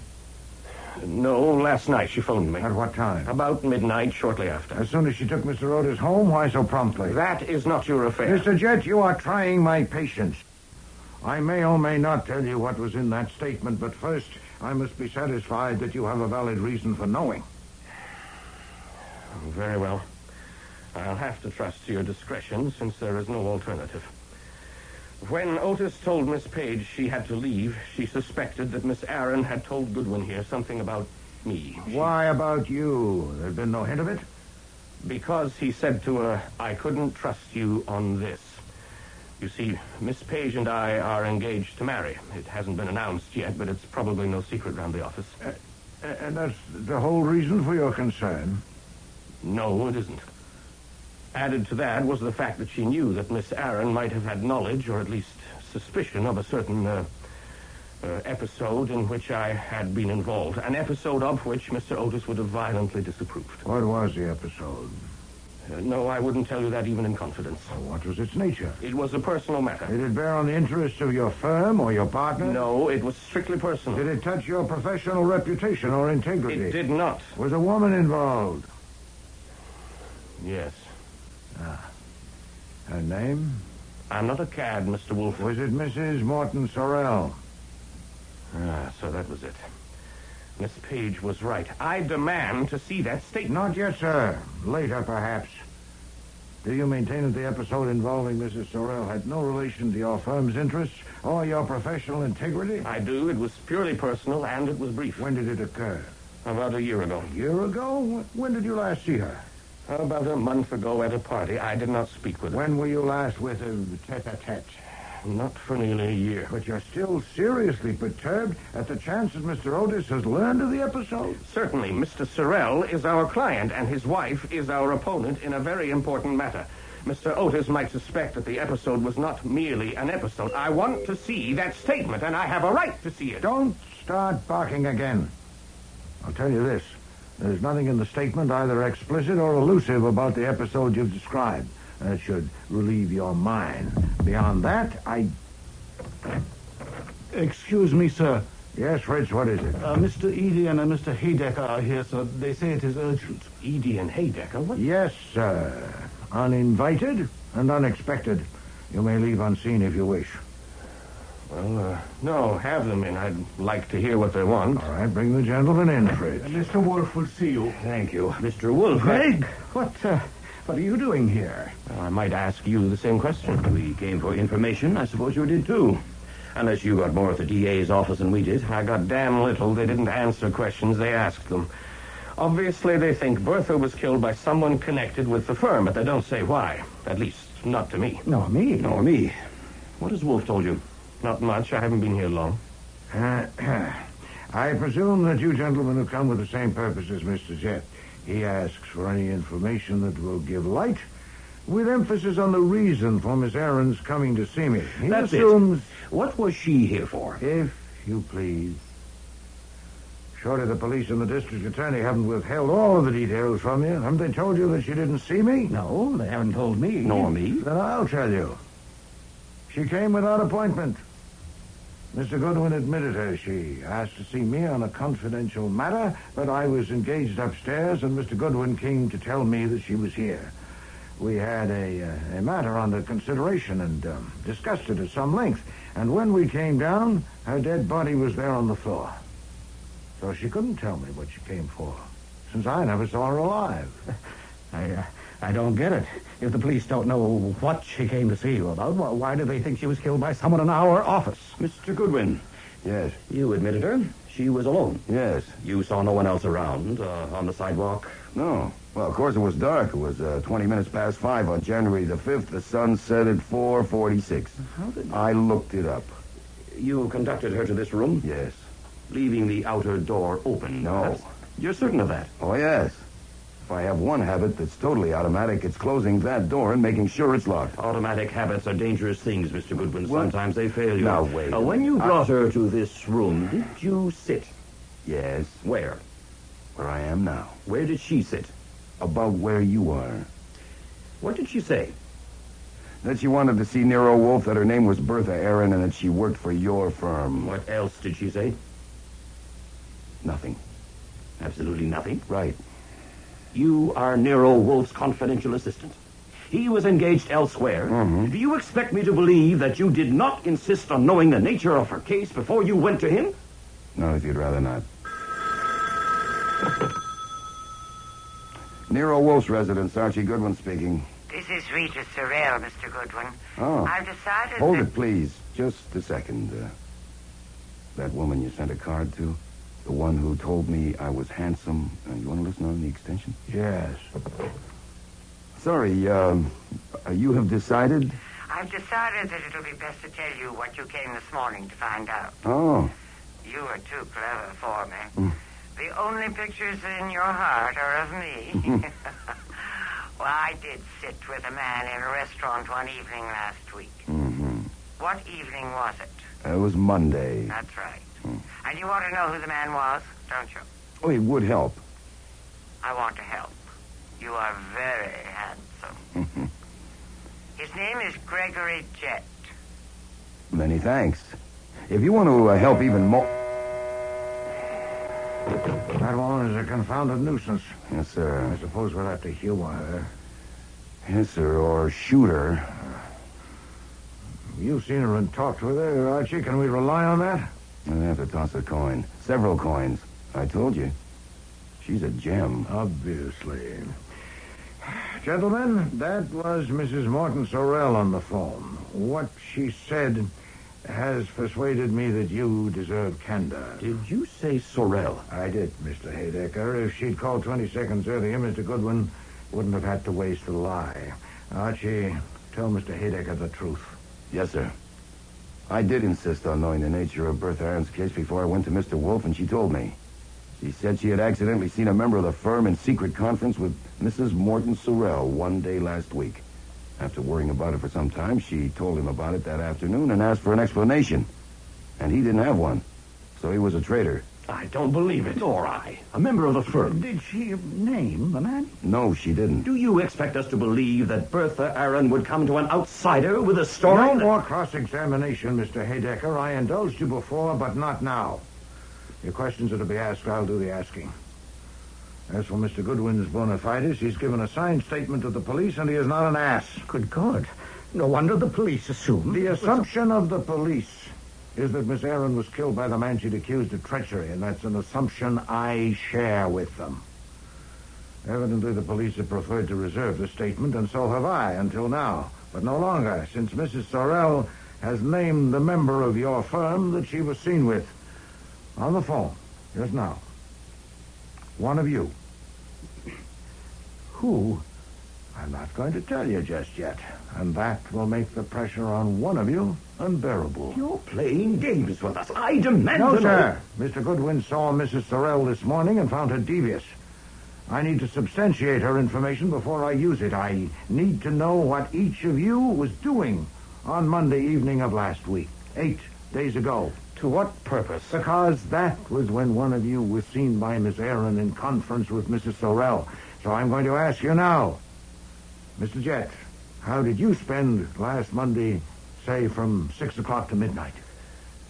I was at a theater with a friend. The friend's name? Miss Ann Page.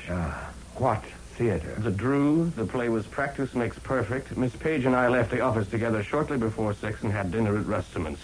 We were together continuously until after midnight. Thank you. Mr. Eady. That was the Monday before New Year's.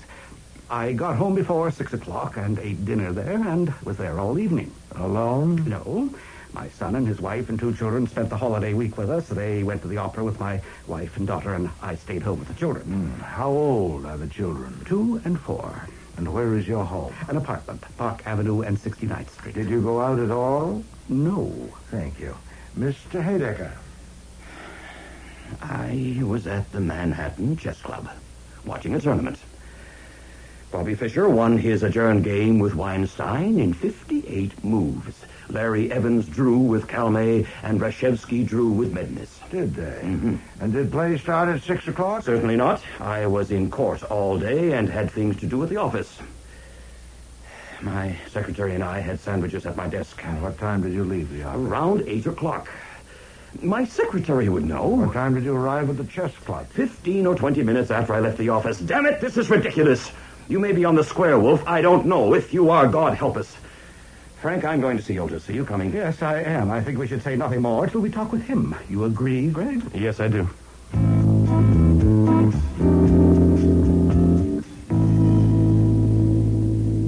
Do I get sullen, Fred? To what purpose? To check their alibi. Boy, pointless. They have no alibis. You weren't listening. Their alibis are worthless. One with his fiancée, one watching a chess tournament, one at home with young children in bed asleep. I asked on the chance that one of them, possibly 2, might be eliminated, but no, there are still 3. And what do we do? It's 1 o'clock. We have lunch.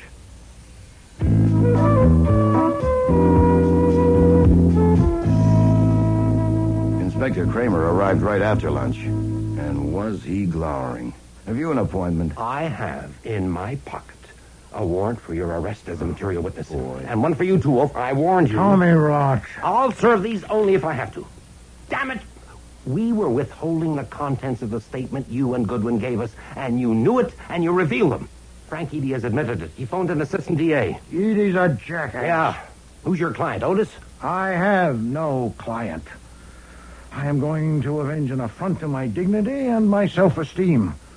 I cannot escape the ignominy of having my necktie presented in a courtroom as an exhibit for the prosecution. I may even be called to the stand to identify it. But I want the satisfaction of exposing the culprit who used it. And in telling those men what I did, I served my legitimate personal interest, and I violated no law. You knew damn well we were withholding it. I am not bound to respect your tactics, either by statute or by custom. Mr. Kramer, this is pointless.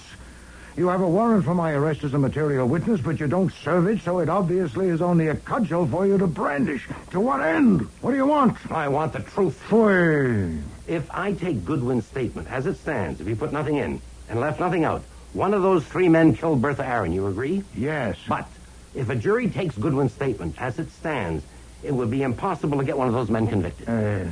Explain, please. She got here at 5:20, and he was with her in this room till 5:39, right, Goodwin? That's right. Then you went up to the plant room and talked to Wolfe. Right. You returned to this room and found the body shortly after 6, right? Right again. Then listen to this. Those 3 men had a conference on a case in Frank Eady's office scheduled for 5:30. Eady and Jet were there ahead of time, and Haydecker joined them at 5:45. He says he had gone out on an errand which took longer than he expected. The 3 of them stayed there together until 6:35. Verified by Eady's secretary. Explain that. What was Haydecker's errand? He went to 3 theaters to buy tickets. We've checked. They don't remember him at the theaters. But even if you take him, what have you got? Bertha Aaron was alive at 5:39. Haydecker was at the conference at 5:45. Proved. 6 minutes to follow her, phone this number, come in and be admitted by her, kill her, and get back to that office more than a mile away. Phooey. And, of course, the assumption that one of them hired a thug to kill her isn't tenable. Here in your office with your necktie? Nuts. You can take your pick of 2 assumptions. 1, they're lying. The conference didn't start at 5:30 and or Haydecker didn't join them at 5:45.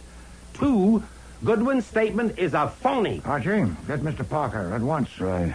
Mr. Kramer, Mr. Goodwin reported fully and accurately, and the statement he signed corresponds in every respect with what he told me. So if you came armed with warrants to challenge that, Sarge, you're wasting hold your on. time. Here's Parker.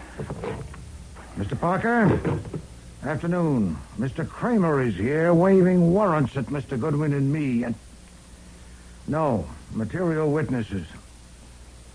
He may or may not serve them. Please have your secretary ring my number every 10 minutes. If Fritz tells you that we have gone with Mr. Kramer, you will know what to do. Yes, of course, just a moment. It seems Mr. Kramer is leaving. He has left. Thank you, Mr. Parker. I'll call again should I need you. I shouldn't think it would be necessary. Well, I don't think we should count on any favors from Kramer for a while. Preposterous. Did he omit the 3rd assumption deliberately? Has it occurred to him? I doubt it. He was concentrating on us, but it soon will. It has occurred to you, Well, sure. From that timetable it's obvious, but when it does occur to him, he'll probably mess it up. It's not the kind he's good at. Yes. We must forestall him. Can you get Mrs. Sorrell here? I can try. When do you want her now? No, I must have time to contrive a plan. What time is it? 10 after 3. Say 6 o'clock. We must also have the others, including Mr. Otis.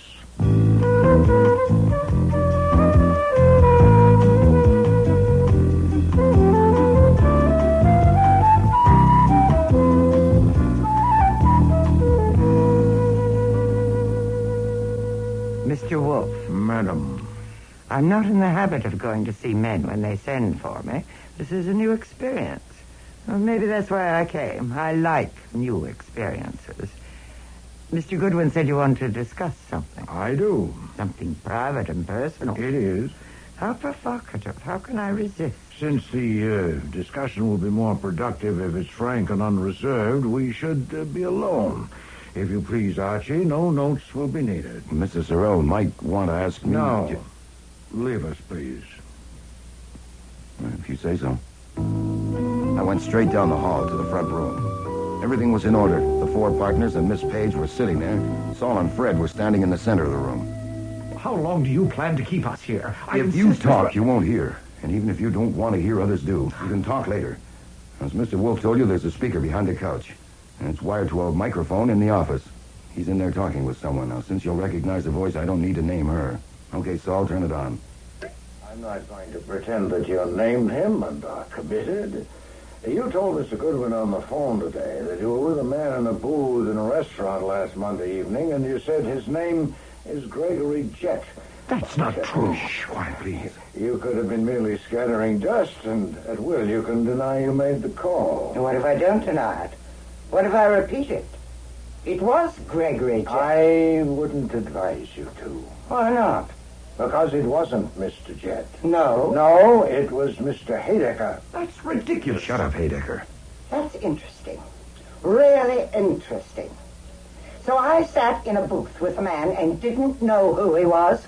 Really, Mr. Wolfe? No, madam, I assure you it won't do. I'll expound it.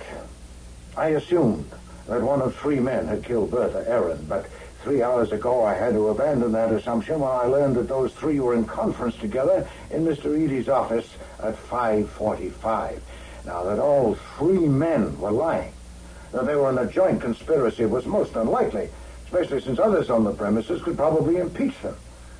But though none of them could have killed her, one of them could have provoked her doom. Of the 3, only Mr. Haydecker was known to have left around the same time as Miss Aaron. He said on a personal errand, but his movements couldn't be checked. Now, my new assumption, not yet a conclusion, was that he'd followed her to this address and seen her enter my house, had sought a phone and called you to warn you that your joint intrigue might soon be exposed. And then, no doubt in desperation, he'd scurried back to his office 15 minutes late for the conference. Haydecker, now, I you're the don't traitor. believe Be quiet. you came here, madam, determined to murder. Indeed, you couldn't have, since you could have no expectation of finding her alone. Mr. Haydecker believes that you merely intended to salvage what you could, at best to prevent the disclosure, at worst to learn where you stood. You called this number, and Miss Aaron answered and agreed to admit you and hear you. Mr. Haydecker believes that when you saw her sink to the floor, unconscious, and saw the necktie on this desk, the impulse carried you on. How does he know that? He believes... How do you know what he believes? A good question. I am not in his skull.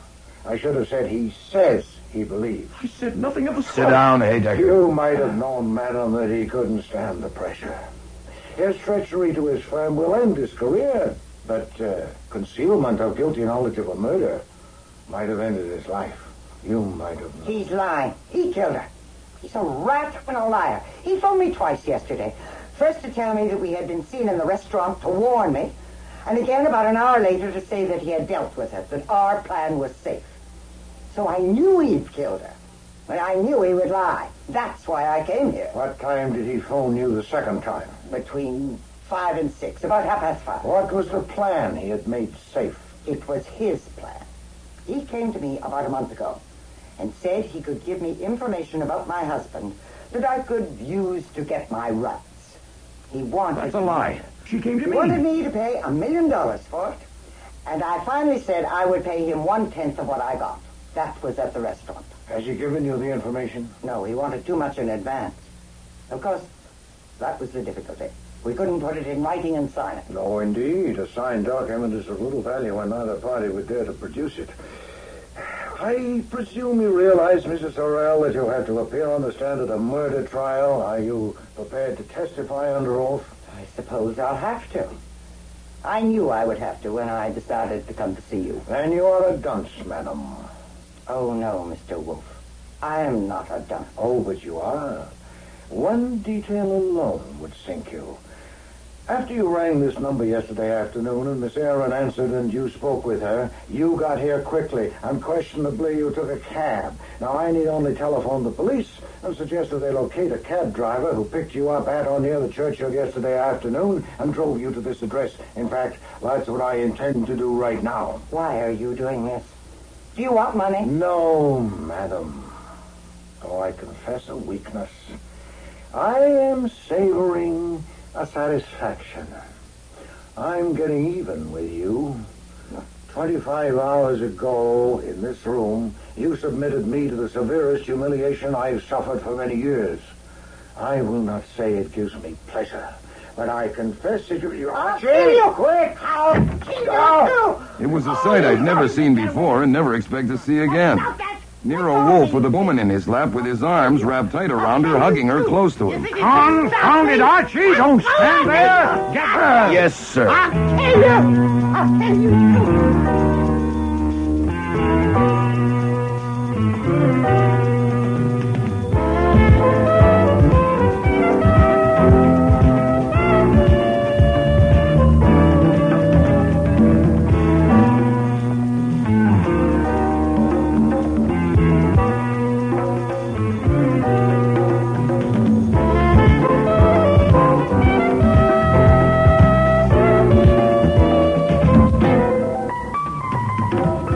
Starring in today's episode were Mavor Moore as Nero Wolfe and Don Franks as Archie Goodwin.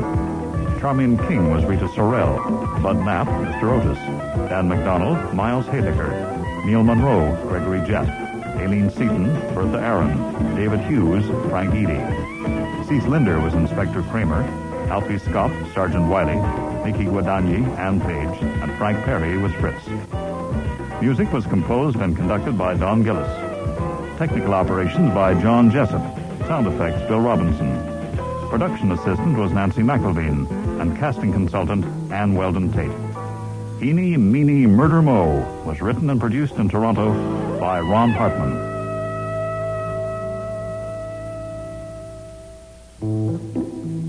Next week, Nero and Archie meet Harry Coven, the cartoonist. Good morning, my little dazzlers. Good morning, Harry. Mr. Goodwin, you know Harry, Yes, but all this right. is Adrian Getz. Mr. Getz, it seems cool in here. I opened a window. With Rucolo in the room? Good heavens. So you got here, Goodwin. Don't mind the squirting his damn monkey. Loves that damn monkey. I call this the steam room. How is he, Squirt? Okay? I think so, Harry. I hope so. I hope so, too, or God help Goodwin. Anything to say, Goodwin? Sorry, Inspector, I lost my voice. You're not funny, pal. You're never as funny as you think you are. This time you're not funny at all. I've got you. Even a suspended sentence, you lose your license. Take him downtown, Doyle. Next week, The Squirt and the Monkey, with guest stars Jack Creeley, Patricia Collins, Sherry Flett, Richard Monette, and Eric Peterson.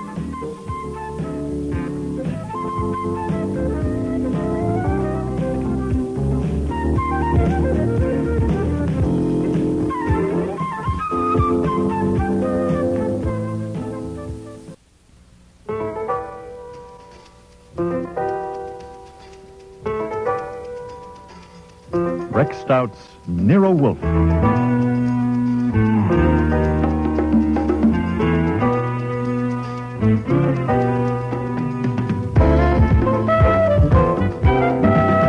Starring Mavor Moore as Nero Wolfe and Don Franks as Archie Goodwin.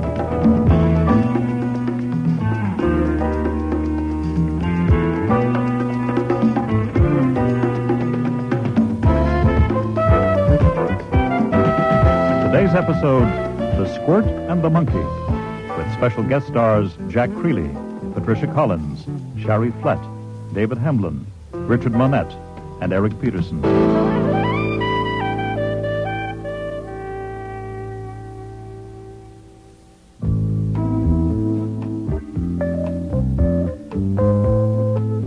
I was doing two things at once. With my hands, I was getting my armpit holster and the Marley 32 from a drawer of my desk, and with my tongue, I was giving Nero Wolfe a lecture on economics. The most you can hope to soak our client is $500. Deduct the overhead and expenses, that leaves $300. Take off 85% for income tax, and that leaves you with $45 clear for the wear and tear on your brain and my legs, not to mention the risk. Risk of what? Complications. Playing games with a gun is sappy. Mr. Coven is sappy. And I resent my gun being used as a prop in his sappy schemes, not to mention me. Foy! It's a thoroughly conventional proceeding. Mr. Coven has engaged us to find who stole his gun. You're merely out of humor because you don't like the cartoon strip he draws. Dazzle Dan. And for God's sake. Perhaps you prefer Betty Boop or Blondie. Well, get you. I look at the comics occasionally just to be cultured. It wouldn't hurt any if you did the same.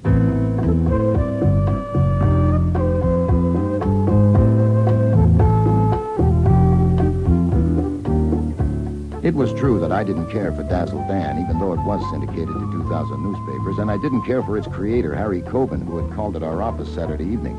Also, I didn't care for the job he wanted us to do, because Harry Coben had programmed it so he was going to do the detecting himself. The only difference between me and a messenger boy was that I was taking a taxi instead of the subway to his house on 76th Street. Yes? I have an appointment with Mr. Coben. Are you the man from Fernari's? No. My name is Goodwin. Mr. Coven isn't available yet. Call back later. Just excuse me for a minute. My appointment is for noon. It is now about... Is that my dress? No, it's Archie Goodwin, expected by Mr. Coven at noon. It is now 2 minutes past 12. Oh, come on now. Bring him up, Pete. Interruptions, shouting, noisiest goddamn place. Come on, then, up this way.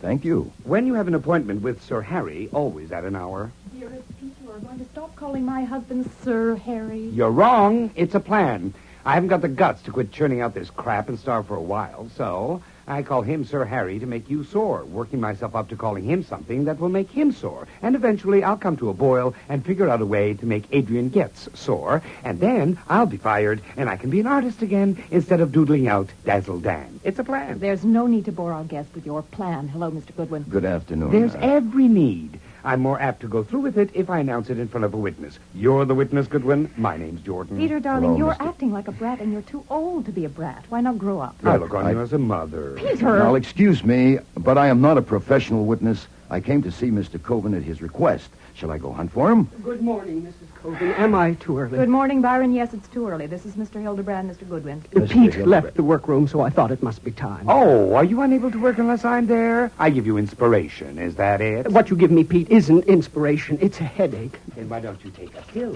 You are a royal pain. It was all very informal and homely. I'd had enough of the three people in that room even before the monkey in the cage in a corner decided to join the fun. Also, the room was like an oven. So I walked to the far side of the room and opened a window. Who opened that window? I did. Well, please shut it at once. Rukaloo will be dead in an hour. Certainly. And now that I have your attention, finally, Rukaloo's coughing. Are you all right, baby? Listen to him. Pneumonia already. That's an idea. That's what I'll do when I work up to making Getz sore. You Open must a be window. Archie Goodwin. I'm Pat Lowell, Mr. Coven's manager. Hello.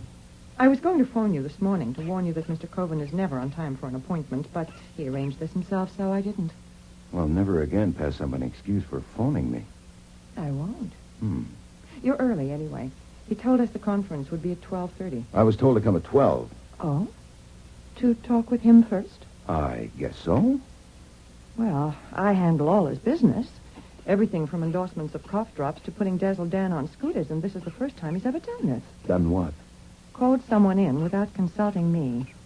I understand it's something to do with Dazzle Dan starting a detective agency. We'd better wait and let Mr. Coven tell her. Right? As I understand it, I'm only here as a technical advisor. Of course, you would handle the business end, and that would mean you and I would have to have lots of talks.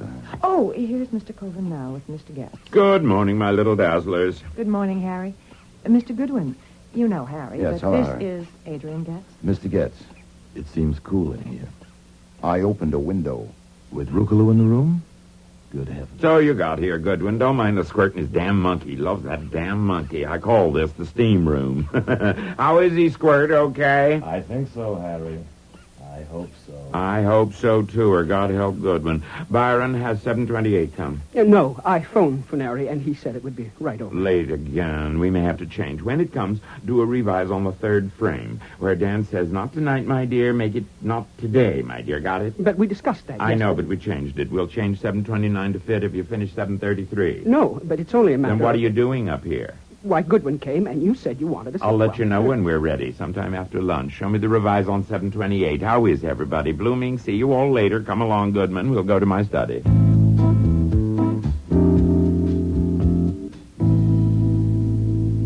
Sit down. Thanks. This room's a little more comfortable. What? It's cooler. Oh, yeah. I'm eating my breakfast now. You had yours. Huh? Yeah, oh, yeah. Is this where it happened? What? The theft. Oh, yeah. Did you bring the gun? Yeah. Let me see it. It's the one we showed you at the office. Marley 32. It's just like your stolen one. Is this the desk where you kept it? In the left-hand drawer in the back. Loaded? Yes, I told you so. Yeah, so you did. And it's been there in that drawer for 2 years. But last Friday when I looked, it was gone. And you think it was taken by one of the 5 people whose names you gave? I think it may have been. You didn't put it like that, but skip it. You gave us the 5 names. Your wife, Marcel, your manager, Pat Lowell, the 2 artists who draw Dazzle Dan, Pete Jordan, and Byron Hildebrand, and Adrian Getz out there, the one you call Squirt. Yes. Well, then they're all here, and we can go ahead and get on with it. As I understand it, I am to put my gun there in the drawer where yours was, and then you get them up here for a conference. Right. I ask you to show us how a detective searches a room to give us an idea of the picture potential. You better not start with the desk. Start maybe with the shelves back there. And when you come to do the desk, I'll push my chair back to be out of your way. And then I'll have them right in front of me. Then you open the drawer and take the gun out. I thought you were to do that. I know, that's what I said, but this is better because they'll be looking at the gun and you, and I'll be watching their faces. The one that took my gun is going to have a surprised look on his face, and I'm going to see it. And if there are 5 looks of surprise? What do you mean? At seeing me take the gun out of your desk, those who don't know you had a gun there. But they do know. All of them? Certainly. Everybody knows everything around here.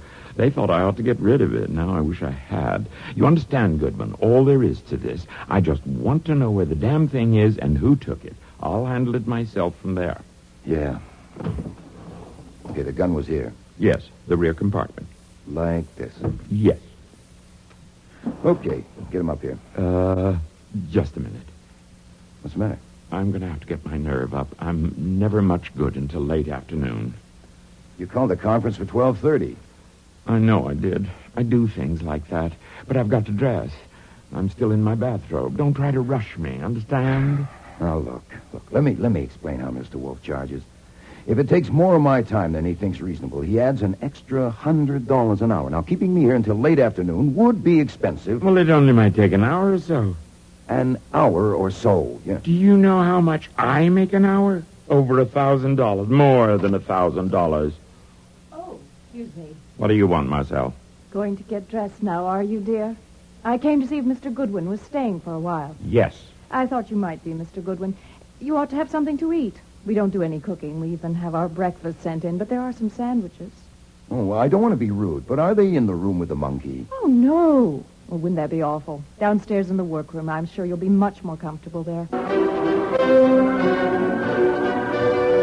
As you see, there's smoked turkey, sturgeon, caviar, and that's hot corned beef on the warmer. Just help yourself. Thanks. Well, why doesn't someone turn the radios down? What?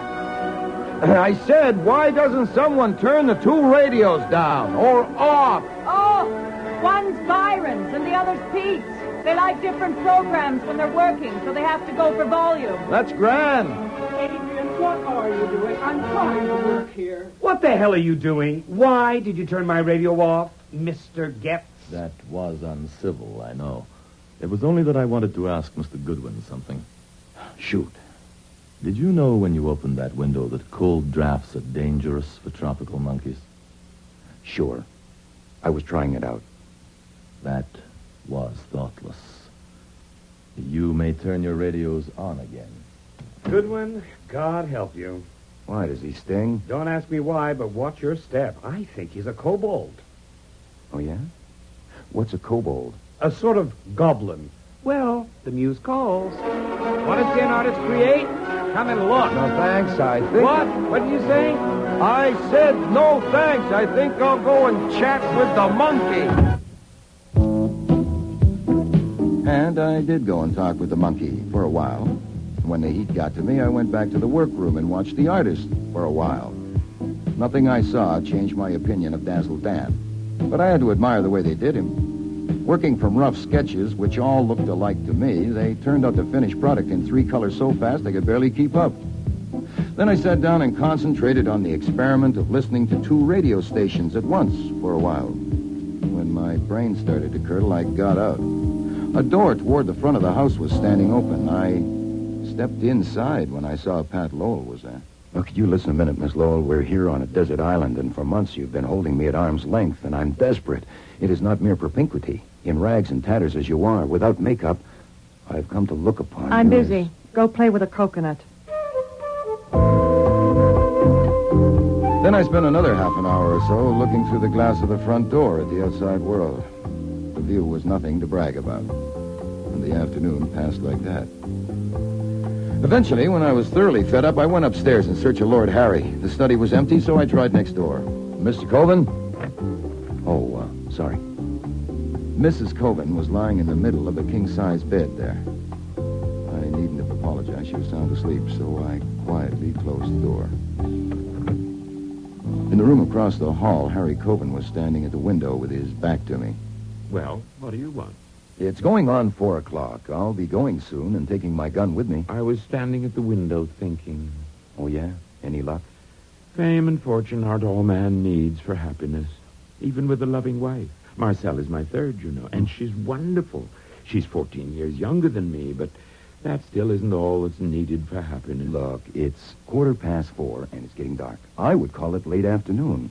Now, what do you say we go ahead? I want a drink. Will you join me? It's a bit early for me. I'm not supposed to drink until 5 o'clock, but I'll make this an exception. Bourbon, all right? Say when. Cheers. Oh, I need this today. Suppose we take the refreshment into the study and go over our act. Don't rush me. Oh. Oh, all right. Come on, bring your glass. Goodwin, you don't understand the pressures on a man in my position, the responsibilities. Yeah, I see what you mean. I wouldn't want to be in your shoes. Okay, then, here we are. You sit at the desk there. You're right. I search the shelves back here, and then I come to the desk, and I open the drawer, and there's a gun, and you watch the expression on everyone's faces. Then I go and get... Wait a minute. What's the matter? We have found your gun. What? It's empty.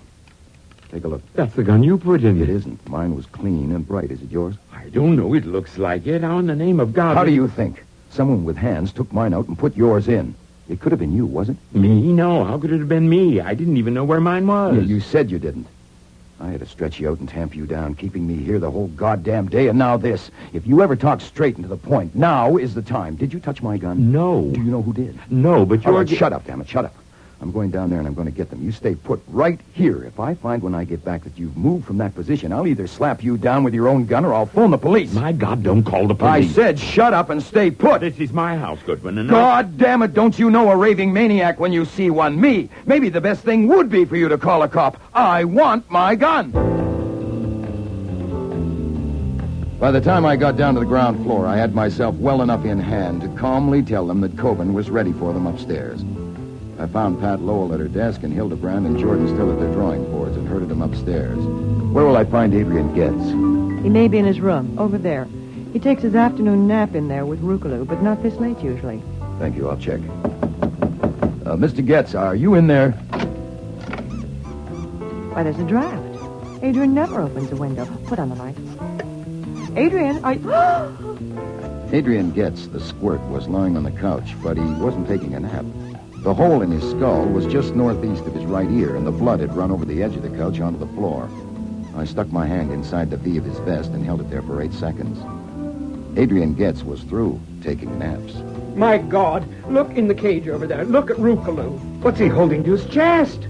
That's a gun he's holding to his chest, a Marley 32. I suspect he's holding it to his chest because it's the only warm thing in this room, having recently been fired.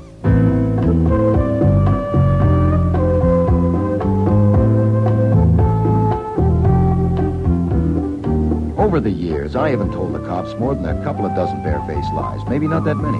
Well, on the other hand, I can't recall any murder case where Wolfe and I have simply opened the bag and given them everything we had. Except one. And this was it. On the murder of Adrian Getz, I let Inspector Kramer have it all. And it worked just fine. You're a liar, Goodwin. No, sir. You got it exactly as it happened, everything. You lied about that gun. If you don't want to get taken downtown to think it over, think now. Tell me what you came here for and what happened. Look, what do you mean, take me downtown? On your order? That's right. You've already questioned me for 2 hours. On a charge. What charge? Sullivan Act. Oh, we have to. You have no license for the gun we found. Ha, ha, ha, ha, ha, and ha. Okay, there, you got your laugh. It's a very fine gag. Ha! Bring in Coven, will you, Doll? Yes, sir. I told you where and how I got that gun. You had the gun in your holster, and you have no license for it. Oh, I get it. You've been hoping for years to hang something on Nero Wolfe, and here's your chance to get at him through me. I want to know why you came here and what happened. I told... Oh, sit down, please, Mr. Coven. Mr. Coven, I told you that I would ask you to repeat your story in front of Goodwin, and you said you would? That's right. We won't need all the details. Just answer me briefly. When you called on Nero Wolfe last Saturday evening, what did you ask him to do? I told him I was going to have Dazzle Dan start a detective agency in a new series, and I needed information on how an agency was run. That's all you wanted from him? Information? Essentially, yeah. Did you say anything to Wolfe about your gun being taken from your desk? Well, certainly not. What? Why should I? Besides, it hasn't been taken. No, wait a minute. Shut up, Goodwin. What arrangement did you make with Wolfe, Mr. Coven? Oh, he agreed to send Goodwin to my place today for a conference with my staff and me. And Goodwin came? Yes. The conference was for 12:30, but I had a little talk with Goodwin and asked him to wait. I wanted to think it over some more. I'm like that. I put things off. Was your talk with Goodwin about your gun being gone? Certainly not. Oh, I did mention the gun, actually. I told him I didn't have a license for it, and I asked him how to go about getting one. Did you show him the gun? Well, I pulled the drawer open and we glanced in at it, and he said he had one of the same make. Did you or Goodwin take your gun out of the drawer? No, absolutely not. Did he put his gun in the drawer? Absolutely not. When I took my gun from my holster to show it to you, did you... Nothing doing, you're listening. Just the high spots for now. Did you have another talk with Goodwin later? Yes, around 4 o'clock up there in my office. I told him I was ready for the conference, and he went to call the others. Then what happened? Well, after a while, he came back alone. And without saying anything, he came to the desk and took my gun from the drawer and put it under his coat. And then he went to the phone and called Mr. Nero Wolfe. When I heard him tell Wolfe that Adrian had been shot, I got up to go down there, and Goodwin jumped me from behind and knocked me out. When I came to, he was still talking to Wolfe. I don't know what he was telling him, and then he called the police. He wouldn't even... Hold it. That covers that. One more point. Do you know of any motive for Goodwin's wanting to murder Adrian Getz? No, I don't. Then if Getz was shot with Goodwin's gun, how do you account for it? Now, you're not obliged to account for it, but if you don't mind, just repeat what you told me. Well, I told you about the monkey. Goodwin opened a window, and that's enough to kill that kind of monkey, and Getz was very fond of it. I understand Goodwin likes to kid people. Of course, I don't know what happened, but if Goodwin went in there later when Getz was there and started to open the window, you can't tell. When Getz once got aroused, he's apt to do anything. He couldn't have hurt Goodwin any, but Goodwin might have taken out his gun just for a gag, and Getz tried to get it away, and it went off accidentally. That wouldn't be murder, would he? No, that would be only a regrettable accident. That's all for now, Mr. Coven. Take him out, Doyle, and bring in Hildebrand. I want to use that phone. The lines are all busy. There's one downtown. Do you want to hear Hildebrand before you comment? Oh, well, I'm crazy to hear Hildebrand. No doubt he'll explain that I tossed the gun in the monkey's cage to frame the monkey. Yes, let's just wait for Hildebrand. Oh, here he is now. This will only take a minute, Mr. Hildebrand. I just want to check on Sunday morning. Yesterday, you were here working? I often work Sundays. You were in the workroom? Yes, Mr. Getz was there, too, making some suggestions. I was doubtful about one of his suggestions and went upstairs to consult Mr. Coven. But Mrs. Coven was in the hall and... You mean the big hall, one flight up? Yes. She said Mr. Coben wasn't up yet, but Miss Lowell was in the study waiting to see him, and I could wait, too, if I wanted. And you did it? Yes. While you were waiting, you had a conversation with Miss Lowell. Yes. We discussed various matters, and mention was made of the gun Mr. Coben kept in his desk drawer. I pulled the drawer open just to look at it, with no special purpose, just to look at it. Was the gun there in the drawer? Yes. Did you take it out? No. Neither did Miss Lowell. We didn't touch it. But you recognize it as the same gun? I can't say that I did, no. I can only say that it looked the same as before. So yesterday morning, in Miss Lowell's presence, you opened the drawer and saw the gun, which you took to be the gun you had seen there before. Is that correct? That's correct. Okay, that's all. You can go now. Got anything to say, Goodwin? Sorry, Inspector, I lost my voice. You're not funny, pal. You're never as funny as you think you are. This time you're not funny at all. I've got you. I'll be leaving here before long to join you downtown. And on my way, I'll stop in at Wolfe's place for a talk. He won't climb up on this one. At the very least, I've got you on the Sullivan Act. Why fiddle around with the Sullivan Act? Make it a big one and really make a fool of yourself. I've warned you. Even a suspended sentence, you lose your license. Ah. You goddamn mule. Take him downtown, Doyle.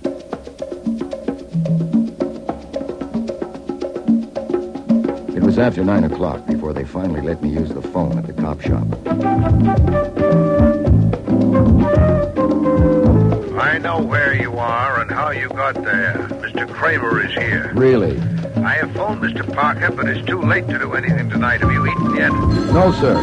I'm afraid of poison, and I'm on a hunger strike. You should eat something. Mr. Kramer's worse than a jackass. He's a demented jackass. I intend to persuade him to release you at once. Wolfe couldn't budge Kramer, because it wasn't until 2 p.m. the next day before Parker finally got bail posted and I arrived back home.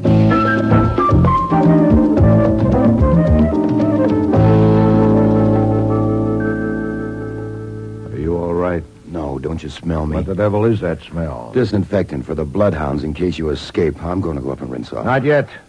Have you eaten? Enough to hold me. Then we'll get started. Look, it'll help if we first get it settled about my leaving that room with my gun in there in the drawer. Shut up and sit down.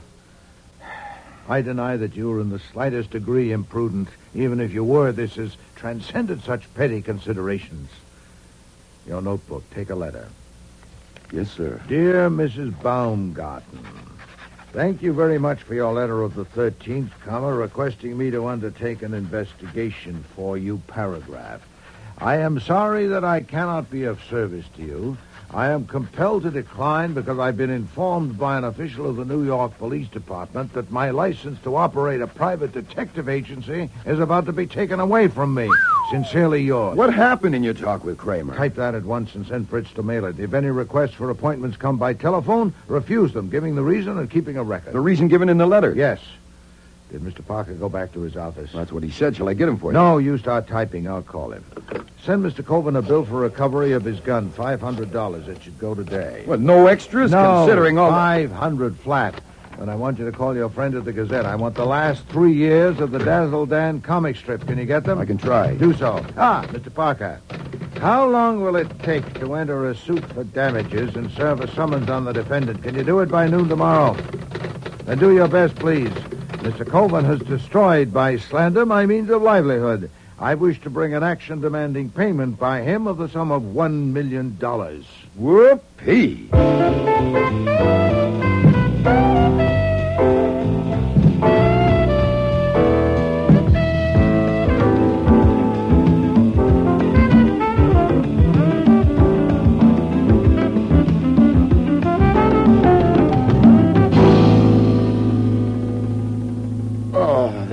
Sir. Mission accomplished. 30 pounds of Dazzle Dan with the best wishes from the editor of the Gazette. Mr. Cohen was cooperative. He thought it was a bargain. Front page will carry a few paragraphs exclusive to the Gazette, stating that Nero Wolfe is out of the detective business because Inspector Kramer is taking his license away. Satisfactory. Kramer will be real pleased. Also, scuttlebutt. Lonnie Cohen and I discussed the murder from the point of view of the press. What the boys in the business are saying, but can't print yet. You want it? I am a primate and therefore curious. Okay, first of all about Miss Lowell. Juicy. It is said that Getz learned that she was chiseling on royalties from makers of Dazzle Dan products and intended to hang it on her. That could have been big money. Any names or dates, evidence? No, nothing repeatable yet. But there are some facts about Hildebrand. Oh, yes? He's been drawing Dazzle Dan for 8 years. Now, last week he was told he could leave at the end of the month. Now, he might or might not get another job at his age. He's been talking about it openly and blaming Getz. What about Mr. Jordan? Anything on him? No, this I don't like. They say Jordan has painted some pictures, modern stuff, and twice he has tried to get a gallery to show them. Now, both times Getz has somehow kiboshed it. Now, whether because Getz was a born louse or whether he wanted to keep Jordan I'll do my alive- own speculating, thank you, Archie. Sir. Mr. Getz may not have liked the pictures. Mr. Coven. Oh, well, what better could you ask there? Getz ruled the roost. Plenty of evidence about that. So the only question is what he had on Coven. The house on 76th is registered in Getz's name. Oh, indeed. Mm-hmm. And Mrs. Coven? Well, husband and wife are one, aren't they? Oh, yes. Man and wife make one fool. Hey, Lonnie'll want to print that one. Can I tell him? It was printed more than 300 years ago. Ben Jonson wrote it. Oh. Another errand for you, Archie. Contact LeVay Recorders Incorporated. Have them send over a man before noon tomorrow.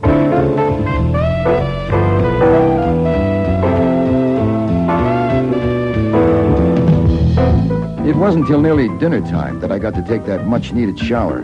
After dinner that evening, we were all hard at it in the office. Fritz unfolding gazettes, finding the right page, and tearing it out. I was banging away at my typewriter on a detailed report for Mr. Parker in the slander suit against Harry Coven. And Wolfe was at his desk concentrating on a methodical study of 3 years of Dazzle Dan. It was well after midnight before he pushed back his chair and got up. This morass of fatuity has given me indigestion.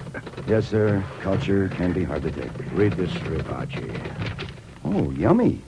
The Sunday section in color. Well, boys and girls in the first picture, Dazzle is scooting along this country road on his motorcycle, passing a sign that says Peaches right from the tree. Aggie Ghoul and Haggie Cruel proprietors. It isn't necessary to read aloud. Comics are meant to be read aloud. And in the second picture, Dan says, give me a dozen. Notice how the two women are dressed. The old one is wearing a potato sack, and I think that's supposed to be a mink coat on the young one. Look at frame 5. The old one is handing the young one a coin and saying, here's your 10%. Haggie, and Haggie says, thank you very much. Well, go on. All right, and Dazzle asks Haggie, why don't you split it even? And Aggie tells him, because it's my tree. Huh? Well, am I supposed to comment? If it would help, yes. All right, if you mean the mink coat, Pat Lowell's may not be paid for. There have been 2 similar episodes, one each year with the same characters. Then it may be paid for. Is that all? Well, that's all for now. I'm not a brain, I'm a typist. I gotta finish this damn report.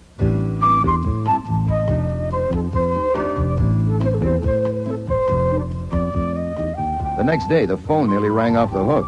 Reporters wanting the latest on the Gazette story. Kramer, absolutely apoplectic, wanting Wolfe's hide. I had the pleasure of hanging up on him. The Libet Recording Company. And Parker, to say that the summons had been served to Coven. But it wasn't until after 6 that our first visitor arrived. Pat Lowell was red-faced and hard-eyed. So you're Nero Wolfe. Hmm. I'm scared to death. Uh-huh. I hope I don't look it. I'm trying not to. I was sent here by Mr. Cohen. My God, don't you ever say anything? Oh, on occasion.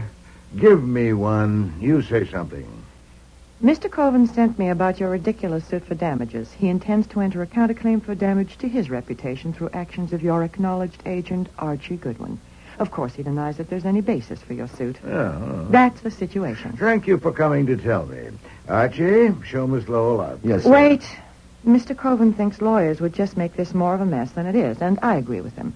He thinks you and he should settle it between you. Now, is that possible? Oh, we can try. There's a phone. Get him here. He's too upset.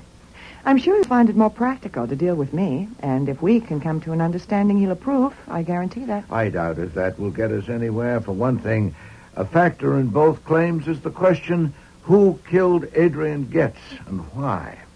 I have to begin by considering that aspect. I'd have to ask you some pointed questions, and I doubt if you'd dare to risk answering them. Oh, what kind of questions? Well, for example, how's the monkey? Oh, I can risk answering that. It's sick. It's at the Spire Hospital. They don't expect it to live. Exposure from the open window? Yes, they're very delicate, that kind. Last August and September, a monkey had a prominent role in Dazzle Dan. At first, it was depicted maliciously, on a conjecture by someone with a distaste for monkeys. Thereafter, it was drawn sympathetically. The change was abrupt and noticeable. Why? On instructions from Mr. Coven? Well, You hesitate. I was thinking back. Mr. Getz objected to the way the monkey was drawn, and Mr. Cohen had Mr. Jordan do it instead of Mr. Hildebrand. Mr. Jordan likes monkeys, Yes. but Mr. Hildebrand does not. No, not that one anyway. Rookaloo bit him once. Isn't this pretty silly, Mr. Wolfe? Are you going on with this? Unless you walk out, yes. How did you feel about the monkey? I thought it was an awful nuisance, but it had its points as a diversion. But it was my fault it was there since I gave it to Mr. Getz. Oh, indeed. When? About a year ago. A friend returning from South America gave it to me, and I couldn't take care of it, so I gave it to him. Mr. Getz lived in the Coven house? Yes. Then actually, you were dumping it onto Mrs. Coven. Did she appreciate it? I know I should have considered that. I apologized to her, and she was nice about it. Did Mr. Coven like the monkey? He liked to tease it, but he didn't dislike it. He teased it just to annoy Mr. Getz. I am told that it's generally believed, though not published, that the conception of Dazzle Dan was originally supplied to Mr. Coven by Mr. Getz. That Mr. Getz was the continuing source of inspiration for the story and pictures, and that without him, Mr. Coven will be up a stump. What about that? Talk, just cheap talk. Good, I'm glad to hear you say so. If that belief could be validated, I admit I'd be up a stump myself. I don't understand. Well, to support my claim against Mr. Coven, I need to demonstrate that Mr. Goodwin did not kill Mr. Getz. If he didn't, then who did? One of you five, huh? But all of you had a direct personal interest in the continued success of Dazzle Dan. And if Mr. Getz was responsible for the success, why kill him? So you see, I'm not silly at all. We've been at it only a few minutes, and already you've helped me enormously. I didn't say Getz had nothing to do with the success of Dazzle Dan. After all, so do I. I didn't say he won't be a loss. Everyone knows he was Mr. Coven's oldest and closest friend. We were all quite aware that Mr. Coven relied on him. Please, Miss Lowell, please don't spoil it for me. Don't give me a point and then try to take it back. Next, you'll be saying that Coven called Getz the squirt to show his affection, as a man will call his dearest friend an old bastard, whereas I prefer to regard it as an inferiority complex, deeply resentful, showing its biceps. Or telling me that all of you, without exception, were inordinately fond of Mr. Getz and submissively grateful to him. Phooey! Look, Mr. Wolfe, I You don't see should what know this that I has had to a do- talk with Inspector Kramer Monday evening and learned from him some of the plain facts. Such as the pillow lying on the floor, scorched and pierced, showing it had been used to muffle the sound of the shot, and the failure of all of you to prove lack of opportunity. We aren't getting anywhere. This is pointless. You're quite right. We've gone as far as we can, you and I. It's time for you to call Mr. Coven and tell him so. Tell him to be here at 8:30 with Mrs. Coven, Mr. Jordan, and Mr. Hildebrand. Are you trying to be funny? I now know who killed Mr. Getz. I'll have to tell the police, of course, but first I want to settle the matter of my claim with Mr. Coven. And you can tell him that. Tell him that if I have to inform the police before I have a talk with him and the others, there'll be no compromise on my claim, and I'll collect it. This is a bluff. Then call it. I'm going to. I'm not such a sap. Archie, get Inspector Kramer. Yes, sir. They'll be there by the time you are, Miss Lowell. Hello. Yeah, homicide? Inspector Kramer, please. Yeah, this is Hang a very... up, damn you. Hang up. Okay. Get Mr. Coven's number for her, Archie.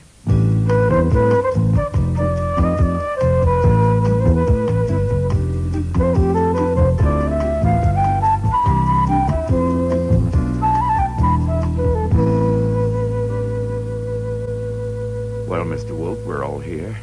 This time you can't cook up a fancy lie with Goodwin. There are witnesses. We won't get anywhere that way, Mr. Coven. The situation is this. You don't want to pay me $1 million. I don't want to lose my license. The police don't want to add another unsolved murder to the long list. The central and dominant factor is the violent death of Mr. Getz, and I propose to deal with that at length. Now, if we can get that settled... You told Miss Lowell you know who killed him. If so, why don't you tell the police? That ought to settle it. You don't mean that, Mr. Colvin. You're damn right I mean it. Then there's a misunderstanding. I heard Miss Lowell's talk with you on the phone, both ends of it. I got the impression that my threat to inform the police about Mr. Getz's death was what brought you down here. Now, It you wasn't seem any to have- threat that brought me here. It's that blackmailing suit you started. I want to make you eat it, and I'm going to. Oh, indeed. Then I gather that you don't care who gets my information first, you or the police. But I do. For one thing, when I talk to the police, I like to be able to... Archie, if you will. Yes, sir. I went to the hall and switched on the porch light for a look through the one-way glass of the front door. One glance was enough. I stepped back into the office. Excuse me, sir, the man about the chair. Tell him to... No, wait. I'll see it. If you'll excuse me a moment.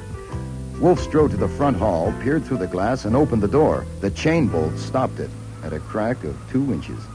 Well, Mr. Kramer. I'm coming in. I doubt it. What for? Patricia Lowell entered here at 6 o'clock and is still here. The other 4 entered 15 minutes ago. I told you your license was suspended. I'm coming in. I still doubt it.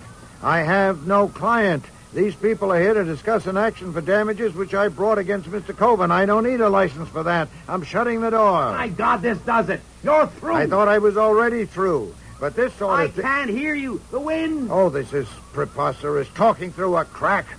Descend to the sidewalk and I'll come out. Do you hear that? Yes. Very well. To the sidewalk. Archie, my coat.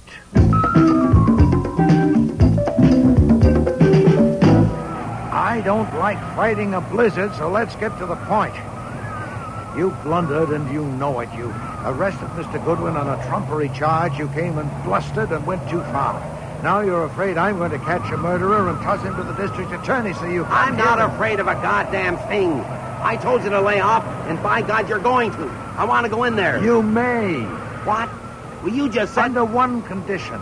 You know the peephole in the wall of my office concealed by a picture. Standing in the nook at the end of the hall, you can see and hear us in the office.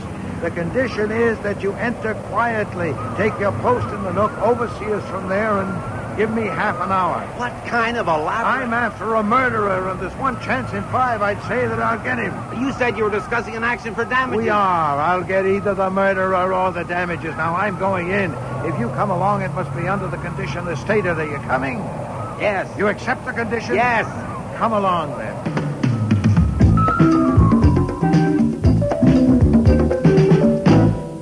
I apologize to you all. That was unavoidable. Now, suppose we start over, Mr. Coven, with your surmise to the police that Getz was shot by Mr. Goodwin accidentally. That's absurd. I don't know how else it could have happened. Do you really dare, sir, in front of me, to my face, to cling to that fantastic tale you told the police, that rigmarole? You're damn right I do. Pooey! I had hoped here together we were prepared to get down to reality. It would have been better to adopt your suggestion to take my information to the police. Perhaps... I made no such suggestion. In this room, Mr. Coven, some 15 minutes ago. No. I see. Oh, it's impossible to get on solid ground with a man like you, but I still have to try. Archie. Yes, sir. Play back the tape. Yes, sir. Tape? What? You made a tape? You'll see. We sometimes find it necessary. But that's... You can't do that, can you? We have done that. Are you ready, Archie? Yes, sir, just about. There, that should do it.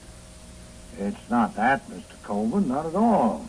I only doubt if it's worth it to you, considering the size of my minimum fee, to hire me for anything so trivial as finding a stolen gun. No, Archie, what was said today? I shouldn't. Oh, I'm sorry. I rewound it too far. Must I do it myself? Well, I said I'm sorry. It's hard to be accurate in such a hurry.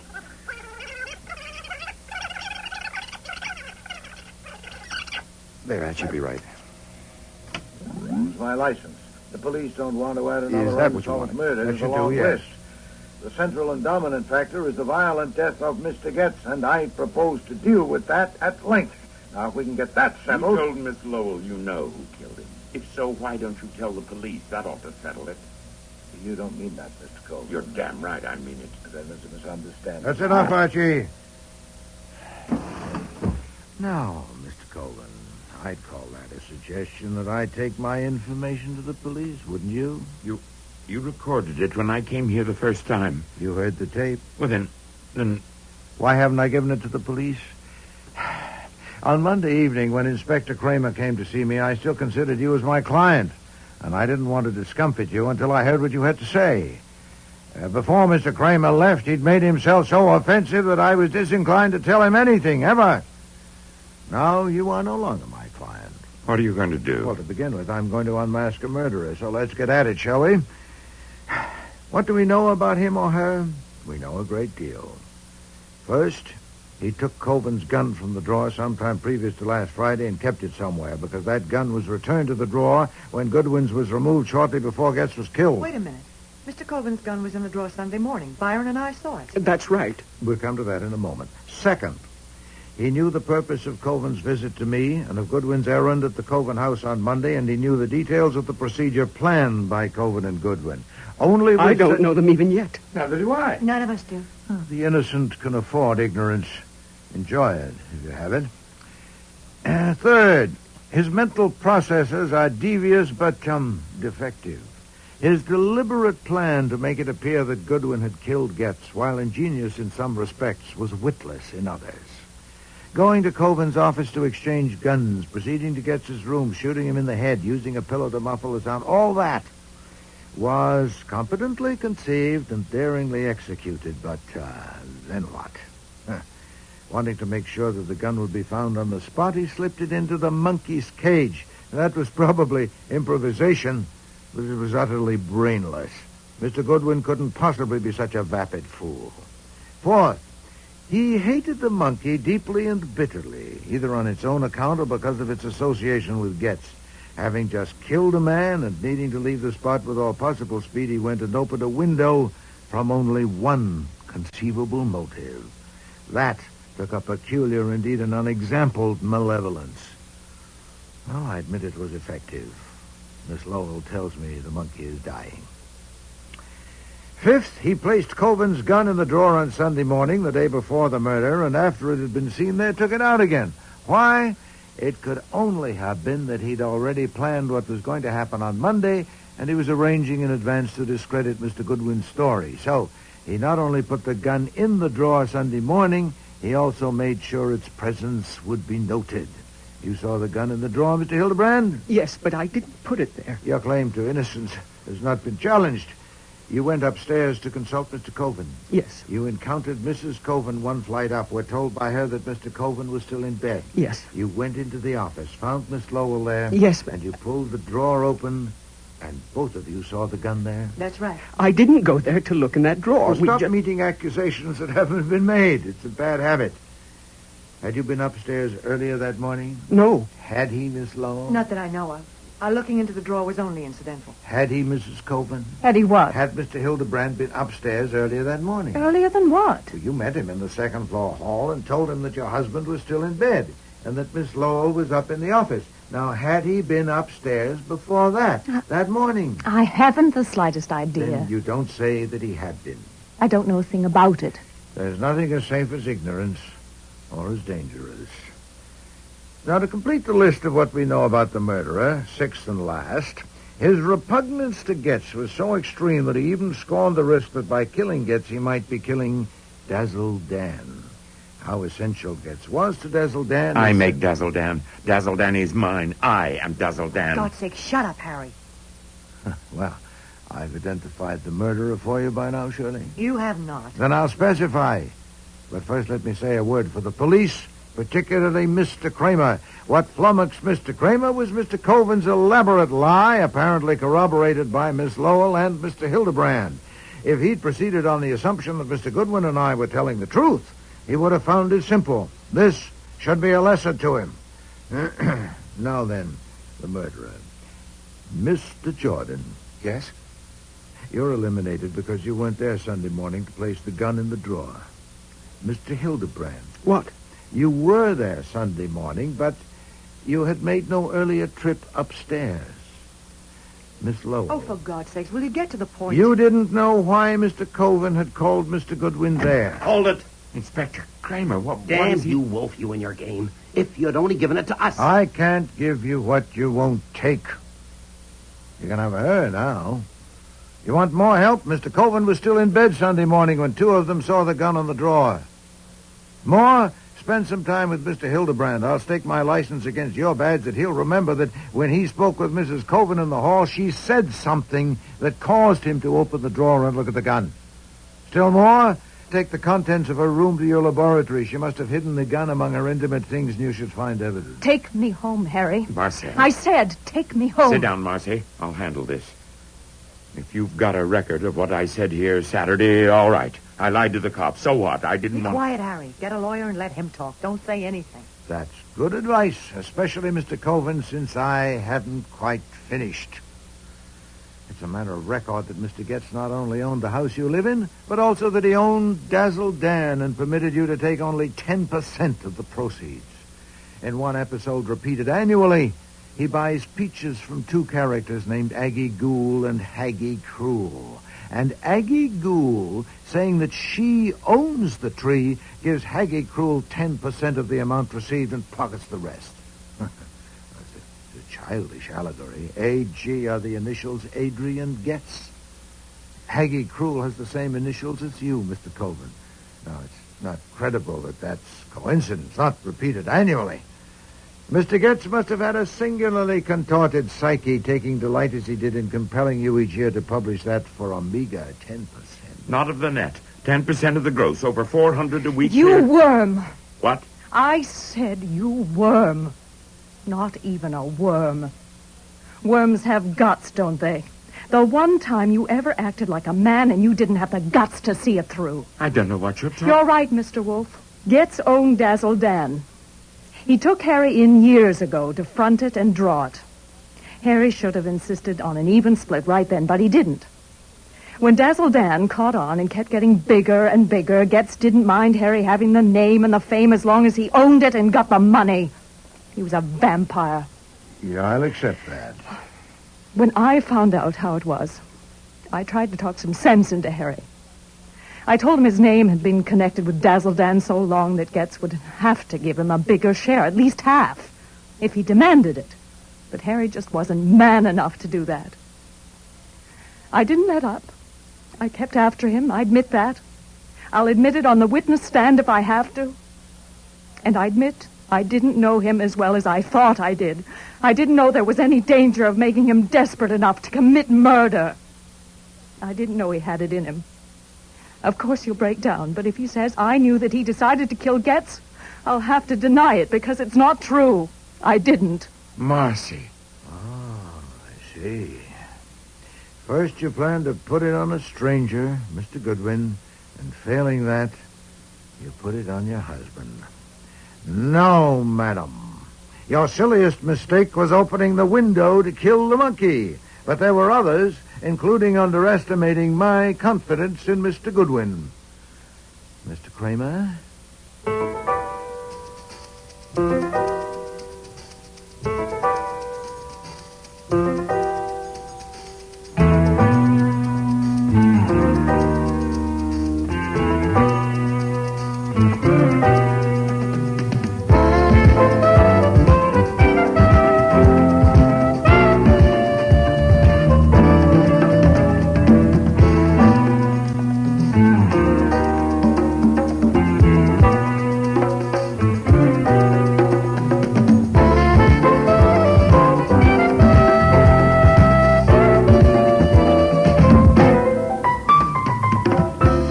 Starring in today's episode were Mavor Moore as Nero Wolfe, Dawn Franks as Archie Goodwin, and Cece Linder as Inspector Kramer.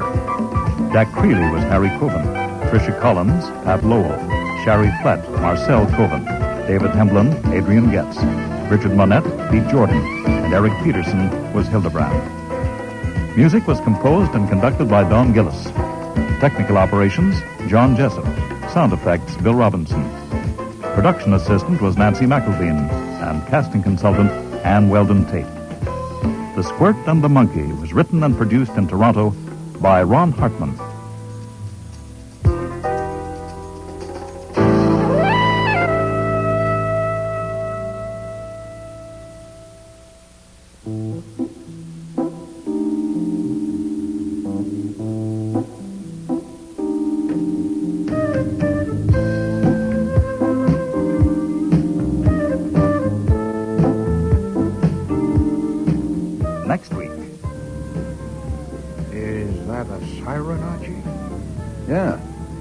Parkway police car coming up behind us.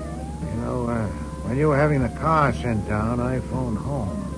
Fritz said there'd been 4 calls, one from an officer of the court, one from the DA's office, and 2 from Inspector Kramer. Oh, Would swell. Kramer have sent out an alarm? Well, the way he'd like to pin your scalp to his wall, I wouldn't put it past him. And we're about to find out. Hey, no, that's no way to do it. Open a valve and let it out. If you'd see. Unger. Oh, God, help me. It would be wonderful if someone could put his arms around me and tell me, all right, my darling, I'll take care of everything. Just leave it to me. Oh, that would be wonderful. I may try it if you'll brief me on what I'd have to take care of. God, I'm a fool. You saw my car out front. The Yellow Jag. I am going to burn it. How do you set fire to a car? If you're sitting on a lid you don't want open, my advice is to move. Now, the sooner the better, or you may get hurt. I am already hurt. Mr. Wolfe, you knew you were to be called yesterday, but you left the courtroom. Yes, sir. If your reason for leaving is unsatisfactory, you are in contempt of court. Do you understand that? Yes, sir. Then, why did you leave? You are under oath. Your Honor, I respectfully ask your indulgence. My reason for leaving is inherent in my testimony, and therefore I would rather plead on the charge of contempt afterwards, if the court will permit. I'll still be here. Indeed you will. You're under arrest. No, I'm not. You're not under arrest? No, sir, I came here voluntarily. Well, you are now. Officer, this man is under arrest. Next week, The Next Witness, with guest stars Terry Tweed, Robert Christie, Michael Ayub, and Dixie Seatle.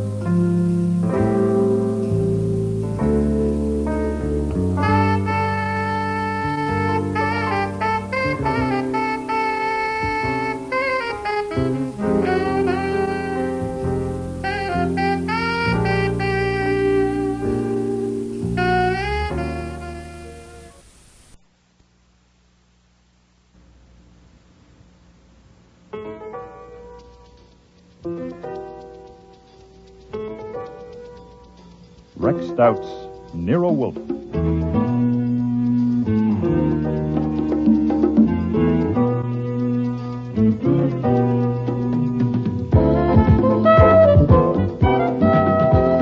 Starring Mavor Moore as Nero Wolfe and Dawn Franks as Archie Goodwin.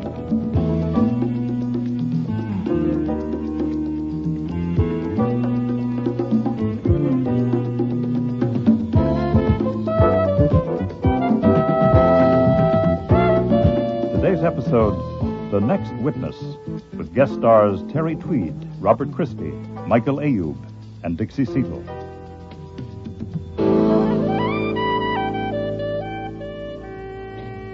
I call Clyde Bagby to the stand. It was the third day of the trial.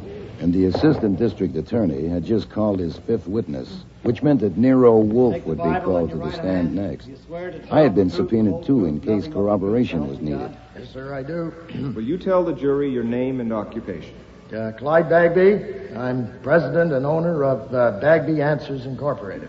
What is the nature of your business? Well, it's a telephone answering business, that's all. It's not a big one, really, because I specialize in serving individuals instead of businesses or firms. Is one of your offices at 618 East 69th Street, Manhattan? Yes, sir.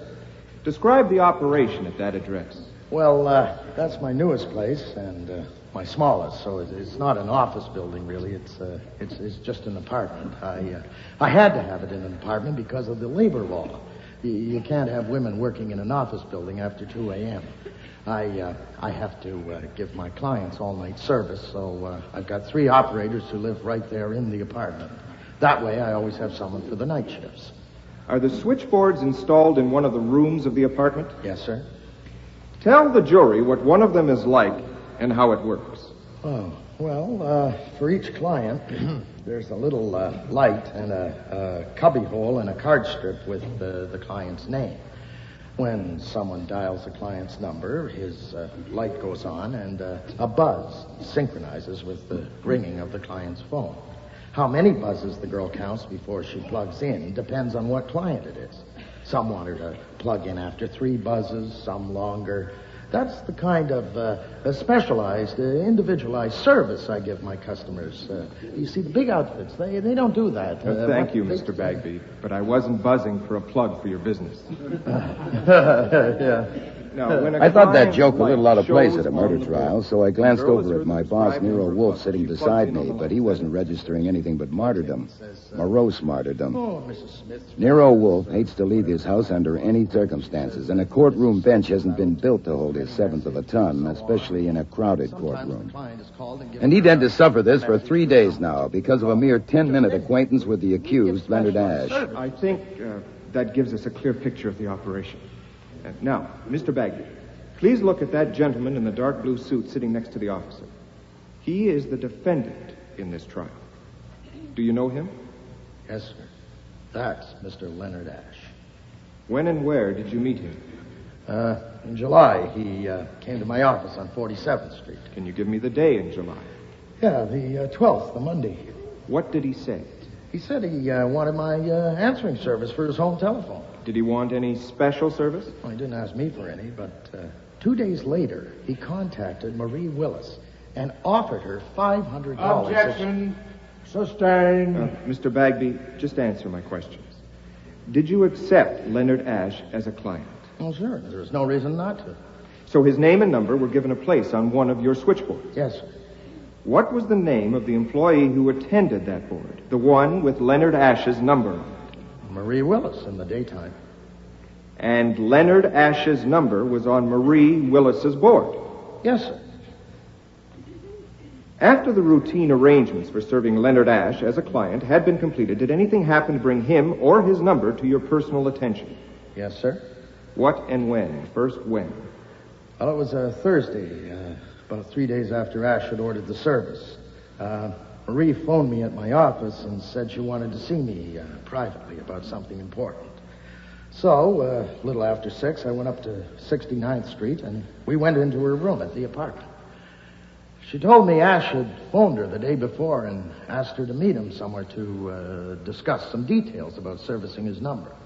She told him such a discussion should be with me, but he insisted Your Honor that... pleases, I submit that the witness may not testify to what Marie Willis and Mr. Ash said to each other when he was not present. Certainly not. He is reporting what Marie Willis told him had been said. That should be kept clear.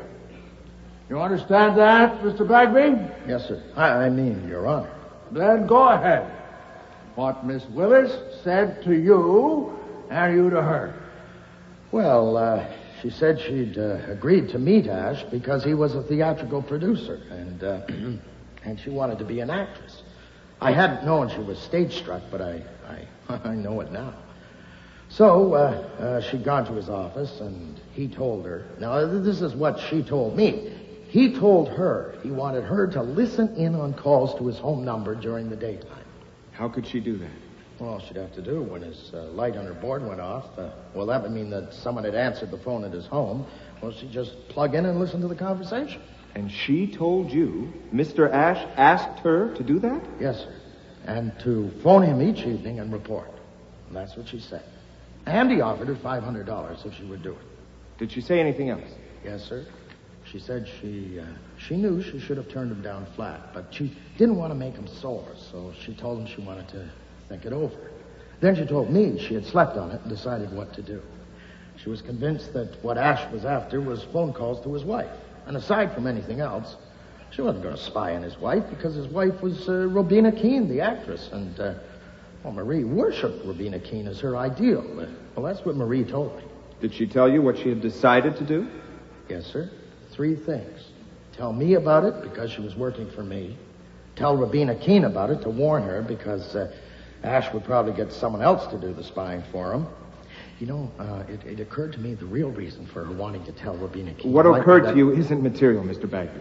Now, did Marie tell you the 3rd thing she had decided she must do? Yes, sir, that she must tell Ash that she was going to tell his wife. She said she had to do that because she promised him she would keep it confidential, so she had to warn him she was taking back her promise. Did she say when she intended to do those 3 things? Yes, well, she'd already done one of them, telling me. She said she'd phoned Ash and told him she would be at the office at 7 o'clock.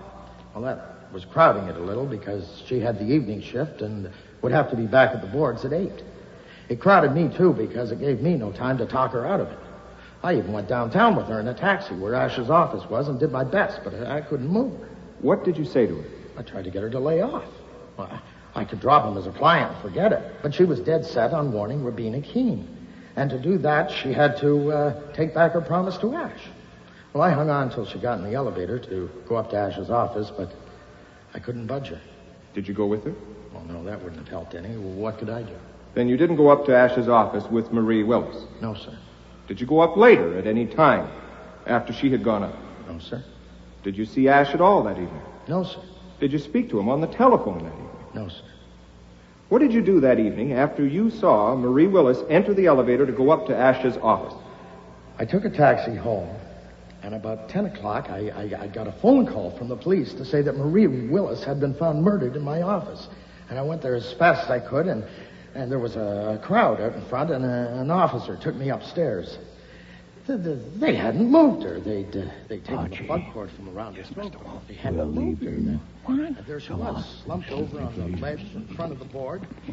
They wanted me to identify her, and I had to. It's the hardest thing I ever had to do in my life. I've never seen anyone have been strangled before, but it was her all right. The same clothes and everything she was wearing. We want a taxi, but first a word with you. No, sir. First, a word from me. What? Mandelbaum may finish with that witness any minute. You were told he'd follow Bagby. I know. If you want a taxi, of course, you're going home. And you remember? Where are you going? To 618 East 69th Street. To Bagby's answers? Why? I'll explain on the way. I'm going back to the court. No. I'll need you. All right. Shoot. I've heard you do a lot of explaining, but this'll have to be good. You know, it's preposterous. It sure is. Let's go back. I mean Mr. Mandelbaum's thesis that Leonard Ash killed that girl. Leonard Ash is not an imbecile. I refuse to believe he'd go to that place at that time to kill her. You were present when he called on me that day to hire me. Do you believe it? I pass. But I find it hard to believe his story.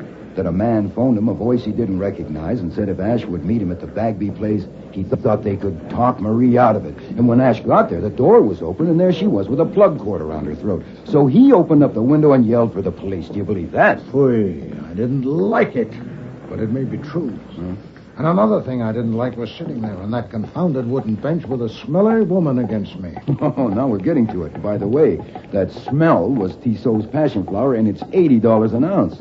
Lily Roan wears it. Soon I was to be called as a witness, and my testimony would have been an effective corroboration of Mr. Bagby's testimony. It was intolerable. I will not be a party to a judicial transgression. Let's see if I get you. The reason you're scooting is you can't bear to help convict Ash of murder because you doubt he's guilty. That's close enough. It's not close enough for me. What are we going to do with Bagby's answering? We'll see when we get there. Taxi!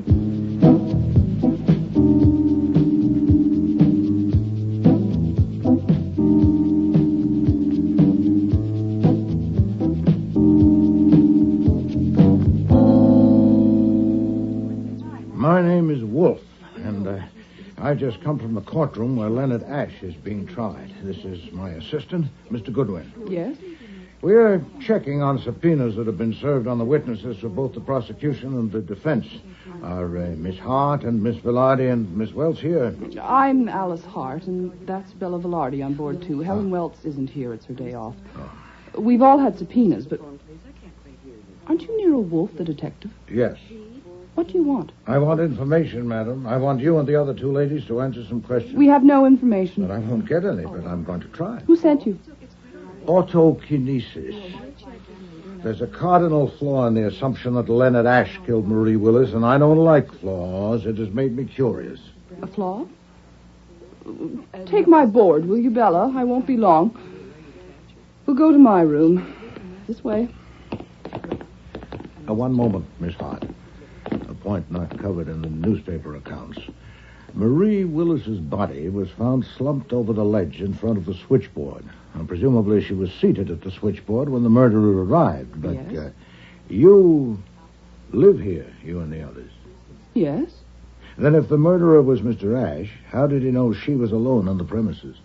Oh, I don't know. Perhaps she told him she was. Is that the flaw?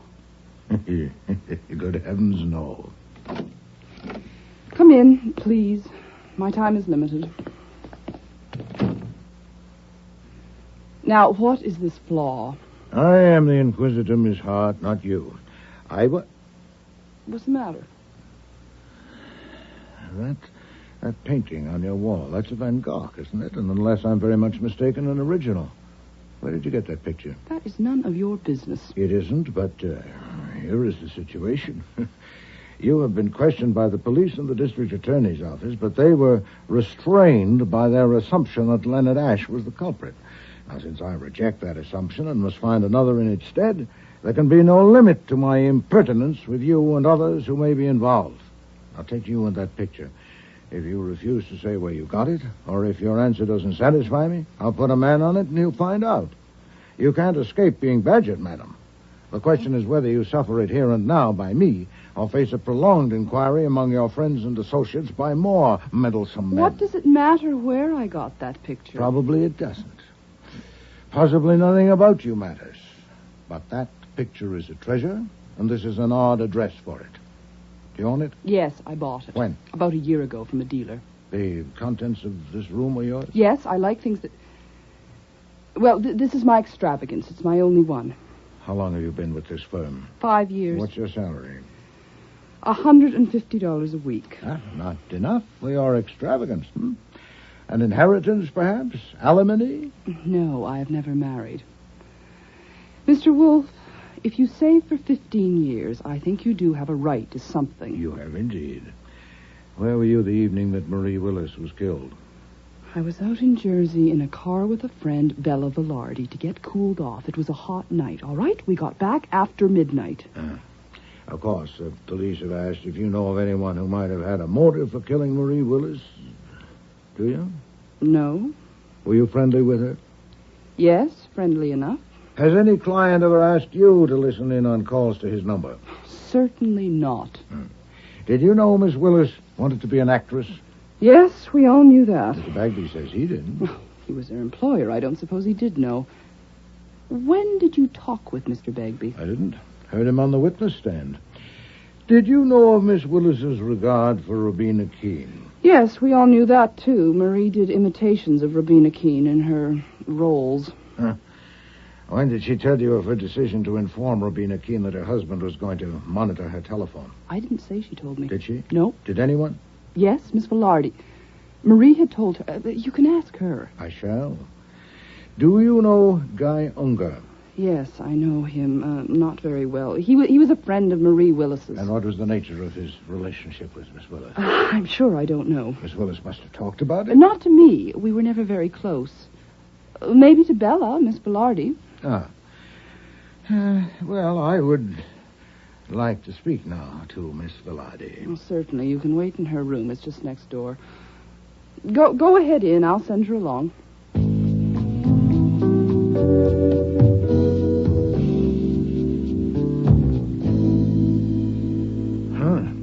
Certainly a contrast in rooms. Yes, sir. Oh, Miss Velarde is a crack lever. A what? She never quite closes doors or drawers. Oh. She is also a philanthropist. Indeed? She donates to the cause of equine genetics. Meaning? She bets on horse races. She subscribes to racing form and track dope. Ah. Archie, open drawers. Have one open when she enters. I want to see how much impudence these creatures will tolerate. This photograph. Miss Velarde and another woman, and do you recognize the man? Now, I could be wrong. It's been 2 months since the newspapers had a picture of him. Well, that's Guy Unger. Find more of him. They're taking their time out there.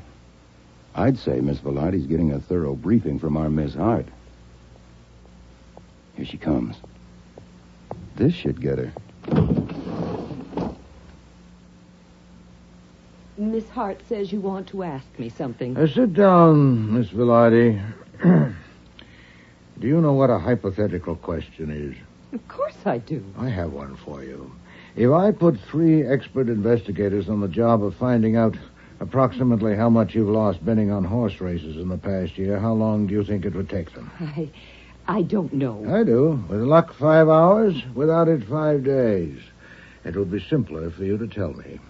How much have you lost? How do you know I've lost anything? There's a fair chance that you keep a record of your gains and losses. Archie, your search was interrupted. Resume. See if you can find it. You may watch if you like, Miss Velarde. There's no question of pilfering.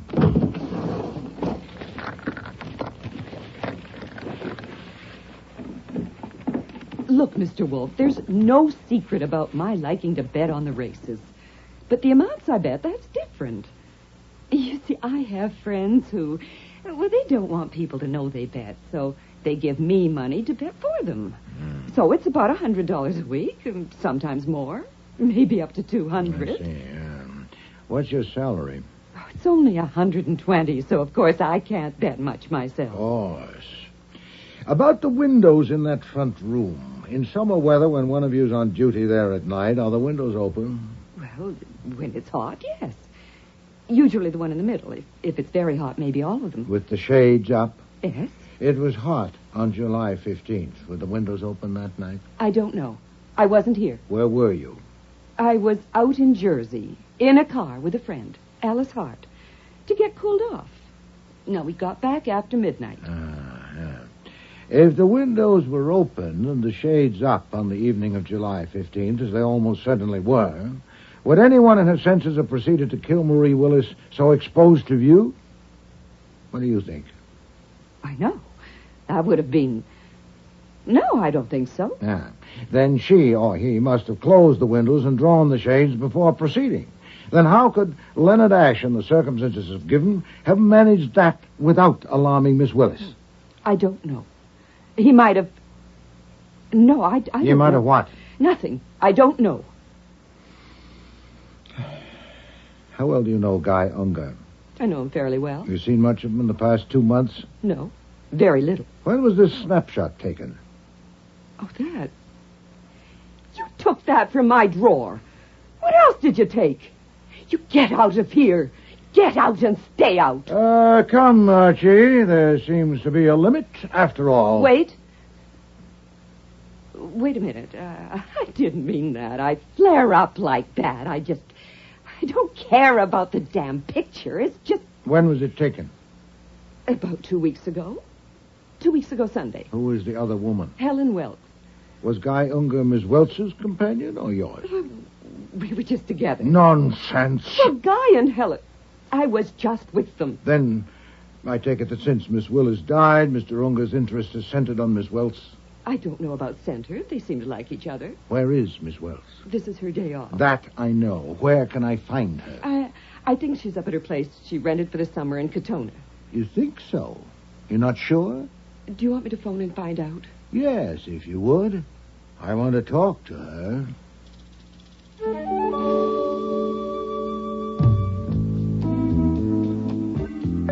Nero Wolfe refuses to ride in the front seat of a car because when the crash comes, the broken glass will carve him up.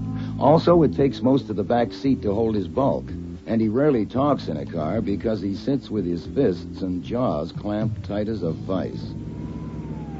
Is that a siren, Archie? Yeah. It's a Parkway police car coming up behind us. You know, when you were having the car sent down, I phoned home. Fritz said there'd been 4 calls, one from an officer of the court, one from the DA's office, and 2 from Inspector Kramer. Oh, swell. Would Kramer have sent out an alarm? Well, the way he'd like to pin your scalp to his wall, I wouldn't put it past him. And we're about to find out.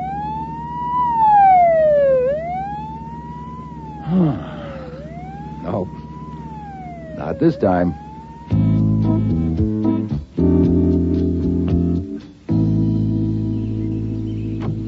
Archie Goodwin, I'm Helen Welts. Mr. Wolfe? Yes. Give me a hand, Archie. It's a real pleasure. This is Guy Unger. How'd you do? Hello. Let's sit in the shade of the old apple tree, shall we? Oh, thank you. I prefer to sit. You didn't give me a chance on the phone. I didn't want you to have a trip for nothing. You see, I can't tell you anything about that awful business of what happened to Marie. I really can't because I don't know anything. I was out on the Sound on a boat. Didn't Bella tell you? That's not the kind of thing I'm after, Miss Welch. Hmm? Such routine matters as checking alibis have certainly been handled by the police. My attack must be eccentric. For instance, when did Mr. Unger get here? Oh, why, just... Now, wait a minute. Just forget me. I'm looking on, that's all. A substantial chair. Thank you. Now, I'll explain, Miss Welch, why I asked when Mr. Unger got here. When I spoke with Miss Hart and Miss Velarde, I was insufferable, both in manner and in matter, and they should have ordered me out, but they didn't. Manifestly, they were afraid to, and I intend to know why. I assume that you know why. I know. I assume that after I left, Miss Hart phoned you again, that she also phoned Mr. Unger, or you did, and he was enough concerned about me to hurry to get here before I arrived. I heard about you being on your way about 10 minutes ago when I got here. Mr. Unger, I'll probably finish sooner with Miss Welch if you withdraw. For 20 minutes, say? I think I'd better stay. Then please don't prolong it with interruption. Now, you behave yourself, Guy. I'll tell you what I think, Mr. Wolfe. I think he just wants to show you how smart he is. You see, when I told him that Nero Wolfe was coming, well, you should have heard him. He said maybe you're famous for brains and he isn't, but he'd like to hear you prove it. Oh, you did. Something like that, anyway. I don't pretend to have brains. I was just scared. Oh? Scared of what? Well, scared of you. I mean, wouldn't anybody be scared if they knew you were coming up to grill them? Not enough to send for help. Certainly not if they had the alternative of snubbing me, as you have. Why don't you choose it? Why do you suffer me? Now that's a question. I'll show you why. You see, I didn't want to miss a chance to touch the great Nero Wolfe. There. Now I have patted the head of the great detective, and the strain's been too much. I need a little drink. Helen.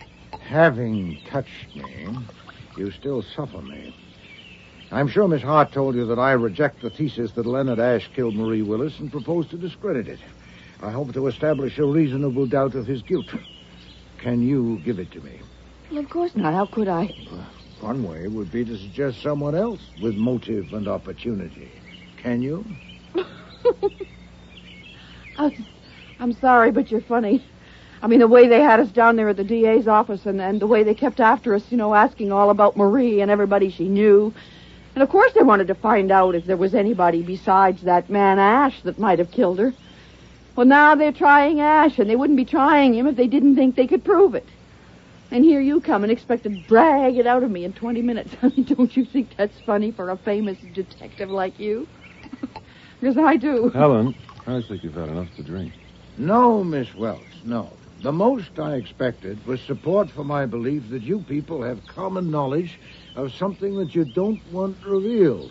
And you have given me that. I don't know what you're talking about. Nonsense. You're at the edge of hysteria. I am not. Take it easy, Helen. Look, Wolfe, I don't get this. As I understand it, what you're after is an out for Leonard Ashe on the murder, is that right? Yes. And that's all? Yes. Would you mind telling me, did Ashe's lawyer hire you? No. Who did? Nobody. I developed a distaste for my function as a witness for the prosecution, along with a doubt of Mr. Ash's guilt. Why doubt his guilt? Divination. Contrariety. I see. You're shooting at it on spec. Okay, I'll humor you. Do you regard me as a suspect? In a word, yes. Okay. So did the cops for a while. Because just before she was killed, Marie and I had been having a little thing, you know? But that's absolutely all there was to it. The cops found absolutely nothing in my relations with Marie that could possibly have made me want to kill her. Any questions? No. And if they had dug up a motive, they would have been stuck with it, because I certainly couldn't have killed her the evening of July 15th. At 10 o'clock that night, I was asleep on my boat at an anchorage near New Haven. My friend Ralph Ingalls was with me, and his wife, and Helen here. That's right. Of course, the police checked it, but you're welcome to check it yourself if you care to. Any more questions? One or two. What is your occupation? For God's sake, you haven't read the papers. Yes, I have, but that was weeks ago, and as I remember it, they were vague. Broker, I believe. Stockbroker? No, I'm a freewheeler. I handle anything. Have you an office? I don't need one. Have you handled any transactions for anyone connected with Bagby Answers Incorporated? Any kind of transaction? That's a funny kind of question. Why do you ask that? Because I suspect the answer is yes. Why? Just for curiosity. Now, Mr. Unger, do you suppose I would have made this excursion completely at random? If you find the question embarrassing, don't answer it. It's not embarrassing. I'll tell you. I think you got a hold of some crazy idea somewhere. God knows what that is. And I want to speak to you privately. Let's take a little walk. No. I don't like conversing on my feet. If you want to say something without a witness, Miss Welch and Mr. Goodwin can leave us. Archie? Miss Welch, let's go and pick flowers. Mr. Unger will want me in sight and out of hearing. All right. You seem to be, Now, the goldenrod I know, but what are the blue ones? I don't know.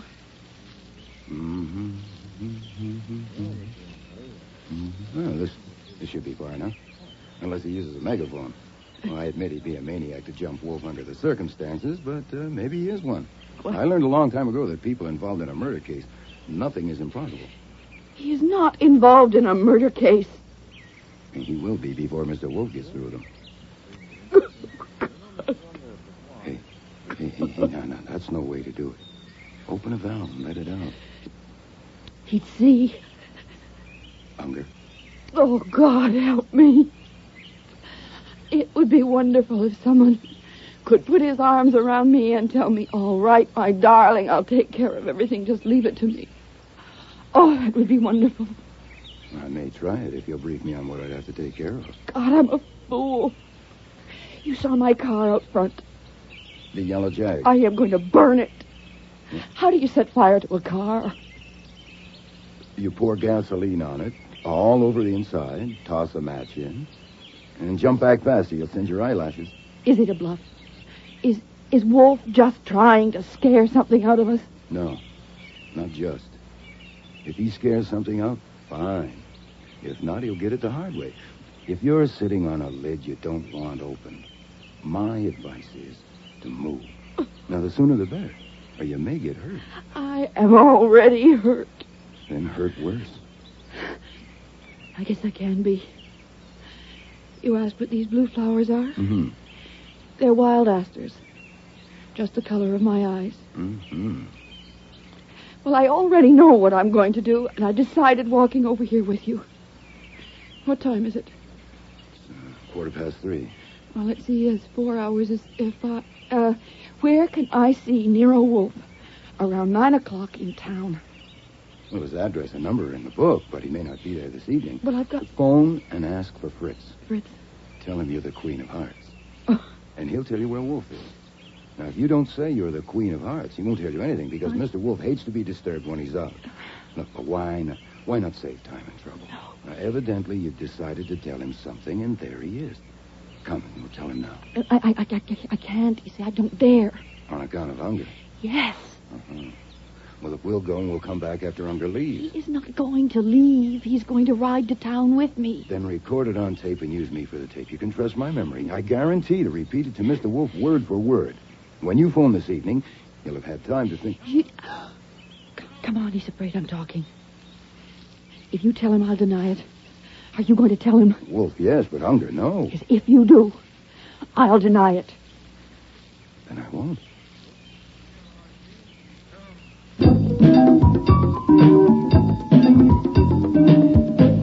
I have a little item for you. Then stop somewhere. I can't talk like this. We got a nibble. She has something to say to you, but she has to say it to you tonight after she's ditched Unger. Confound it. She was in a panic. It'll wear off. Well, it may, and so? Yeah, I'll go back and do it over if you'll write me a script. Phooey. I don't say I could better it. You're a connoisseur of comely young women, aren't you? Is she a murderess in a funk trying to wriggle out, or what is she? I pass. She's trying to wriggle, all right, but from out of what, I need 6 guesses. What did Unger want privately? Is he trying to wriggle, too? Yes. Offered me money, $5,000, then $10,000. For what? Not clearly defined. A retaining fee for investigative services. He was crude about it for a man with brains. I'll be damned. What'd you tell him? That I resented and scorned his attempt to suborn me. He was in a panic, and it'll wear off. Why not string him along? It would take time, and I haven't any. I told him I intend to appear in court tomorrow morning. Tomorrow? With what, for God's sake? Well, at least with a diversion. If Miss Welch's panic endures, possibly with something better. Uh-huh, I get it. Deciding to go back to court tomorrow makes it possible for you to go home. Yeah. Okay, I'll get you there by 5 o'clock. No, we're not going home. Huh? Mr. Kramer will have a man posted there all night, probably with a warrant. And a hotel would be risky, too. Wait a minute. Isn't Saul Panzer's apartment conveniently located? Yes, but he only has 1 bed. We'll manage somehow. All right, go ahead to the city.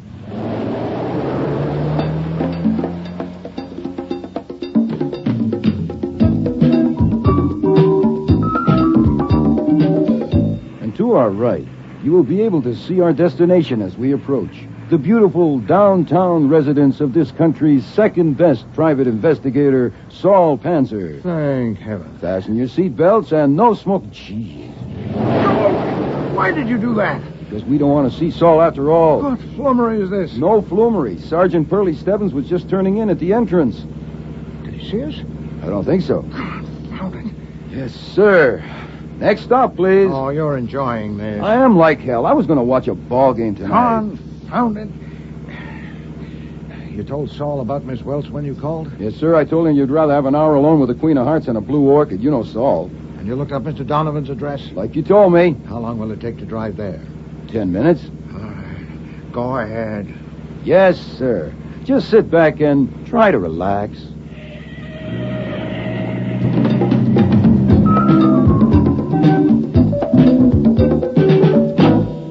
Nero Wolfe and Archie Goodwin.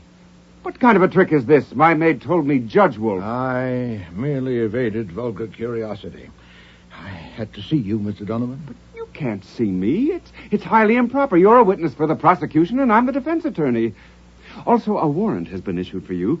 I'll have to report I'm this. not here as a witness for the prosecution. I don't intend to discuss my testimony with you. I have become aware of certain facts which I think your client, Leonard Ashe, should know about, and I want to tell him. I suppose it would be improper for me to tell you more than that, but it wouldn't be improper to tell him. He's on trial for first-degree murder. You know damn well you can't see him. I can if you arrange it. Early tomorrow morning will do, before the court sits. You may, of course, be present if you wish, but I suppose you'd prefer not to. 20 minutes with him will be enough. I can't ask you what you want to tell him. I understand that. I won't be on the witness stand where you can cross-examine me until tomorrow. No, you won't. No, I can't arrange for you to see him. It's out of the question. I shouldn't even be talking to you. It will be my duty to report this to Judge Corbett in the morning. Good evening, gentlemen.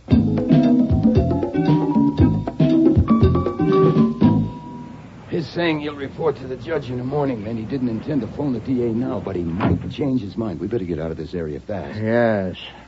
Where to now? Find a phone. See if that woman has called Saul yet, and is it safe to go to his apartment. Okay. And get Mrs. Leonard Ashe. I have to see her. Arrange it. You mean tonight? Now. Oh, that should be a cinch. She's probably sitting there hoping a couple of strange detectives will drop in. Hey, do I have to be Judge Goodwin? No. We are ourselves.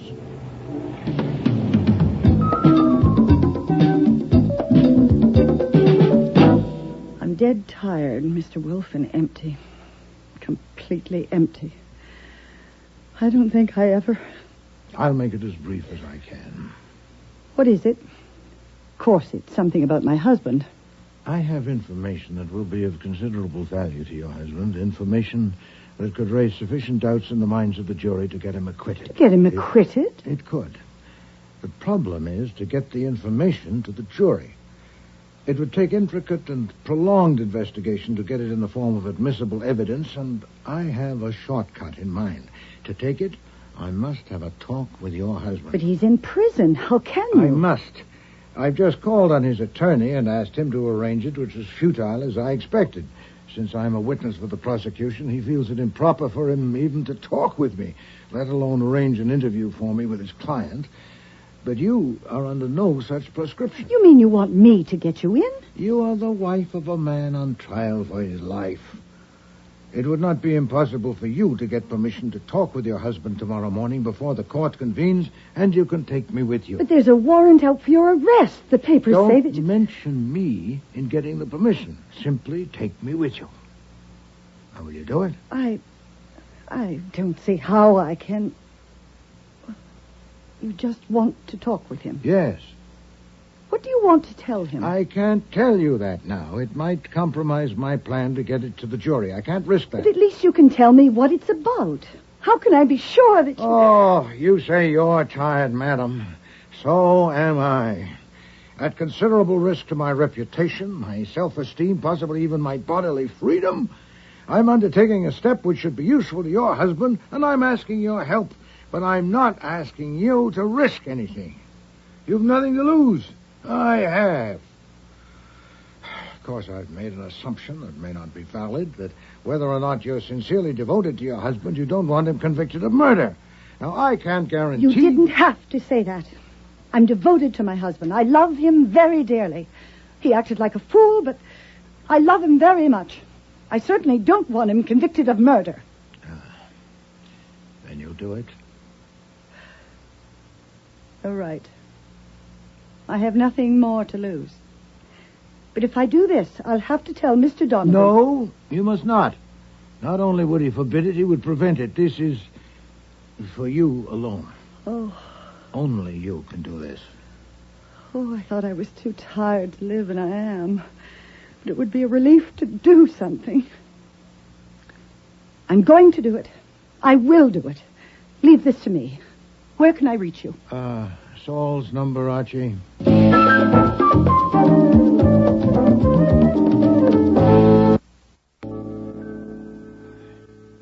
Well, a good room, Saul. I congratulate you. I'm glad it can be of use to you, Mr. Wolfe. What time is it?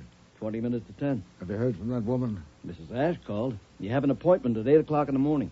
Satisfactory. And Miss Welch, the... Queen of Hearts. Has she called? Not yet. It's past the time she said. Could be in the soup. Soup? Saul... I have some beer, cheese. Good cheese. Thank you, Saul.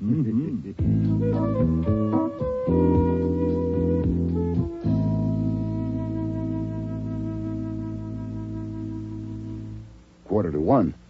Our lady's panic wore off. Well, I'm going to bed. Afraid I haven't got any pajamas you could get into, but... I got it. This is Jackson 4, 3109. Hello, I want to speak to... this is the Queen of Hearts. It sure is. This is Archie Goodwin. Where are you? I'm in a booth in Grand Central. I couldn't get rid of him, and then he... Well, that doesn't matter now, but where are you? With Mr. Wolfe, waiting for you, close to Grand Central. I'll meet you at the information booth, upper level, in 5 minutes. Will you be there? Yes.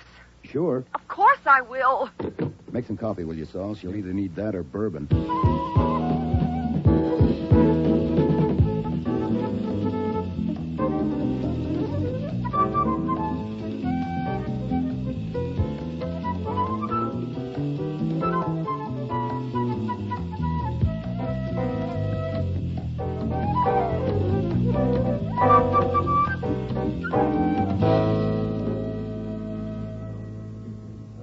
Your Honor, I wish to call a witness whom I called yesterday, but he was not available. I learned only a few minutes ago that he is present. You will remember that on my application you issued a warrant for Mr. Nero Wolfe. Yes, I do. Is he here? Yes, he is. Nero Wolfe. I have some questions for you, Mr. Wolfe, after you're sworn. Thank you, Your Honor. Take the Bible in your right hand. You swear to tell the truth, the whole truth, and nothing but the truth to help you God? I do. Mr. Wolfe, you knew you were to be called yesterday, but you left the courtroom. Yes, sir. If your reason for leaving is unsatisfactory, you are in contempt of court. Do you understand that? Yes, sir. Then, why did you leave? You are under oath. Your Honor, I respectfully ask your indulgence.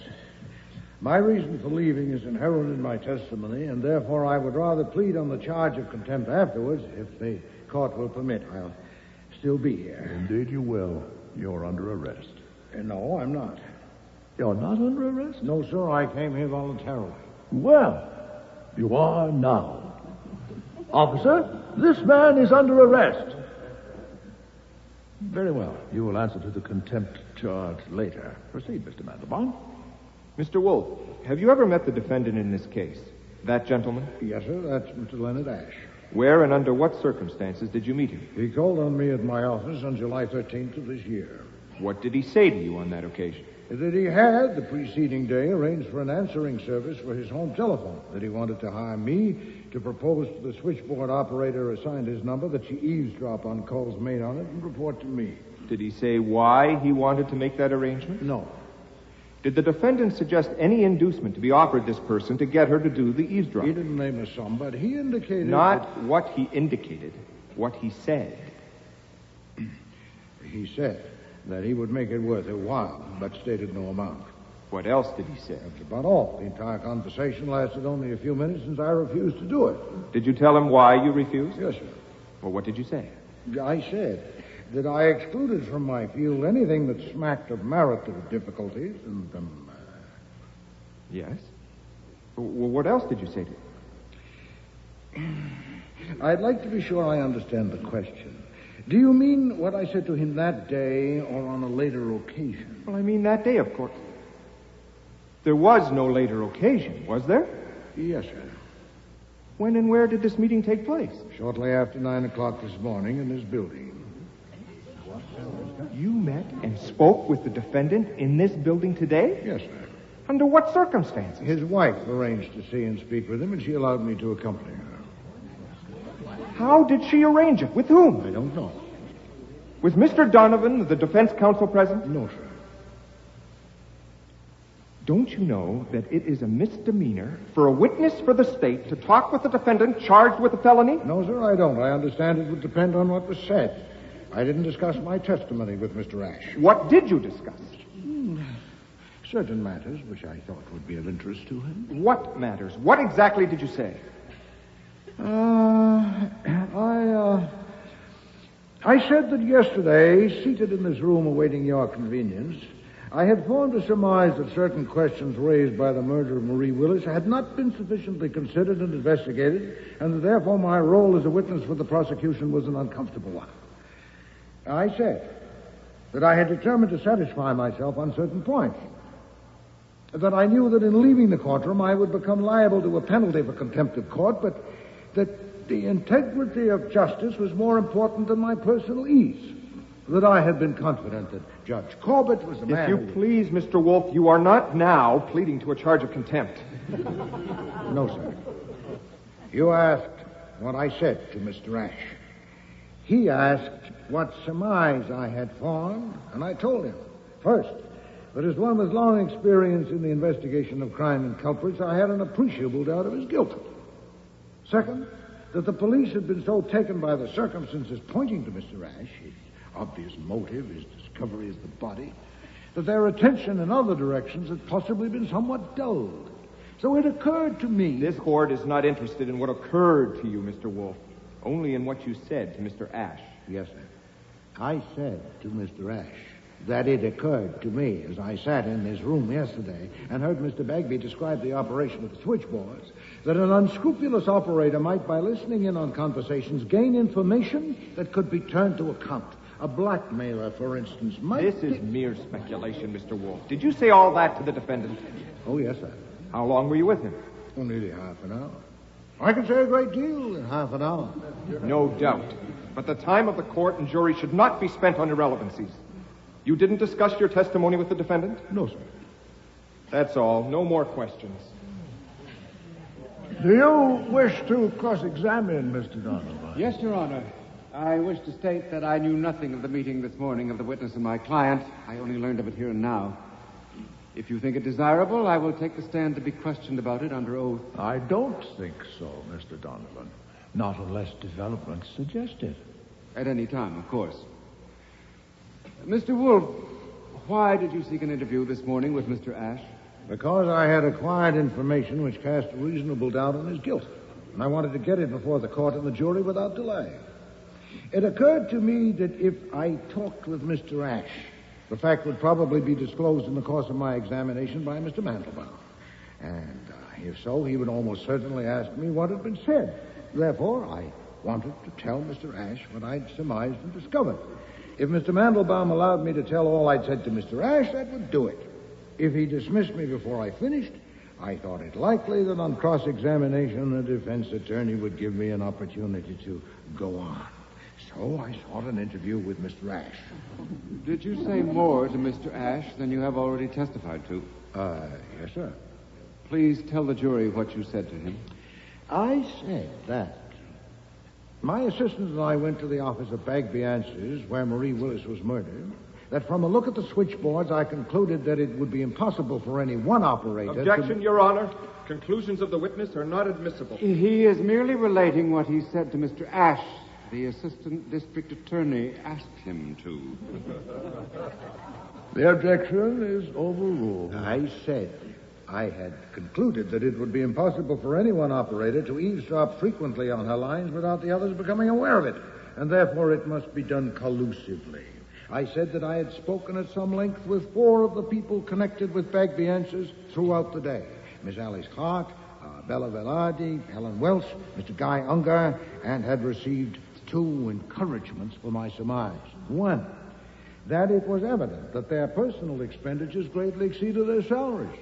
And 2, that all of them were visibly disturbed at my declared intention of investigating them fully and ruthlessly. Indeed, Miss Welch was disturbed to a point approaching hysteria, and Mr. Unger to offering me $10,000 for services which he did not specify.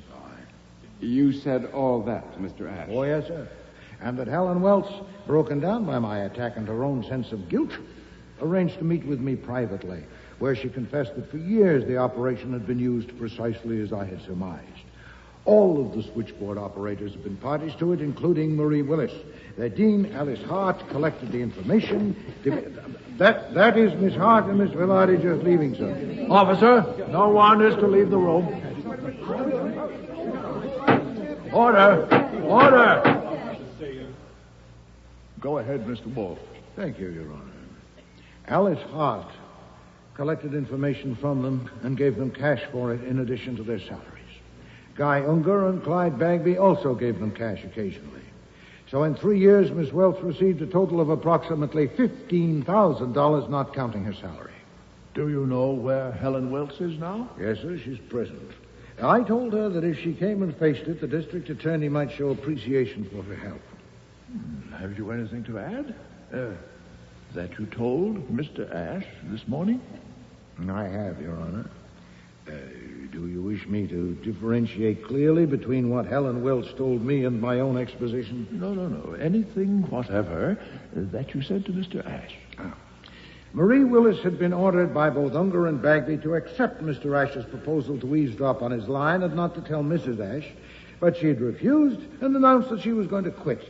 Now, of course, that made her an intolerable peril to everyone concerned. The success of the operation hinged on the fact that no victim ever had any reason to suspect that Bagby Answers was responsible for his distress. It was Bagby who got the information, but it was Unger who used it. and the tormented under the screw would not know where the tormentor had got the screw. So Miss Willis's decision to quit and expose the whole business was a mortal menace to any and all of them. Ample provocation for murder. I told Mr. Ash that all this established a reasonable doubt of his guilt, and I went beyond that and considered the most likely candidate to replace him.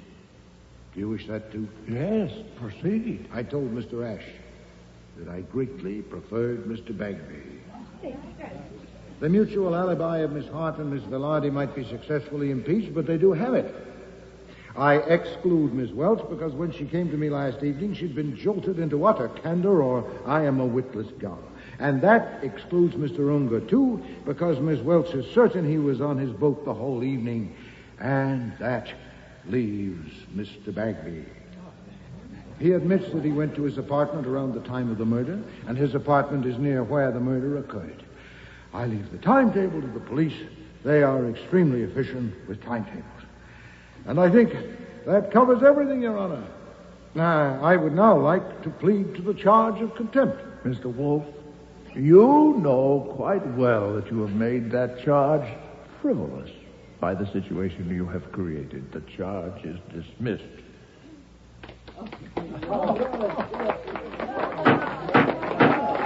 Order! I will have order in the court.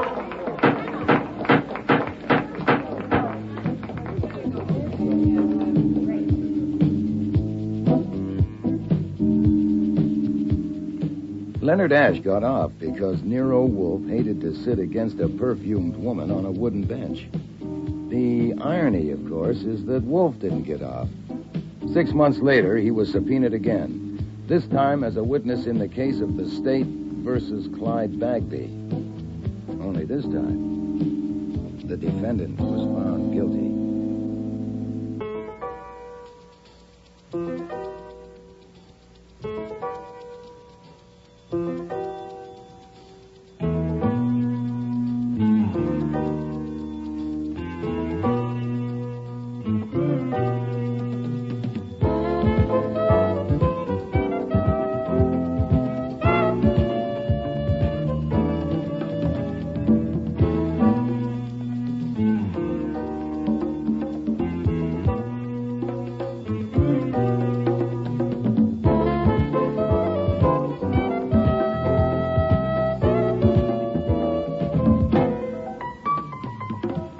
Starring in today's episode were Mavor Moore as Nero Wolfe and Dawn Franks as Archie Goodwin. Michael Ayub was Mandelbaum, Bill Lynn, Clyde Bagby, Art McDonald, Donovan, Robert Christie, Judge Corbett, Patricia Moffat, Bella Velarde, Terry Tweed, Helen Welts, John Evans, Guy Unger, Denise Ferguson, Robina Ash, Dixie Seatle, Alice Hart, and Alfie Scott was Saul Panzer. Music was composed and conducted by Don Gillis. Technical operations were by John Jessup. Sound effects by Bill Robinson. Production assistant was Nancy McElveen, and casting consultant was Ann Weldon Tate. The Next Witness was written and produced in Toronto by Ron Hartman.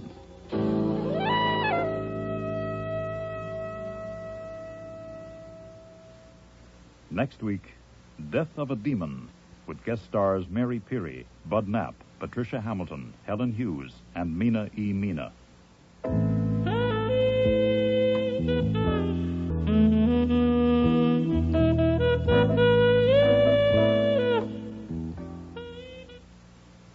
This is CBC Stereo.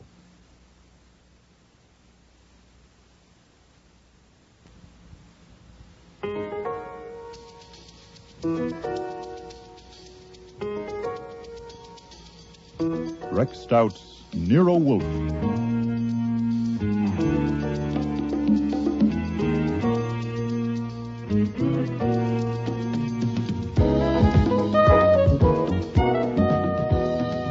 Starring Mavor Moore as Nero Wolfe and Dawn Franks as Archie Goodwin.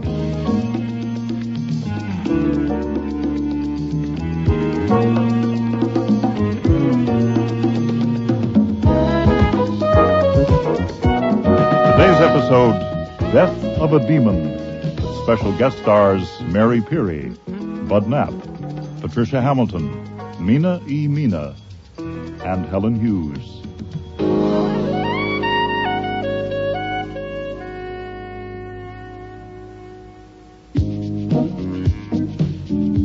When Mrs. Hazen arrived for her appointment with Nero Wolfe, she gave me a smile.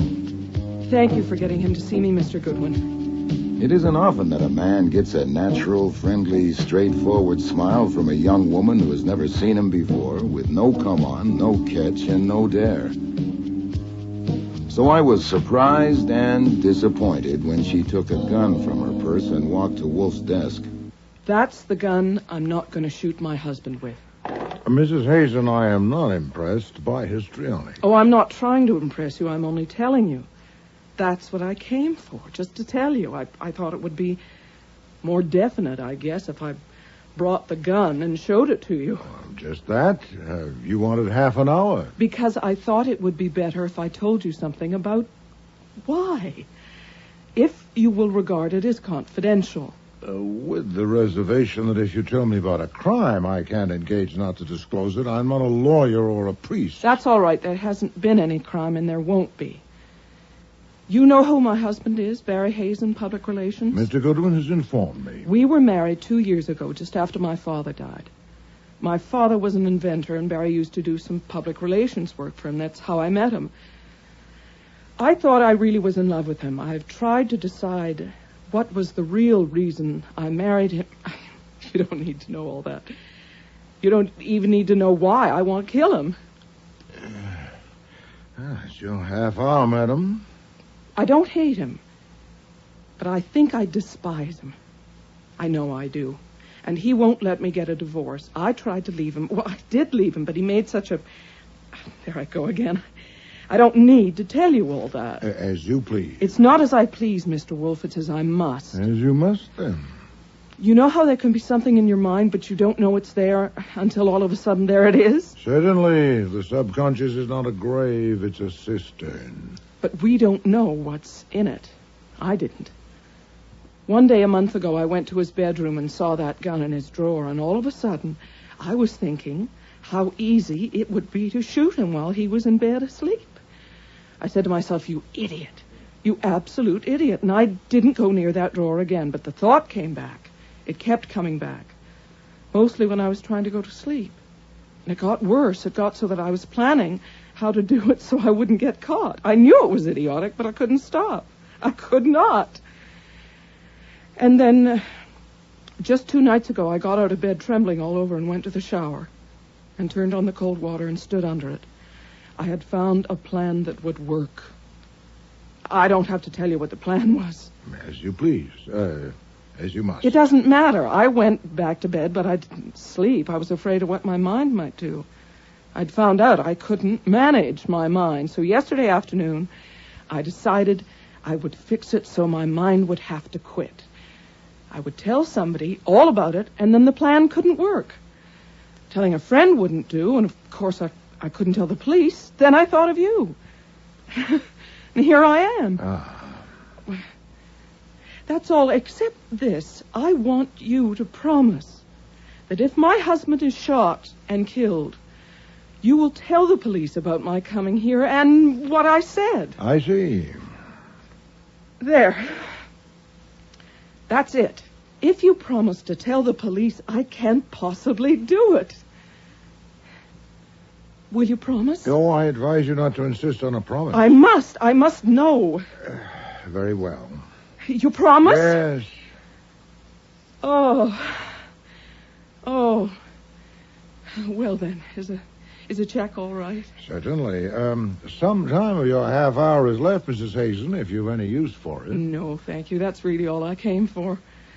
Oh, yes? I would love to see the orchids. I've read so much about them. Would it be possible, do you think? Just a quick look. Perhaps Mr. Goodwin could show me if you're too busy. It would be a pleasure. Mr. Goodwin doesn't owe you the time. I do. Come with me. You won't need your coat.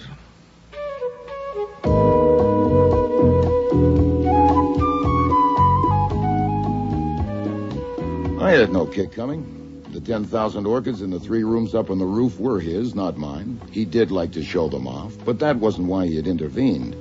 He had some letters to dictate, and he thought that if I took her up there'd be no telling when we'd come back down. Years ago, he decided on insufficient evidence that I forgot about time when I'm with an attractive young woman. So I got on with my work, and at noon I did what I often do, which was to switch on the radio for the news. But the contractor insists that he has received no favors from the senator. The body of a man named Barry Hazen was found this morning in an alley between two buildings on Norton Street in Lower Manhattan. He had been shot in the back and had been dead for some hours. No further details are available at present. Mr. Hazen was a well-known public relations counselor. The Democratic leaders in Congress have apparently decided to hold their fire.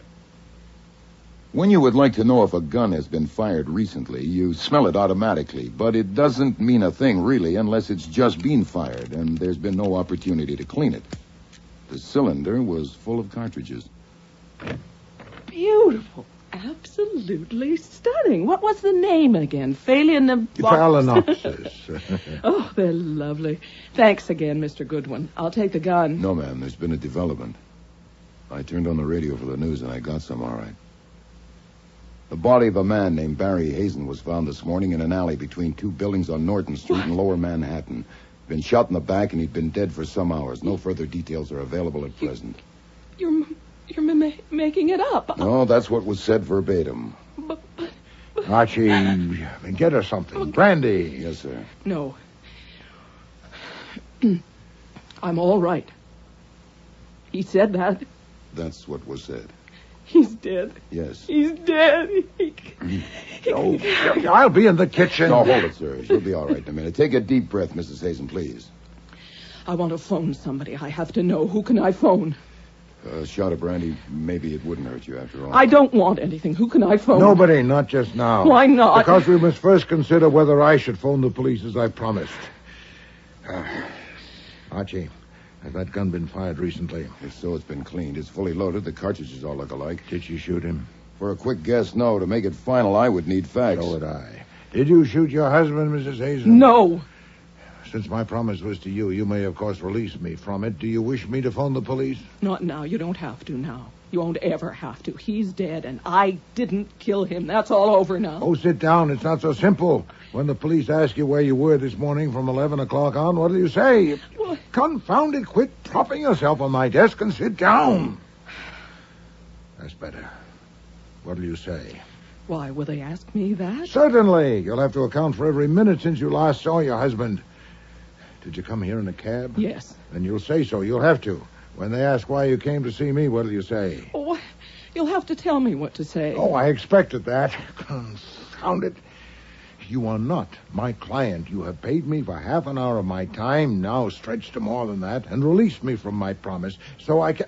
What are you doing? I'm going to write a check, then I will be your client. How much? Mrs. Hazen, I am not a blackmailer. I take pay for services, and you may not need my services. Now, will you answer some questions? Of course, but I've taken more than my half hour. And no, if you didn't shoot your husband, we've both been snared by circumstance. First, instead of a question, a statement. You cannot take the gun. The gun stays here. But I have to put it back where I got it. No, I cannot let you take the gun. Now, when and where did you last see your husband? Last night at home. We had people for dinner. All right, details. How many people? Their names. They were clients of Barry's, important clients, all but one. Mrs. Victor Oliver, Ann Talbot, who's the wife of the banker, Jules Curry, an inventor. He used to work with my father. Ambrose Purtis, who's a shipping man. Theodore Weed, he's not a client. He works for Barry. 7, counting Barry and me. And when did these guests leave? I don't know exactly. Barry had told me he was going to discuss something with them, and I wouldn't be needed. And after the coffee I left, I went upstairs to my bedroom. Did you hear him when he went up to bed? No. What about this morning? He wasn't there. He rises early. The maid who... Oh. What? Nothing. Nothing that matters to you. I'm not liking myself, Mr. Wolfe. I said he rises early. But now I can say he rose early, and I wanted to sing it. I did. Oh, if you please, you'll have plenty of time for that. Now, about the maid. I'm sorry. The maid said he hadn't come for breakfast, and when she went up, his bed hadn't been slept in. He'd done that before, not very often, once or twice a month. What, without telling you where he was going? Yes. Do you know where he went last night? No, I have no idea. Were you continually in the house from the time you went to your bedroom last night until you left this morning? Yes. Would the maid have heard you if you'd gone out during the night? I don't think so. Her room is in the basement. What time did you leave this morning? 5 minutes past 11. I wanted to be sure to get here on time. When did you take the gun from the drawer in your husband's room? Just before I left. I didn't decide to bring it until the last minute. How many people know that you despised your husband? Despise is your word, Mrs. Hazen. I don't think anyone does. I have never told anyone, not even my best friend. Hooey, your maid knows, for one. Is she not a dolt? She's, of course, being questioned at this very moment. Was your husband wealthy? I don't know. You don't know? Well, he had a large income. He must have. He was free with money. He owned the house. Any children? No.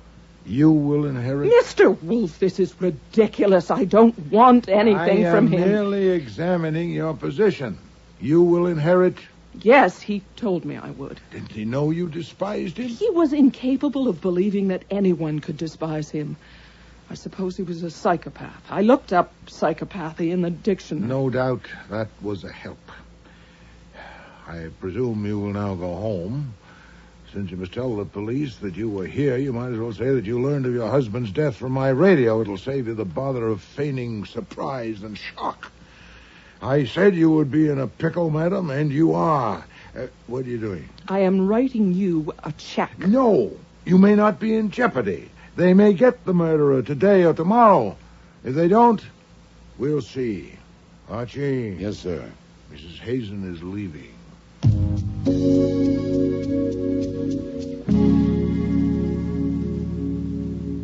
Archie, I do not intend to serve the convenience of a murderer.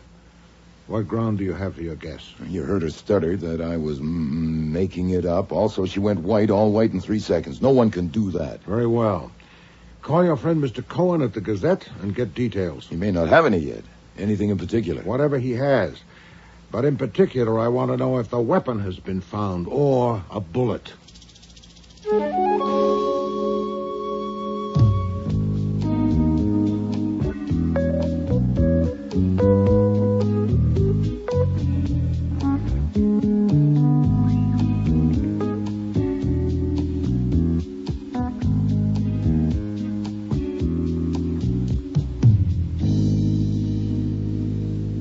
Body was found by a truck driver at 10:18 a.m. It was stiff, so he must have been dead at least 5 hours, probably more. He was fully dressed, including an overcoat. His hat was there on the ground. Usual items in his pocket, except that there were no keys, no wallet, no watch. His name was on some letters in his pocket, so the wallet wasn't taken to delay identification. He was shot once in the back. A rib stopped the bullet at 32. They have the bullet? Right, but no weapon. Will she report what she told me? No. That's why I put up with you. You could have answered with 50 words, and you did it with 1. I've often wondered. Now tell me why I put up with you. Oh, that's beyond conjecture. Huh. I want a bullet that's been fired from that gun on your desk, and we shouldn't wait until after lunch. You have 20 minutes. If your guess about Mrs. Hazen is correct, that gun is not evidence. If it is, you'll be tampering with it. Shall I do it? No. You might shoot your toe off. When will the police come? It'll probably be Kramer. Give him 2 hours.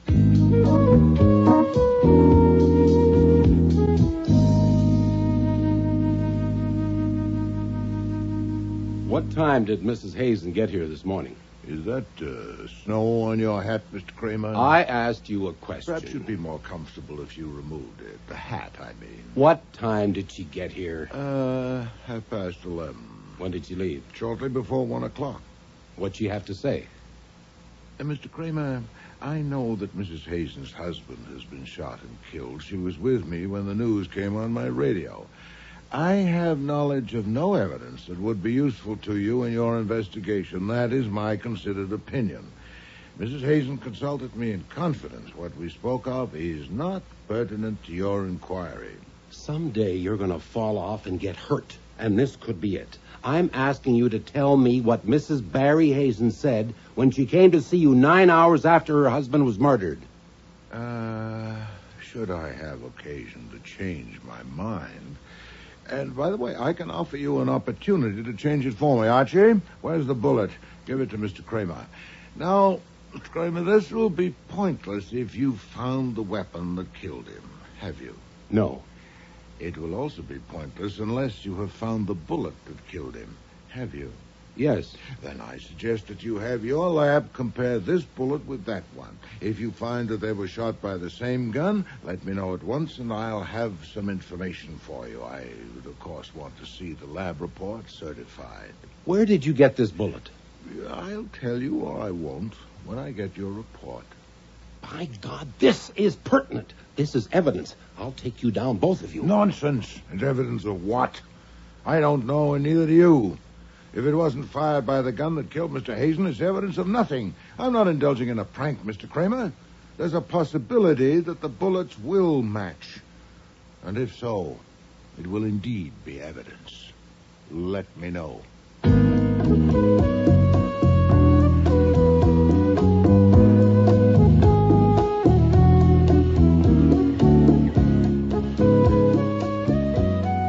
Kramer left at 3:20. Wolfe, of course, stuck to his usual routine from 4 to 6 upstairs with the orchids. But I spent the afternoon like a hen on hot bricks. It's a simple matter to do a bullet comparison. I expected to hear from Kramer by 4:30 or 5. I didn't. And it wasn't until after 6 o'clock that the doorbell rang. But to my surprise, it wasn't Kramer. Theodore Weed to see you, one of the dinner guests. The What one do that... you want? You. No. I've been pestered enough on a matter in which I have no interest. Tell him so, and don't I'm not going to pester you. I'm going to hire you. Sir, you not only intrude, you presume. Archie, show him out. All right. I started wrong. I'll try again. Mrs. Barry Hazen came to see you this morning and left a gun with you. Where is it? Intrusion, presumption, and now effrontery. I must insist. Damn it, sir, I know she did. She told me so. She also wanted to hire you, but you wouldn't take her check, so I want to hire you. She's at the DA's office now. They're going to charge her with murder. Please, you got to let me hire you. Nero Wolfe's office. Archie Goodwin speaking. It's Lucy Hazen. May I speak to Nero Wolfe, please? It's urgent. One moment, please. The woman who brought the sausage this morning. Urgent. Yes, Mrs. Hazen? Yes, Mr. Wolfe, I'm about to be arrested. Where are you? At the DA's office. I don't know Say only what you must on the telephone. I'm in a booth with a door closed. Oh, boy, it's probably not only heard, but also recorded. All right, he said I could phone a lawyer, and I don't know any except my husband's, and I don't want him. Will you get one for me? Yes, I'll send one to you, and then you can decide whether to engage him. But I want to engage you, too. You said you would if I needed you. I said I would see. Oh. Very well, I'm engaged. One question. Have you disclosed any of your conversation with me, yes or no? No. Satisfactory. The lawyer's name is Nathaniel Parker. I'll get him there as soon as possible, but say nothing more to them until you speak to Mr. Parker. Mr. Weed, that was timely. That was Mrs. Hazen on the phone. She is now my client. And take my money. No, sir. But I want to help. I don't see why. You're not obliged to see, and I'm not obliged to explain. Why do you think Mrs. Hazen killed her husband? I don't. She didn't. If I'd taken your money, what were you going to ask me to do? I don't know exactly. I was going to consult you. I wanted to know what you did with the gun. Have the police got it? Mr. Weed, I am acting for her now, and you are the enemy, or one of them. What if you killed Mr. Hazen? I know who did. My God, look, this is straight. You can cut off this arm if it will help her any. I have no use for your arm, but some information might be helpful. When did you last see Mr. Hazen? This morning at the morgue. I went there to identify him by request. Alive at his house last night. At what hour? Around 9:30. That's as close as I can come. And the circumstances? There were people there for dinner. Clients of Hazen's. After dinner, Hazen told Lucy that we were going to discuss a business matter, and she left. I left soon after that, and that was the last I saw of him alive, there with them. How did you spend the next 6 hours? I went home, to bed. You were associated with Mr. Hazen and his business? I was in his employ. In what capacity? Mostly I write stuff, handouts, plugs, the usual junk. Also, I was supposed to use my contacts. I was a newspaper man when Hazen hired me a little more than a year ago. Well, if they were going to discuss a business matter, why did you leave? Well, I wasn't needed or wanted. And why were you there at all? Well, maybe I ought to give you a different answer than the one I gave the DA. The right answer. Even if it makes you think I killed him, which I didn't. If you did, Mr. Weed, you're doomed, no matter what answers you give. Hazen liked to have me in the same room with his wife because he knew how I felt about her. God only knows how he knew. I certainly tried not to show it, and I thought I did pretty well. And I'm sure she doesn't know, but he did. He was a remarkable man. Yeah. That's why I was invited to dinner last night. I don't think he expected to see me squirm. He didn't have to. He knew how I felt.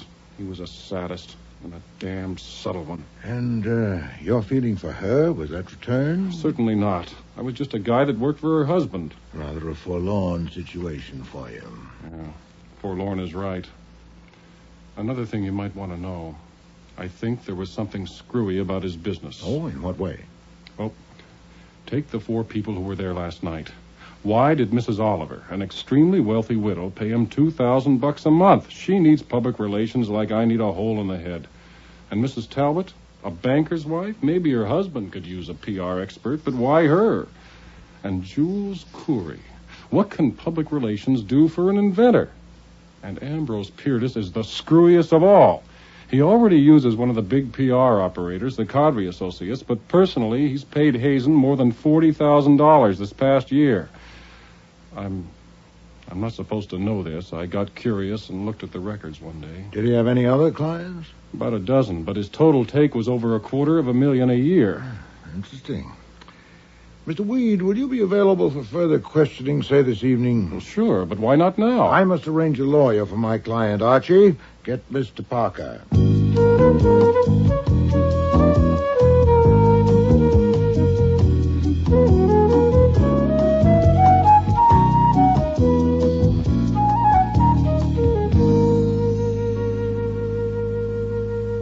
Sit down, Mr. Parker. You've spoken to my client? I've just come from there. She's our client now. Ah. I stopped in instead of phoning because I have to deliver this at her request. The key to Mrs. Hazen's house and written authority from her to enter her house to get something. To get something? Yes, if you want to. An iron box and a chest of drawers in Hazen's bedroom. You remove the bottom drawer, pry up the board it slides on, and the box is underneath. She doesn't know what's in it. About a year ago, Hazen lifted the board and showed her the box. He told her if he died, she was to have it opened by a locksmith and burn the contents without looking at them. You'll be acting legally on her instructions through her attorney. I'll use my discretion. I'm sure you will. I'd like to be present when it's open, but I have an appointment. Shall I go there now? Will the police be there? I wouldn't think so. He wasn't shot there. Do I wear gloves? No, you have authority. Oh, I'm off then. Archie. Yes? Take your gun.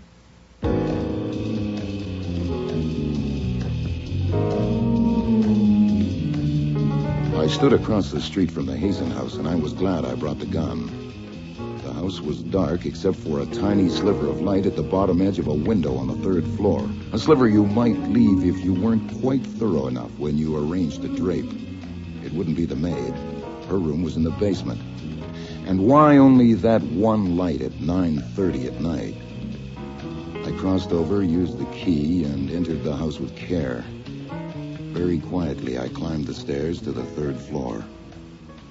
Try under the bed. Got to be here someplace. I've done that. Let's look behind the pictures. There may be a safe. A door at the front of the house was slightly ajar. And through it, I could see part of the bed, drapes over a window, and the back of a woman's head. She was sitting in a chair, facing away from me. There's no sense in this. There certainly isn't, Mr. Corey. I don't think it's here. It could be in Lucy's room. That would be like him. All right, let's try it. Look! In the doorway. Don't anyone move. This gun is loaded. Who are you? Billy the Kid. Now back up, please. Stand against the wall. I see the ladies' purses are on the bed with the gentlemen. Please throw their wallets there, too. Carefully, please. I'd hate to have to use this gun. You wouldn't dare shoot. Oh, I assure you I would. And I should warn you. I'll aim for the shoulder or the leg, but I'm not a very good shot. Are you a burglar? No, ma'am. Then what do you want? I want you to tell me who you are and what you're doing here. But you have taken our wallets. Yes, sir, so I can check your identity as you tell me, just to make sure. Now, let's start with you, shall we? My name is Jules Coury. Is it important why we are here? Okay, the ID checks you, ma'am. This is Victor Oliver, as you can see. Are you from the police? No, are you worried? You, sir, I've seen your picture in the papers on the business pages. I'm Ambrose Purtis. What is the point of this? In time. That leaves just you, ma'am, and it's an easy guess, Mrs. Talbot, I presume. Yes, I'm Ann Talbot. All right, now that I know all your names, it's only fair that you should know mine, Archie Goodwin. I work for a man you may have heard of, Nero Wolfe, the private detective. He's been hired by Mrs. Barry Hazen. I have the key to the house and her written authority to enter. So why are you here? No? How'd you get in? Who has the key? Oh, okay then. Okay, we do it the hard way. You will take off your clothes and pile them on the floor, including your shoes and socks or stockings, but I think not your underwear. I'll think about that one. I most certainly will not. Let's just pretend you're at the beach or a pool. Would you want me to have to peel you? Don't think I wouldn't. Let's start with the gloves. I want them too. Is this necessary? Is it so important how we got in? Yes. There were no keys in Hazen's pockets. We don't have a key. The maid let us in. She has gone out, but when she comes back, you can ask her. She'll deny it. You see, I paid her to let us in and to go away for the evening. Yeah, I think I believe you, Mr. Corey. In any case, that can be checked. Hold it a minute. I'll have to call him. Now, wait a minute. I have something to say. Yeah? Are you calling the police? No, come on, say it fast. You swear you're not a policeman? No, I told you who I am. He's Archie Goodwin. I've seen him at the Flamingo. And a private detective? Right. Then you do things for money. We will pay you $50,000 if you will leave this house and forget that you've been here. Half of it in cash tomorrow morning, and the other half later. We'll give you a satisfactory guarantee, perhaps something in writing. How much later? Well, that's hard to say. It's delicate. We would need to be sure of your forgetting until certain difficulties have ended. Mm-hmm. Yeah, it's pretty vague. All right, you can collect your wallets and bags. No funny moves. Now, look here. I'm not calling the police, Mr. Purtis. I'm calling Nero Wolfe. Yes? It's me. Could we use 50 grand? In the box? No, I haven't got to that yet. I'm in Hazen's bedroom. There are 4 people with me, the 4 that came to dinner last night. They were in this room looking for something, hadn't found it. Purtis just offered me 50 grand to go away and forget I was here. I'll split it with you. He'd probably double it. Are you intact? Sure, I'm just calling to let you know to expect us all in about half an hour. We will double it. $100,000. Skip it. What would I tell my mother if I had one? All right, now you people have a choice. Either I phone Inspector Kramer and tell him everything, or you can come and talk it over with Nero Wolfe. And you may have 2 minutes to consider it starting now. Listen, Mr. Goodwin, we were looking for something that belongs to us. We're not thieves. We're respectable citizens. Sorry, don't waste it on me. I just run the errands. It's either Nero Wolfe or the police. If you pick Nero Wolfe, go downstairs and get 2 taxis. You will get in one of the taxis and wait till I come down and get in the other one. I'll be down in a couple of minutes. Oh, there's one complication. If any of you split, I'll phone the police immediately. I would rather not, but I'd have to. Well? Do we have any alternative? Let's go.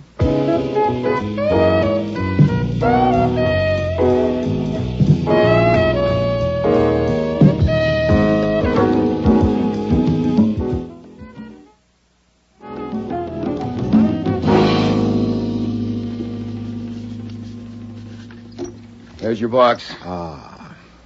You haven't opened it? No, sir. Save that for you. The 4 people you mentioned. They're all here in the front room. I thought you'd want to do this first. Well, Shall I open it? The lock will be a cinch. This will be distasteful. Go ahead. Okay. Any trouble finding it? No, it's exactly where it was supposed to be, under the bottom drawer. I got there just in time. Another hour or 2, they probably would have found it. There we are. Well, this sure is distasteful. Empty. Just as well. Huh? It would probably have presented us with a problem. I presume he decided it was a mistake to tell his wife of it and removed the contents. Elsewhere in the house? I doubt that. So do I. Lock it up and leave it on your desk. Have a gun in your hand when you admit them and go to your desk. Proceed.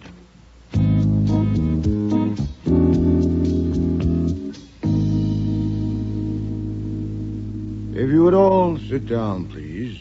I like eyes at my level. Thank you. This shouldn't take long. First, the situation. I shall not resort to euphemism. You were being blackmailed by Mr. Hazen, either collectively... That's not true. Please don't interrupt. If there was any doubt, it was removed when Mr. Goodwin found you in that house surreptitiously looking for something, and you offered him a large sum of money. So much, in fact... didn't. Mr. Purdes did. Oh, phooey. You were there. Did you object? I am acting for my client, Mrs. Hazen. She's being held under suspicion of killing her husband and has given me certain information. This is one item. One day, about a year ago, her husband showed her a metal box he'd hidden in his bedroom. He told her that if he died, she should have the box opened by a locksmith and burn the contents without looking at them. And it was to get that box Mr. Goodwin went there this evening with Mrs. Hazen's key and authority, as it on the desk. So it was there. Oh, God. I have a proposal to make, but first a question or two. My objective, of course, is to demonstrate that Mrs. Hazen did not kill her husband.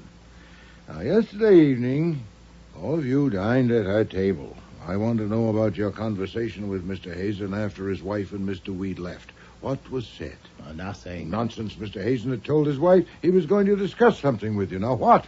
Nothing of any importance. He opened the champagne. We discussed the stock market. He asked Mrs. Talbot what plays she had seen. He got Purdes talking about the ships. He talked about poisons. He talked about his wife's father. He said his wife's father was a great inventor, a genius. Oh, please. If he discussed some aspect of his peculiar relations with you, naturally you didn't tell the police about it, but I know of those relations and the police don't. I intend to know what was said. You don't understand. You couldn't understand unless you knew him. He didn't want to discuss anything. He just wanted to have us there together, and we had to go. It was his special kind of torture. He wanted each of us to know about the others, and to know that the others knew about us. He liked to see us trying to act as if it was just a dinner party. You didn't know him. He was a demon. Yeah, I'm beginning to see that. Did he reveal to any of you the nature of his hold on the others last evening or at any other time? Any hint at all? Reveal? No, not his style. I think he hinted. For instance, poison. I thought he hinted. But no particulars? No. You said you had a proposal. I do. It's likely he kept in that box whatever support he had for his demands on you. The box will be placed in my safe. I don't desire or intend to inspect its contents, but Mrs. Hazen is my client, and I am committed to protect both her person and her property. I will surrender the contents of the box to you, the four of you, for $1 million. Oh, God. You don't mean it. I shall expect $250,000 from each of you, either in currency or certified checks, within 24 hours. There's no question of extortion by Mrs. Hazen or me. We haven't seen the contents of the box. I only say, as her agent, you may have them at that price if you want them. You haven't opened the box? No, I haven't. What if it's empty? You get nothing and you pay nothing. The box will be opened here tomorrow at midnight with all of you present, or earlier if and when you meet the terms. If it's empty, well, so much for that. It's a short time to raise so much money. I dare not give you longer. The police would no doubt regard the contents of that box as evidential in their investigation of a murder. I cannot undertake to withhold my knowledge of it longer than 24 hours. So I shall await your pleasure.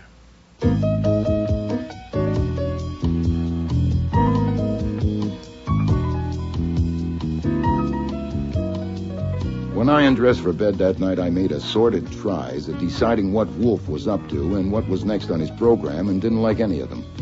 As it turned out, the next thing on the program wasn't decided by me or him.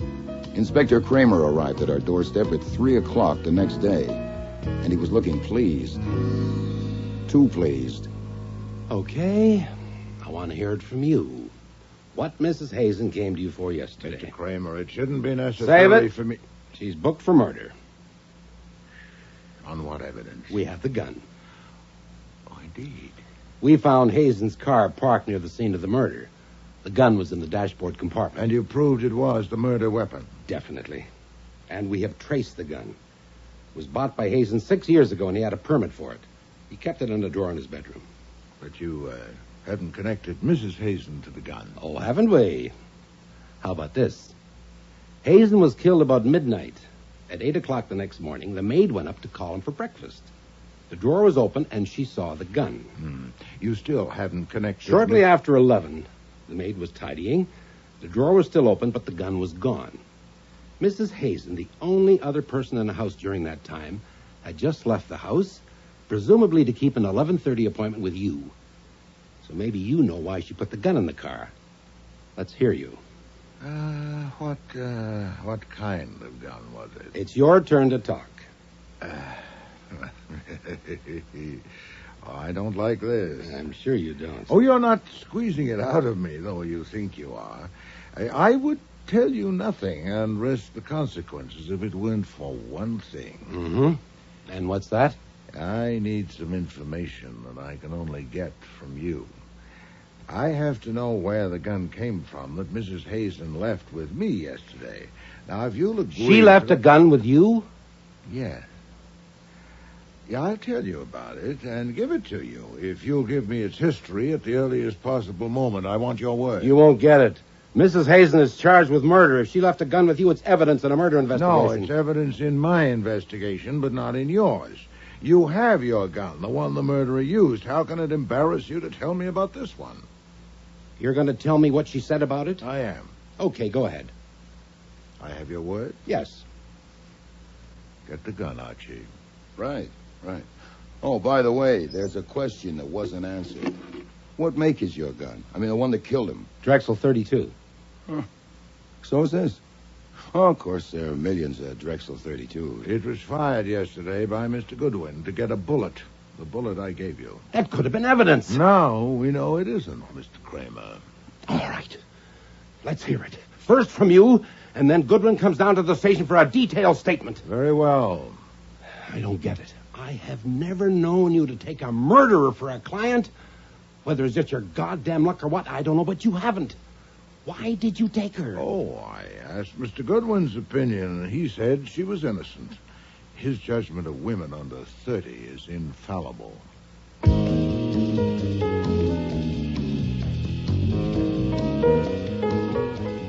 This is Nero Wolfe. Me, in a phone booth at the DA's office, and it may be tapped, as you know. They should be finished with me in another hour or so.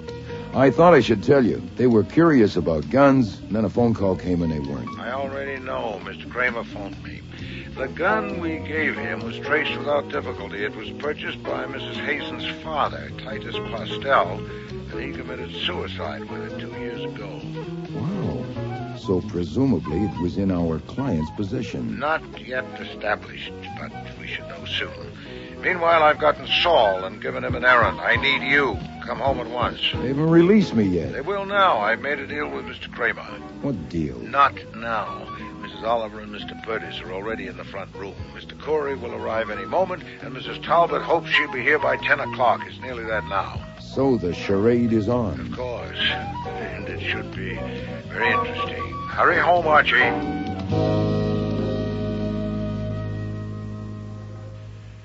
Please sit down, Mrs. Talbot. Well, since all four of you are here, I assume that you're prepared to act on my proposal. Mrs. Oliver? This is a cashier's check for $250,000 made out to me. I'll endorse it, or I won't. Yes, that will, of course, depend on what's in the box. Mrs. Talbot? I have a certified check for $65,000 and $40,000 in cash.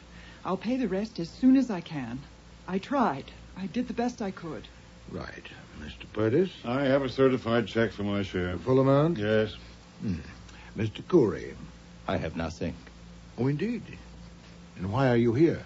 I want to know what's in the box. If there's anything worth $250,000 to me, I'll buy it. The deadline is midnight. You'd have 90 minutes. I don't think so. I don't know what you are doing, but whatever it is, I want to know what's in the box.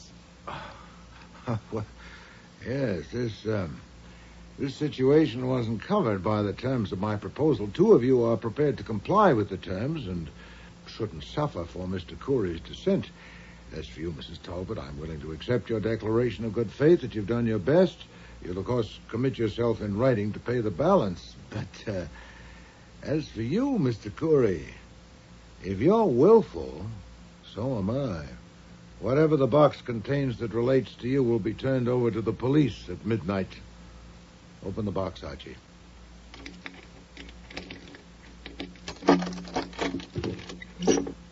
It's empty. Empty? Damn you. You've got it. You had a key. Use your head, Perdis. He didn't know it was empty. Now, why would Well, he? you're wrong. I did know it was empty. I knew it last night when I made my proposal. You knew? I made the proposal not out of caprice to plague you, but for a purpose. And that purpose has been served. Who are you calling? Calling my man in the kitchen. Fritz, Inspector Kramer's there. He's arrived. The police. Let me speak to him. You've called the police? You have the gun, Archie. Stand at the door. No one is to leave. Mr. Kramer, the situation has developed as I expected. You may bring Mrs. Hazen in now. No, I will not. As I told you before, her presence is essential. Yes, I am prepared to name a substitute, yes. Damn you. You told the police this was all a game. No, are you a dunce? Would I contrive such a hocus-pocus just to pass the time? Confound it, sit down. I'm going. No one is going. Mr. Goodwin wouldn't shoot you, but he wouldn't have to, would he? Sit down. I asked you if you'd opened the box. And I said no, I had not. That was necessary.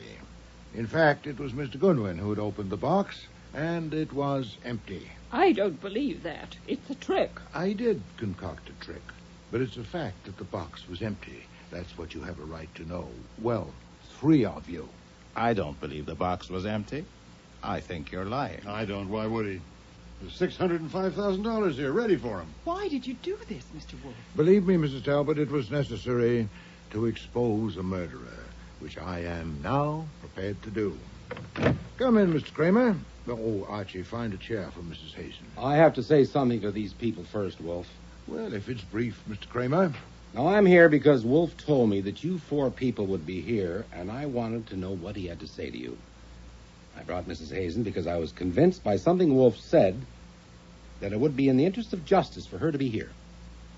I want to make it plain that as an officer of the law, I don't rely on any private detective to do my job for me. And what's more, no private detective is going to interfere. Thank you, Mr. Kramer. Sergeant Stebbins, Mrs. Hazen is your prisoner, and of course it's your duty to guard her, but I doubt if she intends any outbreak. If you wish to stand by the murderer of Mr. Hazen, I suggest you move to Mr. Corey. That's my name. Indeed it is.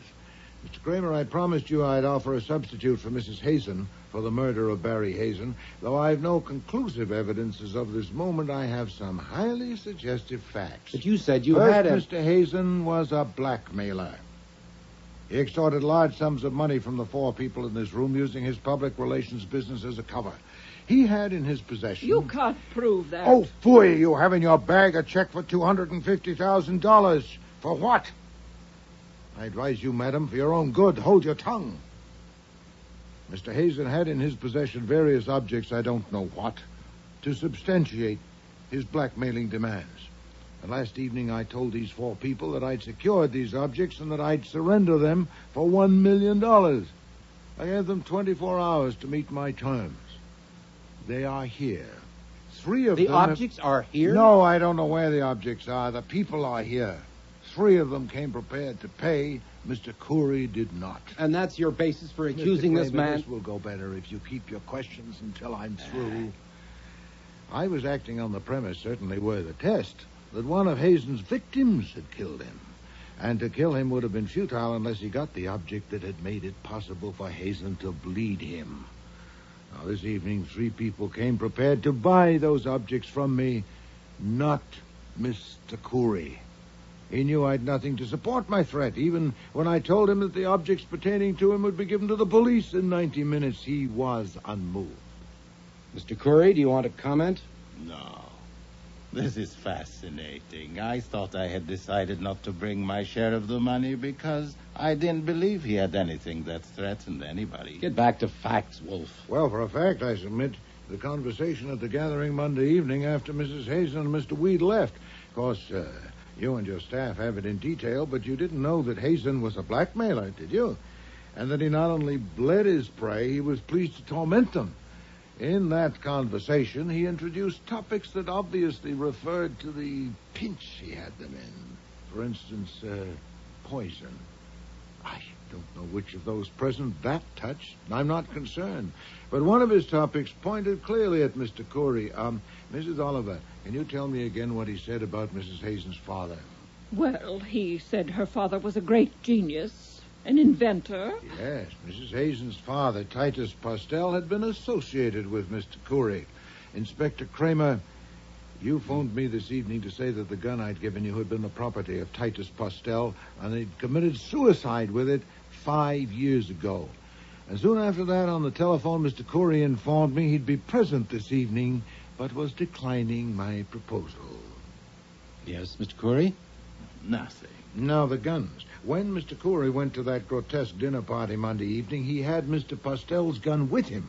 You can prove he had it. Certainly not. At the moment, I'm telling you what happened, not what I can prove. During the evening, he found or made an opportunity to go to Mr. Hazen's bedroom, probably on a pretext of using the washroom. He did. I remember that he went... Thank you, Mrs. Oliver, but later, if you please. Mr. Corey then switched the guns in Mr. Hazen's drawer with a double purpose. First, so that Hazen would find a gun there if he looked for it. Second, to implicate Mrs. Hazen. He intended to leave Hazen's gun in the car after he killed Hazen. The police would, of course, learn that it had been Hazen's, kept in that drawer, and when they found the other gun there, they'd naturally assume that she'd put it there in a witless effort to mislead them, which is what happened. Is it not, Mr. Kramer? You're telling this. Go on. Mrs. Hazen, the gun that had belonged to your father, was it in your possession? No, I don't think... When did you see it last? I don't understand. When they told me the gun I brought you was the one my father shot himself with, I thought they were lying. I don't understand. No wonder. Neither do the police. Did you ever have that gun, your father's? I had it for a while. They gave it to me after he died. I kept it with some of his things, but it disappeared. How long after his death did it disappear? I don't know. It was about a year later that I noticed it was gone. Have you any idea who took it? I don't know, but I thought perhaps Mrs. Corey had. I didn't ask her. She thought I shouldn't keep it because it only reminded me. Is it true that my husband was a blackmailer? Yes. My God. A husband who was a blackmailer. A father. Oh, I can relieve your mind about that anyway, about your father. He didn't commit suicide. He was murdered by Mr. Corey. Another one. You are piling it on. Oh, your aplomb is admirable, sir. Of course, you're counting on what I said earlier, that I have no evidence. But you're too sanguine. That evidence not only exists, it's available to me. I'm obliged to Mr. Hazen for a valuable hint. His remark that Mrs. Hazen's father was a great inventor and a genius. That suggested to me that you might have cheated him out of the proceeds of his genius. So I put a man on it. Saul Pencer. Mr. Kramer knows his capacities. What did he report? Oh, no, sir. You'll have to hear that from Mr. Kramer when he lays his charge. But I can assure you that Mr. Pencer is at your office at this moment, guarding evidence that will definitely connect you with Mr. Postel's death. Really? There's a limit. I've had enough of this, so if you will excuse... Stop him, Sergeant.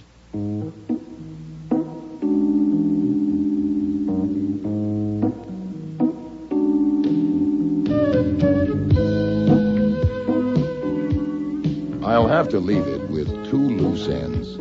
First, the object or objects that Hazen had collected were never found, unless they were found by Mrs. Oliver, Mrs. Talbot, or Purtis, so we'll never know. Second, the fee that Wolfe had certainly earned. Lucy refused to take any of Hazen's leavings. She wouldn't even take the house. But there is a chance that she'll get a chunk of Corey's pile eventually on account of the evidence Saul dug up that Corey had stolen a couple of Titus Postel's inventions, but Corey, who is now locked up while his lawyers hop around from court to court, has admitted nothing, and neither has his wife.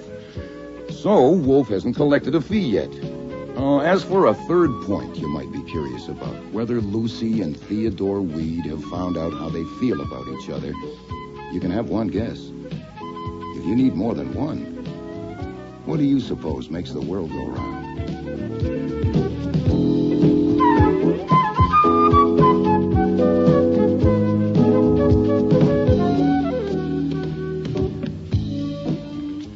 Starring in today's episode were Mavor Moore as Nero Wolfe and Don Franks as Archie Goodwin. Mary Peary was Lucy Hazen.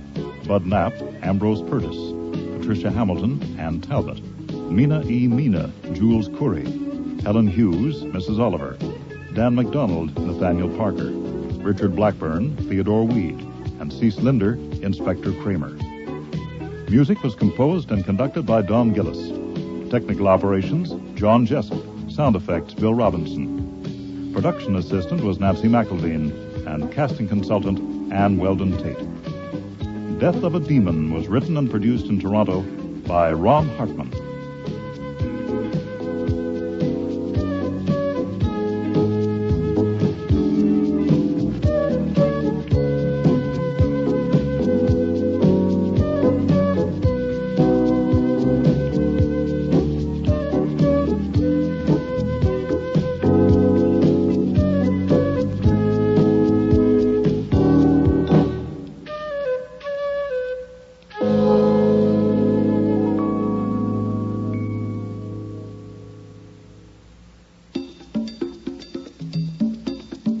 Next week, Nero and Archie become involved in the world of high fashion.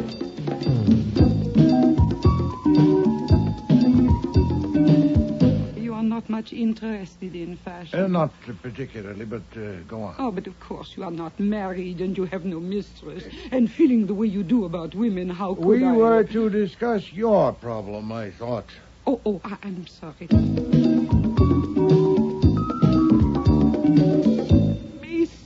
Bianca-Wurst, hold the line, please. All right. Thank you. Get on the other line, Archie. Check.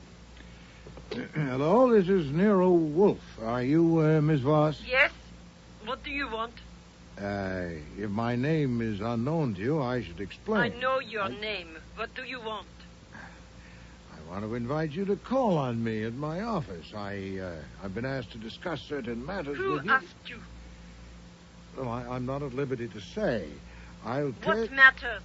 If you'll let me finish.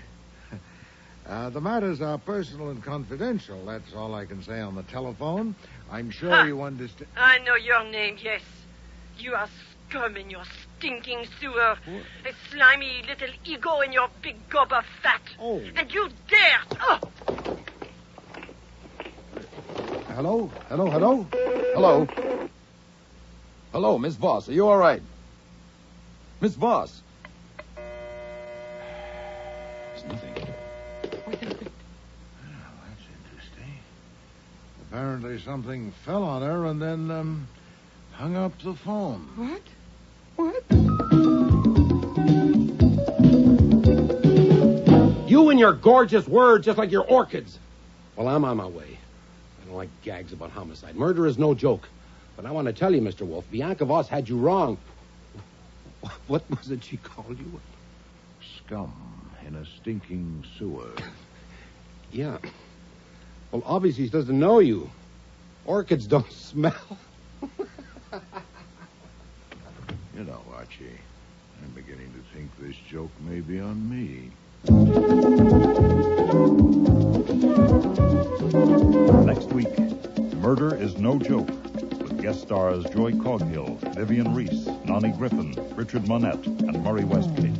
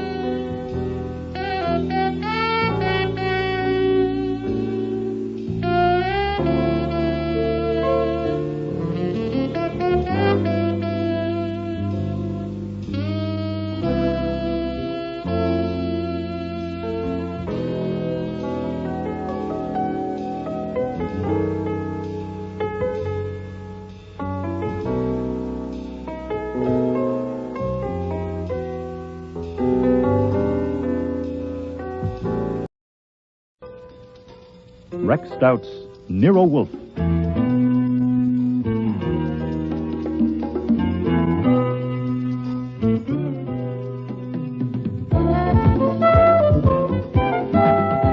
Starring Mavor Moore as Nero Wolfe and Don Franks as Archie Goodwin.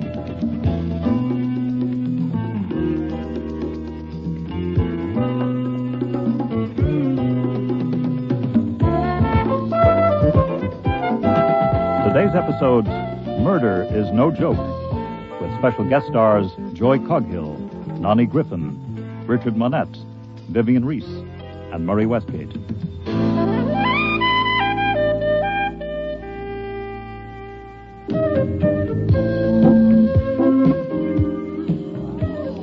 Coming right up now is Alec Gallant's stunning new cocktail gown, 3/4 length in chartreuse taffeta.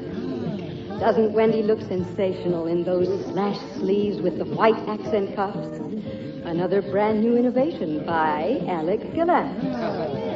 The coat is a separate piece, and you can take it off if you like. And there's Wendy looking just a wee bit cooler. Thank you, Wendy, and thank you, Alec Gallant, for that. I'd never been to a fashion show before, and it's downright embarrassing. Nero Wolfe had sent me to do a job of investigation, but between deciding whether the models are showing off the dresses or vice versa, it's damn near impossible to keep your mind on your work. My instructions were to get a line on a new client named Flora Gallant before she came to see him, and she'd represented herself as the sister of Alec Gallant, the hot new designer. Wolfe told me to pick up whatever I could, but I don't think he meant one of the models or the reporter beside me who was crossing her legs for my benefit. Oh, and it was, too. Whisper of indiscretion to the waist. What else but pure silk could shape your lovely legs in such high catching fold? What's the term? Isn't she a vision?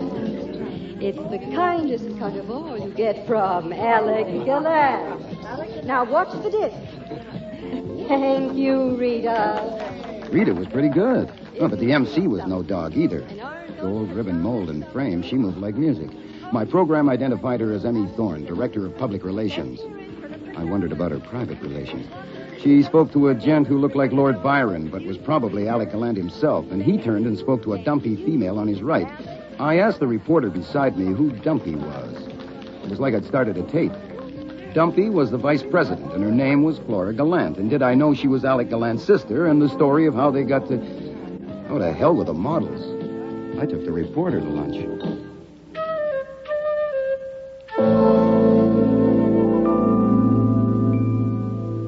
I must apologize for asking such an important man as you, Mr. Wolfe, to give up your valuable time to listen to me and my troubles. I want you to understand. It would take less of my time, Miss Gallant, if you'd simply tell me what your troubles are. Yes, but you see, I do not expect anything for myself. The trouble is about my brother. You know who he is. Yes, Mr. Goodwin here has informed me. An illustrious dressmaker. Oh, he is not merely a dressmaker. He is an artist, a great artist. It is his trouble, so I must be careful with it. I come to you because I know that although you and Mr. Goodwin are private detectives, you are gentlemen. They are not mutually exclusive, madam. Well, I meant that I know I can trust you. You may. Mr. Goodwin. Right, whatever Mr. Wolfe says. I only work here. Thank you. I must explain that in France, where my brother and I grew up, our name was not Gallant. I came to this country just before the Second World War. My brother just after it. He entered legally under his new name of Gallant, and within 7 years he had made a reputation as a designer. You are not much interested in fashion. Not particularly, but go on. Oh, but of course you are not married and you have no mistress. And feeling the way you do about women, how could We were to discuss your problem, I thought. I'm sorry. My brother got financial backing and opened his place on 54th Street. Yes. And since then, it's been one triumph after the other. I know. Please get to the point. Yes, triumphs. I will not say I had a hand in them, but I have been trying to help in my little way, and so have many others. But now we get to the trouble. The trouble is a woman called Bianca Voss. Madam, I am not in the habit of accepting cases of romantic entanglement. No, not an affaire d'amour. I am sure of it. Well, that's fortunate. My brother has never married, but he is very healthy about women. I will confide in you that he has une amie intime, a young woman who works in a firm. Bianca Voss cannot attract him in that way. Good. She came first here from Europe a year ago. He expected her, so he must have met her somewhere. I see. He designed things for her, but no bill was ever sent. Then he gave her one of the offices on the 3rd floor, and she started to come in every day. She began to take over, and my brother let her. She has a private telephone, which no one else has, hires and fires employees, and pokes her nose into everything. It sounds as if she owns the business. Perhaps she bought it. No, she has not. If she had a financial interest, why would she be trying to ruin a business that has always made a profit? My brother has the controlling interest, but he seems to be prepared to let her ruin it, and we do not know why. Why don't you ask your brother? I have. He will tell me nothing. A month ago, some of the others persuaded me to try to find out where she stands. I decided to come to you, Mr. Wolfe. I want you to ruin her. Really? How? By wiggling a finger, madam? Oh, but you can. She has some hold on him. Find out what it is. If she is blackmailing him, isn't it against the law? Would that not ruin her? Well, it might. It might ruin him, too. Oh, I am trusting you. You would not tell. Only make her stop. I fear, madam, you're biting off more than you can chew. A prolonged investigation here, perhaps abroad, would be laborious and extremely expensive, aside from my fee, which would not be modest, with the outcome highly uncertain. My brother, Mr. Wolfe, is a generous man. Yes, but he isn't hiring me. Now, if your brother himself were to consult me, if you brought him in... No, impossible. I told you. But if he were released from her, I assure you, Mr. Wolfe, she is a true villain. You are a clever man. You would know it if you saw her or spoke with her. Perhaps. I cannot ask her to come for you to speak to her, but you can. You can tell her you have been asked in confidence to discuss something with her, and she will be afraid not to come, and that alone will show you she has guilty secrets. Well, Here, in this envelope is $100 for you. Nothing. But it will show you that I am in earnest. For one phone call. Worth $16, Mr. Wolfe, after income tax. I know that, Archie. Well, Miss Gallant, where is Miss Voss? At my brother's firm. She always is. Give Mr. Goodwin the phone number. I get it. She may be downstairs. No, use my phone. Mr. Wolfe's is for him. Oh, very well. This Miss Voss sounds like a difficult customer. I've no idea what she sounds like. I haven't heard her yet. Very funny. Doris, this is Flora. Is Miss Voss around? Oh, I thought she might have come down. No, don't bother. I'll ring her there. Well? She's up in her office. I'll get her.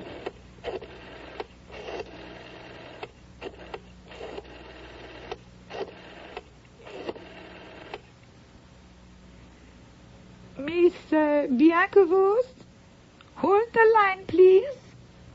All right. Thank you. Get on the other line, Archie. Check. Hello, this is Nero Wolfe. Are you Miss Voss? Yes. What do you want? If my name is unknown to you, I should explain. I know your name. What do you want? I want to invite you to call on me at my office. I've been asked to discuss certain matters with you. Who asked you? Well, I'm not at liberty to say. What matters? If you'll let me finish. The matters are personal and confidential. That's all I can say on the telephone. I'm sure you understand. I know your name, yes. You are scum in your stinking sewer. What? A slimy little ego in your big gob of fat. Oh. And you dared. Oh!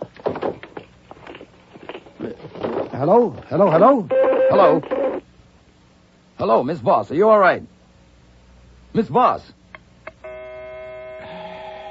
Nothing. Oh, that's interesting. Apparently something fell on her and then, hung up the phone. What? What? Miss Gallant was present in body, but absent in mind. So I had to look up the number of Alec Gallant Incorporated to get the switchboard again. When I did, I told the receptionist to whip upstairs and see if Miss Voss was okay, that I'd just been talking to her and she was in some kind of trouble. She put me on hold. It was 9 minutes by my watch before someone picked up the line again, and this time it was a man. Hello. Hello. This is Carl Drew. What is your name, please? Watson, John H. Watson. Is Miss Voss all right? May I have your address, Mr. Watson? Well, Miss Voss knows my address. What's happened? I must have your address, Mr. Watson.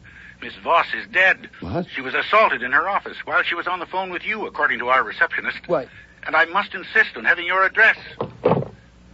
Why did you hang up, Archie? Miss Gallant, who is Carl Drew? Oh, come, madam. Pull yourself together. He is the business manager. What happened? Bianca Voss is dead in her office. Oh.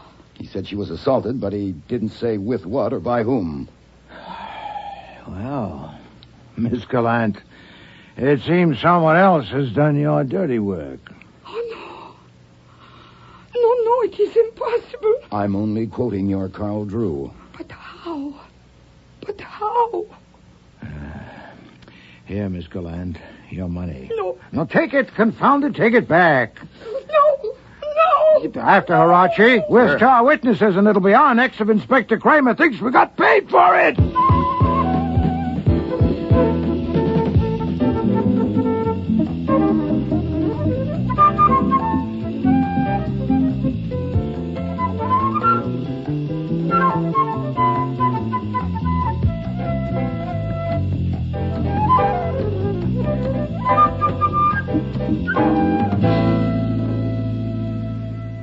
Of course, I appreciate it, Mr. Wolfe. Saves me a lot of time and trouble.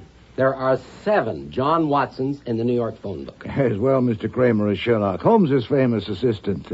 A clue that might have led you to my assistant, Mr. Goodwin. Terrific. Oh, yeah, I thought so, too. But I don't play games, Goodwin. Oh, no, sir. That's why I typed up the verbatim report. Everything we said and Miss Gallant said, the voice said, what you've just read there. And as you can see, we both signed it. Yes. Yeah, I noted that. So it was 11:31 when you heard the blow. We heard no blow. No. Identifiably. Perhaps when you've had a chance to read the report more carefully. Try page 4, Inspector. Okay. You heard a groan and a crash and rustles, whatever that is. Yeah. But I'm telling you there was a blow. She was hit on the back of the head with a chunk of marble, a paperweight. Then a scarf was tied around her throat to stop her breathing. But you didn't hear the blow. Not to recognize it as such. No, Inspector. No. Okay. Now, this implies that Flora Gallant was a complete stranger to you, that you'd never spoken to her or her brother or any of the people at that place. Is that true? The implication is valid, except as related in that statement, of course. Nor has Mr. Goodwin spoken to them, Archie. Right, Mr. Wolfe. Okay. Then you never heard Bianca Voss's voice before, and you couldn't recognize it on the phone. Naturally not. And you can't hear it now since she's dead, so you can't swear it was her talking to you. Obviously. Okay. Now, if it was her talking to you, she was killed at 11:30. There are 4 important people in that organization, you should know, who had it in for Bianca Voss. Oh, as usual, Inspector, you worked with dispatch. They admitted it.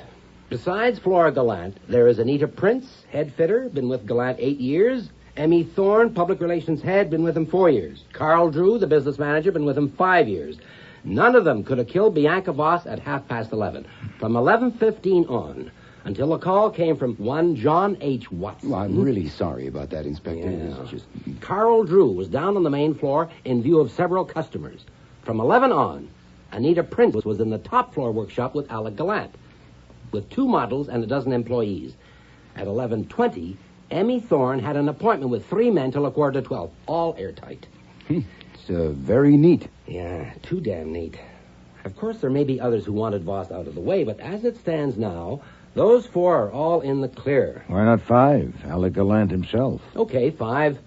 They're all in the clear, including him, if she was killed at 11:30. But suppose she wasn't. What? Suppose when Flora Gallant phoned her from here and put you on, It wasn't her at all. Somebody pulling a stunt with a phony voice and all those noises to make you think you heard a murder at that time. Oh, yeah. With the corpse there on the floor. Well, why not? Then you're no better off, Inspector. Who did the impersonation? You say they've all got alibis for 11:30. No, it could be someone else, easy enough. Such as who, Archie? Well, there's lots of women around there. Someone who wouldn't commit murder but might be willing to help cover it up. Whoever did it is an accessory. Don't forget that. Oh, it's very tricky, Mr. Kramer. If Flora Gallant killed her, it must have been planned as carefully as a coup d'etat. She phoned here last week to make an appointment for 11 this morning. She came on time, didn't she, Archie? Right on the dot, sir. Well, then, did she first kill Miss Voss in that lady's office, station some accomplice beside the corpse to answer the phone, then rush down here and maneuver me in a matter of minutes into ringing Miss Voss's number? Am I so simple? That's one thing you aren't, Wolf. Look, I didn't say it was Flora Gallant who killed her. Oh, hell, I know it's tricky. It could have been any of them. I'm bringing it up because you two heard those sounds, not me. Ah, you want to know if we're satisfied if those sounds were authentic? Or if they might have been faked. Just maybe. Yes, of course. Right, Archie? Mm-hmm. Well, we can't really help you, Mr. Kramer. If they were bogus, they were well executed. At the time, hearing them, I had no suspicion they might be flummery. Archie? Oh, I pass. As the report says, they're on page 4. I got it. I read it. It's not what you say, it's what you don't say. Well, my guess is she dragged the phone along as she went down, and it struck the floor. Okay, but were you convinced it was real? Was it happening then? Well, something was sure as hell happening then, and look, a chunk of marble hitting a skull wouldn't make much noise anyway. Besides, if she was killed earlier, couldn't the doctor tell? With blood he might have, but there wasn't any.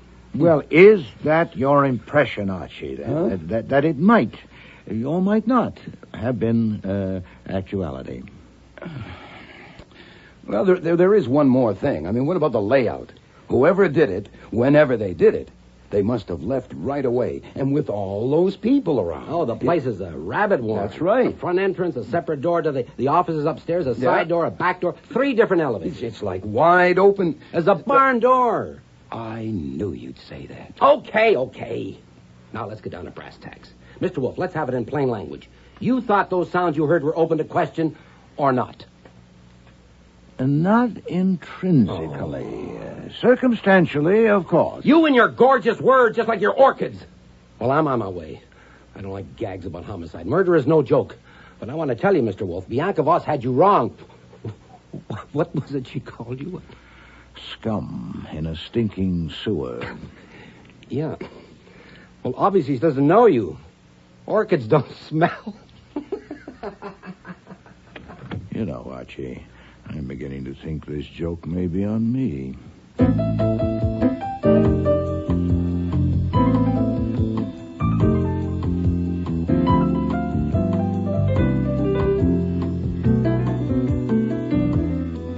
Next morning, I was eating breakfast in the kitchen with the Times propped up in front of me, reading about the Bianca Voss murder.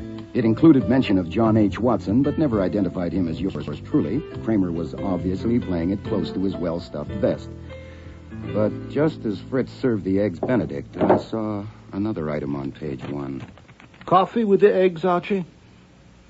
Yeah, thanks. Fritz, you ever see an actress named Sarah Yair? What movies has she been in? Oh, no, she was too good for the movies. She was a stage actress. Oh, well then. I saw her 3 times in Strange Interlude. She was fantastic. Only time I ever wrote a fan letter was to her. Last night, Sarah Yair committed suicide. Was it a gun or poison? Cyanide in a glass of bourbon. Terrible. Unless it was very bad bourbon, how could she take it? She was an alcoholic, Fritz, and she'll drink anything. What a way to go, eh? Was it at home, Archie, or somewhere else? Huh? I always feel better when they do it at home. It was at home, it says here. If you call a lousy flat on East 13th a home. Oh, she must have slid a long way down. I wonder if it was really suicide. Well, of course, Archie. It's in the Times, isn't it?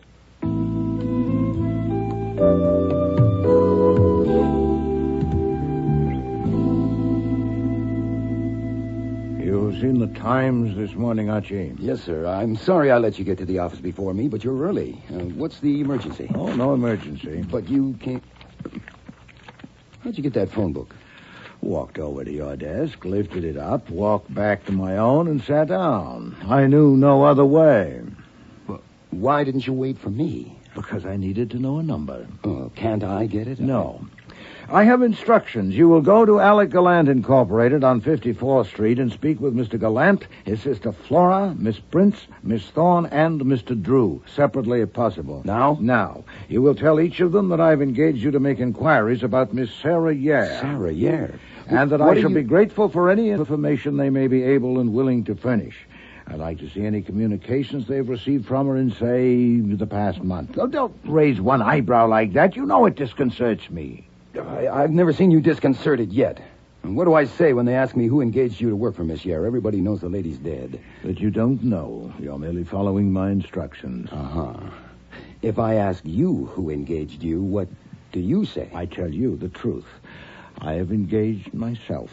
Oh. I think I may have been hoodwinked by a very skillful actress, and I intend to find out. You mean Sarah Yare You may be was... fishing where there are no fish.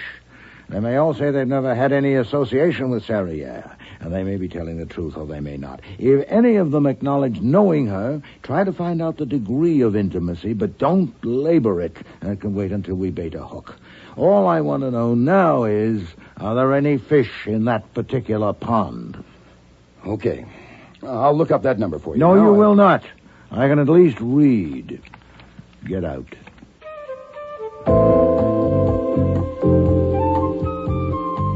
Alec Gallant Incorporated was no palace, inside or outside. There was a show window, but all it had in it was a swatch of black fabric against dark green. I went in. Everything inside was dark green, too. Wall-to-wall carpet and wall-to-wall walls. No racks, no dresses, nothing to buy. Only mirrors and screens and tables and chairs and a few ashtrays. A couple of customers who obviously had all day to flip through the design books. And a dapper salesman in a four-in hand. I picked on him. I'm sorry, Mr. Gallant is not available. What is it you want? Look, I'm not a reporter, or a cop, or a lawyer drumming up trade. I'm a private detective named Archie Goodwin, sent by a private detective named Nero Wolfe to ask Mr. Gallant a couple of questions. Harmless questions, nothing to do with Bianca Voss. I read about that. Mr. Gallant is not available. You wouldn't... May I ask you if you are Mr. Drew, Mr. Carl Drew? Yes, I am. Then I'm in luck. I was instructed to see 5 different people here, including you. Could we sit down somewhere, please? I don't, as a rule. See us about what? To get information, if you have any, about a woman who died yesterday. Now, look... Not Bianca Voss. I'm talking about Sarah Yare. She died yesterday, too, you know. Oh, yes.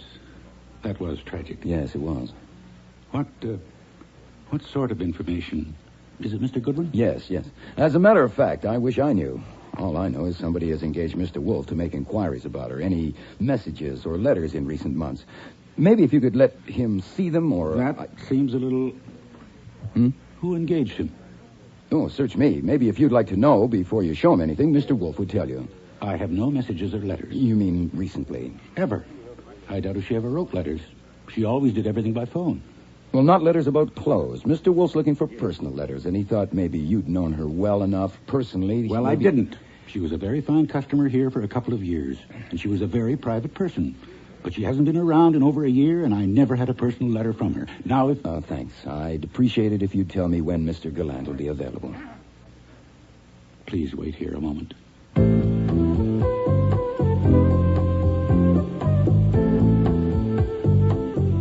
So, that was one fish.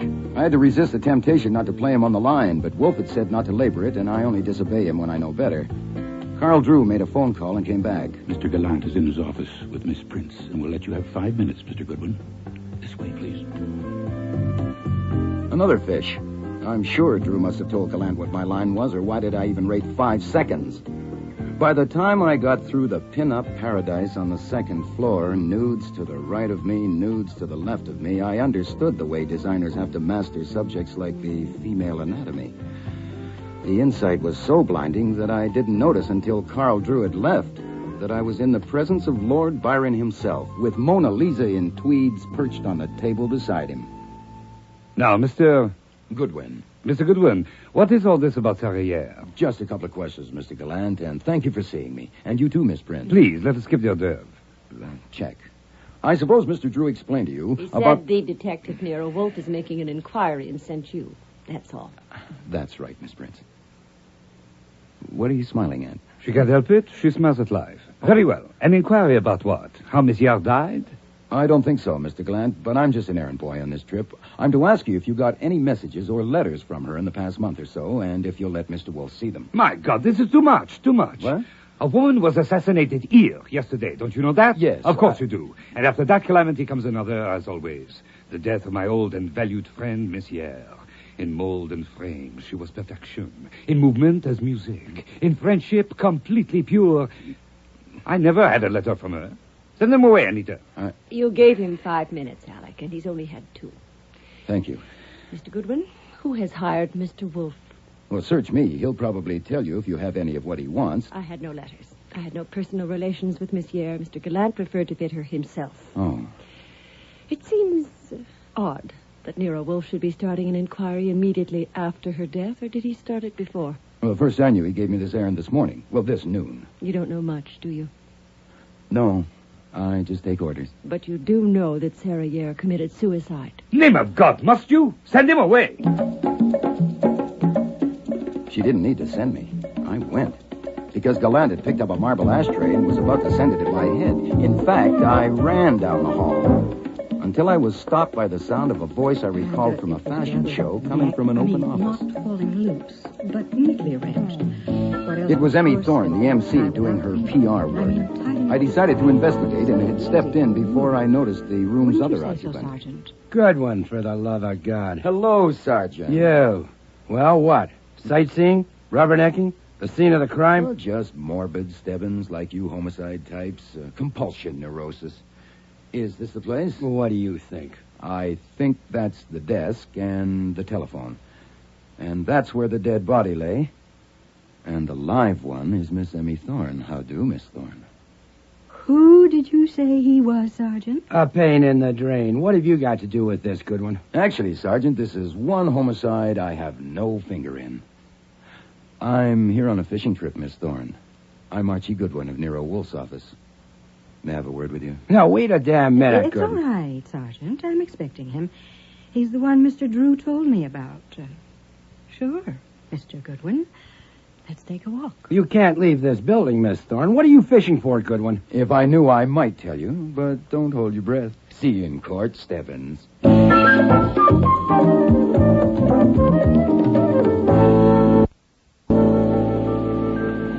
I appreciate your taking the time, Miss Thorne. It's all right out here on the roof. We haven't actually left the building. You could say that, yes. Now, what's all this garbage about letters from Sarah Yare? You know, I think my tie must be crooked, or I've got a grease spot on my shirt. Mr. Drew resented me. Mr. Gallant was going to heave an ashtray at me, and now you. Why is it garbage to ask a simple question politely? Maybe I should have said go. Hmm? What right have you to march in here and ask any kind of question? Oh, none. It's not a right. It's a liberty. I have no right to ask you to have dinner with me this evening, which might not be a bad idea, but I'm at liberty to. And you're at liberty to tell me to go climb a tree, and I'm at liberty to go climb a pole instead. So, have you any letters from Sarah Yare? Oh, Lord. I didn't think I'd laugh for a year. What? This mess, what happened here yesterday, and then Sarah. No, I have no letters from her. You don't have to go climb a tree. Oh, thanks. What else? Nothing, unless you know of something. You know of anyone who might have letters? I don't. Of course, I'm curious, if you want to call it that. I was very fond of Sarah. And this coming after all her trouble, naturally, I'm wondering who got Nero Wolfe to send you here. Oh, my guess is some friend of Miss Yare's. Someone else might be curious. Well, thanks, Miss Thorne. Oh, and by the way, I'm glad I don't have to climb a tree or a pole. Well, perhaps when all this is over. Yes. Yeah, that might be fun. Let's go back downstairs, shall we?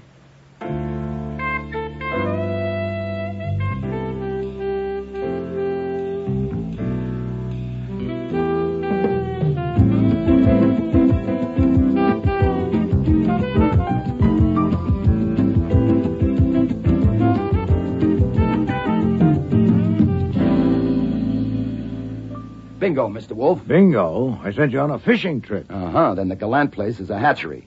Sarah Yare bought all her clothes there. They all knew her, and it seems they all loved her. Including Flora Gallant? She wasn't there. My guess she's down at the DA's office. Very well. That settles it. You will now go at once No, Mr. Wolfe, that doesn't settle it. Not for me. What is this, Archie? Insubordination? I don't care what you call it. It was bad enough me going up there without knowing the score, playing dumber than I am because you sent me out on a limb in the dark. Before I do any more climbing, I want some light. Why did you pick on Sarah Yare? You never go to the theater because they don't make seats big enough. That is unworthy of you, Archie. And while I'm on the subject of your mobility, what was so important about that phone book this morning that for the first time in your life you actually crossed the room to my desk and hefted it back to your own? I want to know. All right. Thank you. This morning I told you I thought it possible that the performance here yesterday, getting us on the phone just in time to hear a murder committed, was flummery, designed to hoodwink me. Yeah, sure. Even Kramer thought that, and we had to ballet dance our way out of it. So we did. But Kramer's theory that Bianca Voss had been killed earlier and that another woman, not the murderer, was standing beside the corpse waiting for a phone call was patently ridiculous. With all those people around, anyone could have opened the door and stepped in. But if she wasn't killed at the time we heard those sounds, she must have been killed earlier, because I phoned right after and had someone sent up to her office. Precisely. Therefore, Archie, the sounds did not come from there. Well, then where the hell did they come from? Miss Gallant did not dial that number. What? She dialed the number of some other person she'd persuaded to perform that hocus-pocus. Clear? When did you figure that out? I had come to that conclusion before I went to bed last night, and I found it intolerable. I will not be mistaken for a jackass. No. So you read the item about Sarah Yare at breakfast? Initially only because you, as a theatrical connoisseur, had once told me you considered her outstanding in her profession. Yeah, she was. Then I went on to read that she'd recently been in distress, and also that she had died rather conveniently. Uh-huh. So I came down to the office, looked her up in the phone book, and after you left, dialed her number. Here it is. Algonquin 91847. Well, what did you do that for? She was dead. I didn't lift the receiver. I merely dialed it to hear it. You and I, Archie, are trained to observe and to register. Right. Close your eyes and listen. Take your ears back to yesterday when Miss Gallant was at your phone dialing. Not the first number she dialed. You dialed that later yourself. But the second one. When, according to her, she was dialing the direct line to Bianca Voss's office. Now, listen. Okay. Compare.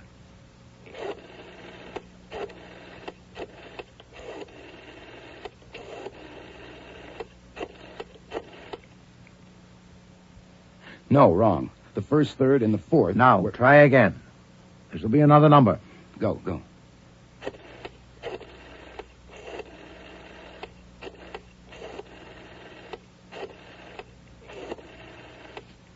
I think that's it. Anyway, the first four... Satisfactory. The first number was Bianca Voss's private line. The one you just recognized was Sarah Yare's number. I'll be damned. Good God, what time is it? Huh? Oh, 5 to 4. Then instructions for your next errand must be brief. Go to Sarah Yare's address on 13th Street and take a look at her apartment. You mean break in? You are checking the telephone. Huh? I need one last detail. Her phone might have been disconnected since this directory came out. I need to know that it's still operable. If I'm to see that whoever tried to make a fool of me regrets it, I must take care not to make a fool of myself. Now on your way.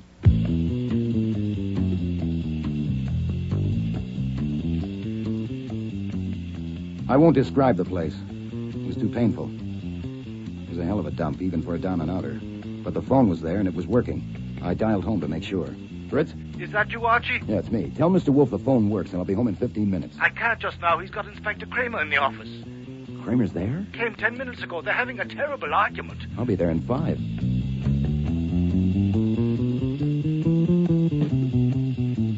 I got a hacky who liked to take advantages and made it there in 10. When I let myself in, they were still arguing in the office.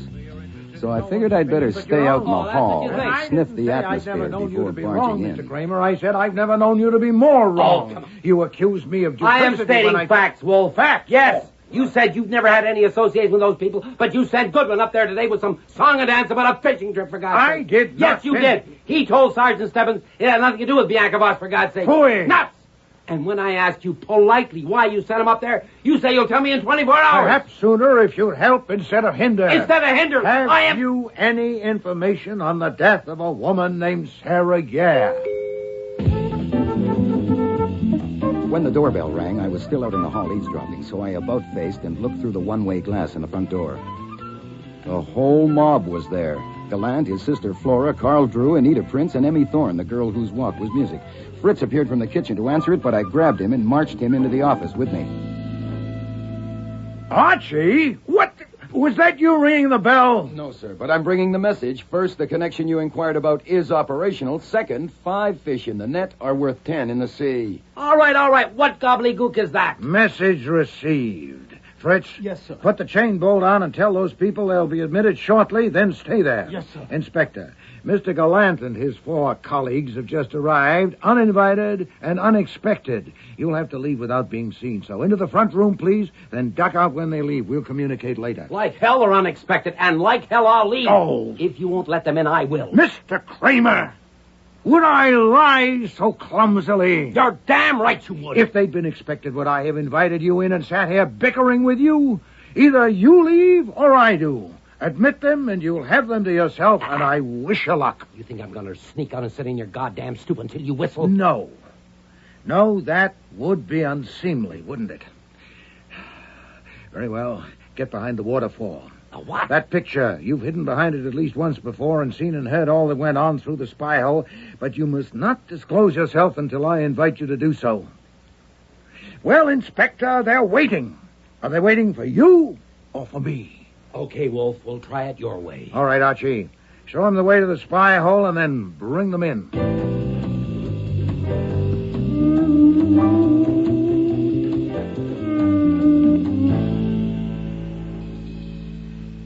I demand to know why you sent Mr. Goodwin to ask us about Sarah Yare. What business is it of you? Mr. Gallant, I'm under no compulsion to reply, and I'm not sure I'm prepared to. Instead, I may ask why Mr. Goodwin's questions, which certainly when provocative, so disturbed all of you that you feel impelled to call on me in a body. Now, why? It's all talk, Mr. Wolfe. Mere talk about Sarah Yare. The wind blowing.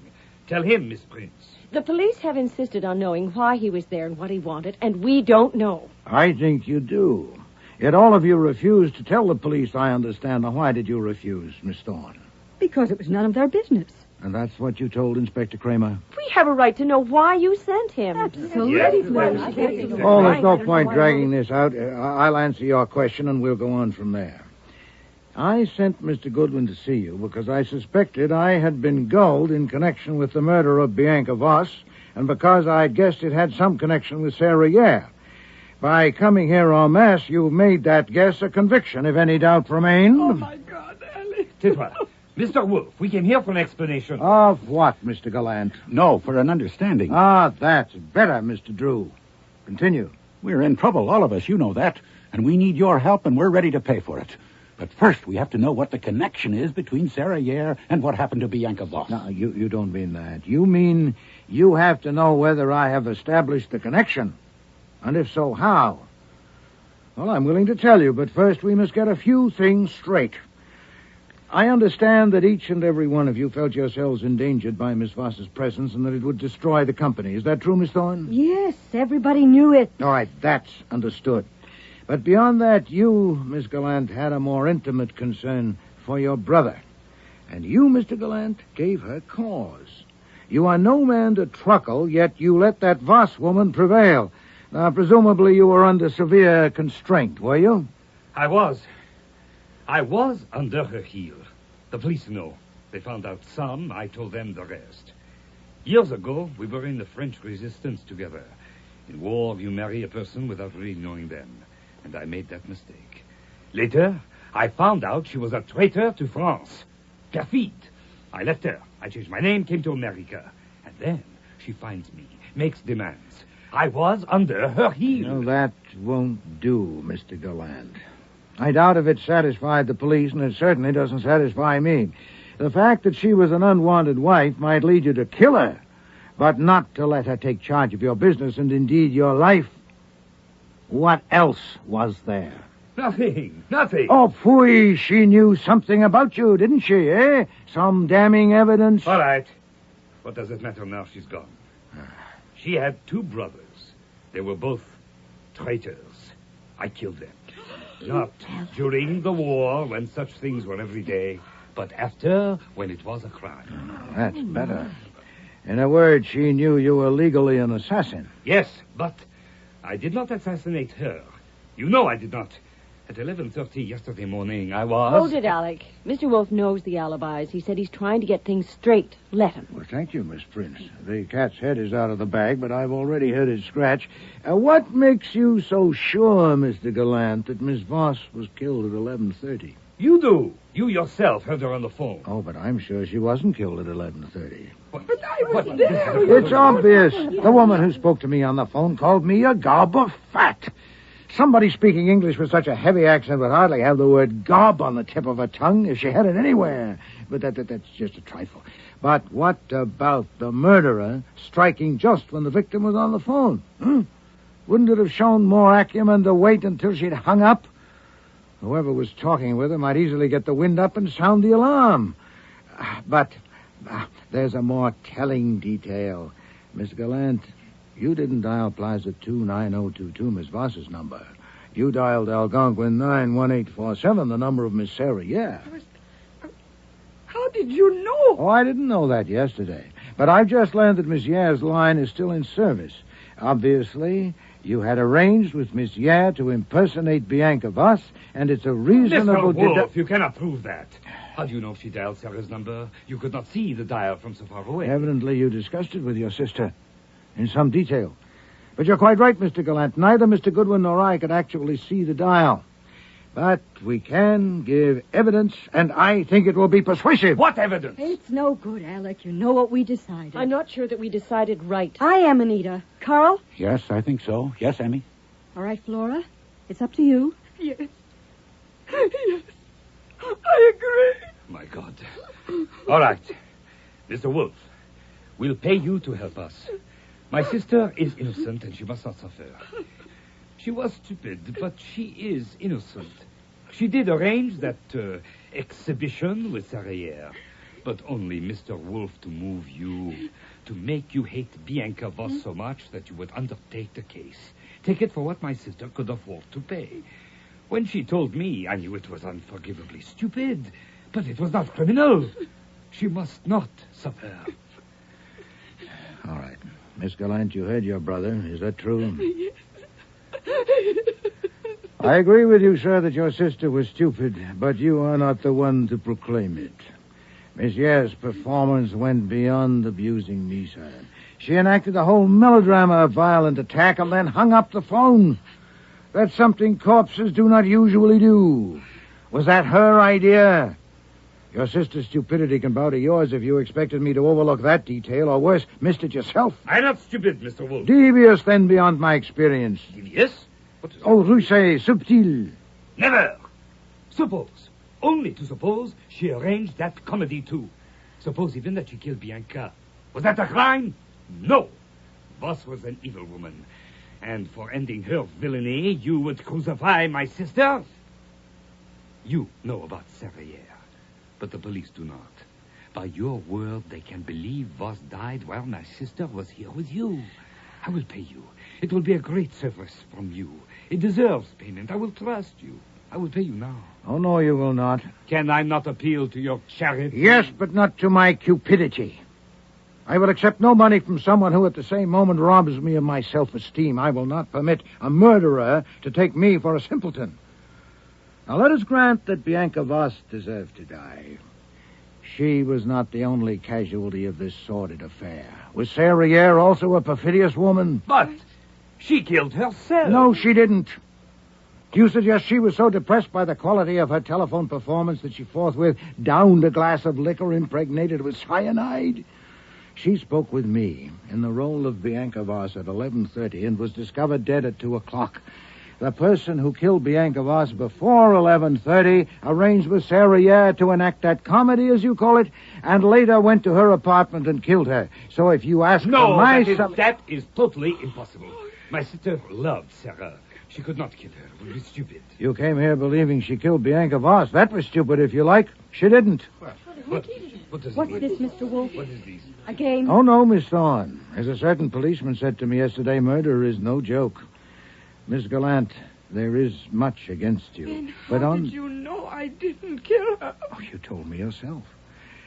If you had devised that elaborate humbug, certainly you would have planned how to react at the moment of crisis. Alarm, shock, perhaps even a swoon. But do you remember what happened? When Mr. Goodwin told us what Mr. Drew had told him, you said, in obvious bewilderment, you said, "But how?" And then repeated it, "But how?" Now, if you'd known how you did murder Bianca Voss, you'd have had to be a Shakespeare to invent so simple a line and a Bernhardt to deliver it. But, according to your brother, you're little more than stupid. Tais-toi, chérie. Je sais. But if you are innocent, someone else is guilty. The arrangement you had made with Sarah Yare to impersonate Bianca Voss was discovered by someone else, perhaps overheard when you told your brother about it. That someone then persuaded her to add a gruesome climax not in your script, which was only intended to insult me and gain my interest. That someone else killed Bianca Voss. And to make sure her alibi was invulnerable, this someone went to Sarah Yare's apartment and poisoned her with cyanide in a glass of whiskey. Who is this someone, Now, Mr. all Wolfe? that was done before 2 o'clock. You, Miss Gallant, according to my friend Inspector Kramer, arrived at your brother's place only 15 minutes after I know you'd left here. You had no time for a detour to 13th Street. I wanted to go to see what had happened, It's but a good thing you didn't, madam. I also learned from Mr. Kramer that you, Mr. Gallant, you, Mr. Drew, and you too, Miss Prince, were under constant surveillance from the time the police arrived. And that leaves you, Miss Thorne. Leaves me where, Mr. Wolfe? You were with 3 men in an office downtown from 11:20 until 11:45. So I have 3 witnesses. Yes, but according to the police, you arrived at Alec Gallant Incorporated shortly before 3 o'clock. You may be able to account for the interim period. You want to try? It can't be, Alec. How could I don't have to try. I don't like your games, Mr. Wolfe, and I don't think I'll play. I didn't think you would. I won't be playing either, actually. The rest is up to Inspector Kramer, who's been following the moves and may now... Grab her, Archie! Don't climb a tree. Okay, Goodwin, I'll take over. Thank you, Mr. Kramer. No, let me talk to her. Emmy, I have loved you. You killed Sarah? Yes, I killed her. Then you heard us that day. You heard me tell Flora. You found out I was already married to Bianca. Yes, I heard you. And you knew I couldn't marry you, so you killed her. She was killing you. I did something about it. I understand. Because I loved you. And maybe you killed her because you loved me. But then, you killed Sarah. Why? You don't understand a thing, do you? And worse, when I tell you and the others what my sister has done, you accept it. You allow us to accept it that my sister has killed Bianca. Look at me. I am looking at you, Alec. What am I supposed to see? I don't think you could ever love anyone but yourself. My mistake. All right, Inspector Kramer, she's all yours. Take it easy, Miss Thorne. We're going for a walk.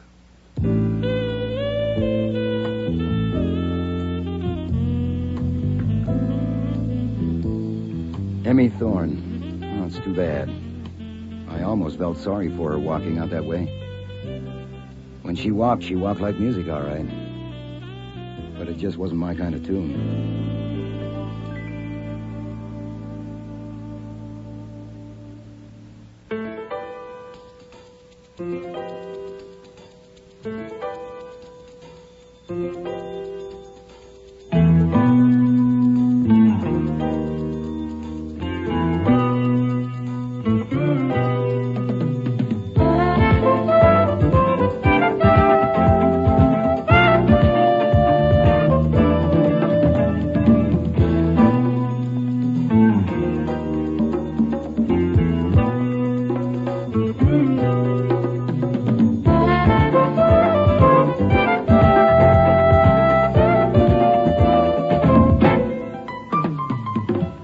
Starring in today's episode were Mavor Moore as Nero Wolfe, Don Franks as Archie Goodwin, and Cece Linder as Inspector Kramer.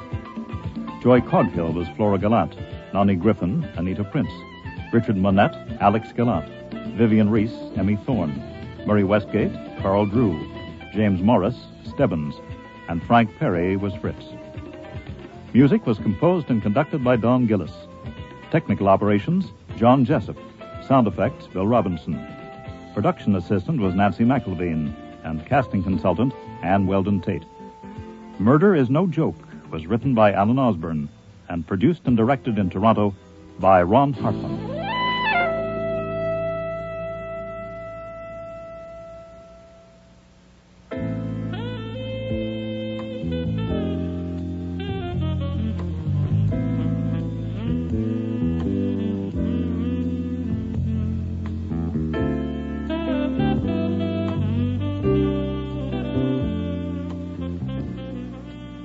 We hope you've enjoyed this last episode of the 13-week Nero Wolfe series.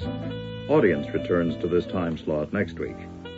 If you missed any of the Nero Wolfe episodes broadcast on CBC Stereo, you'll have a chance to hear them on our Sunday matinee series on CBC AM. Tune in tomorrow at 4:05 for Before I Die, with guest stars Maria Loma, Jane Eastwood, John Evans, David Hemblin, August Schellenberg, and David Stein. Radio drama will be returning in the fall on CBC Stereo with the Scales of Justice series, in which real-life Canadian crimes are dramatized. The series is hosted by Toronto lawyer Eddie Greenspan. If you have any comments or suggestions about the radio dramas you hear, please write to the CBC Radio Drama Department at Post Office Box 500, Station A, Toronto, Ontario, M5W 1E6. This is Harry Manus wishing you a very good evening.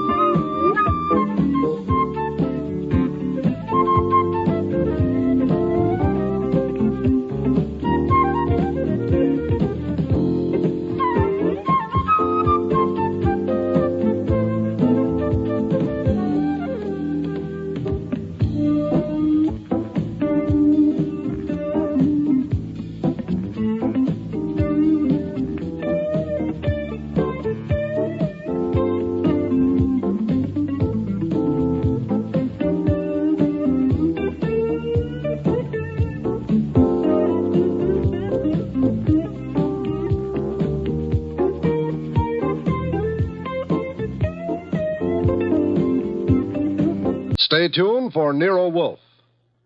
If the chimes shudder a little on Sunday afternoon, well, they know there's mystery in store Sunday with men of action like Mike Waring, better known as the Falcon, who brings his fearless and romantic touch to the solution of another mystery. After the Falcon, it's high adventure. Then the big guy steps in. The new private eye Charlie Wilde concludes with a few casual homicides. The chimes mean mystery and action this Sunday afternoon on NBC. Transcribed.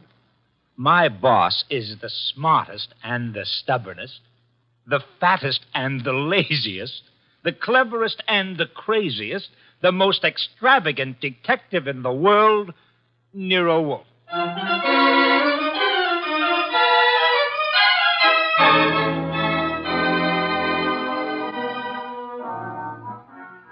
It's the adventure of Stamped for Murder, with that brilliant, eccentric private detective, orchid fancier, and gargantuan gourmet, Nero Wolfe, starring Sidney Greenstreet.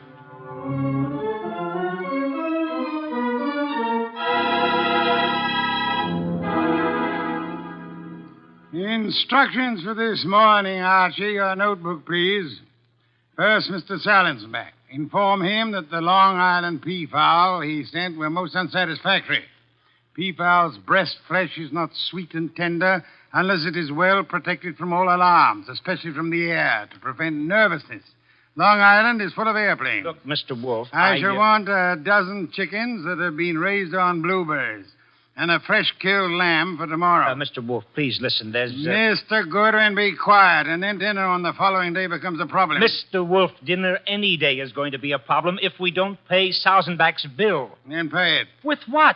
The bank account's empty. Ridiculous. There were $4,000 yesterday. But you bought that shipment of orchid bulbs from Winold Gluckner. Mr. Wolfe, we need money. You've got to stop eating and drinking beer long enough to earn some. Shush. You're an alarmist. Will you, for the love of heaven, stop turning down clients and turn an honest dollar? I've got a couple of prospects right outside the door. Send them away. No, sir. Send them away. Tell them I've gone to Egypt. Nothing doing, sir. Confound you, Archie. Obey orders. Send them away. Miss Kent, Mr. Rodman, come in, please. Thank you. Confound you, Archie. You're mutinous. Yes, sir, and you're stuck with it. This is Miss Gloria Kent and Mr. Rodman. They arrived as advertised with a pressing problem. Good morning. You people are here by sufferance only. I shall speak to Mr. Goodwin about it later. Yes, indeed. I don't like pressing problems, Miss Kent. What are yours? My father. Indeed, I'm not a court of domestic relations, Miss Kent. What did your father do? Beat you? Withhold your earnings? Discourage your suitors? Mr. Goodwin should have informed you this office does not undertake cases involving marital or family problems. But that's not... If Mr. Goodwin had not been beguiled by your pretty face, he might have warned you and avoided this embarrassment to you and annoyance to me. Now, take it easy. How many times have I told you you don't know how to handle women? Then suppose you let Miss Kent handle me. Well, it's simply this, Mr. Wolfe. I had some money my mother left me. My father's just spent it without my permission. I want it back without a scandal. Thanks, Miss Kent. How much? How spent? $10,000. Father bought a treasure map. Indeed, from whom? A pair of swindlers named Cross and Halleck. They've driven him crazy, talking about fortune salvaged from the SS this and the SS that. He's got a map and old letters he studies. He's childish. Many fortunes have been recovered. Many more await on the sea bottom. How do you know your father has been duped? Well, I know. You do, Mr. Rodman. Yes. Cross and Halleck bought some old letters for me, written by my grandfather from Hawaii. They used them to manufacture the map and evidence. And that's what they sold to Kent. Father thought he was being so clever. He had the paper analyzed. Of course, the document research laboratory said the letters were genuine. They were. But something new had been added. I'd have never known if Mr. Rodman hadn't told me. You're a party to the swindle, Mr. Rodman? I was not. I never knew what they were up to. Mr. Wolfe, you've got to help me. I can't do anything with Father. I can't convince him. Even Mr. Rodman can't. No, Miss Kent, I'm sorry. This is not for me. Oh, but you must. You must. Not in my office, madam. No tears. Please, Archie, stop her. Okay.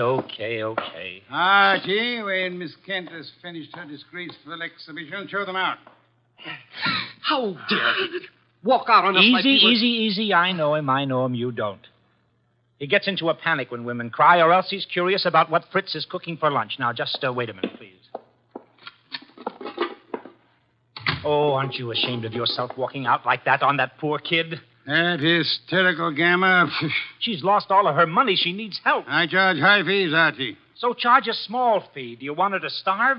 Good heavens. Starve? How monstrous. I'm not kidding. While you'll be in here smelling your dinner, she and her father will be starving. I thought you were bringing me a paying client. Well, this is different. She's, You're beautiful. Archie, you're impossible. Oh, very well. Go back into them. Get names, addresses, facts. I am not committed to Miss Kent's case, but we'll see. Be a tribute I pay for your weakness for a pretty face.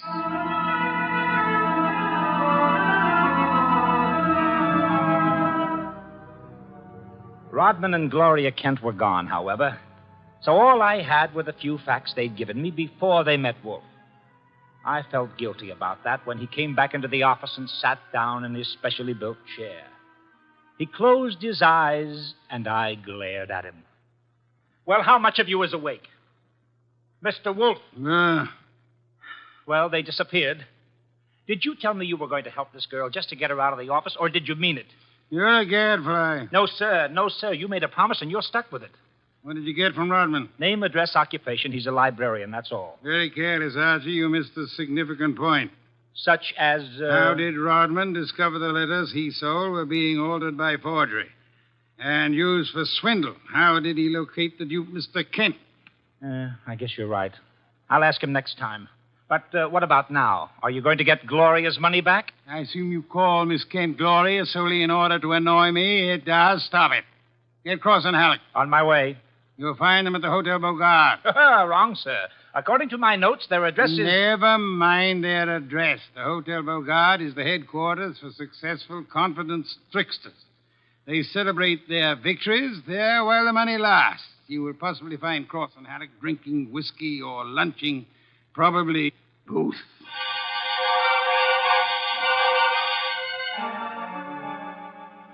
I located Cross and Halleck in the hotel bar and lured them back to our place on 35th Street. Wolfe was sitting behind his desk with his hands crossed on his impressive middle, at peace with his lunch and the world when I ushered them in. He sat bolt upright and scorched me with a look. Good afternoon, Mr. Wolfe. The tall one's name is Cross, the short one is Halleck. They want to help me invest my money. Gentlemen, Mr. Nero Wolfe. What? Who? Nero Wolfe. Hey, what is this? Confound you, Archie. How drunk are they? Not too drunk for business. Let's get out of here. Come on. Wait a Dirty minute. shill duck decoy. You want me to keep him here, Mr. Wolfe? Not by violence, Archie. Come back here, gentlemen. Unless you want 7 years in the state penitentiary. Unless what? You got nothing on us, Wolf. Nothing. I have the Kent case. The Kent? That's a laugh. We're sitting pretty. Sitting pretty. You are not, sir. You imagine you possess legal immunity. Mr. Kent believes you are a grotesque balderdash and will not sue for fraud. Miss Kent cannot sue because she is reluctant to accuse her father of wrongfully obtaining her money. Ergo, you think you are invulnerable. Now, listen. But you forget me. I'm a detective with a fee to earn. A big fee. Quiet, Archie. I am determined to get that fee. Therefore, as Miss Kent's agent, I can and will bring action against you. I'm indifferent to her tears or her father's disgrace. I'm indifferent to anything outside of money. You will return the $10,000 to me at once, sir, or you will be in jail by morning. You mean that? I do, Mr. Cross. Alec. Come here.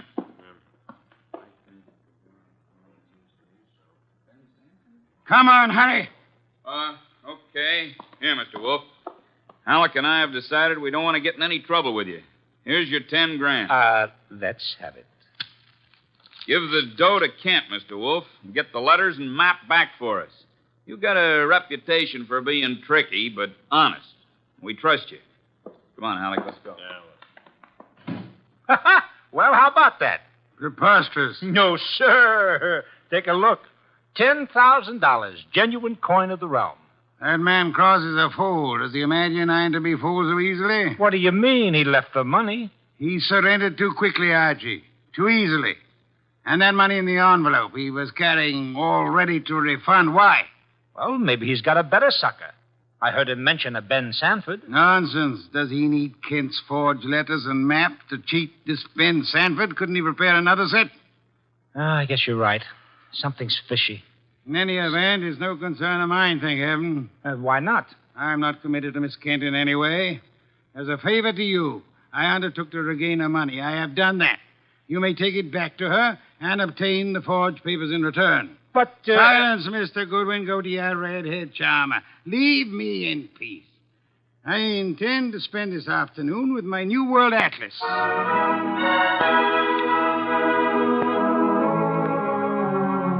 I left him 3,000 miles up the Amazon with his magnifying glass and drove up to East 69th Street.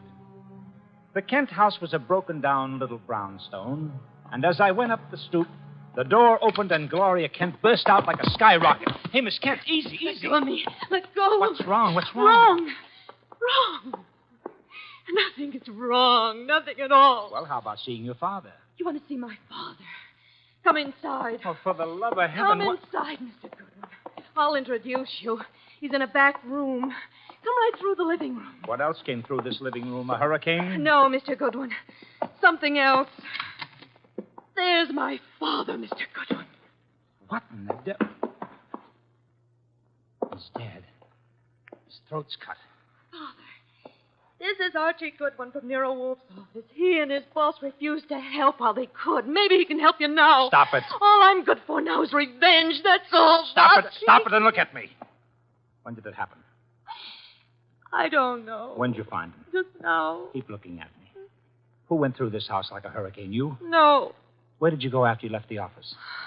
To the laboratory. What lab? Document research. The place that checked the map. How long were you there? Until an hour ago. I was with Mr. Rodman. Keep looking at me. And then? I had lunch. With Rodman? Alone. And then I came home. All right. All right, now listen to me. I want you to go to Mr. Wolfe's house right now. Have you got a cab there? Yes. All right, take a cab. I've got to stay here, but I'll call Mr. Wolfe and tell him you're on the way. Now, get.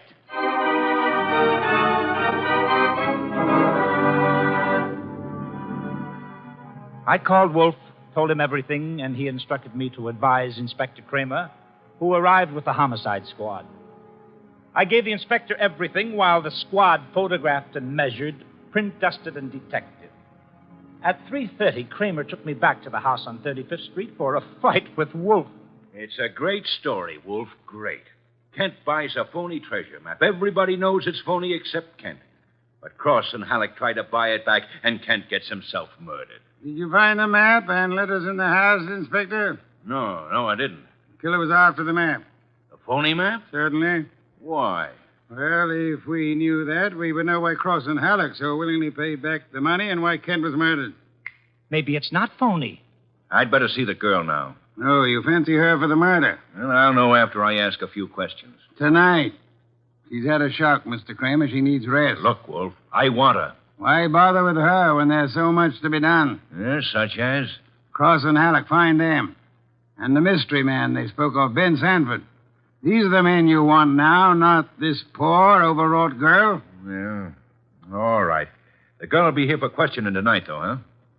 Tonight, Mr. Kramer. Okay. You'll hear from me later on.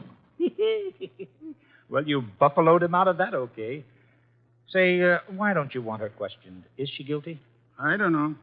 Well, what did she say when she got here? She said nothing. She never arrived. She never what? She never arrived. Well, then why did you tell Kramer she was resting? Would he have believed the truth? She must be found. More important, we must learn why forged letters and forged map produces turmoil. Find the killer and you find the map. You said so. I said